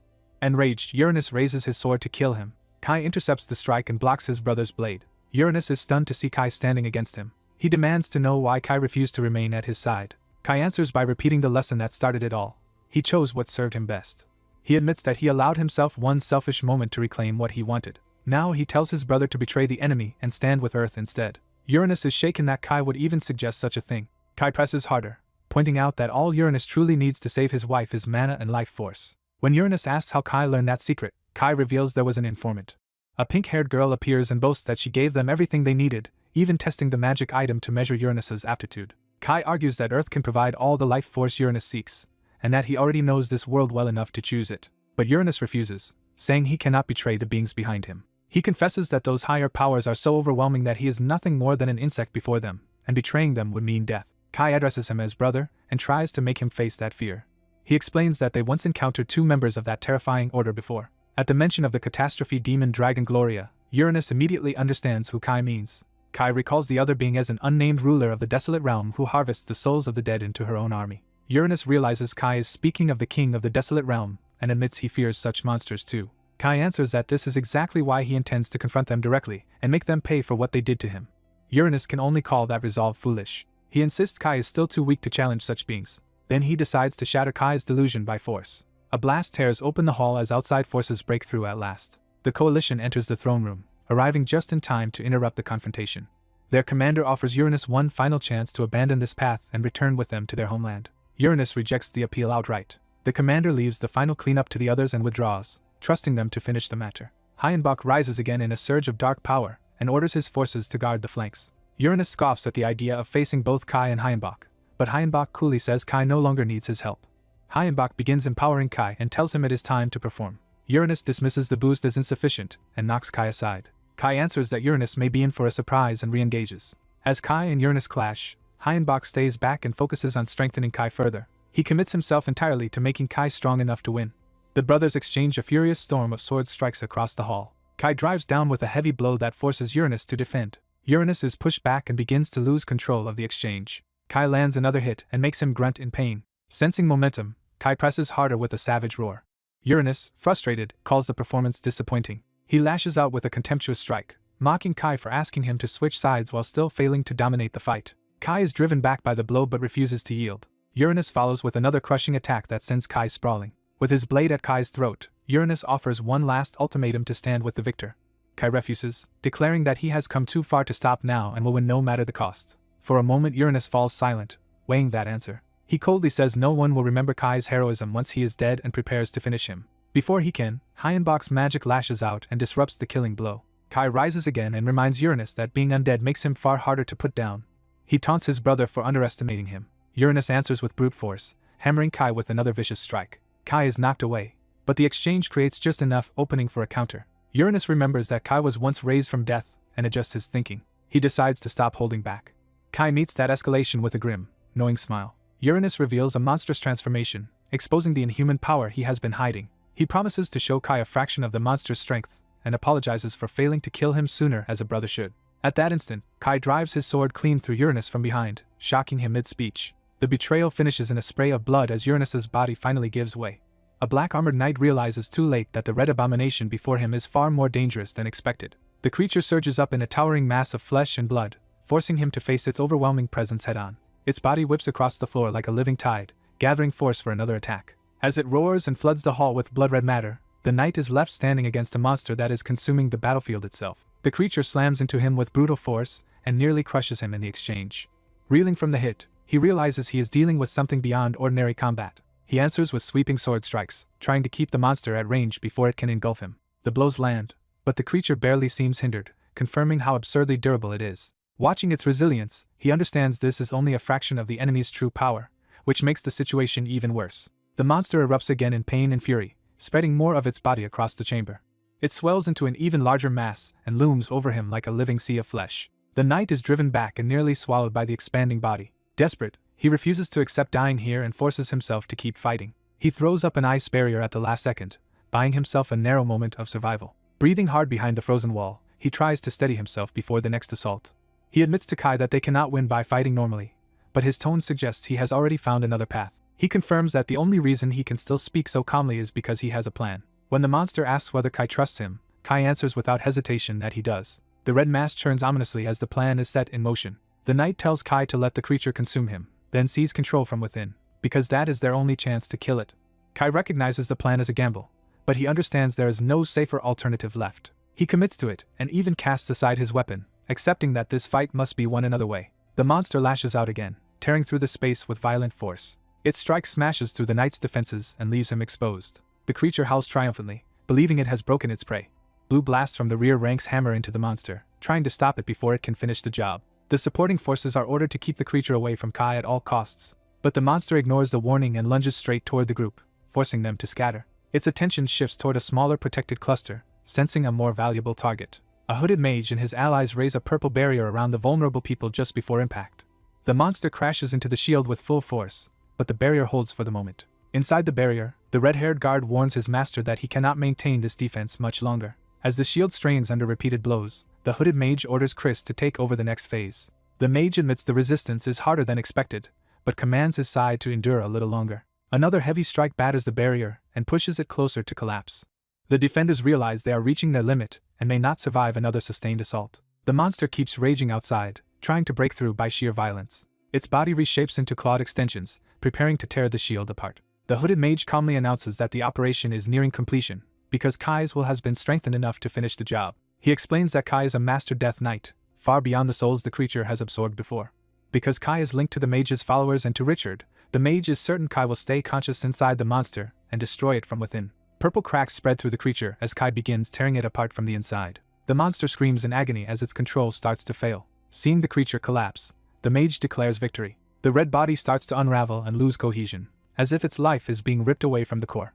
It bursts apart in a final spray, signaling the end of the abomination. The masked necromancer praises Kai for carrying out the impossible. Kai stands stunned, still processing that he survived and won. Then he notices his brother nearby and rushes to him in alarm. His brother is already crumbling away, and even as Kai begs for help, death is visibly overtaking him.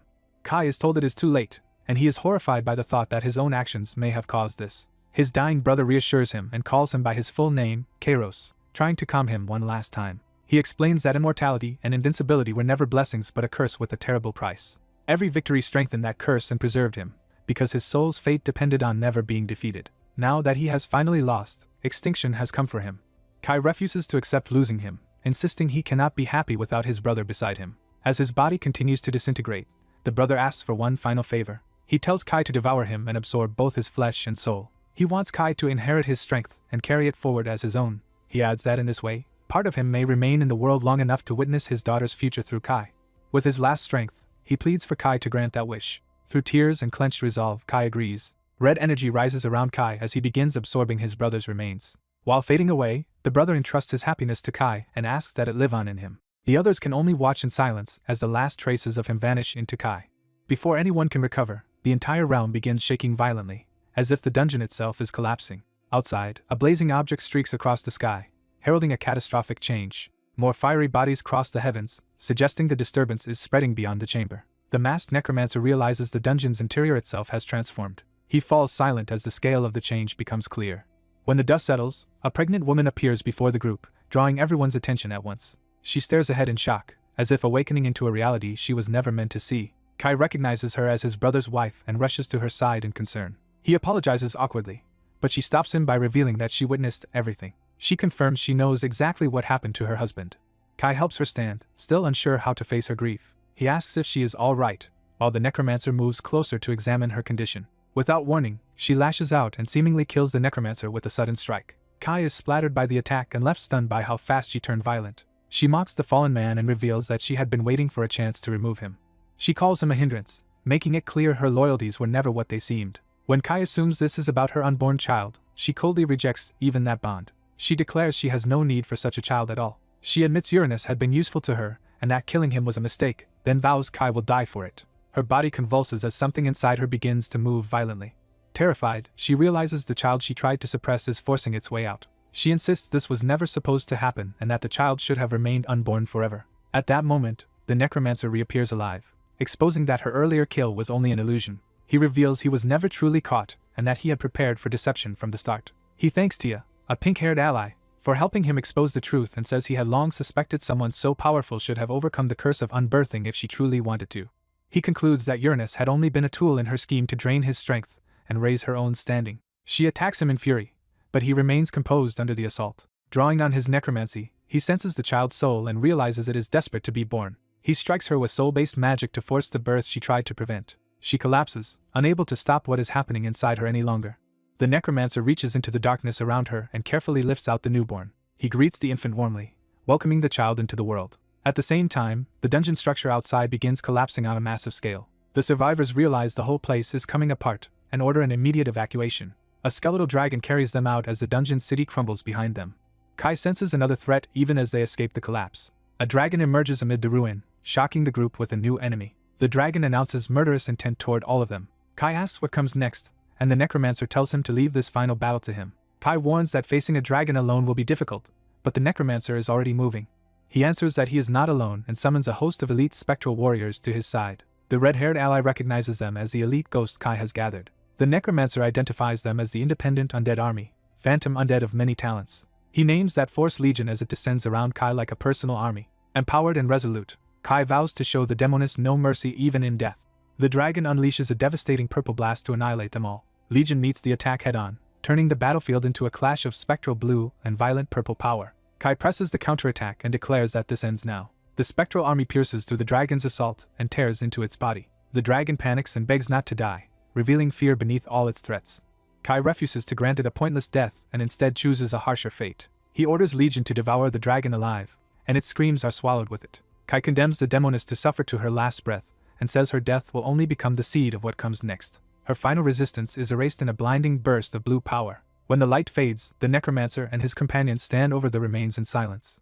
With the dragon overhead and the battlefield cleared, the expedition is officially declared complete. 15 days later, the story shifts to a hospital where the survivors are recovering. An older man checks on the necromancer's condition after his injuries. Though heavily bandaged, he says he is recovering. The older man reminds him how badly he was hurt, and asks what he plans to do next.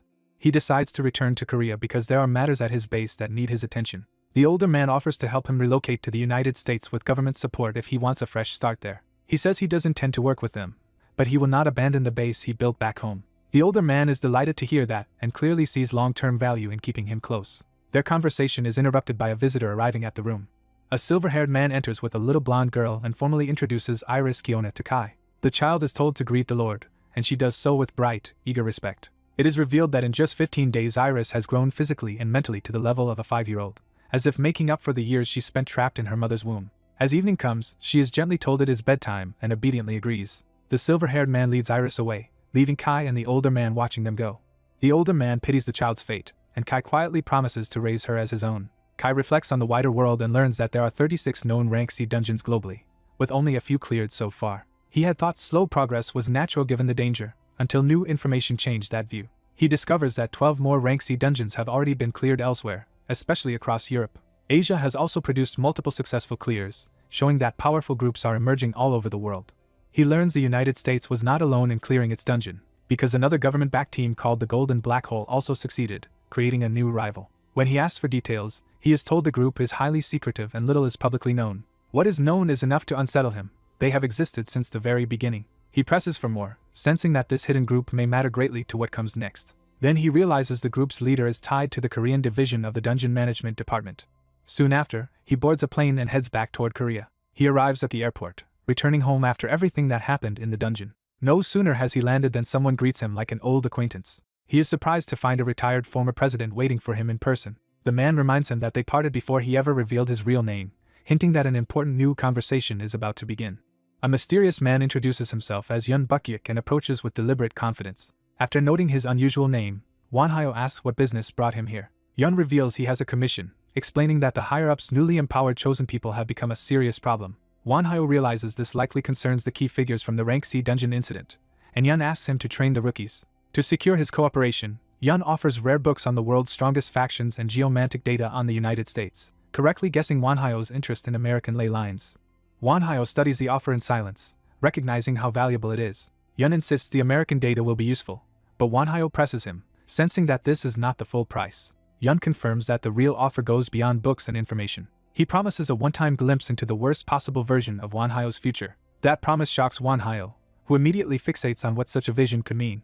Yun admits using that power would cost him a significant portion of his lifespan, and Wanhyo is startled that he would still put it on the table. Yun says the sacrifice is necessary for both of them, making clear that he sees this deal as urgent and mutually important. Before the conversation can continue, Yun notices hostile pursuers approaching and calmly predicts they will meet again. He vanishes in a burst of talismans, leaving Wanhyo alone with the encounter unresolved. Wanhyo summons Nidhogg and decides it is time for his own side to withdraw as well. The arriving men try to stop him, but they are already too late. Wanhyo departs overhead, leaving the onlookers staring after him. The story shifts to a later scene at a new location. Wanhyo gathers his companions, including Iris, for the training he has decided to begin. He tells Iris to start, while the others react with a mix of support and concern. Wanhyo reassures Kai that Iris is stronger than he thinks, and Iris eagerly agrees with him. Kai reluctantly admits that learning to control her powers is in Iris's best interest, even if he still worries. With Kai's consent finally secured, Iris happily accepts the chance to train. The group stands before a massive vessel of swirling water as Iris prepares to use her ability. Iris places her hand against the water and concentrates. Her power surges outward, violently reshaping the water into a portal-like phenomenon. The others watch closely as the transformation stabilizes. Wanhyo is visibly surprised by the scale of what Iris produces. Iris gleefully welcomes everyone into the dungeon she has just manifested. One of Wanhyo's allies marvels at her talent and asks how he knew she could do something this extraordinary.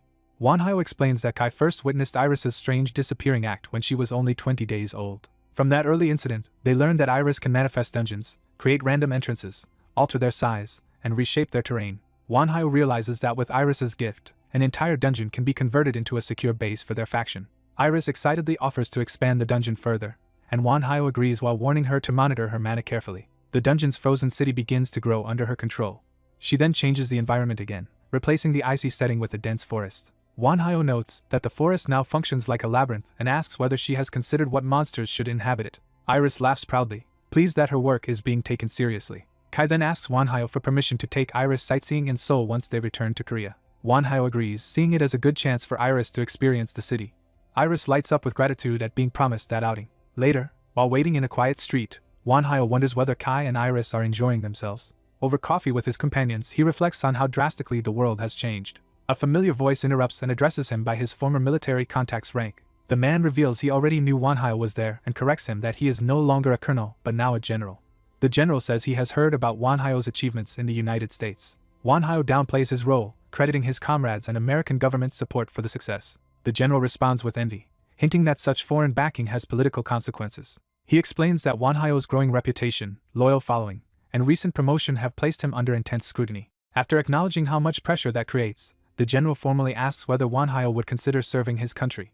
Wanhyo refuses immediately, and the general admits he expected that answer. One of Wanhyo's allies presses the general, pointing out that he was clearly sent to recruit them. The general insists he does not support his superior's manipulative approach and refuses to hide behind patriotism. Wanhyo notes that honesty makes the situation less unpleasant and softens slightly toward him. As a practical gesture, Wanhyo gives the general a pouch enchanted with spatial expansion magic and suggests it will be useful if studied properly. The general accepts the gift gratefully and promises to repay the favor someday. As he leaves, a sharply dressed woman arrives, replacing him in the conversation. She directly asks whether Wanhyo is the disciple of the god of life and death, the necromancer Wanhyo. Wanhyo confirms the identity, but waits for her true purpose. The woman introduces herself as Helena Scarlet, 9th-ranked mage of the Magic Association and a member of the Scarlet Witches under the Crimson Lord. The mention of the Magic Association catches Wanhyo off guard, since he did not expect them to approach him personally. Helena presents a formal invitation to a grand banquet hosted by the Magic Association's supreme ranks, the 6 members of the High Road. She explains that it will be held at Buckingham Palace in 1 week and that the new generation of heroes is expected to attend. Wanhyo's ally immediately recognizes the significance of that phrase and the scale of the gathering. Wanhyo recalls Yun's warning that the higher-ups' recent picks had become troublesome, and begins to see a larger pattern forming. He politely accepts the invitation and says he would be glad to attend. Helena departs once her message has been delivered. After she leaves, one ally concludes that the banquet is the perfect chance to crush the troublesome rookies, though he is even more interested in meeting the other mages. Wanhyo cuts off the bloodthirsty enthusiasm and tells his group it is time to head back. The narrative explains that England is hosting the banquet to honor the teams who successfully cleared Rank C dungeons around the world. Buckingham Palace becomes the chosen stage for the gathering. At the event, Iris is thrilled by the idea of attending her first real party. Wanhyo warns her not to expect a carefree celebration from this particular gathering. He tells her to stay close because he expects the situation to become chaotic. Even so, the group reassures Iris that she looks wonderful and acknowledges how much effort she put into preparing. Encouraged, Iris hurries forward with the others into the palace. Inside, Wanhyo is greeted by Hyunam, a former teacher figure he has not seen in a long time. She confirms that she was invited too, proof that the mages are taking their side seriously. Another familiar figure, Andromalius, greets Wanhyo warmly and praises how much stronger he has become. Andromalius quickly excuses himself but asks Wanhyo to escort Sunsu for old time's sake. As they walk together, Hyunam asks about Wanhyo's recent feat of clearing 2 rank C dungeons, and he admits he barely expected to survive. Hyunam is baffled by that claim because her own rank C dungeon felt surprisingly easy. She explains that her dungeon in China was filled with giant creatures and a storm giant boss, yet aside from the boss she found the whole ordeal manageable. Wanhyo is stunned because his expedition involved none of the monster hordes or traps she describes. Hyunam adds that navigation was trivial in her case, since there was only one path leading directly to the boss's castle. Wanhyo realizes their rank C dungeon experiences were completely different, and begins to suspect something is deeply off. He turns to Richard for confirmation, asking whether traps, ambushes, and monsters are not supposed to be standard in every dungeon. Richard can only say that Wanhyo's experience was personal, while Wanhyo wonders if the dungeon his team cleared was some kind of anomaly. Richard dismisses that possibility and suggests Hyunam was probably just lucky, and Wanhyo outwardly lets the matter drop. Their discussion is interrupted when the host's arrival is announced.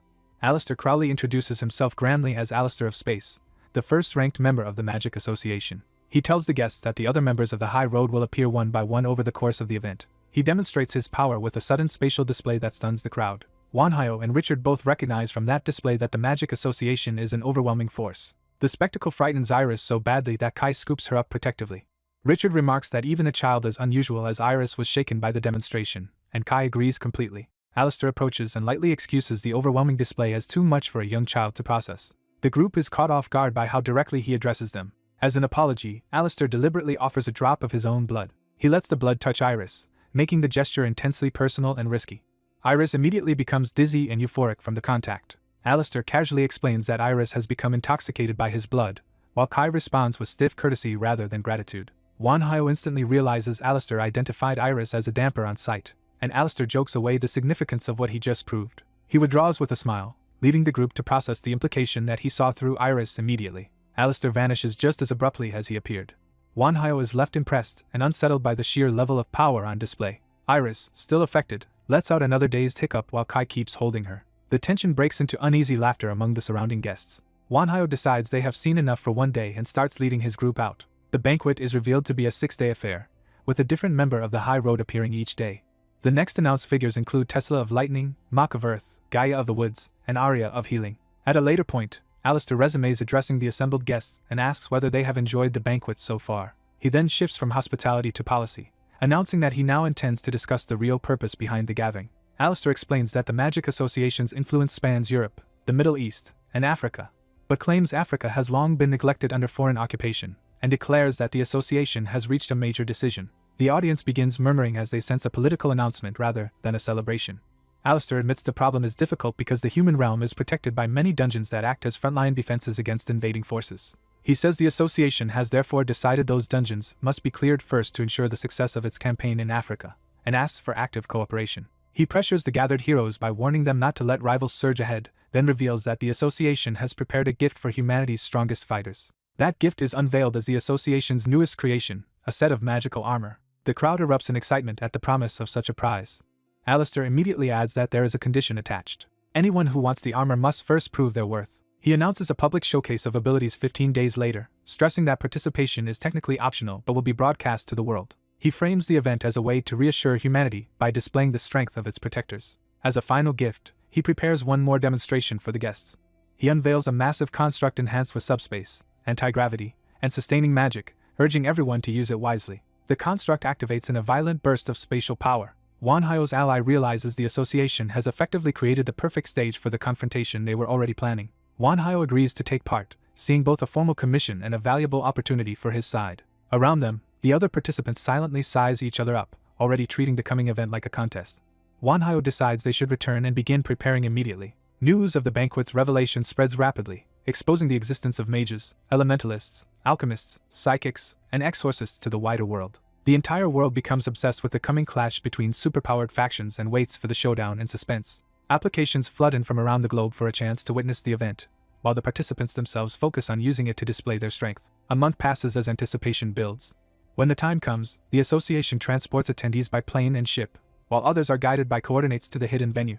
As the travelers reach the destination, they are confused to find nothing but open ocean. The gathered fighters and spectators begin murmuring in confusion. That confusion turns into astonishment as something impossible starts to happen beneath the sea. An entire hidden metropolis rises from the ocean, leaving the onlookers overwhelmed by the scale of the revelation.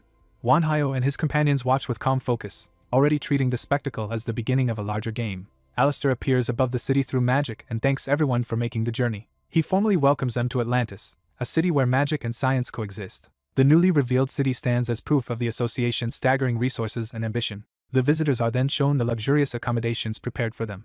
Wanhyo is impressed but notes that this still does not look like a proper arena, while his ally jokes that the city itself might transform like something out of a movie. Almost immediately, that prediction comes true as part of the city begins to shift. A colossal stadium rises into view from within Atlantis. Wanhyo can only stare in amazement at the scale of the venue. As the city continues rising under anti-gravity magic and a protective shield forms around it, the group heads down for a closer look, with Wanhyo already thinking ahead to how they will move through this new battlefield.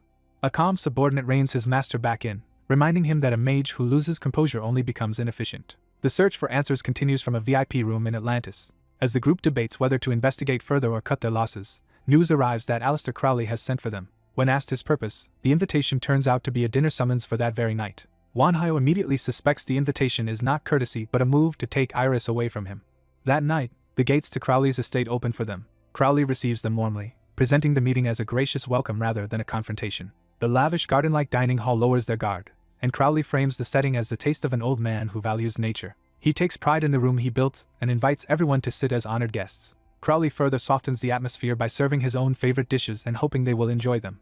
The meal wins over the younger men at once, making the gathering feel disarmingly pleasant. Once everyone is settled, Crowley drops the pleasantries and turns to the real reason he called them. Without warning, he offers to take Wanhyo on as his pupil. The proposal becomes more unsettling when Crowley slips and calls him by his real name, Hyenbok Kim. Wanhyo is shaken by how thoroughly Crowley has investigated him.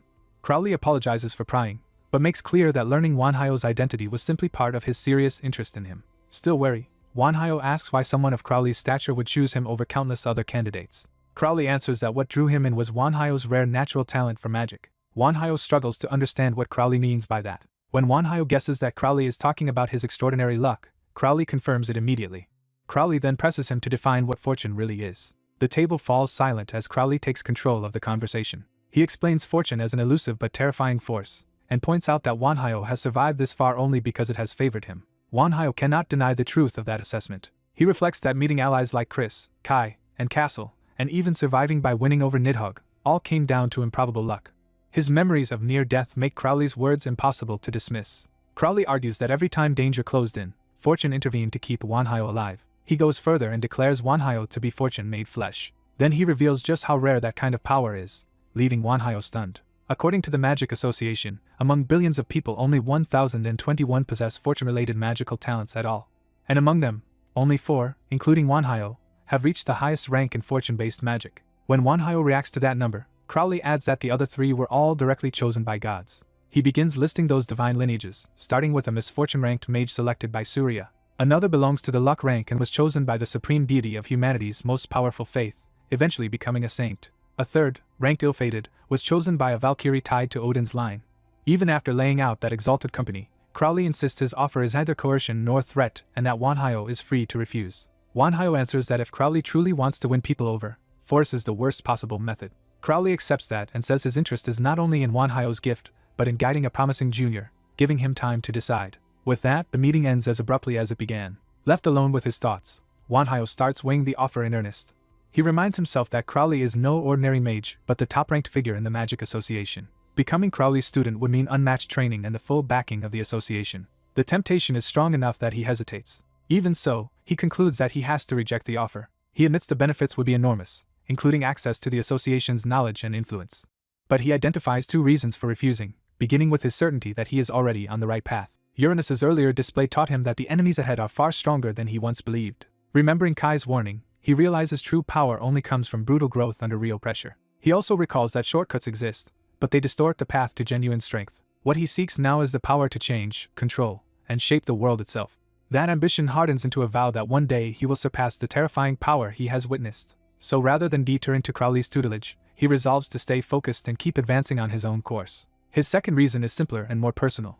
He refuses to let the association claim ownership over everything he has built. When he finally gives his answer, Crowley reveals he had expected this rejection all along. Crowley accepts the refusal with grace and thanks Wanhyo for being straightforward. Instead of pressing further, he offers a gift he had prepared in case Wanhyo accepted. The gift is a foundational text on the school of necromancy. Wanhyo's disappointment vanishes the moment he sees it, and he gratefully accepts. Crowley is pleased that the gift hit its mark and casually invites them to stay for dinner anyway. The mood lightens again as the invitation is accepted and Crowley promises the meal will be worth it. Soon after, attention shifts to the Magic Association's Battle Championship, where the rules are introduced. The tournament will include individual matches, team battles, and power exhibitions, with almost no restrictions once a match begins. Competitors are required to agree to harsh terms before participating. Those terms make it explicit that the organizers bear no responsibility even if contestants are maimed or killed. The only safeguard is a damage cover system meant to absorb harm during combat.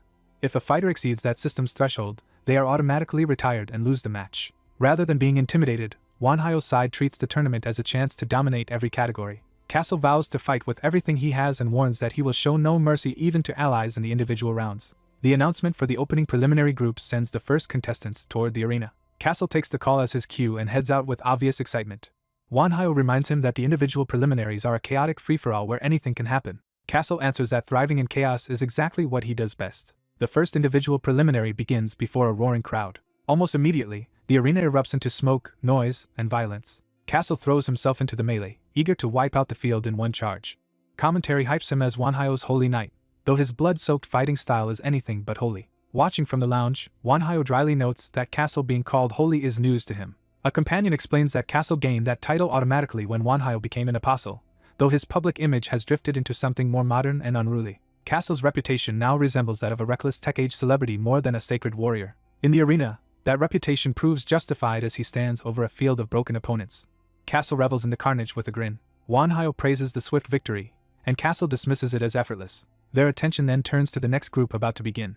A new contestant named Hercules enters, boasting that anyone who challenges him will suffer for it. His name alone is meant to intimidate the field.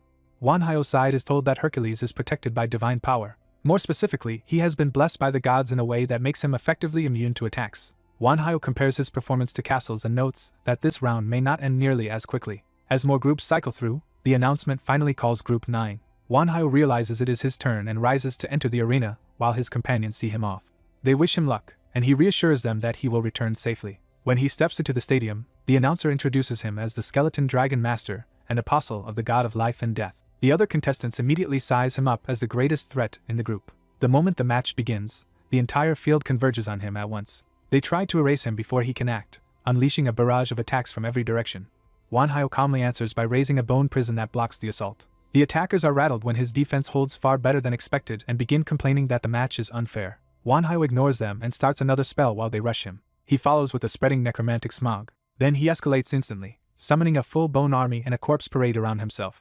The sight of an undead legion appearing in the arena leaves the other contestants frozen in terror. Wanhyo adds contract demons to the field, turning the battle into a nightmare swarm. The arena is suddenly dominated by his summoned forces, with Wanhyo standing at the center like a commander of death. Spectators can hardly believe that he has conjured an undead army 1,000 strong in an instant. The announcer hails the overwhelming display as the work of challenger Wanhyo alone. Wanhyo's eyes blaze with power as he takes full control of the battlefield. The remaining contestants try to rally by convincing themselves he must have exhausted his mana on the summons. Wanhyo simply watches them with cold confidence. He closes his eyes, already certain of the outcome. As expected, the undead army crushes the field and secures a one-sided victory.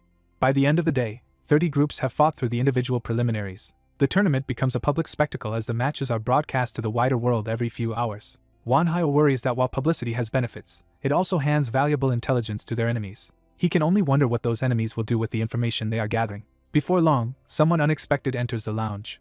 A blue-haired woman remarks that mixed-range battles naturally punish long-range fighters, as if she has been studying the tournament herself. Wanhyo turns in surprise at the unfamiliar voice. The newcomer greets him like an old acquaintance returning after a long absence. The entire group recognizes her at once and reacts in shock. Even with a changed appearance, her predatory aura is unmistakable. Wanhyo identifies her as Gloria, and she is amused that he still remembers her. A furious blonde man accuses her of being a disgraced former road doll maker and vows to kill everyone present. Another sinister presence welcomes the idea of revenge with obvious delight. That hidden speaker promises to carry out the blonde man's revenge personally while keeping all the glory for himself, leaving the man terrified. The blonde man realizes too late that he has invited something far worse into the situation. Elsewhere, He watches Wanhyo's broadcast in bitter fixation. He declares that he has finally found the human he has been seeking. Back in the lounge, Gloria's arrival leaves both sides in a tense silence. She notices the blonde man's reaction and glances toward him, sensing something odd. Iris concludes that Gloria resembles the vampire they encountered before, but does not seem to be allied with him. Gloria catches the mention and asks what vampire they are talking about. She identifies him as the Vampire Emperor and reveals that his dungeon was among the earliest to appear. Kairos immediately jumps to the possibility that this emperor might be Gloria's father, nearly provoking a scene. Wanhyo cuts him off before he can push the question further. Kairos reluctantly backs down, promising that if Gloria turns hostile he will protect Iris at any cost. Wanhyo accepts the warning but chooses to keep the conversation going. He asks Gloria directly why she came to see him. Gloria claims she was simply bored, and adds with a smirk that she had already reserved him for herself. Wanhyo answers her provocation without flinching. Gloria admits she never expected him to survive this long, and is impressed by how much stronger he has become. She encourages him to keep crushing lesser opponents until he is ready to face her as a true enemy. When Wanhyo asks whether she really sees him as an enemy, Gloria says yes, because almost no one else is strong enough to challenge her. She boasts that her own power has left her without rivals and therefore without anyone who can push her higher. Wanhyo shifts the topic and asks how she managed to leave her dungeon at all. Gloria reveals the trick by showing a stone hand and says she found a loophole. She explains that her true body remains trapped in the dungeon, so she linked her mind to a golem, and came out through that vessel. Wanhyo realizes there is no point attacking her current body, since harming the golem would barely inconvenience her real self. A waitress interrupts the standoff by asking for their order. Gloria immediately decides to order nearly everything on the menu, bullying the server into accepting it. As the tension turns absurdly domestic, Gloria admits that the one thing she truly likes about this world is its variety of food. A ravenous demon woman makes Wanhyo pay for the meal and offers information in return. When he agrees, she hints that what she knows could change how he prepares for what is coming. She reveals that another being escaped the dungeon as well, and that the one Wanhyo once marked is still active. She warns him that this enemy's hatred for him is intense, and he quietly accepts the warning. Before leaving, she says she will be watching the tournament and expects him not to disappoint her. After she departs, Wanhyo is left alone to think over the threat she just confirmed. He realizes he will have to postpone his promised outing with Iris because more urgent matters have surfaced. Iris is stunned by the sudden cancellation and the seriousness behind it. The scene shifts to Alistair's office, where Wanhyo reports what he has learned. Alistair is taken aback to hear that the enemy has a commander operating nearby.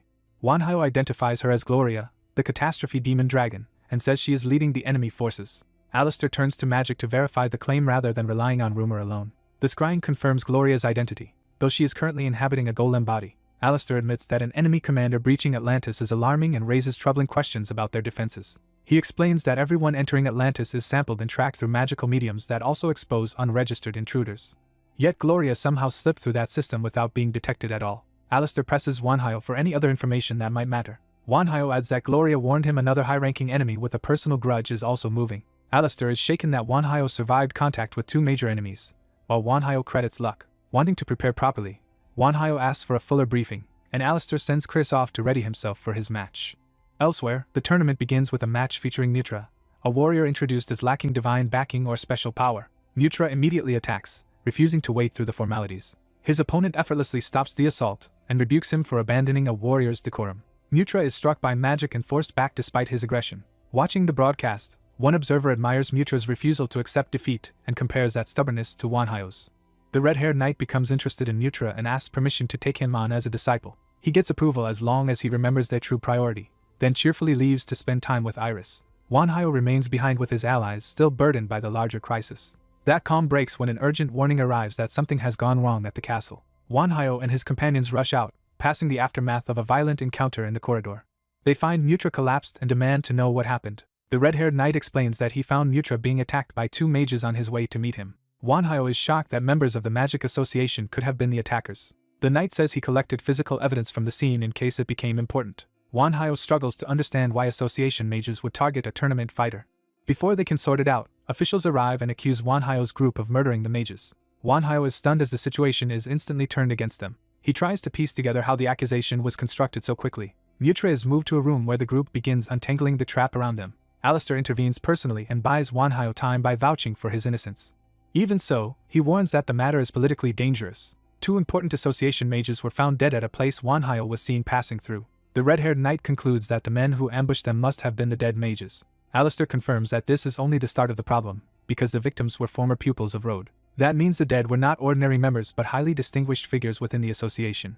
Nutra insists that whatever else is true, he really was attacked. Alistair says he confirmed that by reviewing memories, but he could not summon the victim's spirits afterward. He suspects a powerful necromancer may have intercepted the spirit summoning, though he sees no reason Wanhyo would do that. Alistair believes Wanhyo had nothing to gain, but he also knows the association will need someone to blame for its failure. Wanhyo bitterly realizes Alistair is the only reason he has not already been branded a criminal.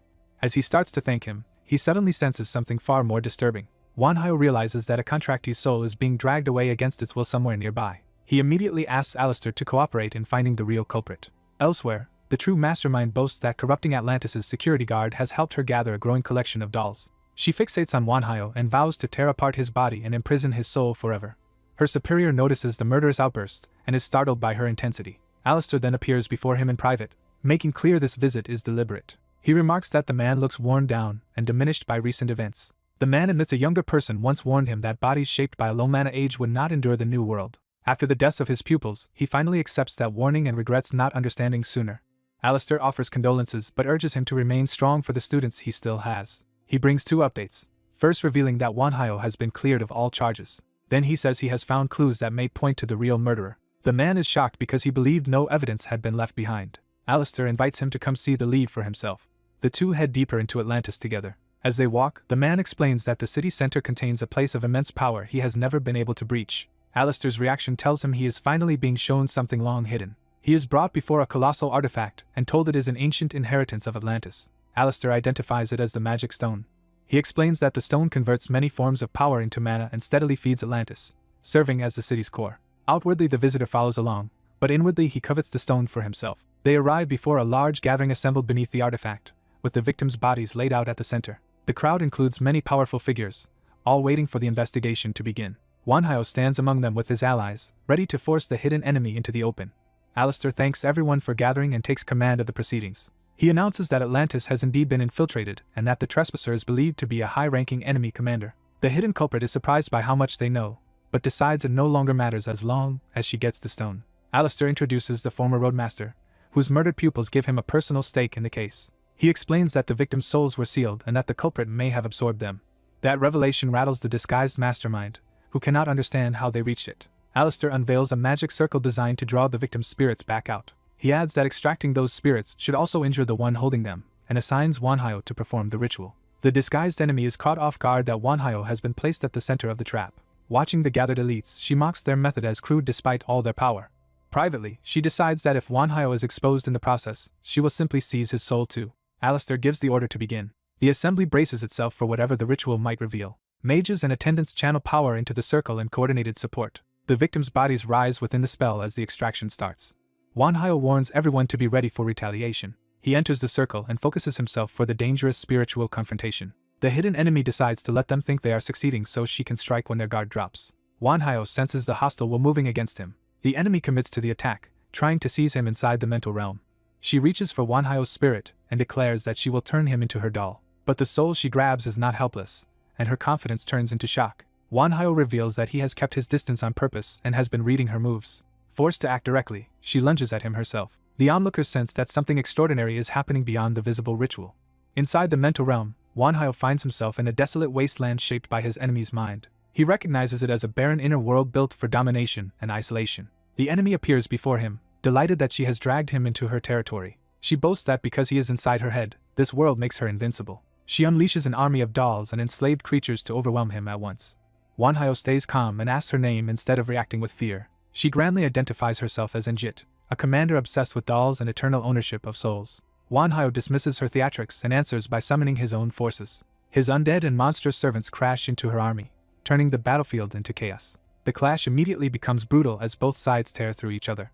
Enjit drives her dolls forward with murderous commands, trying to erase him through sheer pressure. Wanhyo realizes her soldiers are dangerous because they are strengthened by the enslaved souls bound into them. One of his stronger undead smashes through a doll, proving her forces can be broken. Wanhyo arms himself and prepares to intervene directly rather than only command from behind. He gathers power and studies the flow of the battle for an opening. His presence hardens as he takes control of the field around him. He tells the trapped souls that once the battle ends, he will free them from Enjit. He orders them to fight for that chance at liberation. The enslaved souls respond and begin turning their strength toward his cause. Enjit rages that the dolls belong to her alone and cannot bear losing control. Wanhyo explains that in a battle of minds, victory belongs to the stronger will. He realizes that if he can seize the souls before Enjit reclaims them, he can overturn the whole realm. As one of his undead tears into a doll, he sees that chance opening. Enjit senses the shift and decides she must end the struggle immediately. She drives more dolls up from the ground to bury him under numbers. Then she raises a towering giant from the wasteland to crush his resistance outright. The giant looms over the battlefield as the centerpiece of her power. Through it, Enjit declares that Wanhyo and his side are doomed. Wanhyo answers that the situation is sealed, but not in the way she thinks. The giant detonates in a violent burst of sand and force. The explosion tears open the mental landscape itself. When the dust clears, Wanhyo stands with a larger host behind him, and Enjit realizes he has changed the battlefield. Wanhyo remains composed, already certain the advantage is his. He explains that in the mental realm, whoever holds the advantage controls the world, and that control has shifted to him. The shattered wasteland transforms into a realm shaped by Wanhyo's own consciousness. Back in the real world, the red-haired knight sees that the plan is unfolding as intended. Enjit's human vessel suddenly finds herself in an unfamiliar place and realizes death did not free her. Wanhyo identifies the figures around her as souls Enjit had stolen and bound. She erupts in fury, demanding to know what he has done to her. Wanhyo tells her he has released both the souls of her victims and the many souls she kept enslaved. He explains that he used himself as bait and exploited her connection to the murdered pupils. Then Kai infiltrated her soul and hijacked the spirits she possessed, crippling her control from within. Wanhyo's allies reveal that Kai alone could do this because he is a legion made of many souls. Wanhyo asks Kai how many of Enjit's stolen souls he managed to recover. Kai answers that even this is only a fraction, but he has already taken back 300 million souls. Enjit explodes with hatred and vows revenge despite the scale of her loss. For the first time, Wanhyo is visibly shaken by just how vast her crimes were. Back in Atlantis, a burst of light signals Wanhyo's return from the mental struggle. Alistair wakes him and says there is no time to rest because the enemy is now lashing out in the real world. As a monstrous hand tears into Atlantis, Alistair warns that Enjit is trying to force her way across into their world while screaming for Wanhyo.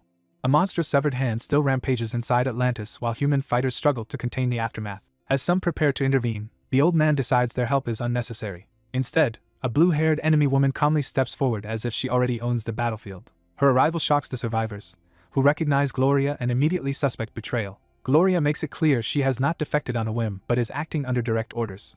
That explanation only deepens the others' alarm. Gloria coldly blames their suffering on their own weakness and unleashes a punishing attack to teach them their place. Her power detonates through the hall with overwhelming force. Afterward, she tells them to remember this pain and use it to prepare for the next time they must fight. Before leaving, she warns that humanity only won this round because the enemy allowed it, and that complacency will lead to defeat. With that warning delivered, she vanishes from the scene. The battle is over, but Wanhyo is left unsettled by what her message implies. He realizes their enemies may have been holding back all along. Soon the world is told that the enemy commander who invaded Atlantis has been defeated, though the witnesses remain haunted by what they saw. Even so, the crisis ends better than expected, because the souls stolen by Enjit are restored to their original bodies and revived. The only bitter note is that Wanhyo's side is blamed for the deaths and loses the next round by default without even entering the team battles. The red-haired swordsman fumes that they would have crushed the team event if they had been allowed to compete. Wanhyo reassures him that he can still go all out in the coming power struggle, then asks his master whether they truly intend to enter with only their tiny group. The master admits the participant cap is 500, but insists their 5 are worth far more than their numbers suggest. The red-haired fighter agrees, adding that Kai's control over hundreds of souls also counts as part of their strength. Wanhyo reflects that he had hoped to keep Iris out of danger, but she is already listening in. Iris angrily rejects being treated like a helpless child and threatens to run away if they keep overprotecting her. Wanhyo relents internally, deciding her involvement is acceptable as long as she stays away from the front lines. The master still warns that raw power is not enough against overwhelming numbers and strongly recommends recruiting more allies, but Wanhyo reveals winning is not his only goal. That answer makes the others realize he entered the tournament for something beyond simple victory. The master understands that Wanhyo wants to test their limits while the match's safety rules still protect them. Satisfied with that explanation, the master leaves to make preparations. The others also excuse themselves one by one, determined to get ready in their own ways. Left alone at last, Wanhyo sits in silence and begins to meditate. He settles his breathing and clears his mind. Then he closes his eyes completely and sinks deeper into concentration. Time passes in stillness. When he opens his eyes again, he finds an unexpected guest waiting with a drink and joking about how long he has been meditating. Wanhyo recognizes the visitor as Yun Bukyuk. Bukyuk praises the Magic Association's lavish hospitality while making it obvious he has come for business, not pleasure. He teases Wanhyo for arriving late, and Wanhyo answers that he has been occupied. Wanhyo immediately asks whether Bukyuk brought the contract. Bukyuk proudly presents a contract he wrote himself and boasts that even he cannot find a loophole in it. The terms are simple. If Bukyuk humiliates the rookies, he gets to see the bleakest part of his future, and the targets are 4 major factions. Wanhyo notices one faction is missing and asks why the cult of sky demons was excluded. Bukyuk explains that the cult only respects veterans and has no interest in bullying rookies, so Wanhyo only needs him to put the other 4 groups in their place. They finalize the deal, and Bukyuk says he will come to collect his reward at the end of the year once the commission is complete. Not long after, the Magic Association announces a dramatic change. The power struggle will be a 5-way battle royale with all teams fighting at once. As the competitors enter the arena, the crowd's excitement surges. The first team introduced is the Warriors League, represented by the schools of Ancient Dragon and Phoenix. Next come the Asgards, champions of the North. Then the Yin-Yang Masters of Japan are presented as Asia's great magical force. After them arrive the Argonauts, whose grandstanding entrance plays to the crowd. Their supporters loudly chant for Alexandros. Finally, the smallest team of all enters, Wanhyo, the necromancer and disciple of the god of life and death, with his 4 companions. Wanhyo plants his staff as if claiming the arena for himself. Behind his team, a colossal skeletal dragon manifests, instantly announcing the scale of his power. The rookies watching from the stands are thrilled and expect chaos. An association elder appears on a floating screen to address the arena. He explains that this match has been highly anticipated, so a special arena has been prepared for it. Before the battle begins, however, he notes that one competitor wants to say something. Wanhyo takes the microphone and says he has only one message for the other teams. His blunt opening silences the rookies at once. He directly addresses the 4 major factions gathered against him. Then he gives them a warning: if they do not form an alliance, they have no chance of winning. To prove how little he fears them, he offers to stand still for the first 30 minutes so they can at least have a fighting chance. The announcer tries to spin the insult as confidence, but the provocation is unmistakable. The officials move on and formally start the match. A massive barrier seals the arena and activates the battlefield. The space inside begins to distort and expand far beyond its original size.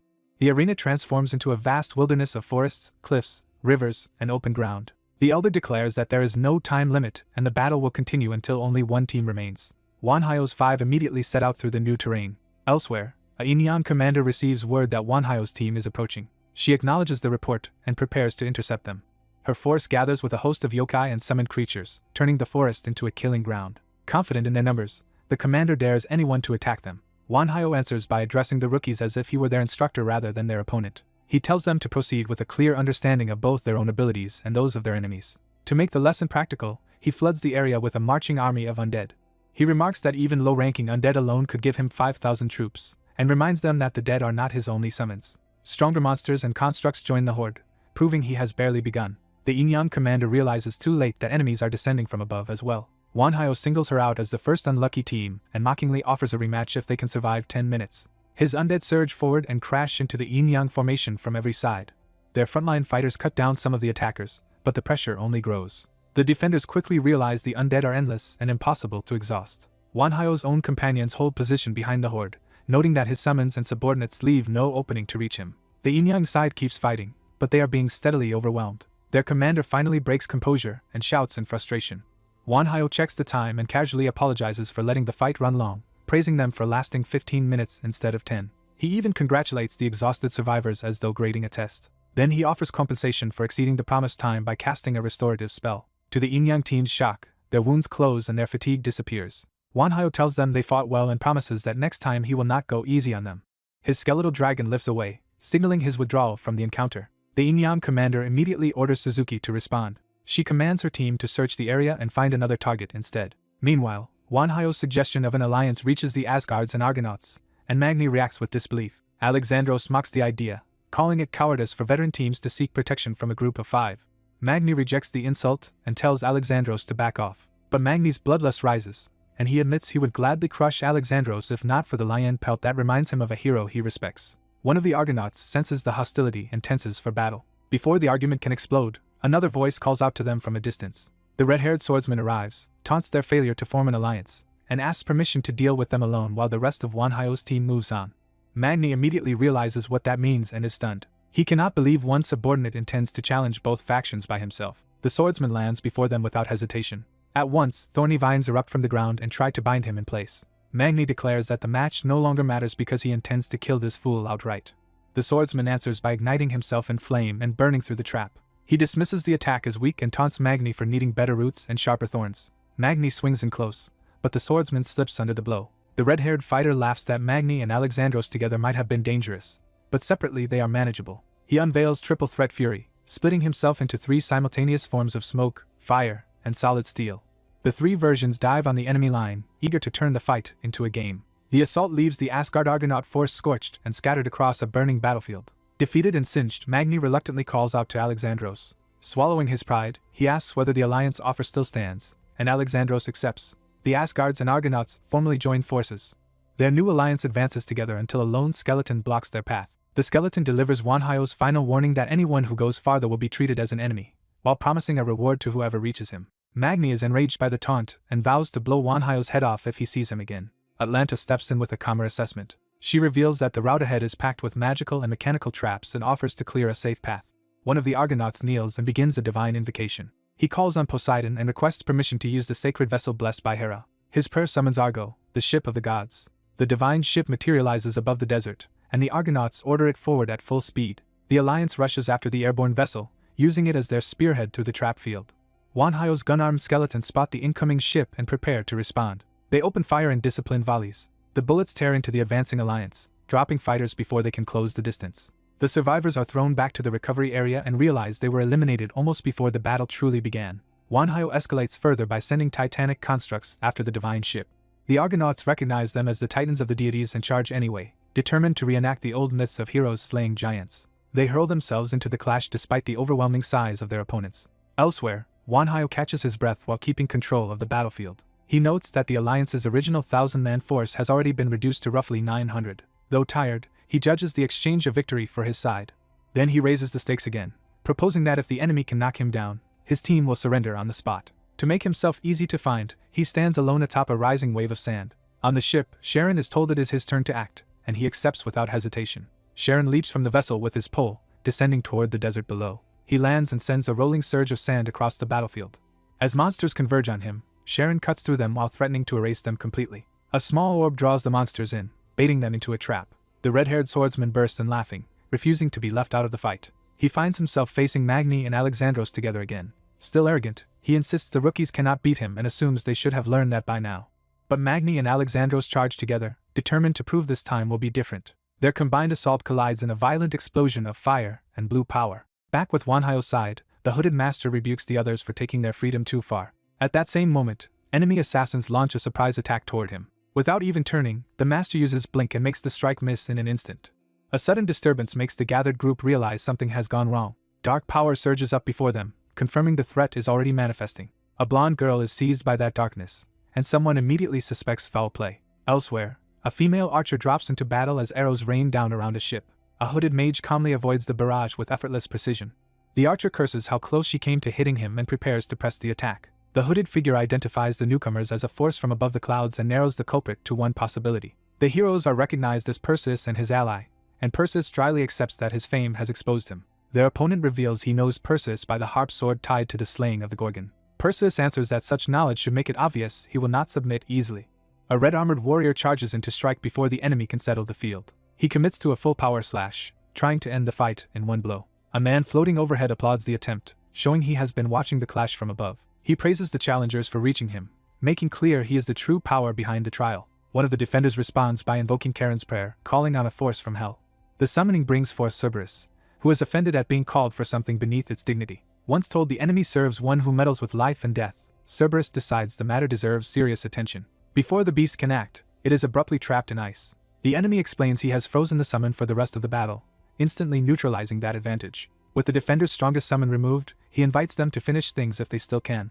He activates a spell called Death Dread, spreading a field of supernatural terror over the battlefield. He explains that the spell forces everyone who sees it to confront overwhelming fear of their own mortality, though he has reduced it enough not to kill them. He openly reveals that the spell needs 3 minutes to complete and that he will be defenseless while casting, daring them to stop him through his army. Ezen volunteers to break through and strike the caster himself. He orders the fleet to split apart, creating room for an attack line.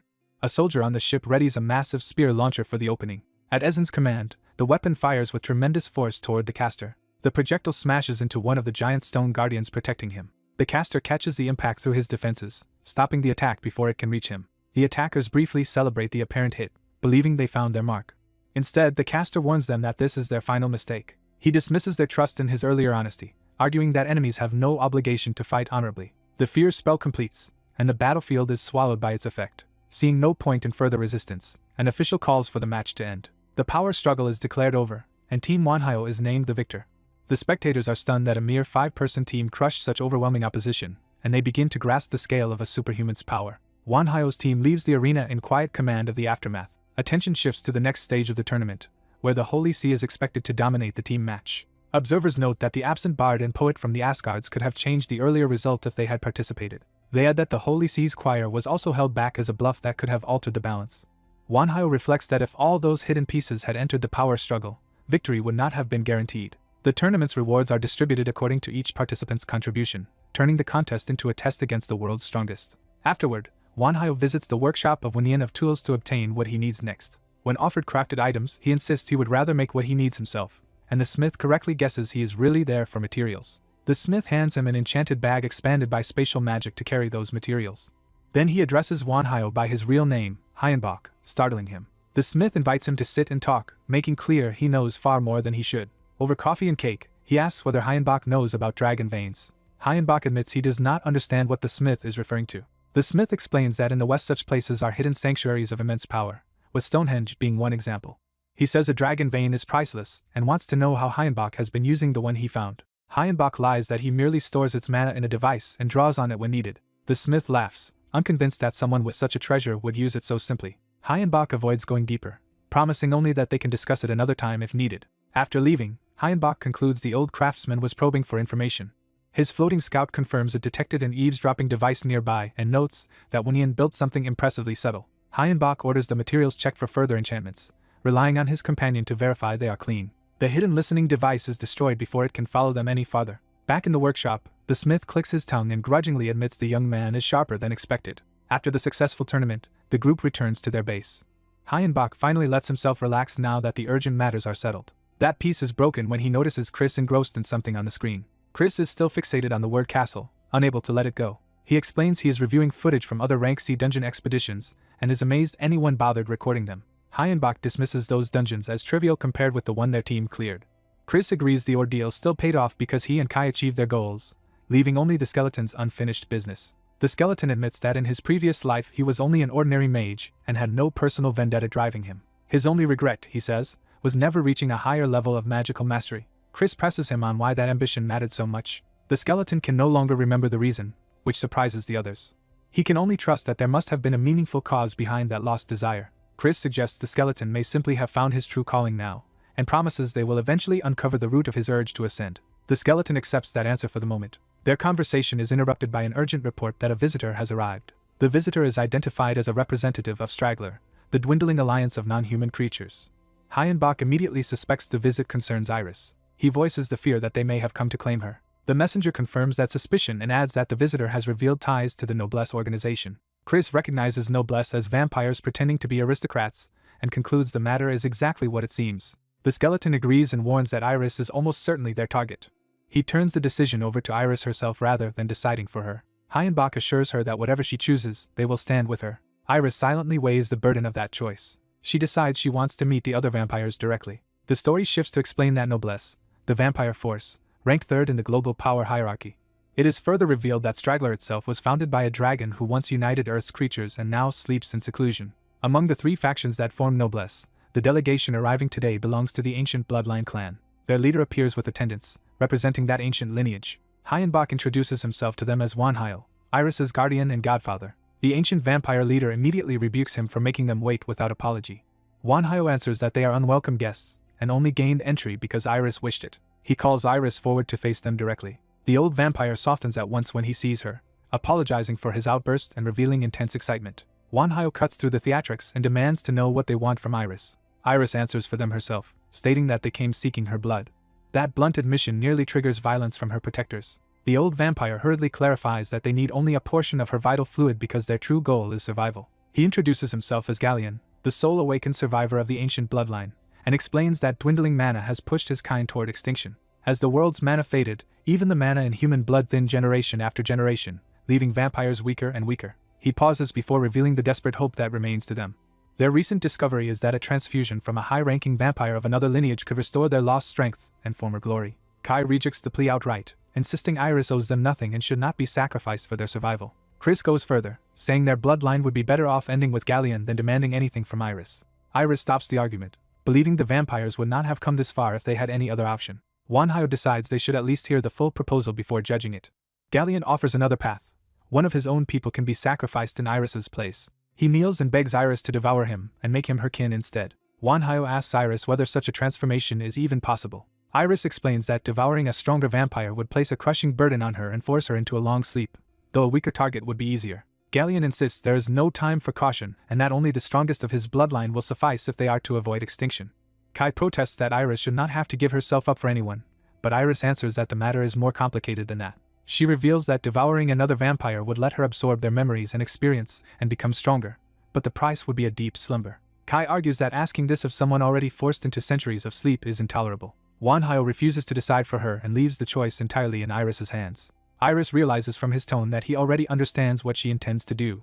She thanks her godfather for trusting her judgment and apologizes to Kai for the pain her choice will cause him. Then she bites Galleon, taking his blood and beginning the transformation. Kai can only watch in shock and anguish as it happens. Afterward, Iris commands her first new subordinate to rescue the rest of his former clan and obey Wanhyo while she sleeps. She enters a suspended state inside a chamber, beginning the long slumber that will accompany her growth.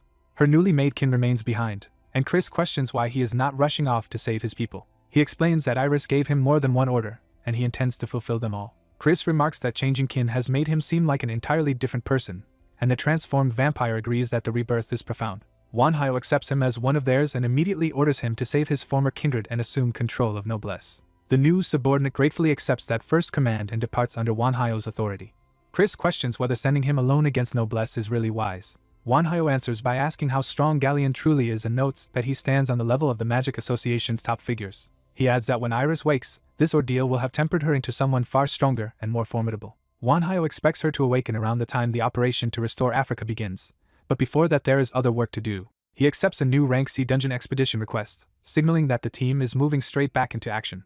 Across the world, humanity launches simultaneous campaigns to eliminate the last remaining Rank C dungeons, leaving only 6 in Africa untouched. Wanhyo joins the Golden Black Hole Guild for one such expedition and finds the dungeon disappointingly weak. Others agree that ordinary Rank C dungeons are trivial by comparison, and within 4 months everyone outside Africa is cleared. Later, Wanhyo receives another visitor and politely invites him to sit. The newcomer apologizes for arriving without warning. He quickly states that the SNU wants Wanhyo's cooperation. Wanhyo asks what kind of cooperation they mean. The man explains that his SNU faction seeks to make body modification through genetic engineering a reality. But they have concluded that changing the body alone is insufficient and now need a necromancer to alter the soul as well. He presents records of their genetic experiments and failed body modification attempts, including catastrophic side effects like brain death and loss of consciousness or speech. Wanhyo is interested but refuses to become publicly entangled in such a dangerous and visible project. He declines direct involvement, to the envoy's disappointment. Still, Wanhyo offers to help recover the patients they have already damaged. The envoy eagerly accepts that narrower form of assistance. Wanhyo decides this limited cooperation is the best way to keep good relations with the SNU without provoking the other powers. Attention turns to Operation Restore Africa, a campaign named as a restoration because the continent has effectively fallen outside humanity's control. To reclaim it, humanity prepares to enter the African dungeons directly, with Atlantis already sailing toward the continent as the operation's base. 4 days after the global Rank C clearances, the war to restore Africa begins in earnest. Human forces clash at sea with monstrous creatures from the dungeons, turning the campaign into a full-scale war. The opening battle erupts in explosions as aircraft and warships engage flying and aquatic monsters on every side. A hostile dragon dives straight into the battle. A young archer answers immediately, loosing an arrow at the incoming beast. Her shot only grazes the dragon as it sweeps past the ship, leaving the threat unresolved. Elsewhere, a necromancer calls for hidden prey to emerge and be devoured. He declares himself a seeker who studies life by passing through death and begins a summoning ritual.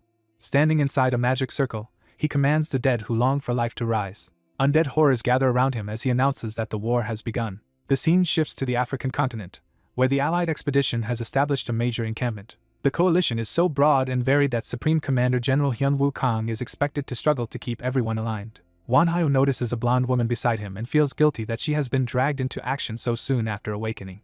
He nearly treats her with old familiarity before catching himself, and wondering if her vampiric allure is affecting him. He warns her to use that seductive power carefully, and she teasingly accepts the warning while calling him her godfather. Night falls over the continent. In the darkness, a lone blonde vampire is surrounded by hulking monsters. One of the brutes charges her, expecting an easy kill. She tears through the attacker with dark power before it can touch her. Instead of fear, the bloodshed excites her. She whirls through the pack, carving the monsters apart in a frenzy. Watching from hiding, vampire agents admire their blood lord's beauty and ferocity. They decide it is time to move as well, planning to gather only the finest victims for her first feast in their queen's honor. Back at the Allied camp, transport aircraft begin deploying heavy assets. Massive mechanized soldiers descend from the sky to reinforce the expedition. The Allies unveil these giant soldiers as a key part of their war effort. Wanhyo questions why they were deployed early when they were supposed to join only after the dungeon assault began, and a soldier explains that Allied forces have been under monster attacks all night. Because of those widespread attacks, Command pushed the giant soldiers into service ahead of schedule. Wanhyo then asks whether the reason their own brigade has avoided ambushes is connected to him. The officer realizes he means straggler and confirms it. The vampire woman, still reveling in battle elsewhere, admits that having straggler on their side gives her peace of mind, at least for the night. Wanhyo receives a rare mental call from Nidhogg. The dead dragon asks for permission to fight on Earth and test his power there. Because Nidhogg is troubled by something he senses, Wanhyo grants him 4 hours and full use of his mana. Nidhogg gratefully promises to return soon. Wanhyo reflects that this is Nidhogg's turn to grow stronger through hardship. Nidhogg takes flight. He rises into a sky crowded with flying monsters. Without hesitation, he unleashes a devastating blast through the swarm. The attack tears apart the airborne creatures and scatters the rest. Annoyed by the clutter, Nidhogg orders everything out of his way. He surges onward at even greater speed. A winged humanoid suddenly intercepts his path. Nidhogg realizes the source of his irritation is real and concludes that a dragon's presence exists on this continent. He declares that this dragon is now his true target and vows to hunt it down. Landing near Wanhyo, Nidhogg urgently reports that the dragon is indeed somewhere on the same continent. The revelation shocks the nearby soldiers and allies. Nidhogg insists that Africa is home to a dragon that stands against them.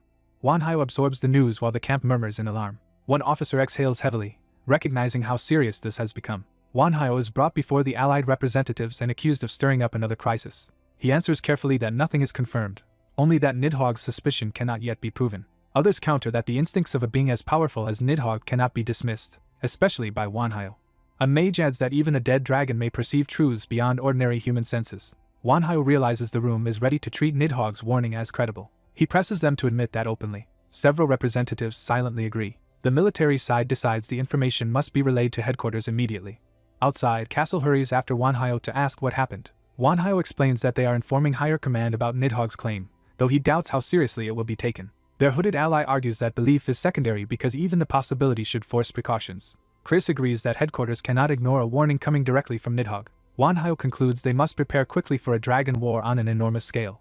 He reflects on what dragons are: ancient magical beings with immense mana, limitless memory, and bodies built for overwhelming force. Castle, hearing that, wonders how anyone is supposed to fight such a monster, and loses his appetite for battle. Wanhyo admits he feels the same, but reminds himself he swore an oath to Nidhogg. He promised to turn the dead dragon into a worthy imitation of the real thing, and now he finally has the chance to keep that promise. Wanhyo adds that if a dragon is present, then its attendants must be nearby as well.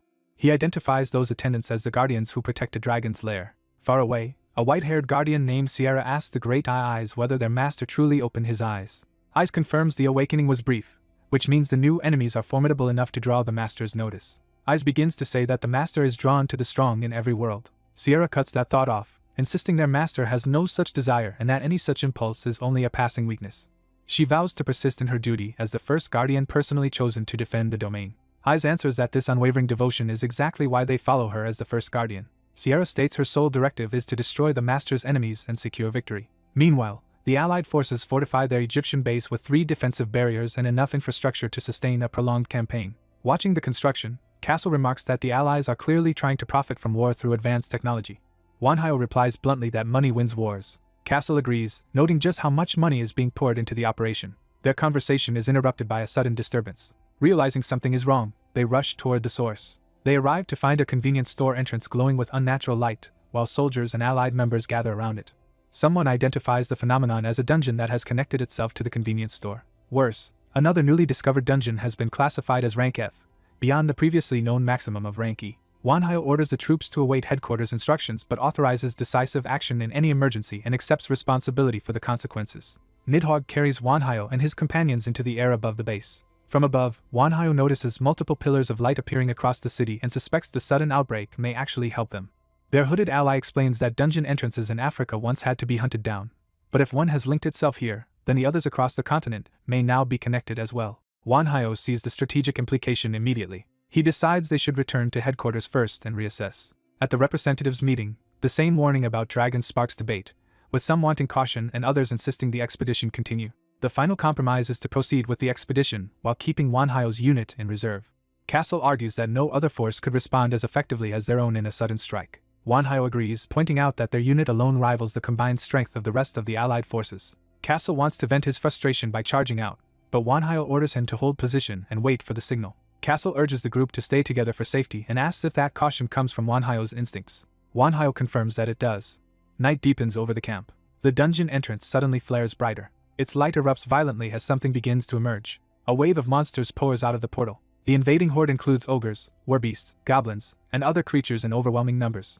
They flood through the connected structure like a living stampede. Wanhyo immediately orders Pattern 2 and begins activating magic defenses. A massive purple summoning circle opens in response. An undead army materializes, led by towering skeletal giants, to meet the invasion head-on. As explosions rip through the streets, soldiers are ordered to ignore collapsing buildings and answer with full force. When an urgent report arrives from Barrier 3, the commander insists the operation is still on track and tells them to continue. At Barrier 3, Wanhyo asks whether the enemy is advancing toward their position. A blinding light answers before anyone can respond. Wanhyo recognizes the attack as dragon breath. He quickly realizes the attackers are not true dragons but dragonkin monsters. He identifies the pair as a drake and a draken. Wanhyo throws up a reflect shield and catches the incoming blast before it can wipe out the barrier. He follows by opening another dark portal to reinforce the defense. The smoke clears, but the threat is far from over. Castle hopes the danger ended with that exchange, yet Wanhyo can already tell it did not. Stone golems march forward through the haze, proving the assault is only escalating. Wanhyo orders their strength raised and prepares to deliver punishment in return. At the same time, priests invoke a god who rules life and death alike, asking for divine protection. Their prayer manifests as a golden magic circle over the golems. Holy power crashes down and smashes many of the stone monsters to pieces. The hooded ally praises the unexpected power created by combining human will with divine magic. Wanhyo barely has time to acknowledge the compliment. Sierra suddenly lunges into the battlefield, forcing Castle to intercept her. Castle gleefully claims the duel for himself before Wanhyo can react. Sierra sizes him up and admits his scars make him exactly her type. Castle flirts back with a threat, promising her a date that may cost her a hand. Before they can clash properly, two skeletal commanders descend onto the battlements. Sierra is stunned to see Duran and Henry appear here. They tell her the original plan has failed and order an immediate retreat. They explain that the enemy side now fields both a vampire and a full legion, making the situation untenable. Aiz backs the order and commands everyone to fall back. The Great Eye then darts toward Wanhyo, drawing his full attention. Wanhyo is unsettled by the Ai's sudden movement and scrutiny. A barrage of projectiles rains down around the defenders, forcing everyone to brace. Castle curses the interruption, frustrated that Sierra slipped away before he could finish the fight.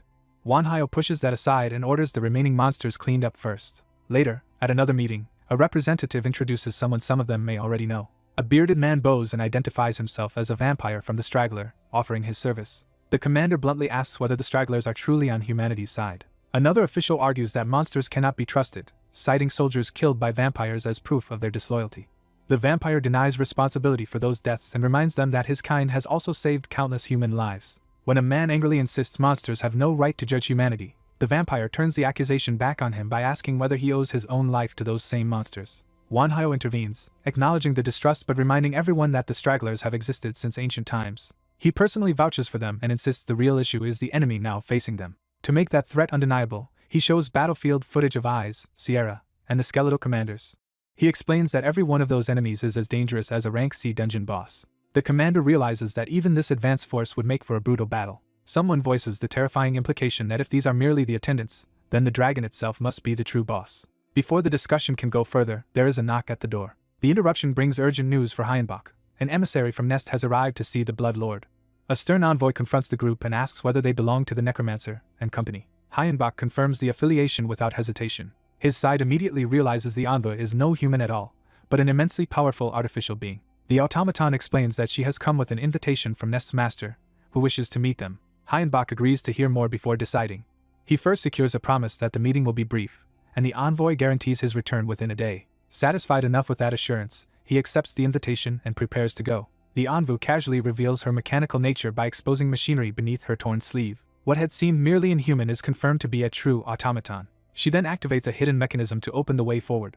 A portal blooms into existence, and she calmly directs them through it. The group follows her into the gate, while the others remain behind to watch. On the other side, they find Nest's master in the middle of a game, loudly lamenting yet another defeat. The room itself reveals his strange tastes, filled with carefully displayed figures and collectibles. The automaton, called Otto, immediately scolds him for breaking their agreement on gaming time and cuts his allowance in half. The boy protests like a spoiled child, then suddenly notices the visitors and recognizes the silver dragon among them. Remembering he had guests, he drops the tantrum and turns his attention to them. With a snap of his fingers, he shifts the mood of the room in an instant. A burst of destructive power erupts, making it clear that his childish act had concealed something dangerous. Hayenbach is caught off guard by the sudden display. The pressure forces the group to brace themselves as they realize they are facing a monster in human form. The boy praises them for reading his strength so quickly, confirming that the display was a deliberate test. His companions begin to suspect that if this dragon is so strong, Gloria may have hidden far more power than she ever showed them. Even the veteran knight concludes that the boy's power is far beyond what a mere rank C boss should possess. The boy reveals the truth directly. There is another dragon in Africa, and as a fellow dragon he expects the silver dragon to believe him. The hooded mage confirms the implication, and the boy admits he truly is a dragon, though not yet an adult one. The boy boasts that child or not, he is still the only dragon currently active on Earth. When asked whether all dragons are as strong as he dismisses the idea and insists he is exceptional. He explains that he alone stayed behind when the other dragons fled Earth.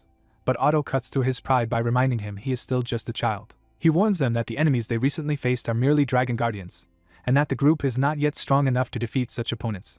Using that weakness as leverage, he offers them a path to greater power if they become his guardians. The proposal shocks Hayenbach, who had not expected to be recruited rather than threatened. He tests the offer by asking what would happen if they refused. The dragon insists he is not forcing them and frames the arrangement as a friendly opportunity. He begins listing the benefits, starting with vastly extended lifespans for anyone who serves a dragon.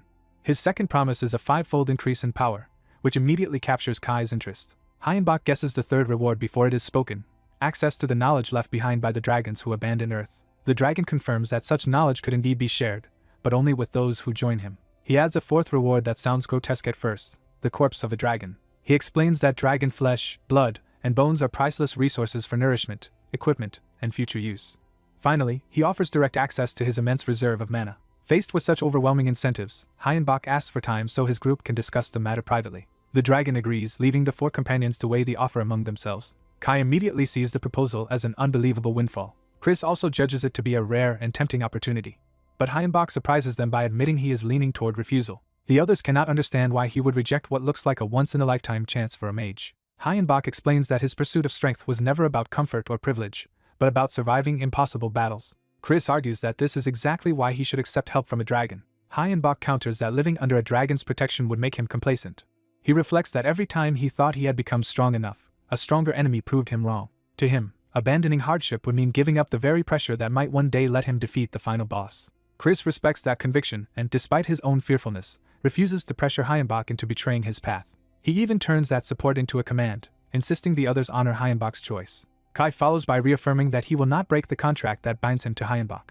The knight goes further, declaring that Hayenbach is the one lord he chose and will always serve. Their loyalty softens Hayenbach, who quietly thanks them. The dragon returns and tells them to decide in whatever way suits them best. Before the group answers, the dragon's companions begin considering their own choices. Kai asks what Hayenbach would do if the other 3 accepted the dragon's offer, and Hayenbach says he would simply focus on regaining his own strength.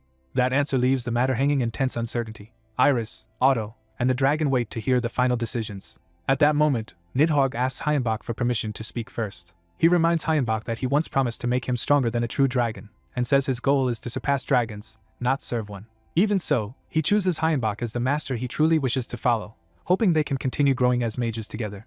Hayenbach gratefully accepts that declaration of loyalty. He then turns to Iris and asks what she intends to do. Iris smiles and announces that she will become the dragon's guardian. Though surprised, Hayenbach accepts her choice and asks what led her there. She answers simply that the dragon is a child like her, and that kinship matters to her.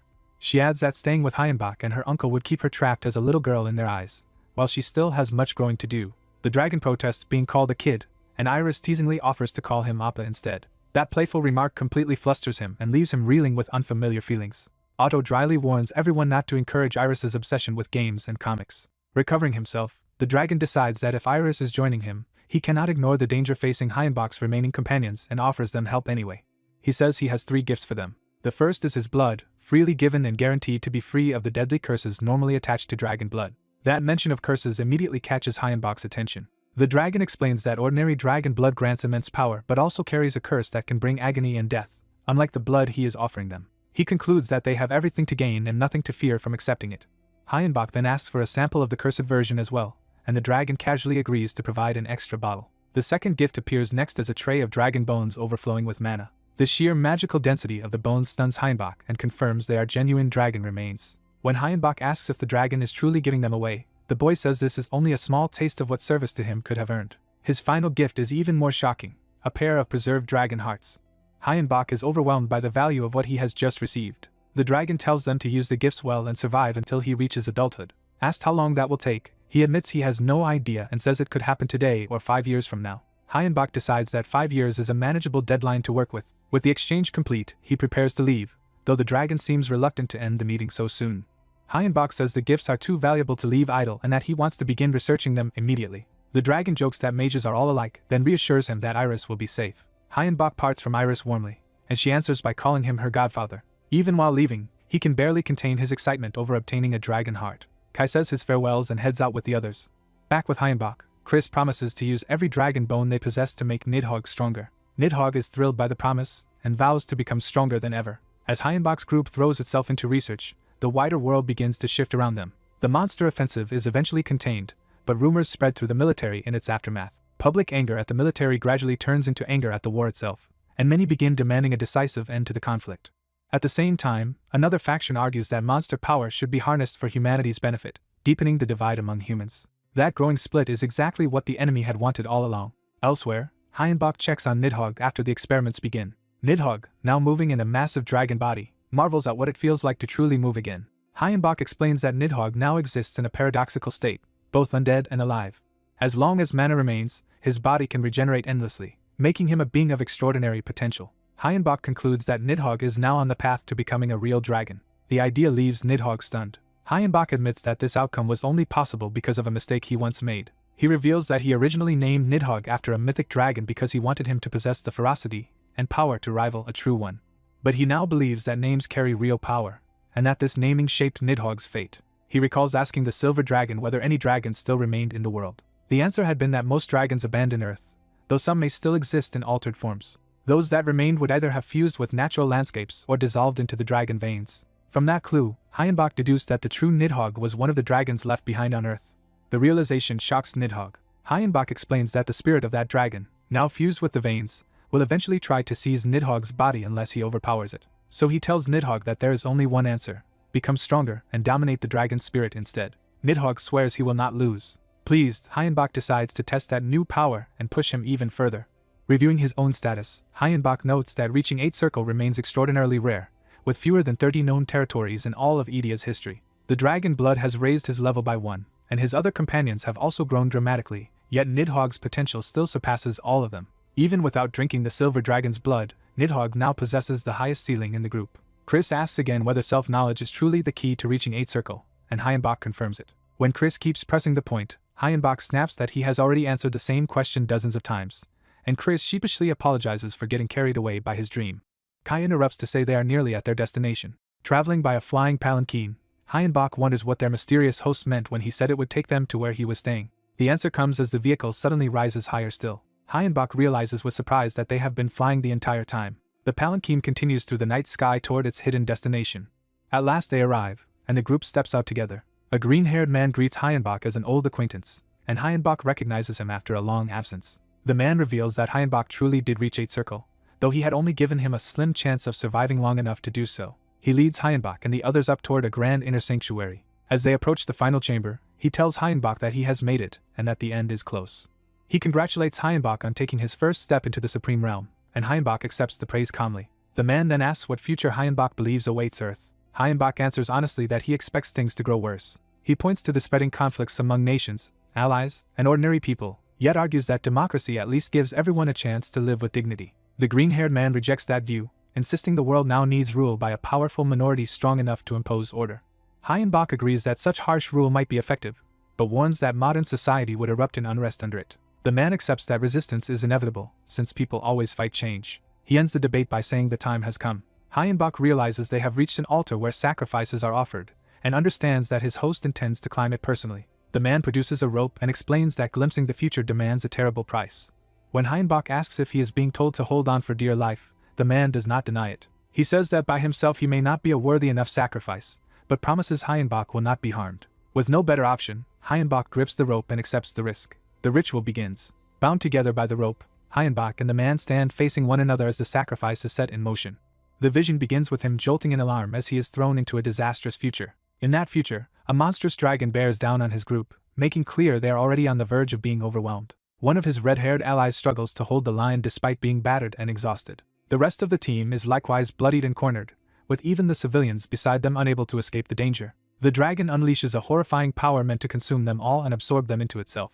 That attack sweeps forward like a devouring tide, erasing everything in its path. Watching it, he realizes this is not simple destruction but an all-consuming force that swallows whatever it touches. As the vision expands, he sees his companions and even a hooded figure caught within the same doomed battlefield. He understands the future's warning. After their battle with Nidhogg, every one of them is fated to die once that body is fully overtaken. The revelation hits him hard as he grasps that this is the worst possible outcome awaiting him. Even in despair, he refuses to accept that all their efforts were meaningless, and concludes they must become stronger. The foresight ends with the green-haired man before him visibly injured from the strain. Their companions rush in, relieved that their master has finally moved after standing motionless long enough to frighten them. Still disoriented, he asks if he had truly been frozen the entire time. The green-haired seer explains that his soul left his body while peering into the future, and admits the process badly damaged his own internal organs.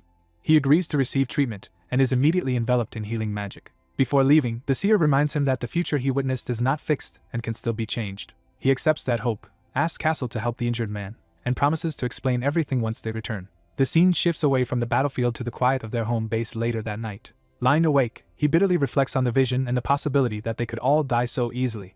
He steadies himself by treating it as only the worst-case scenario and decides they must prepare completely to avoid it. His undead companion dryly agrees that their lives are about to become much busier. He decides to stop delaying and finally spend the points they have been saving to strengthen the group. Chris immediately volunteers to go first, eager not to remain the burden of the team. Chris admits that unlike Kai and Castle, he has not received any dramatic leap in power and fears he can only hold them back. The leader bluntly agrees that Chris is currently the weakest link, but accepts his request without hesitation. Chris undergoes the upgrade as magic gathers around him. His status reveals that Christina, a lich still evolving, has reached a high level and still has a large reserve of points to spend. The upgrade pushes Chris into the 7th circle, earning immediate praise from the others. Though Chris remains humble about still trailing the strongest two, the others stress that reaching 7th circle is an extraordinary achievement. Chris gratefully accepts the praise and the chance to keep growing. With Chris improved, the red-haired ally impatiently demands that his own stats be raised next. When asked what he wants, he chooses to boost everything except divine magic and black magic. Power floods into him as his body adjusts to the increase. His status identifies him as Castle, a gray spirit with already formidable physical and magical attributes.